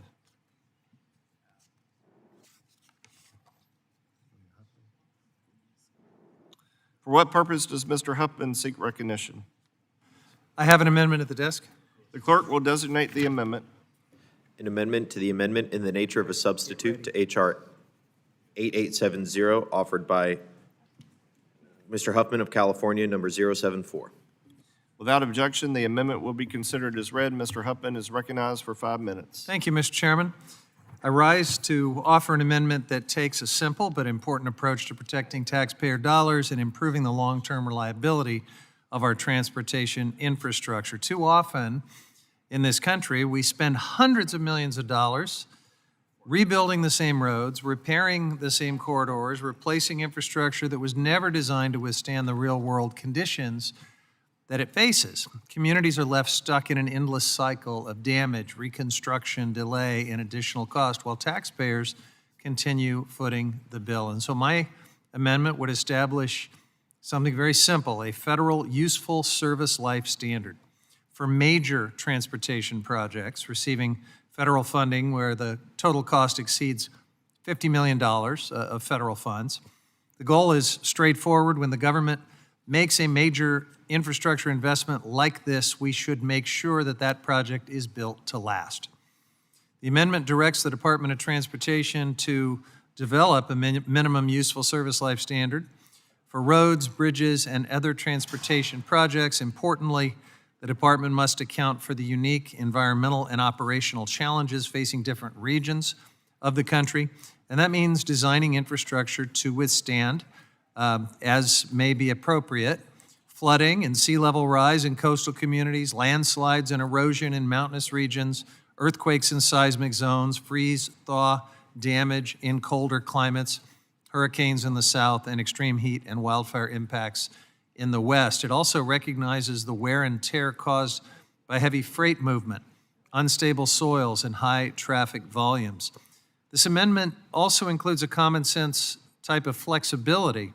It exempts emergency response projects, disaster recovery work, and pilot or demonstration projects testing innovative transportation technologies and safety designs. We know that the costs of failing to plan for long-term infrastructure are astronomical. In my district, Highway 37 of the North Bay, for example, faces chronic flooding and sea level rise that repeatedly threaten one of the region's most important transportation corridors, disrupting commuters, freight movement, and emergency access.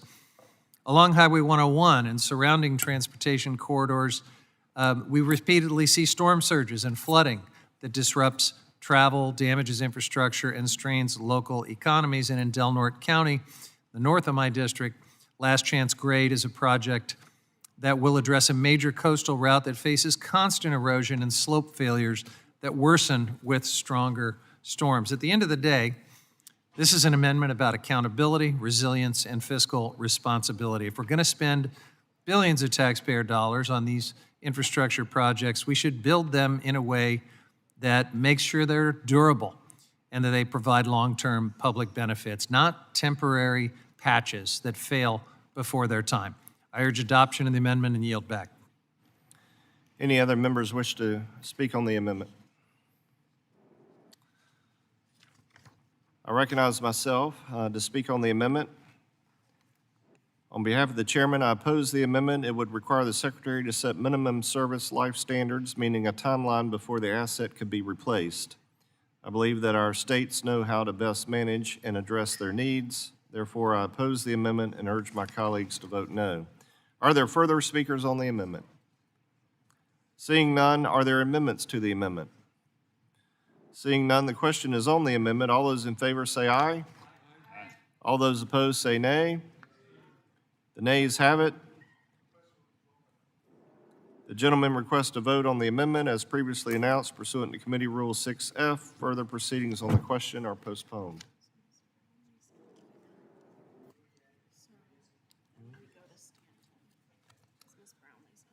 Mr. Stanton, for what purpose do you seek recognition? Mr. Chairman, I have an amendment at the desk. The clerk will designate the amendment. An amendment to the amendment in the nature of a substitute to H.R. 8870, offered by Mr. Stanton of Arizona, number 085. Without objection, the amendment will be considered as read. Mr. Stanton is recognized for 5 minutes.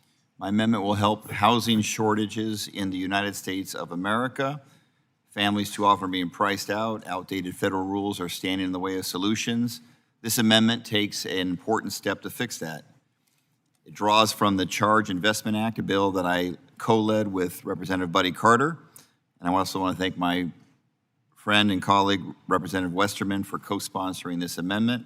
Right now, federal law locks in transit-oriented development loans inside a half-mile radius of intercity rail stations. In cities where rail exists outside of the downtown core, that arbitrary line cuts off exactly the kind of development we should be encouraging. So this amendment would expand the eligibility radius. It's a targeted fix. with enormous potential in areas where they have the main stations outside of a downtown area. We're talking about new affordable housing near transit, revitalized neighborhoods, and long-term economic growth that will pay dividends. This is a common sense modernization of federal financing tools. I urge my colleagues to support this amendment, and I yield back. Any other members wish to be recognized on the amendment? I recognize myself to speak on the amendment. I greatly appreciate my colleague's amendment, but must oppose. The underlying bill includes provisions that will help enable the further development of transit and transportation-oriented development projects. The committee has taken a measured approach to expanding these measures, and therefore I must oppose the amendment's effort to expand eligibilities further. Are there any further speakers on the amendment? Seeing none, are there amendments to the amendment? Seeing none, the question is on the amendment. All those in favor say aye. Aye. All those opposed say nay. The nays have it, and the amendment is not agreed to. I will request a vote, Chairman. The gentleman requests a vote on the amendment. As previously announced pursuant to Committee Rule 6F, further proceedings on the question are postponed.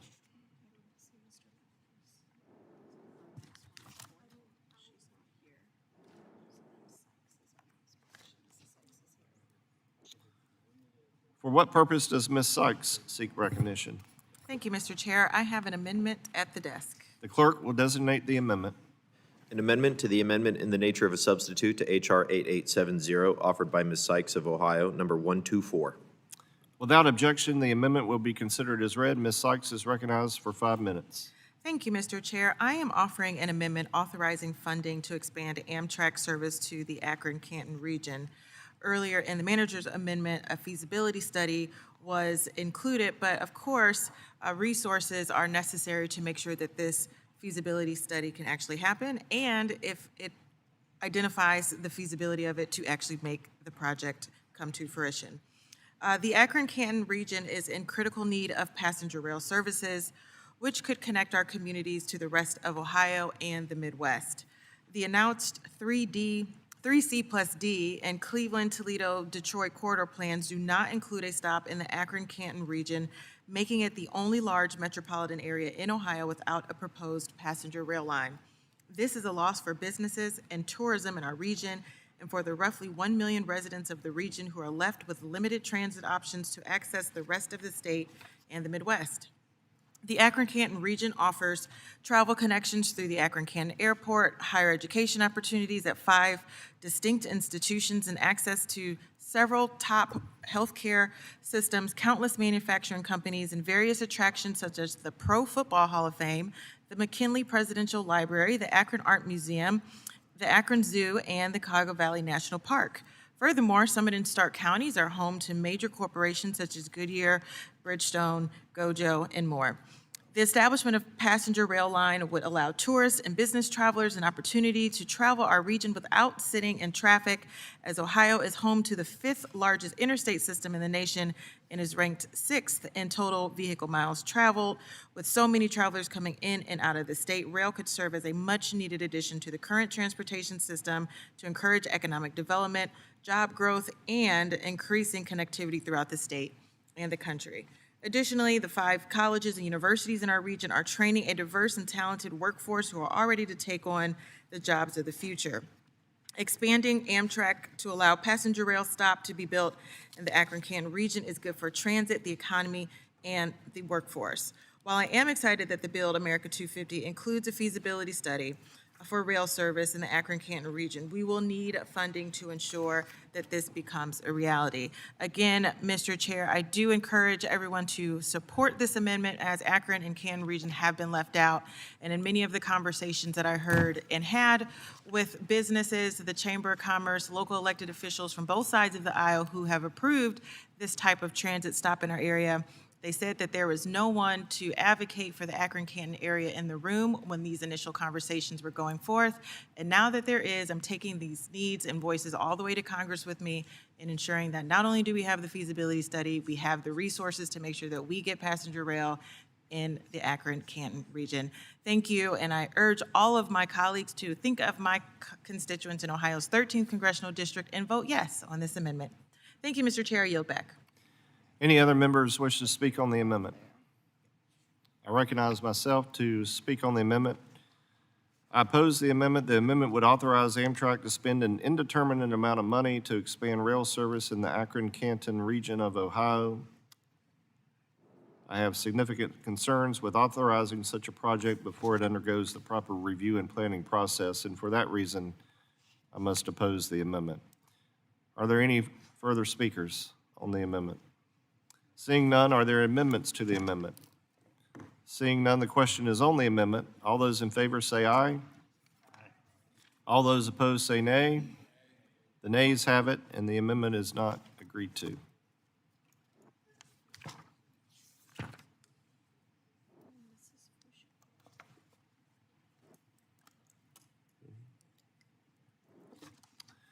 For what purpose does Ms. Fushi seek recognition?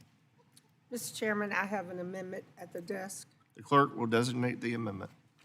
An amendment to the amendment in the nature of a substitute to H.R. 8870, offered by Ms. Fushi of North Carolina, number 061. Without objection, the amendment will be considered as read. Ms. Fushi is recognized for 5 minutes to speak on her amendment. Thank you, Mr. Chairman. Both freight and passenger rail play absolutely critical, irreplaceable roles in the American economy and supply chain, moving goods, raw materials, crops, and people across our nation every day.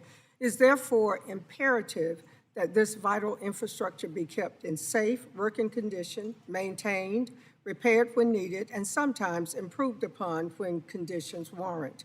In order to do this in an efficient and cost-effective way, however, state DOTs need a certain measure of financial certainty. My amendment is simple.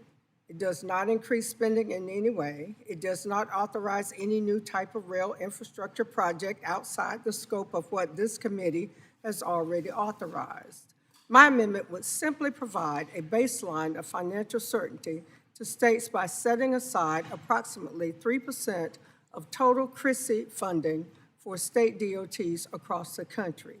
State DOTs having even this small portion of guaranteed CRISI funding each year would significantly boost their ability to conduct long-term strategic financial planning for their needed rail infrastructure projects which are essential to keeping American goods and people moving safely across our nation. The American Association of State Highway and Transportation Officials, which represents DOTs from all 50 states, is supporting this non-controversial amendment. And I urge my colleagues on both sides of the aisle to support its adoption so we can better equip our states to address their rail infrastructure needs. Thank you, and I yield back. Any other members wish to speak on the amendment? I recognize myself to speak on the amendment. Implementing a formula set aside for CRISI could have detrimental impacts for our popular and very effective program. The FRA has expressed significant concerns about this amendment's approach. We should not alter a successful program given the unknown consequences, and therefore I oppose. Any further speakers on the amendment? Seeing none, are there amendments to the amendment? Seeing none, the question is on the amendment. All those in favor say aye. Aye. All those opposed say nay. The nays have it, and the amendment is not agreed to. I request a recorded vote. The gentlelady requests a vote on the amendment as previously announced pursuant to Committee Rule 6F. Further proceedings on the question are postponed. For what purpose does Mr. Perry seek recognition? Mr. Chairman, I have an amendment at the desk. The clerk will designate the amendment. An amendment to the amendment in the nature of a substitute to H.R. 8870, offered by Mr. Perry of Pennsylvania, number 227. Without objection, the amendment will be considered as read. Mr. Perry is recognized for 5 minutes. Thank you, Mr. Chairman. This amendment strikes the requirement that states spend federal dollars on EV charging infrastructure. Shockingly, there is a provision in this bill that requires states to set aside a portion of their congestion management and air quality, or CMAQ funding, to procure EV charging facilities or other alternative fueling arrangements. While this bill ends the EV Highway Trust Fund free rider problem, they benefited from the highway and road system while everyone else paid the bill for decades. The benefit of Highway Trust Fund should be a highway and road system that is available on a technology-neutral basis, not yet another layer of handouts to an already extremely heavily subsidized subset of vehicles. It's one thing to allow states to use federal funds to invest in EV charging, still wholly inappropriate in my opinion, but it is morally reprehensible to follow decades of free riding with a mandate that forces states to spend their money on these chargers. More to the point, this couldn't occur at a worse time. As EVs are forced to compete in the free market, Americans are increasingly choosing to purchase internal combustion engines because they do not want electric vehicles. The first quarter EV sales in 2026 were down nearly 30% year over year. I mean, we're forcing states to spend money on this. This is going to be abandoned technology, and it's going to be everywhere because we forced them to use it, and nobody's going to, or to install it, and nobody's going to be using it. This is going to turn out to be yet another boondoggle done to prop up an industry that taxpayers have been forced to subsidize to the tune of tens of billions of dollars to date. And if we love this so much, I don't know why we're not subsidizing gas stations and diesel and whatever else. I don't know why it has to be just this one. I don't like any of it. This amendment would stop that and protect all the taxpayer George support and yield the balance at the time. Any other comments from members? Mr. Larson. Thank you, Mr. Chair. I oppose this amendment. If in fact this was obsolete or failing technology, then there would be no sense in putting a fee on electric vehicles as a way to help the trust fund, anticipating that there would be EV sales and EV use throughout the country in order to fund the trust fund. So that really doesn't get at the issue here, frankly. I totally agree with anyone who wants to argue that the rollout of the NEVI program was less than stellar. Some would call it a failure, and I might be one of them as well. It does not, though, undermine the point that electric vehicles are here to stay, which this bill recognizes by putting a fee on electric vehicles. And second, that there's a charging infrastructure need out there. So what we had kind of proposed in getting this language in the bill was to move EV charging inside an existing program, the CMAQ program, a congestion management program, which is actually a much better fit because CMAQ exists in order to assist localities with meeting clean air standards, and EVs by definition exist to help help with many things, but one of them is obviously they have no emissions, which helps with clean air. So that's why we had proposed, when we talked about this, putting it into the CMAQ program as a much more appropriate place focused on the function of what we were of what ought to be achieved from a policy perspective.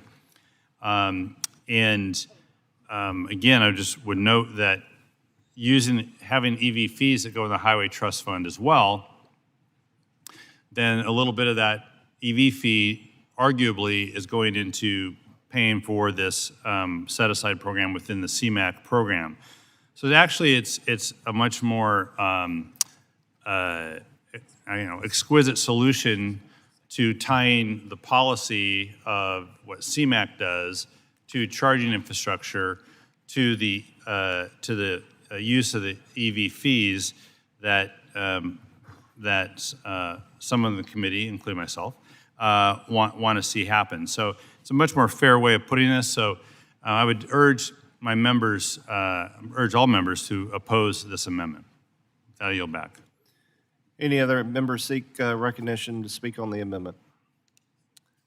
I recognize myself to speak on the amendment. I oppose the amendment. H.R. 8870 creates the first new revenue stream into the Highway Trust Fund in 3 decades, and it does so by ensuring all users pay their fair share, meaning electric vehicles start contributing. Charging is just one type of the alternative fuel types that may be addressed under this set-aside, which also includes hydrogen, natural gas, and propane fueling projects.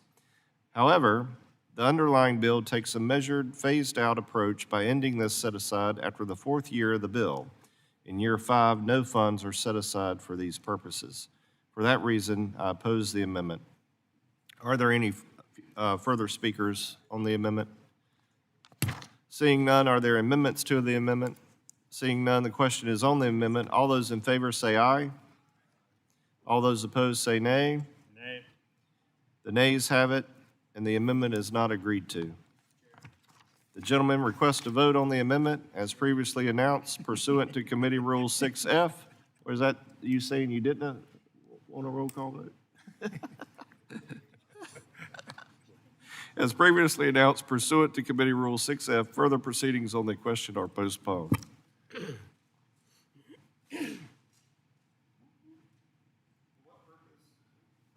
For what purpose does Mr. Nails seek recognition? Mr. Chairman, I have an amendment at the desk. The clerk will designate the amendment. An amendment to the amendment in the nature of a substitute to H.R. 8870, offered by Mr. Nels of Texas, number 091, Revision 1. Without objection, the amendment will be considered as read. Mr. Nails is recognized to speak on his amendment.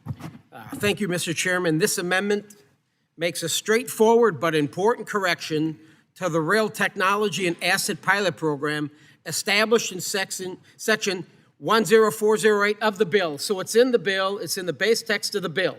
I'm happy about that. It's the telematics section. We put $100 million into this, and for those that aren't familiar with it, it's kind of putting a blood pressure cuff on the cars. The cars that are carrying hazardous material and all that, we'll know whether a door gets open on the car, whether a hatch flip open, whether we've got problems with the health and well-being of the car. It's called telematics, and it's good. It's in the base bill. Great idea. Here comes the problem. And Ms. Titus, Ms. Davis, think about this. Here comes the problem. The amendment, my amendment changes the federal cost share from 50% to 80%, reducing the required private match from 50 down to the standard 20% match used across most federal transportation and safety programs. And I got the document here, so everybody knows. Here it all is. CRISI grants, 80-20.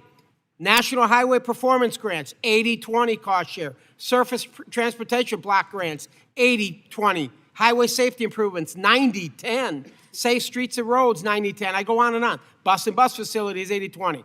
And then they get to the telematics, and it's 50-50. And I don't know what the hell. It makes no sense to me. And so this amendment is really simple. It changes one number in the subsection. But the one change will determine whether this program succeeds in achieving its safety mission. Right now, the bill requires rail car owners to provide a dollar-for-dollar private match in order to participate in telematics and rail safety technology grants. And as I just stated, it is not the standard in federal transportation policy. And that's the problem.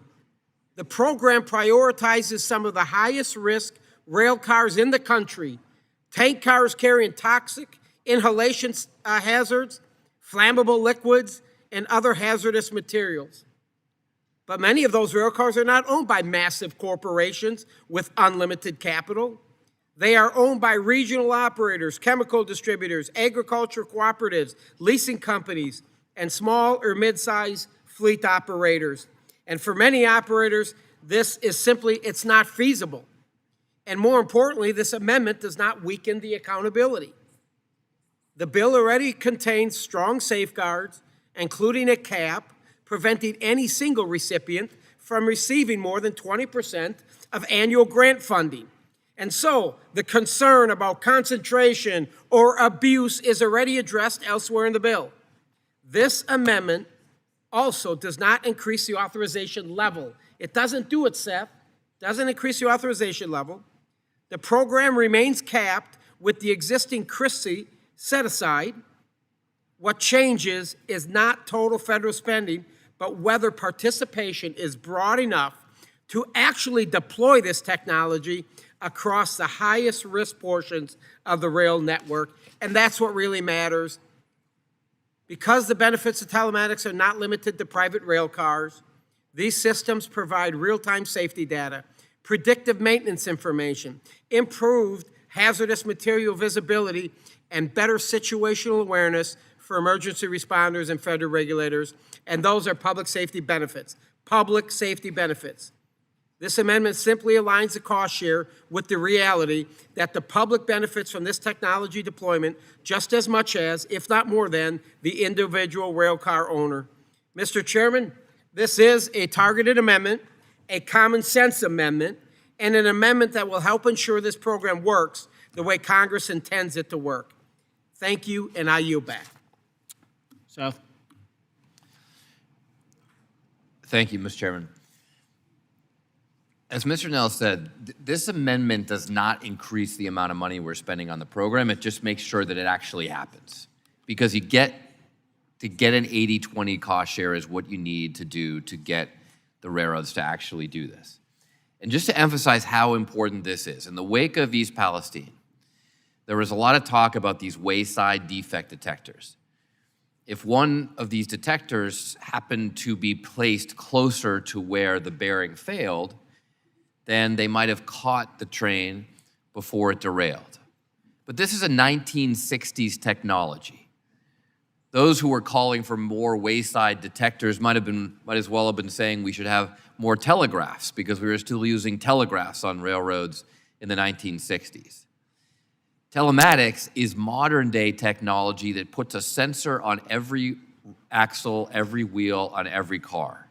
It's the kind of sensors that we have on our watches and our rings all over the place. They're relatively inexpensive, but they allow the engineer on a train to have instantaneous warning of a problem in one of the cars. I talked earlier about how there were only 297 rail hazmat incidents in 2023, compared to the 22,543 hazardous material incidents on highways. Rail is already very safe, but the question is, how do we get that 297 down to zero? Well, maybe if we doubled the defect detectors, you might be able to cut it in half. But with this program, with telematics, you can literally get it down to zero, because you're going to detect problems instantaneously. It's widely available technology. It just needs to be implemented by the railroads. And our job here in Congress is to make sure they do it. And the simple reality is they're not going to do it if it's just a 50-50 cost share, but if it's 80-20, it will set them on a path that will dramatically make our railroads safer for all the American public. It's not going to cost any additional taxpayer money to get railroads on this path. Once they see the benefits of this, once they understand that this is an investment in zero accidents, a completely safe future, which will ultimately boost their business, they'll be off to the races. But we've got to get them started. And I'm happy to yield additional time to Mr. Nels. Thank you, Mr. Moulton. Very well said. Again, the telematics, we all knew it. It was important. Four corners of it. It's in the base text of the bill. We believe that telematics will make the rail industry safer, much more safe. We're not asking for more money. We're not saying we need another $100 billion. The money's there. We're authorizing the money. We just don't believe, and this is really unheard of, it's unheard of a 50-50 cost share. You might, if it's going to stay that way, you might as well not even have it in the bill, because nobody's going to deploy the technology. Nobody's going to deploy it. The gentleman yield. Let me gentleman yield. So all I'm asking, Troy, you want me to- 80-20. Well, he'll yield to me. Oh, what do you- I'll think about yielding to you, Rick. Okay, fine, I'll yield. We're going to accept the amendment. Amazing. Well done. If you stop talking, we will accept the amendment. Can we go to 90-10? I'm just kidding. I'm just kidding. Anyone else wish to be heard on the amendment? Are there any amendments to the amendment? Seeing none. The question is on the amendment. All those in favor signify by saying aye. Aye. All opposed signify by saying nay. The ayes have it. The amendment's adopted. What purpose is Ms. Titus? Have an amendment at the desk. Designate. An amendment to the amendment in the nature of a substitute to H.R. 8870, offered by Ms. Titus of Nevada, number 297. Well, this is, I asked round 4, and on, she had 9. Without objection, the amendment will be considered as read. Ms. Titus, you have 5 minutes. Thank you, Mr. Chairman. This amendment seeks to improve paratransit services for the nearly 20 million people who have travel-limiting disabilities. It's based on the Disability Access to Transportation Act, or DATA, legislation that I was pleased to introduce with our colleague from New Jersey, Mr. Van Drew. Under the Americans with Disabilities Act, the ADA, people with disabilities have the right to access equally public transportation, just like anybody else. Paratransit offers a safety net for people who cannot use regular fixed route bus services. Now, I've heard from many paratransit riders, those who are disabled, seniors, I'm sure you have too, about the need to modernize and improve this vital service. Riders often face long wait times, and it can take many hours to just run a simple errand like picking up a prescription, dropping off children at school, going by the grocery store. Now, if we address the outdated, inflexible scheduling, these needless delays could mean that paratransit service can be corrected so that it'll be more efficient and cost-effective. Now, think about how allowing a quick stop along a trip could save everyone money and time, and that's especially true for the taxpayer. This legislation establishes a one-stop pilot program to help paratransit riders avoid excess wait times between multiple trips, a one-stop program. It also streamlines the process for submitting accessibility complaints, and it assists local communities by letting them identify gaps in transportation accessibility. Finally, it helps modernize paratransit services by prioritizing projects that use real-time tracking technology. We have the technology available to us. There's no reason why a rider should be left sitting outside for hours in extreme weather. People who utilize paratransit services are neighbors, our friends, our co-workers, the most vulnerable in many circumstances. So please, let's do what's right, vote yes on this, and give them equal access to transportation like we give other people. Thank you, and I yield back. I'd recognize myself. I have to oppose the amendment. It establishes another brand-new competitive grant program, and given that the underlying bill increases formula funding for mobility services without altering current eligibilities for mobility services, I'm opposed to standing up another new grant program. So I do oppose the amendment. Does anybody else wish to be heard on the amendment? Seeing no one, are there any amendments to the amendment? Seeing none, the question is on the amendment. All those in favor signify by saying aye. Aye. All opposed signify by saying nay. Could we have a roll call Opinion of the vote? chair, the nays have it. Roll call vote. Gentlelady requests a vote on the amendment as previously announced pursuant to Committee Rule 6F. Further proceedings on the question are postponed. Ms. Sykes, Thank you, Mr. Chair. I have an amendment at the desk. designate. An amendment to the amendment in the nature of a substitute to H.R. 8870, offered by Ms. Sykes of Ohio, number 126. Without objection, the amendment will be considered as read. Ms. Sykes, you recognize. Thank you, Mr. Chair. As you all know, and indeed most Americans know by now, on February 3rd, 2023, a Norfolk Southern train carrying hazardous chemicals derailed in East Palestine, Ohio. This crash that came as a result of the derailment released hazardous chemicals into the environment surrounding the crash. These chemicals seeped into the ground and the stream surrounding East Palestine. In order to prevent a potential explosion, first responders ignited a controlled burn which spewed these chemicals into the air. It raised health concerns for Ohioans and Pennsylvanians alike. No one should have to deal with the horror and fallout of what was occurred in such a disastrous derailment, which is why I was proud to introduce the Rail Act in Congress.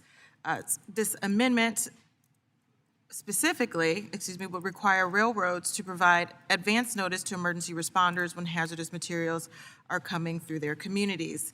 This idea was a concern raised by Ohio governor and then questioned by the Ohio General Assembly, and also a testament of showing what happens when your state and federal partners communicate and talk, because this bill has already been accepted in the underlying text.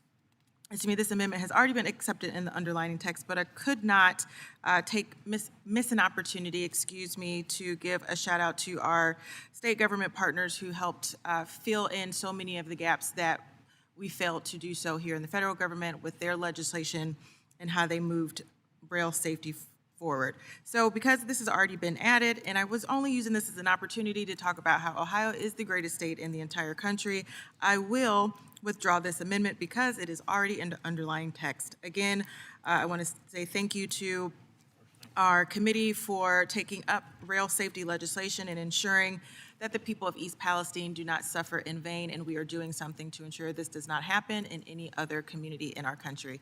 Thank you, Mr. Chair, and I yield back. Thank you, Amelia. I appreciate it. Ms. Colton.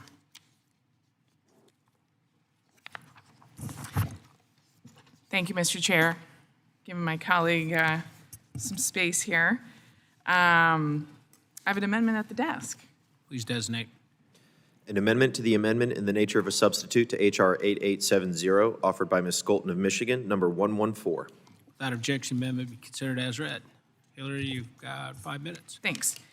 In this committee, we talk a lot about building more, cutting red tape, and finding common sense solutions. This amendment does just that. This language would help convert unused right-of-ways like interstate medians into assets to generate energy, build transmission and distribution infrastructure, as well as expand broadband.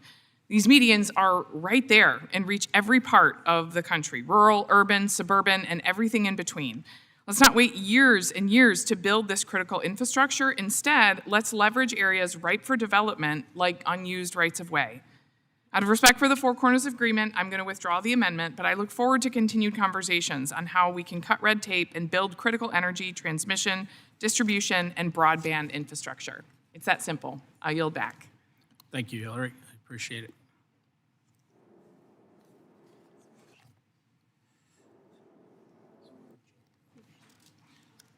Ms. Fucci, I have an amendment at the desk. designate.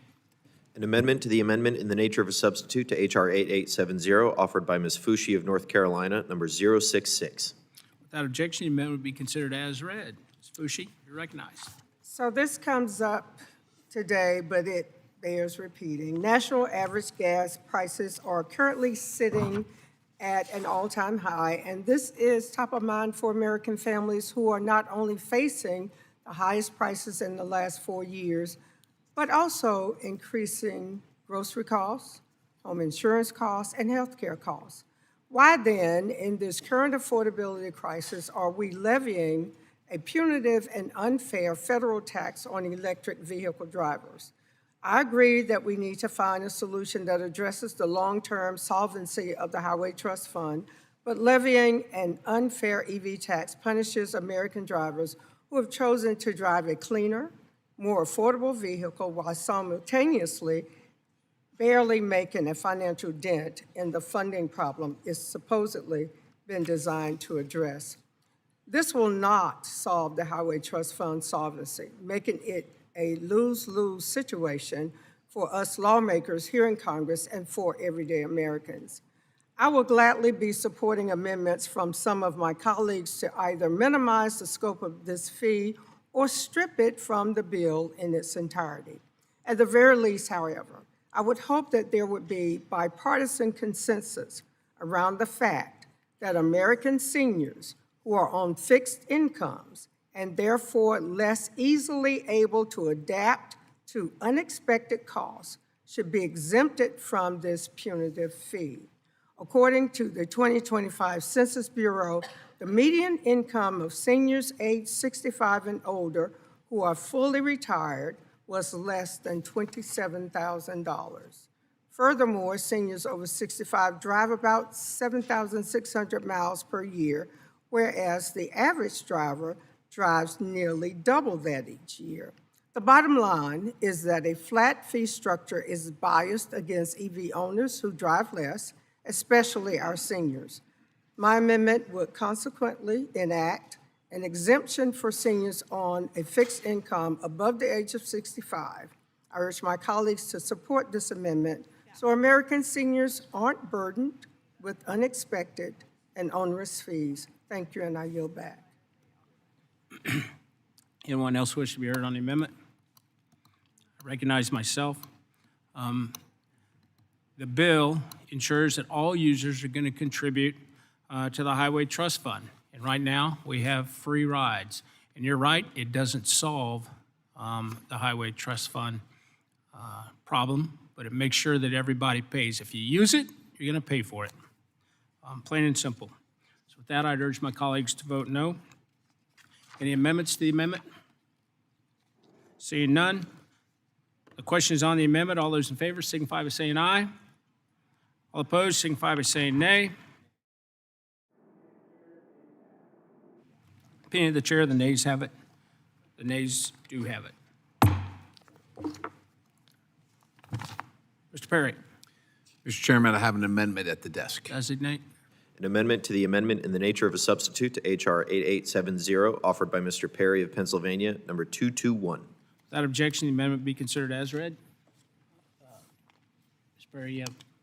Thank you, Mr. Chairman. This amendment would disallow recipients of Title 23 assistance from using, listen to me, automatic license plate readers for any purpose other than tolling.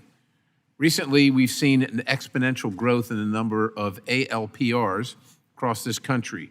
One company I own, Flock, has grown from less than 500 cameras nationwide on January 1st of 2024 to nearly 100,000 cameras installed as of yesterday.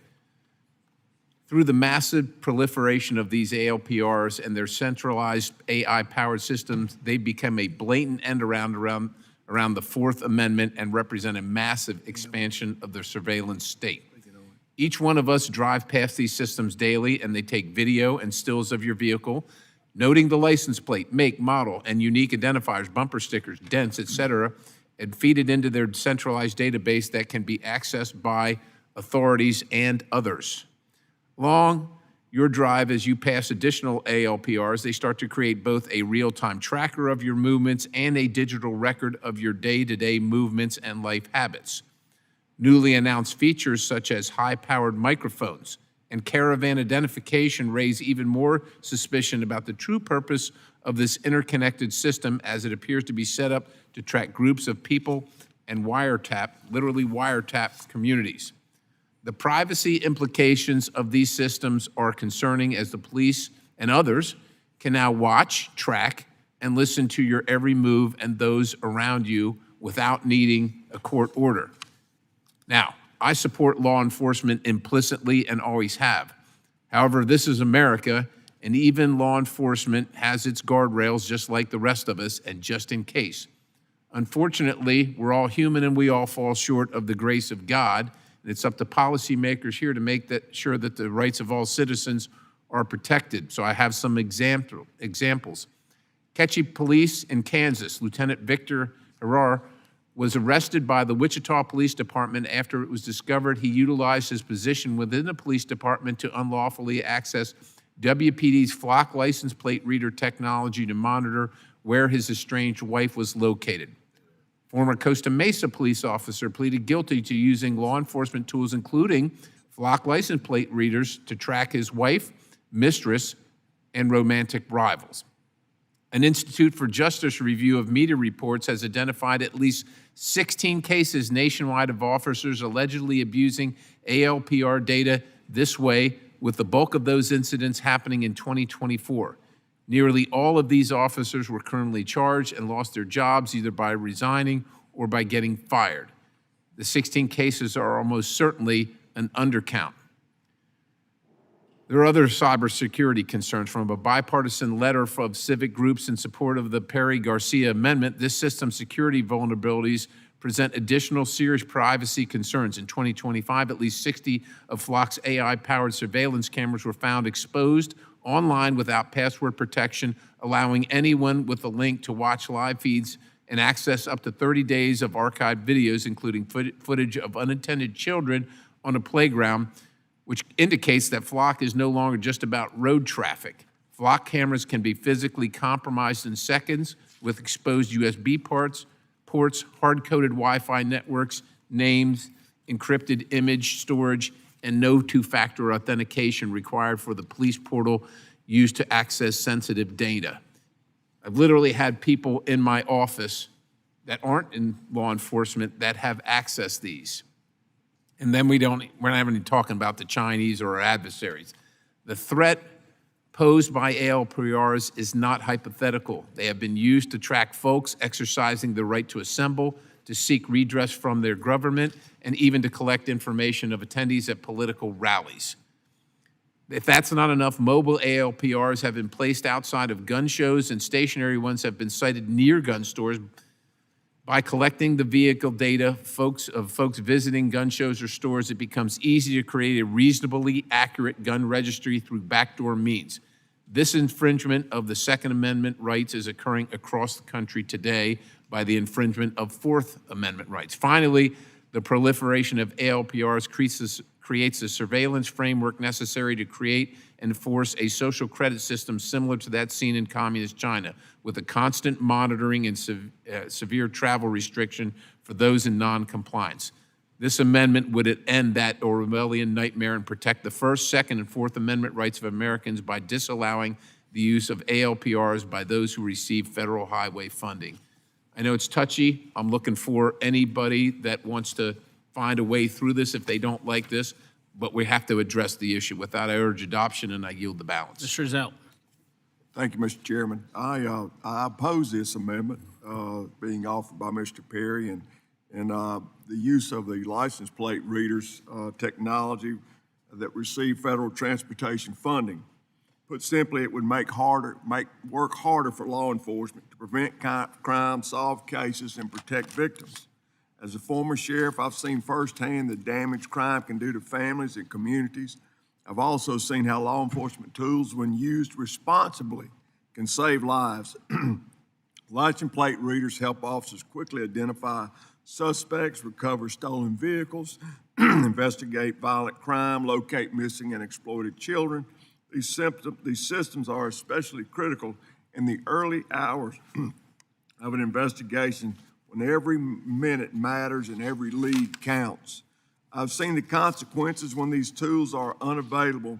Just last week in Texas, multiple shootings across numerous crime scenes triggered massive search effort. A neighboring department using license plate reader technology was ultimately able to identify the suspect's stolen vehicle and help move the investigation forward.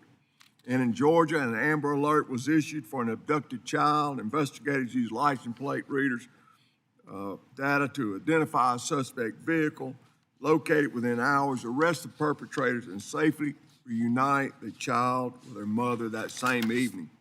Criminals are becoming more sophisticated and operate across city, county, and state lines. We should not be tying the hands of the men and women in law enforcement. I think we should, Mr. Perry, we should continue to monitor, punish, terminate any officer or anybody using this thing in an unauthorized manner. But I've seen far more good than I've seen bad in my 42 years of law enforcement. And just having these things available to us for the last several years has done a lot for the solving of some major crimes. Myself personally, I have seen the good use of this stuff. But I say let's monitor this, let's work on it, and let's make sure that these bad officers that are acting wrong are fired and terminated from their jobs. Thank you, and I yield back. Rick. Thank you, Mr. Chair. I also oppose the Perry Amendment 221. This amendment would bar any recipient of funding under Title 23, as in every state and most counties and cities in the U.S., from using automated license plate readers, except for tolling. This amendment does not just prohibit the use of federal funds on ALPRs, but bars any jurisdictions receiving these funds from using readers at all. Now, while there are real concerns about the use of these readers, law enforcement have also relied on them for activities like searching for stolen vehicles, searching for missing and endangered people. That's why this year, Washington State, after going through a couple of years of jurisdictions putting a hold on the use of these systems, and some local jurisdictions outright banning these systems, the state legislature acted to allow their use in limited circumstances, finding a way through this thicket of issues of privacy of law enforcement, while prohibiting data sharing outside of the courts and restricting the locations where law enforcement can use them. That passed our state legislature, the governor signed it, and cities that had put a freeze on the use of these systems began using them again with these new restrictions. So Washington State took a balanced approach to ensure the protection of privacy rights and the protection of public safety. We can too. Other states can too. This amendment does not. So given that, I oppose this amendment and urge my colleagues to do the same. Yield back. So, Thank you, Mr. Chair. I think that this amendment seeks to address an issue that is real and that should be a real concern. Benjamin Franklin said those who would give up essential liberty to purchase a little temporary safety deserve neither liberty or safety. And I support law enforcement, absolutely, and these tools. But we have seen these tools abused, and we need to put some very, very strict regulation. Washington has done some great work. Oregon has done some great work. Other states, I'm sure, have. But we need federal regulation to make sure that these surveillance tools are used appropriately and are not surveilling Americans in ways that are inappropriate, invasive, and so I agree. This goes a bit far, but I would love to work with Mr. Perry or anyone else on getting legislation that protects our freedom and liberty. does anyone else wish to be heard?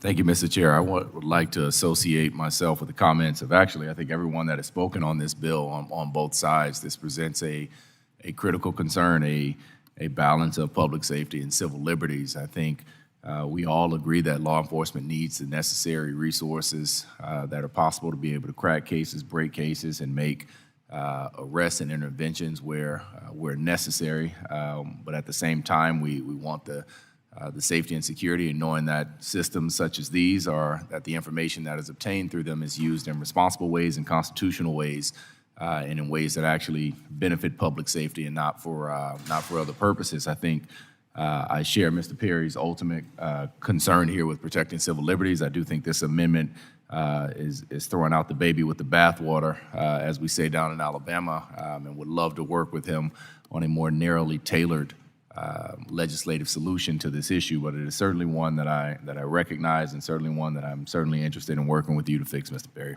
I yield back. Anyone else wish to be heard? Are there any amendments on the amendment? Seeing none, the question is on the amendment. All those in favor signify by saying aye. All opposed signify by saying nay. It appears the nays. The gentleman has requested a recorded vote on the amendment as previously announced pursuant to Committee Rule 6F. Further proceedings on the question are postponed. Mr. Begich. Mr. Chairman, I have an amendment at the desk. Designate.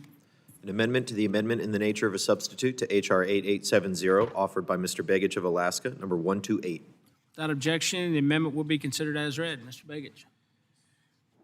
Thank you, Mr. Chairman. This amendment extends the existing public land sliding scale federal share to 7 FTA formula programs, ensuring consistent treatment between our highway and transit programs. Under longstanding federal highway law, 14 states with extraordinary amounts of non-taxable federal land, including Alaska, receive a higher federal share on FHWA highway projects because limited local tax bases restrict their ability to generate a match.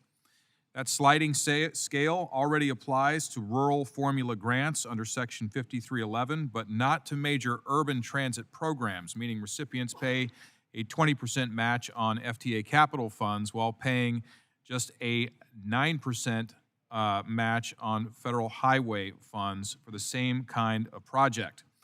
There's no good reason a passenger rail platform in Anchorage should require a 20% match while the highway leading to it requires only 9%, and recipients can elect the higher federal share without changing total program funding. Mr. Chairman, this amendment costs nothing, benefits 14 states across the country, and ensures our federal transportation programs treat highways and transit consistently in the places where federal land ownership limits local match capacity. I thank Representative Hoyle for her support in co-leading this amendment, and I urge my colleagues to support the amendment, and I will yield the balance of my time to Representative oil. Thank you. Thank you, Representative Begich. I'm proud to co-sponsor this amendment with Congressman Begich because communities should not be penalized simply because so much of their land is federally owned or otherwise non-taxable. Curry County, which I represent, has almost 74% of their county is federal lands, and it is not taxable. And across the country, especially in our rural communities, tribal areas, gateway communities, near public lands, local governments are expected to provide transit services with much smaller tax bases to support it. More than 1,900 counties nationwide contain significant federal land, yet these communities still have workers who need transportation, seniors who rely on this transit, and visitors who depend on safe and reliable mobility options. Oftentimes, these are the communities that need it most but have the fewest resources to support it. This amendment helps level the playing field by extending a sliding scale flexibility that already exists for highway programs for transit systems. This is practical, common sense step to strengthen mobility, support rural economies, and ensure every community has a fair shot at accessing federal transit investments. This is a good amendment. I urge adoption of this amendment, and I yield back to my colleague from Alaska. Thank you, and I yield back. Mr. Larson. Thank you. Thank you, Mr. Chair. Certainly, I'm supportive of the underlying policy in the Begich Amendment, but we'll have to oppose it in accordance with the Big Four agreements. Sliding scale is an important tool to help states with a lot of federal land and fewer sources of local match, and still afford to build infrastructure projects. Likewise, it certainly support harmonizing highways and transit policy whenever possible, and sliding scale is already available under many FHWA programs. However, under the Big Four, I'll be opposing this amendment. Anyone else wish to be heard on the amendment? Mr. Chair, Ranking Member, I would like to withdraw the amendment, but I would like to work with both the Chair and the Ranking Member on finding a mechanism through which we can address this issue. Absolutely. Thank you, Mr. Chair. Thank you. Ms. Titus. I have an amendment at the desk. Designate. An amendment to the amendment in the nature of a substitute to H.R. 8870, offered by Ms. Titus of Nevada, number 293. Without objection, the amendment be considered as read. Ms. Titus, you recognize. Thank you, Mr. Chairman. I want to urge my colleagues to vote yes on this amendment that I'm offering with my friend Representative Stanton to help places like Las Vegas, Phoenix, across the Southwest that have to navigate extreme heat issues. Extreme heat is one of the biggest threats to my constituents' lives and livelihoods. In 2024 alone, there were over 500 heat-related fatalities in southern Nevada. In fact, more people die each year due to extreme heat than due to hurricanes, tornadoes, and floods all combined. Now, construction workers and people who work outside are at the highest risk for heat exposure, health complications. Our state and local governments who are contracting out infrastructure projects need to rethink schedules and planning to account for this pervasive threat. Not only will this save lives, but it will also save taxpayer dollars. Section 1322 of the bill directs the Secretary of Transportation to provide technical assistance and best practices to state departments of transportation for advancing projects in states in which construction may be limited by cold weather. Well, given the challenges that I just outlined, it only makes sense that the states that express extreme experience with heat should also get support from the federal government.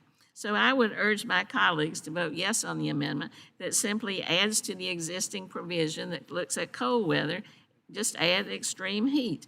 That way, the federal government can provide assistance to local and state governments that deal with both kinds of extreme weather that cost lives and taxpayer dollars. So I urge my colleagues to vote yes on the amendment, and I yield back. Anyone else wish to be heard on the amendment? I'll yield myself time. So I do oppose the amendment, and while states face challenges with respect to high temperatures, the provision in the underlying bill speaks to states that have construction seasons limited by cold weather, including my home state of Missouri. And I do oppose the amendment. And with that, yield back. Are there any amendments to the amendment? Seeing none, the question is on the amendment. All those in favor signify by saying aye. All opposed signify by saying nay. The opinion of the chair, the nays have it. The amendment is not adopted.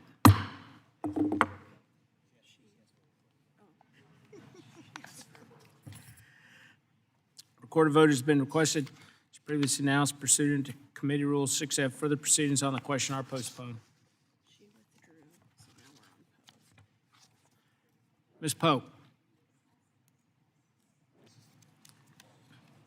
Mr. Chairman, I have an amendment at the desk. Designate. An amendment to the amendment in the nature of a substitute to H.R. 8870, offered by Ms. Poe of New Jersey, number 045. Without objection, the amendment will be considered as read. Ms. Poe, you're recognized. Thank you so very much, Mr. Chairman. This amendment would allow the Metropolitan Planning Program funds directed to low-income or rural communities to receive 100% federal cost share. For too many Americans, the current environment means tightening our budgets. This is especially true for low-income and rural communities, many of whom do not have the resources to allocate for planning valuable projects. This amendment would ease the financial burden on struggling local governments while helping improve connectivity in rural and low-income communities. To support further discussions, I will withdraw this amendment to work with the committee to advance this policy so that we can expand access for low-income and rural transportation projects. Thank you, Mr. Chairman. I yield back. Thank you, Ms. Poe. I appreciate it. Mr. Perry. Mr. Chairman, I've got an amendment at the desk. Designate.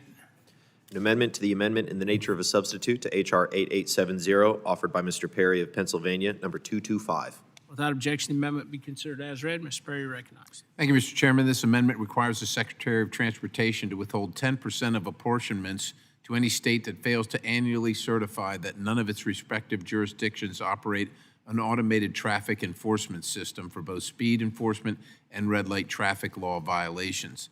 Additionally, these certifications may be audited by the Secretary as deemed necessary to ensure full compliance and due diligence. To put it plainly, the use of nationwide automated traffic enforcement cameras remains a predatory, revenue-generating scheme that can be best characterized as a direct attack against the American people's driving autonomy.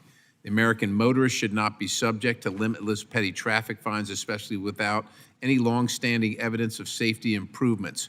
As we all know, generating thousands of tickets or reporting that speeds drop by a few miles per hour near a camera does not constitute proof of a safety improvement. Safety should be measured by actual harm reduction, in other words, fewer serious injuries and fatalities, not by ticket counts or marginal temporary speed changes. The safety program succeeds when fewer people are killed or are seriously injured directly due to that intervention. A camera program that increases ticket revenue, expands to more location, and continues for years without demonstrating reductions in serious harm is not a safety program. Let's call it what it is, ladies and gentlemen. It is an enforcement and revenue program using safety language for political cover. Companies that sell camera equipment in municipalities that operate programs routinely claim dramatic safety improvements, but these claims are often based on vendor studies, selective time periods, or skewed metrics that measure ticket volume rather than harm reduction. Independent verification is rare, and believing promotional materials from those who profit is the equivalent of trusting tobacco company research on lung cancer. Much of this supposed research supporting speed cameras comes from companies that sell equipment The Insurance Institute for Highway Safety, which, by the way, is funded by auto insurers who benefit when traffic tickets increase insurance premiums, or from jurisdictions that depend on that very revenue. It has also been consistently proving that rolling right turn violations have had very little effect on driver safety. A study by the National Highway Traffic Safety Administration found that only 0.2% of all nationwide roadway fatalities from 1982 to 92 occurred at an intersection permitting a right turn on red. Drivers have long interpreted the right turn on red law to mean they must yield to oncoming traffic and pedestrians before executing a right turn when they confront a red signal at an intersection. Sure enough, this interpretation has worked out extremely well for a safety and traffic movement perspective. Additionally, as many of you know, I have tirelessly fought against any effort to infringe on the American people's privacy rights and personal civil liberties, unwarranted and warrantless surveillance being one of them. These automated traffic enforcement cameras are simply another extension of those privacy infringements. While they remain a petty cash grab, these cameras also threaten our privacy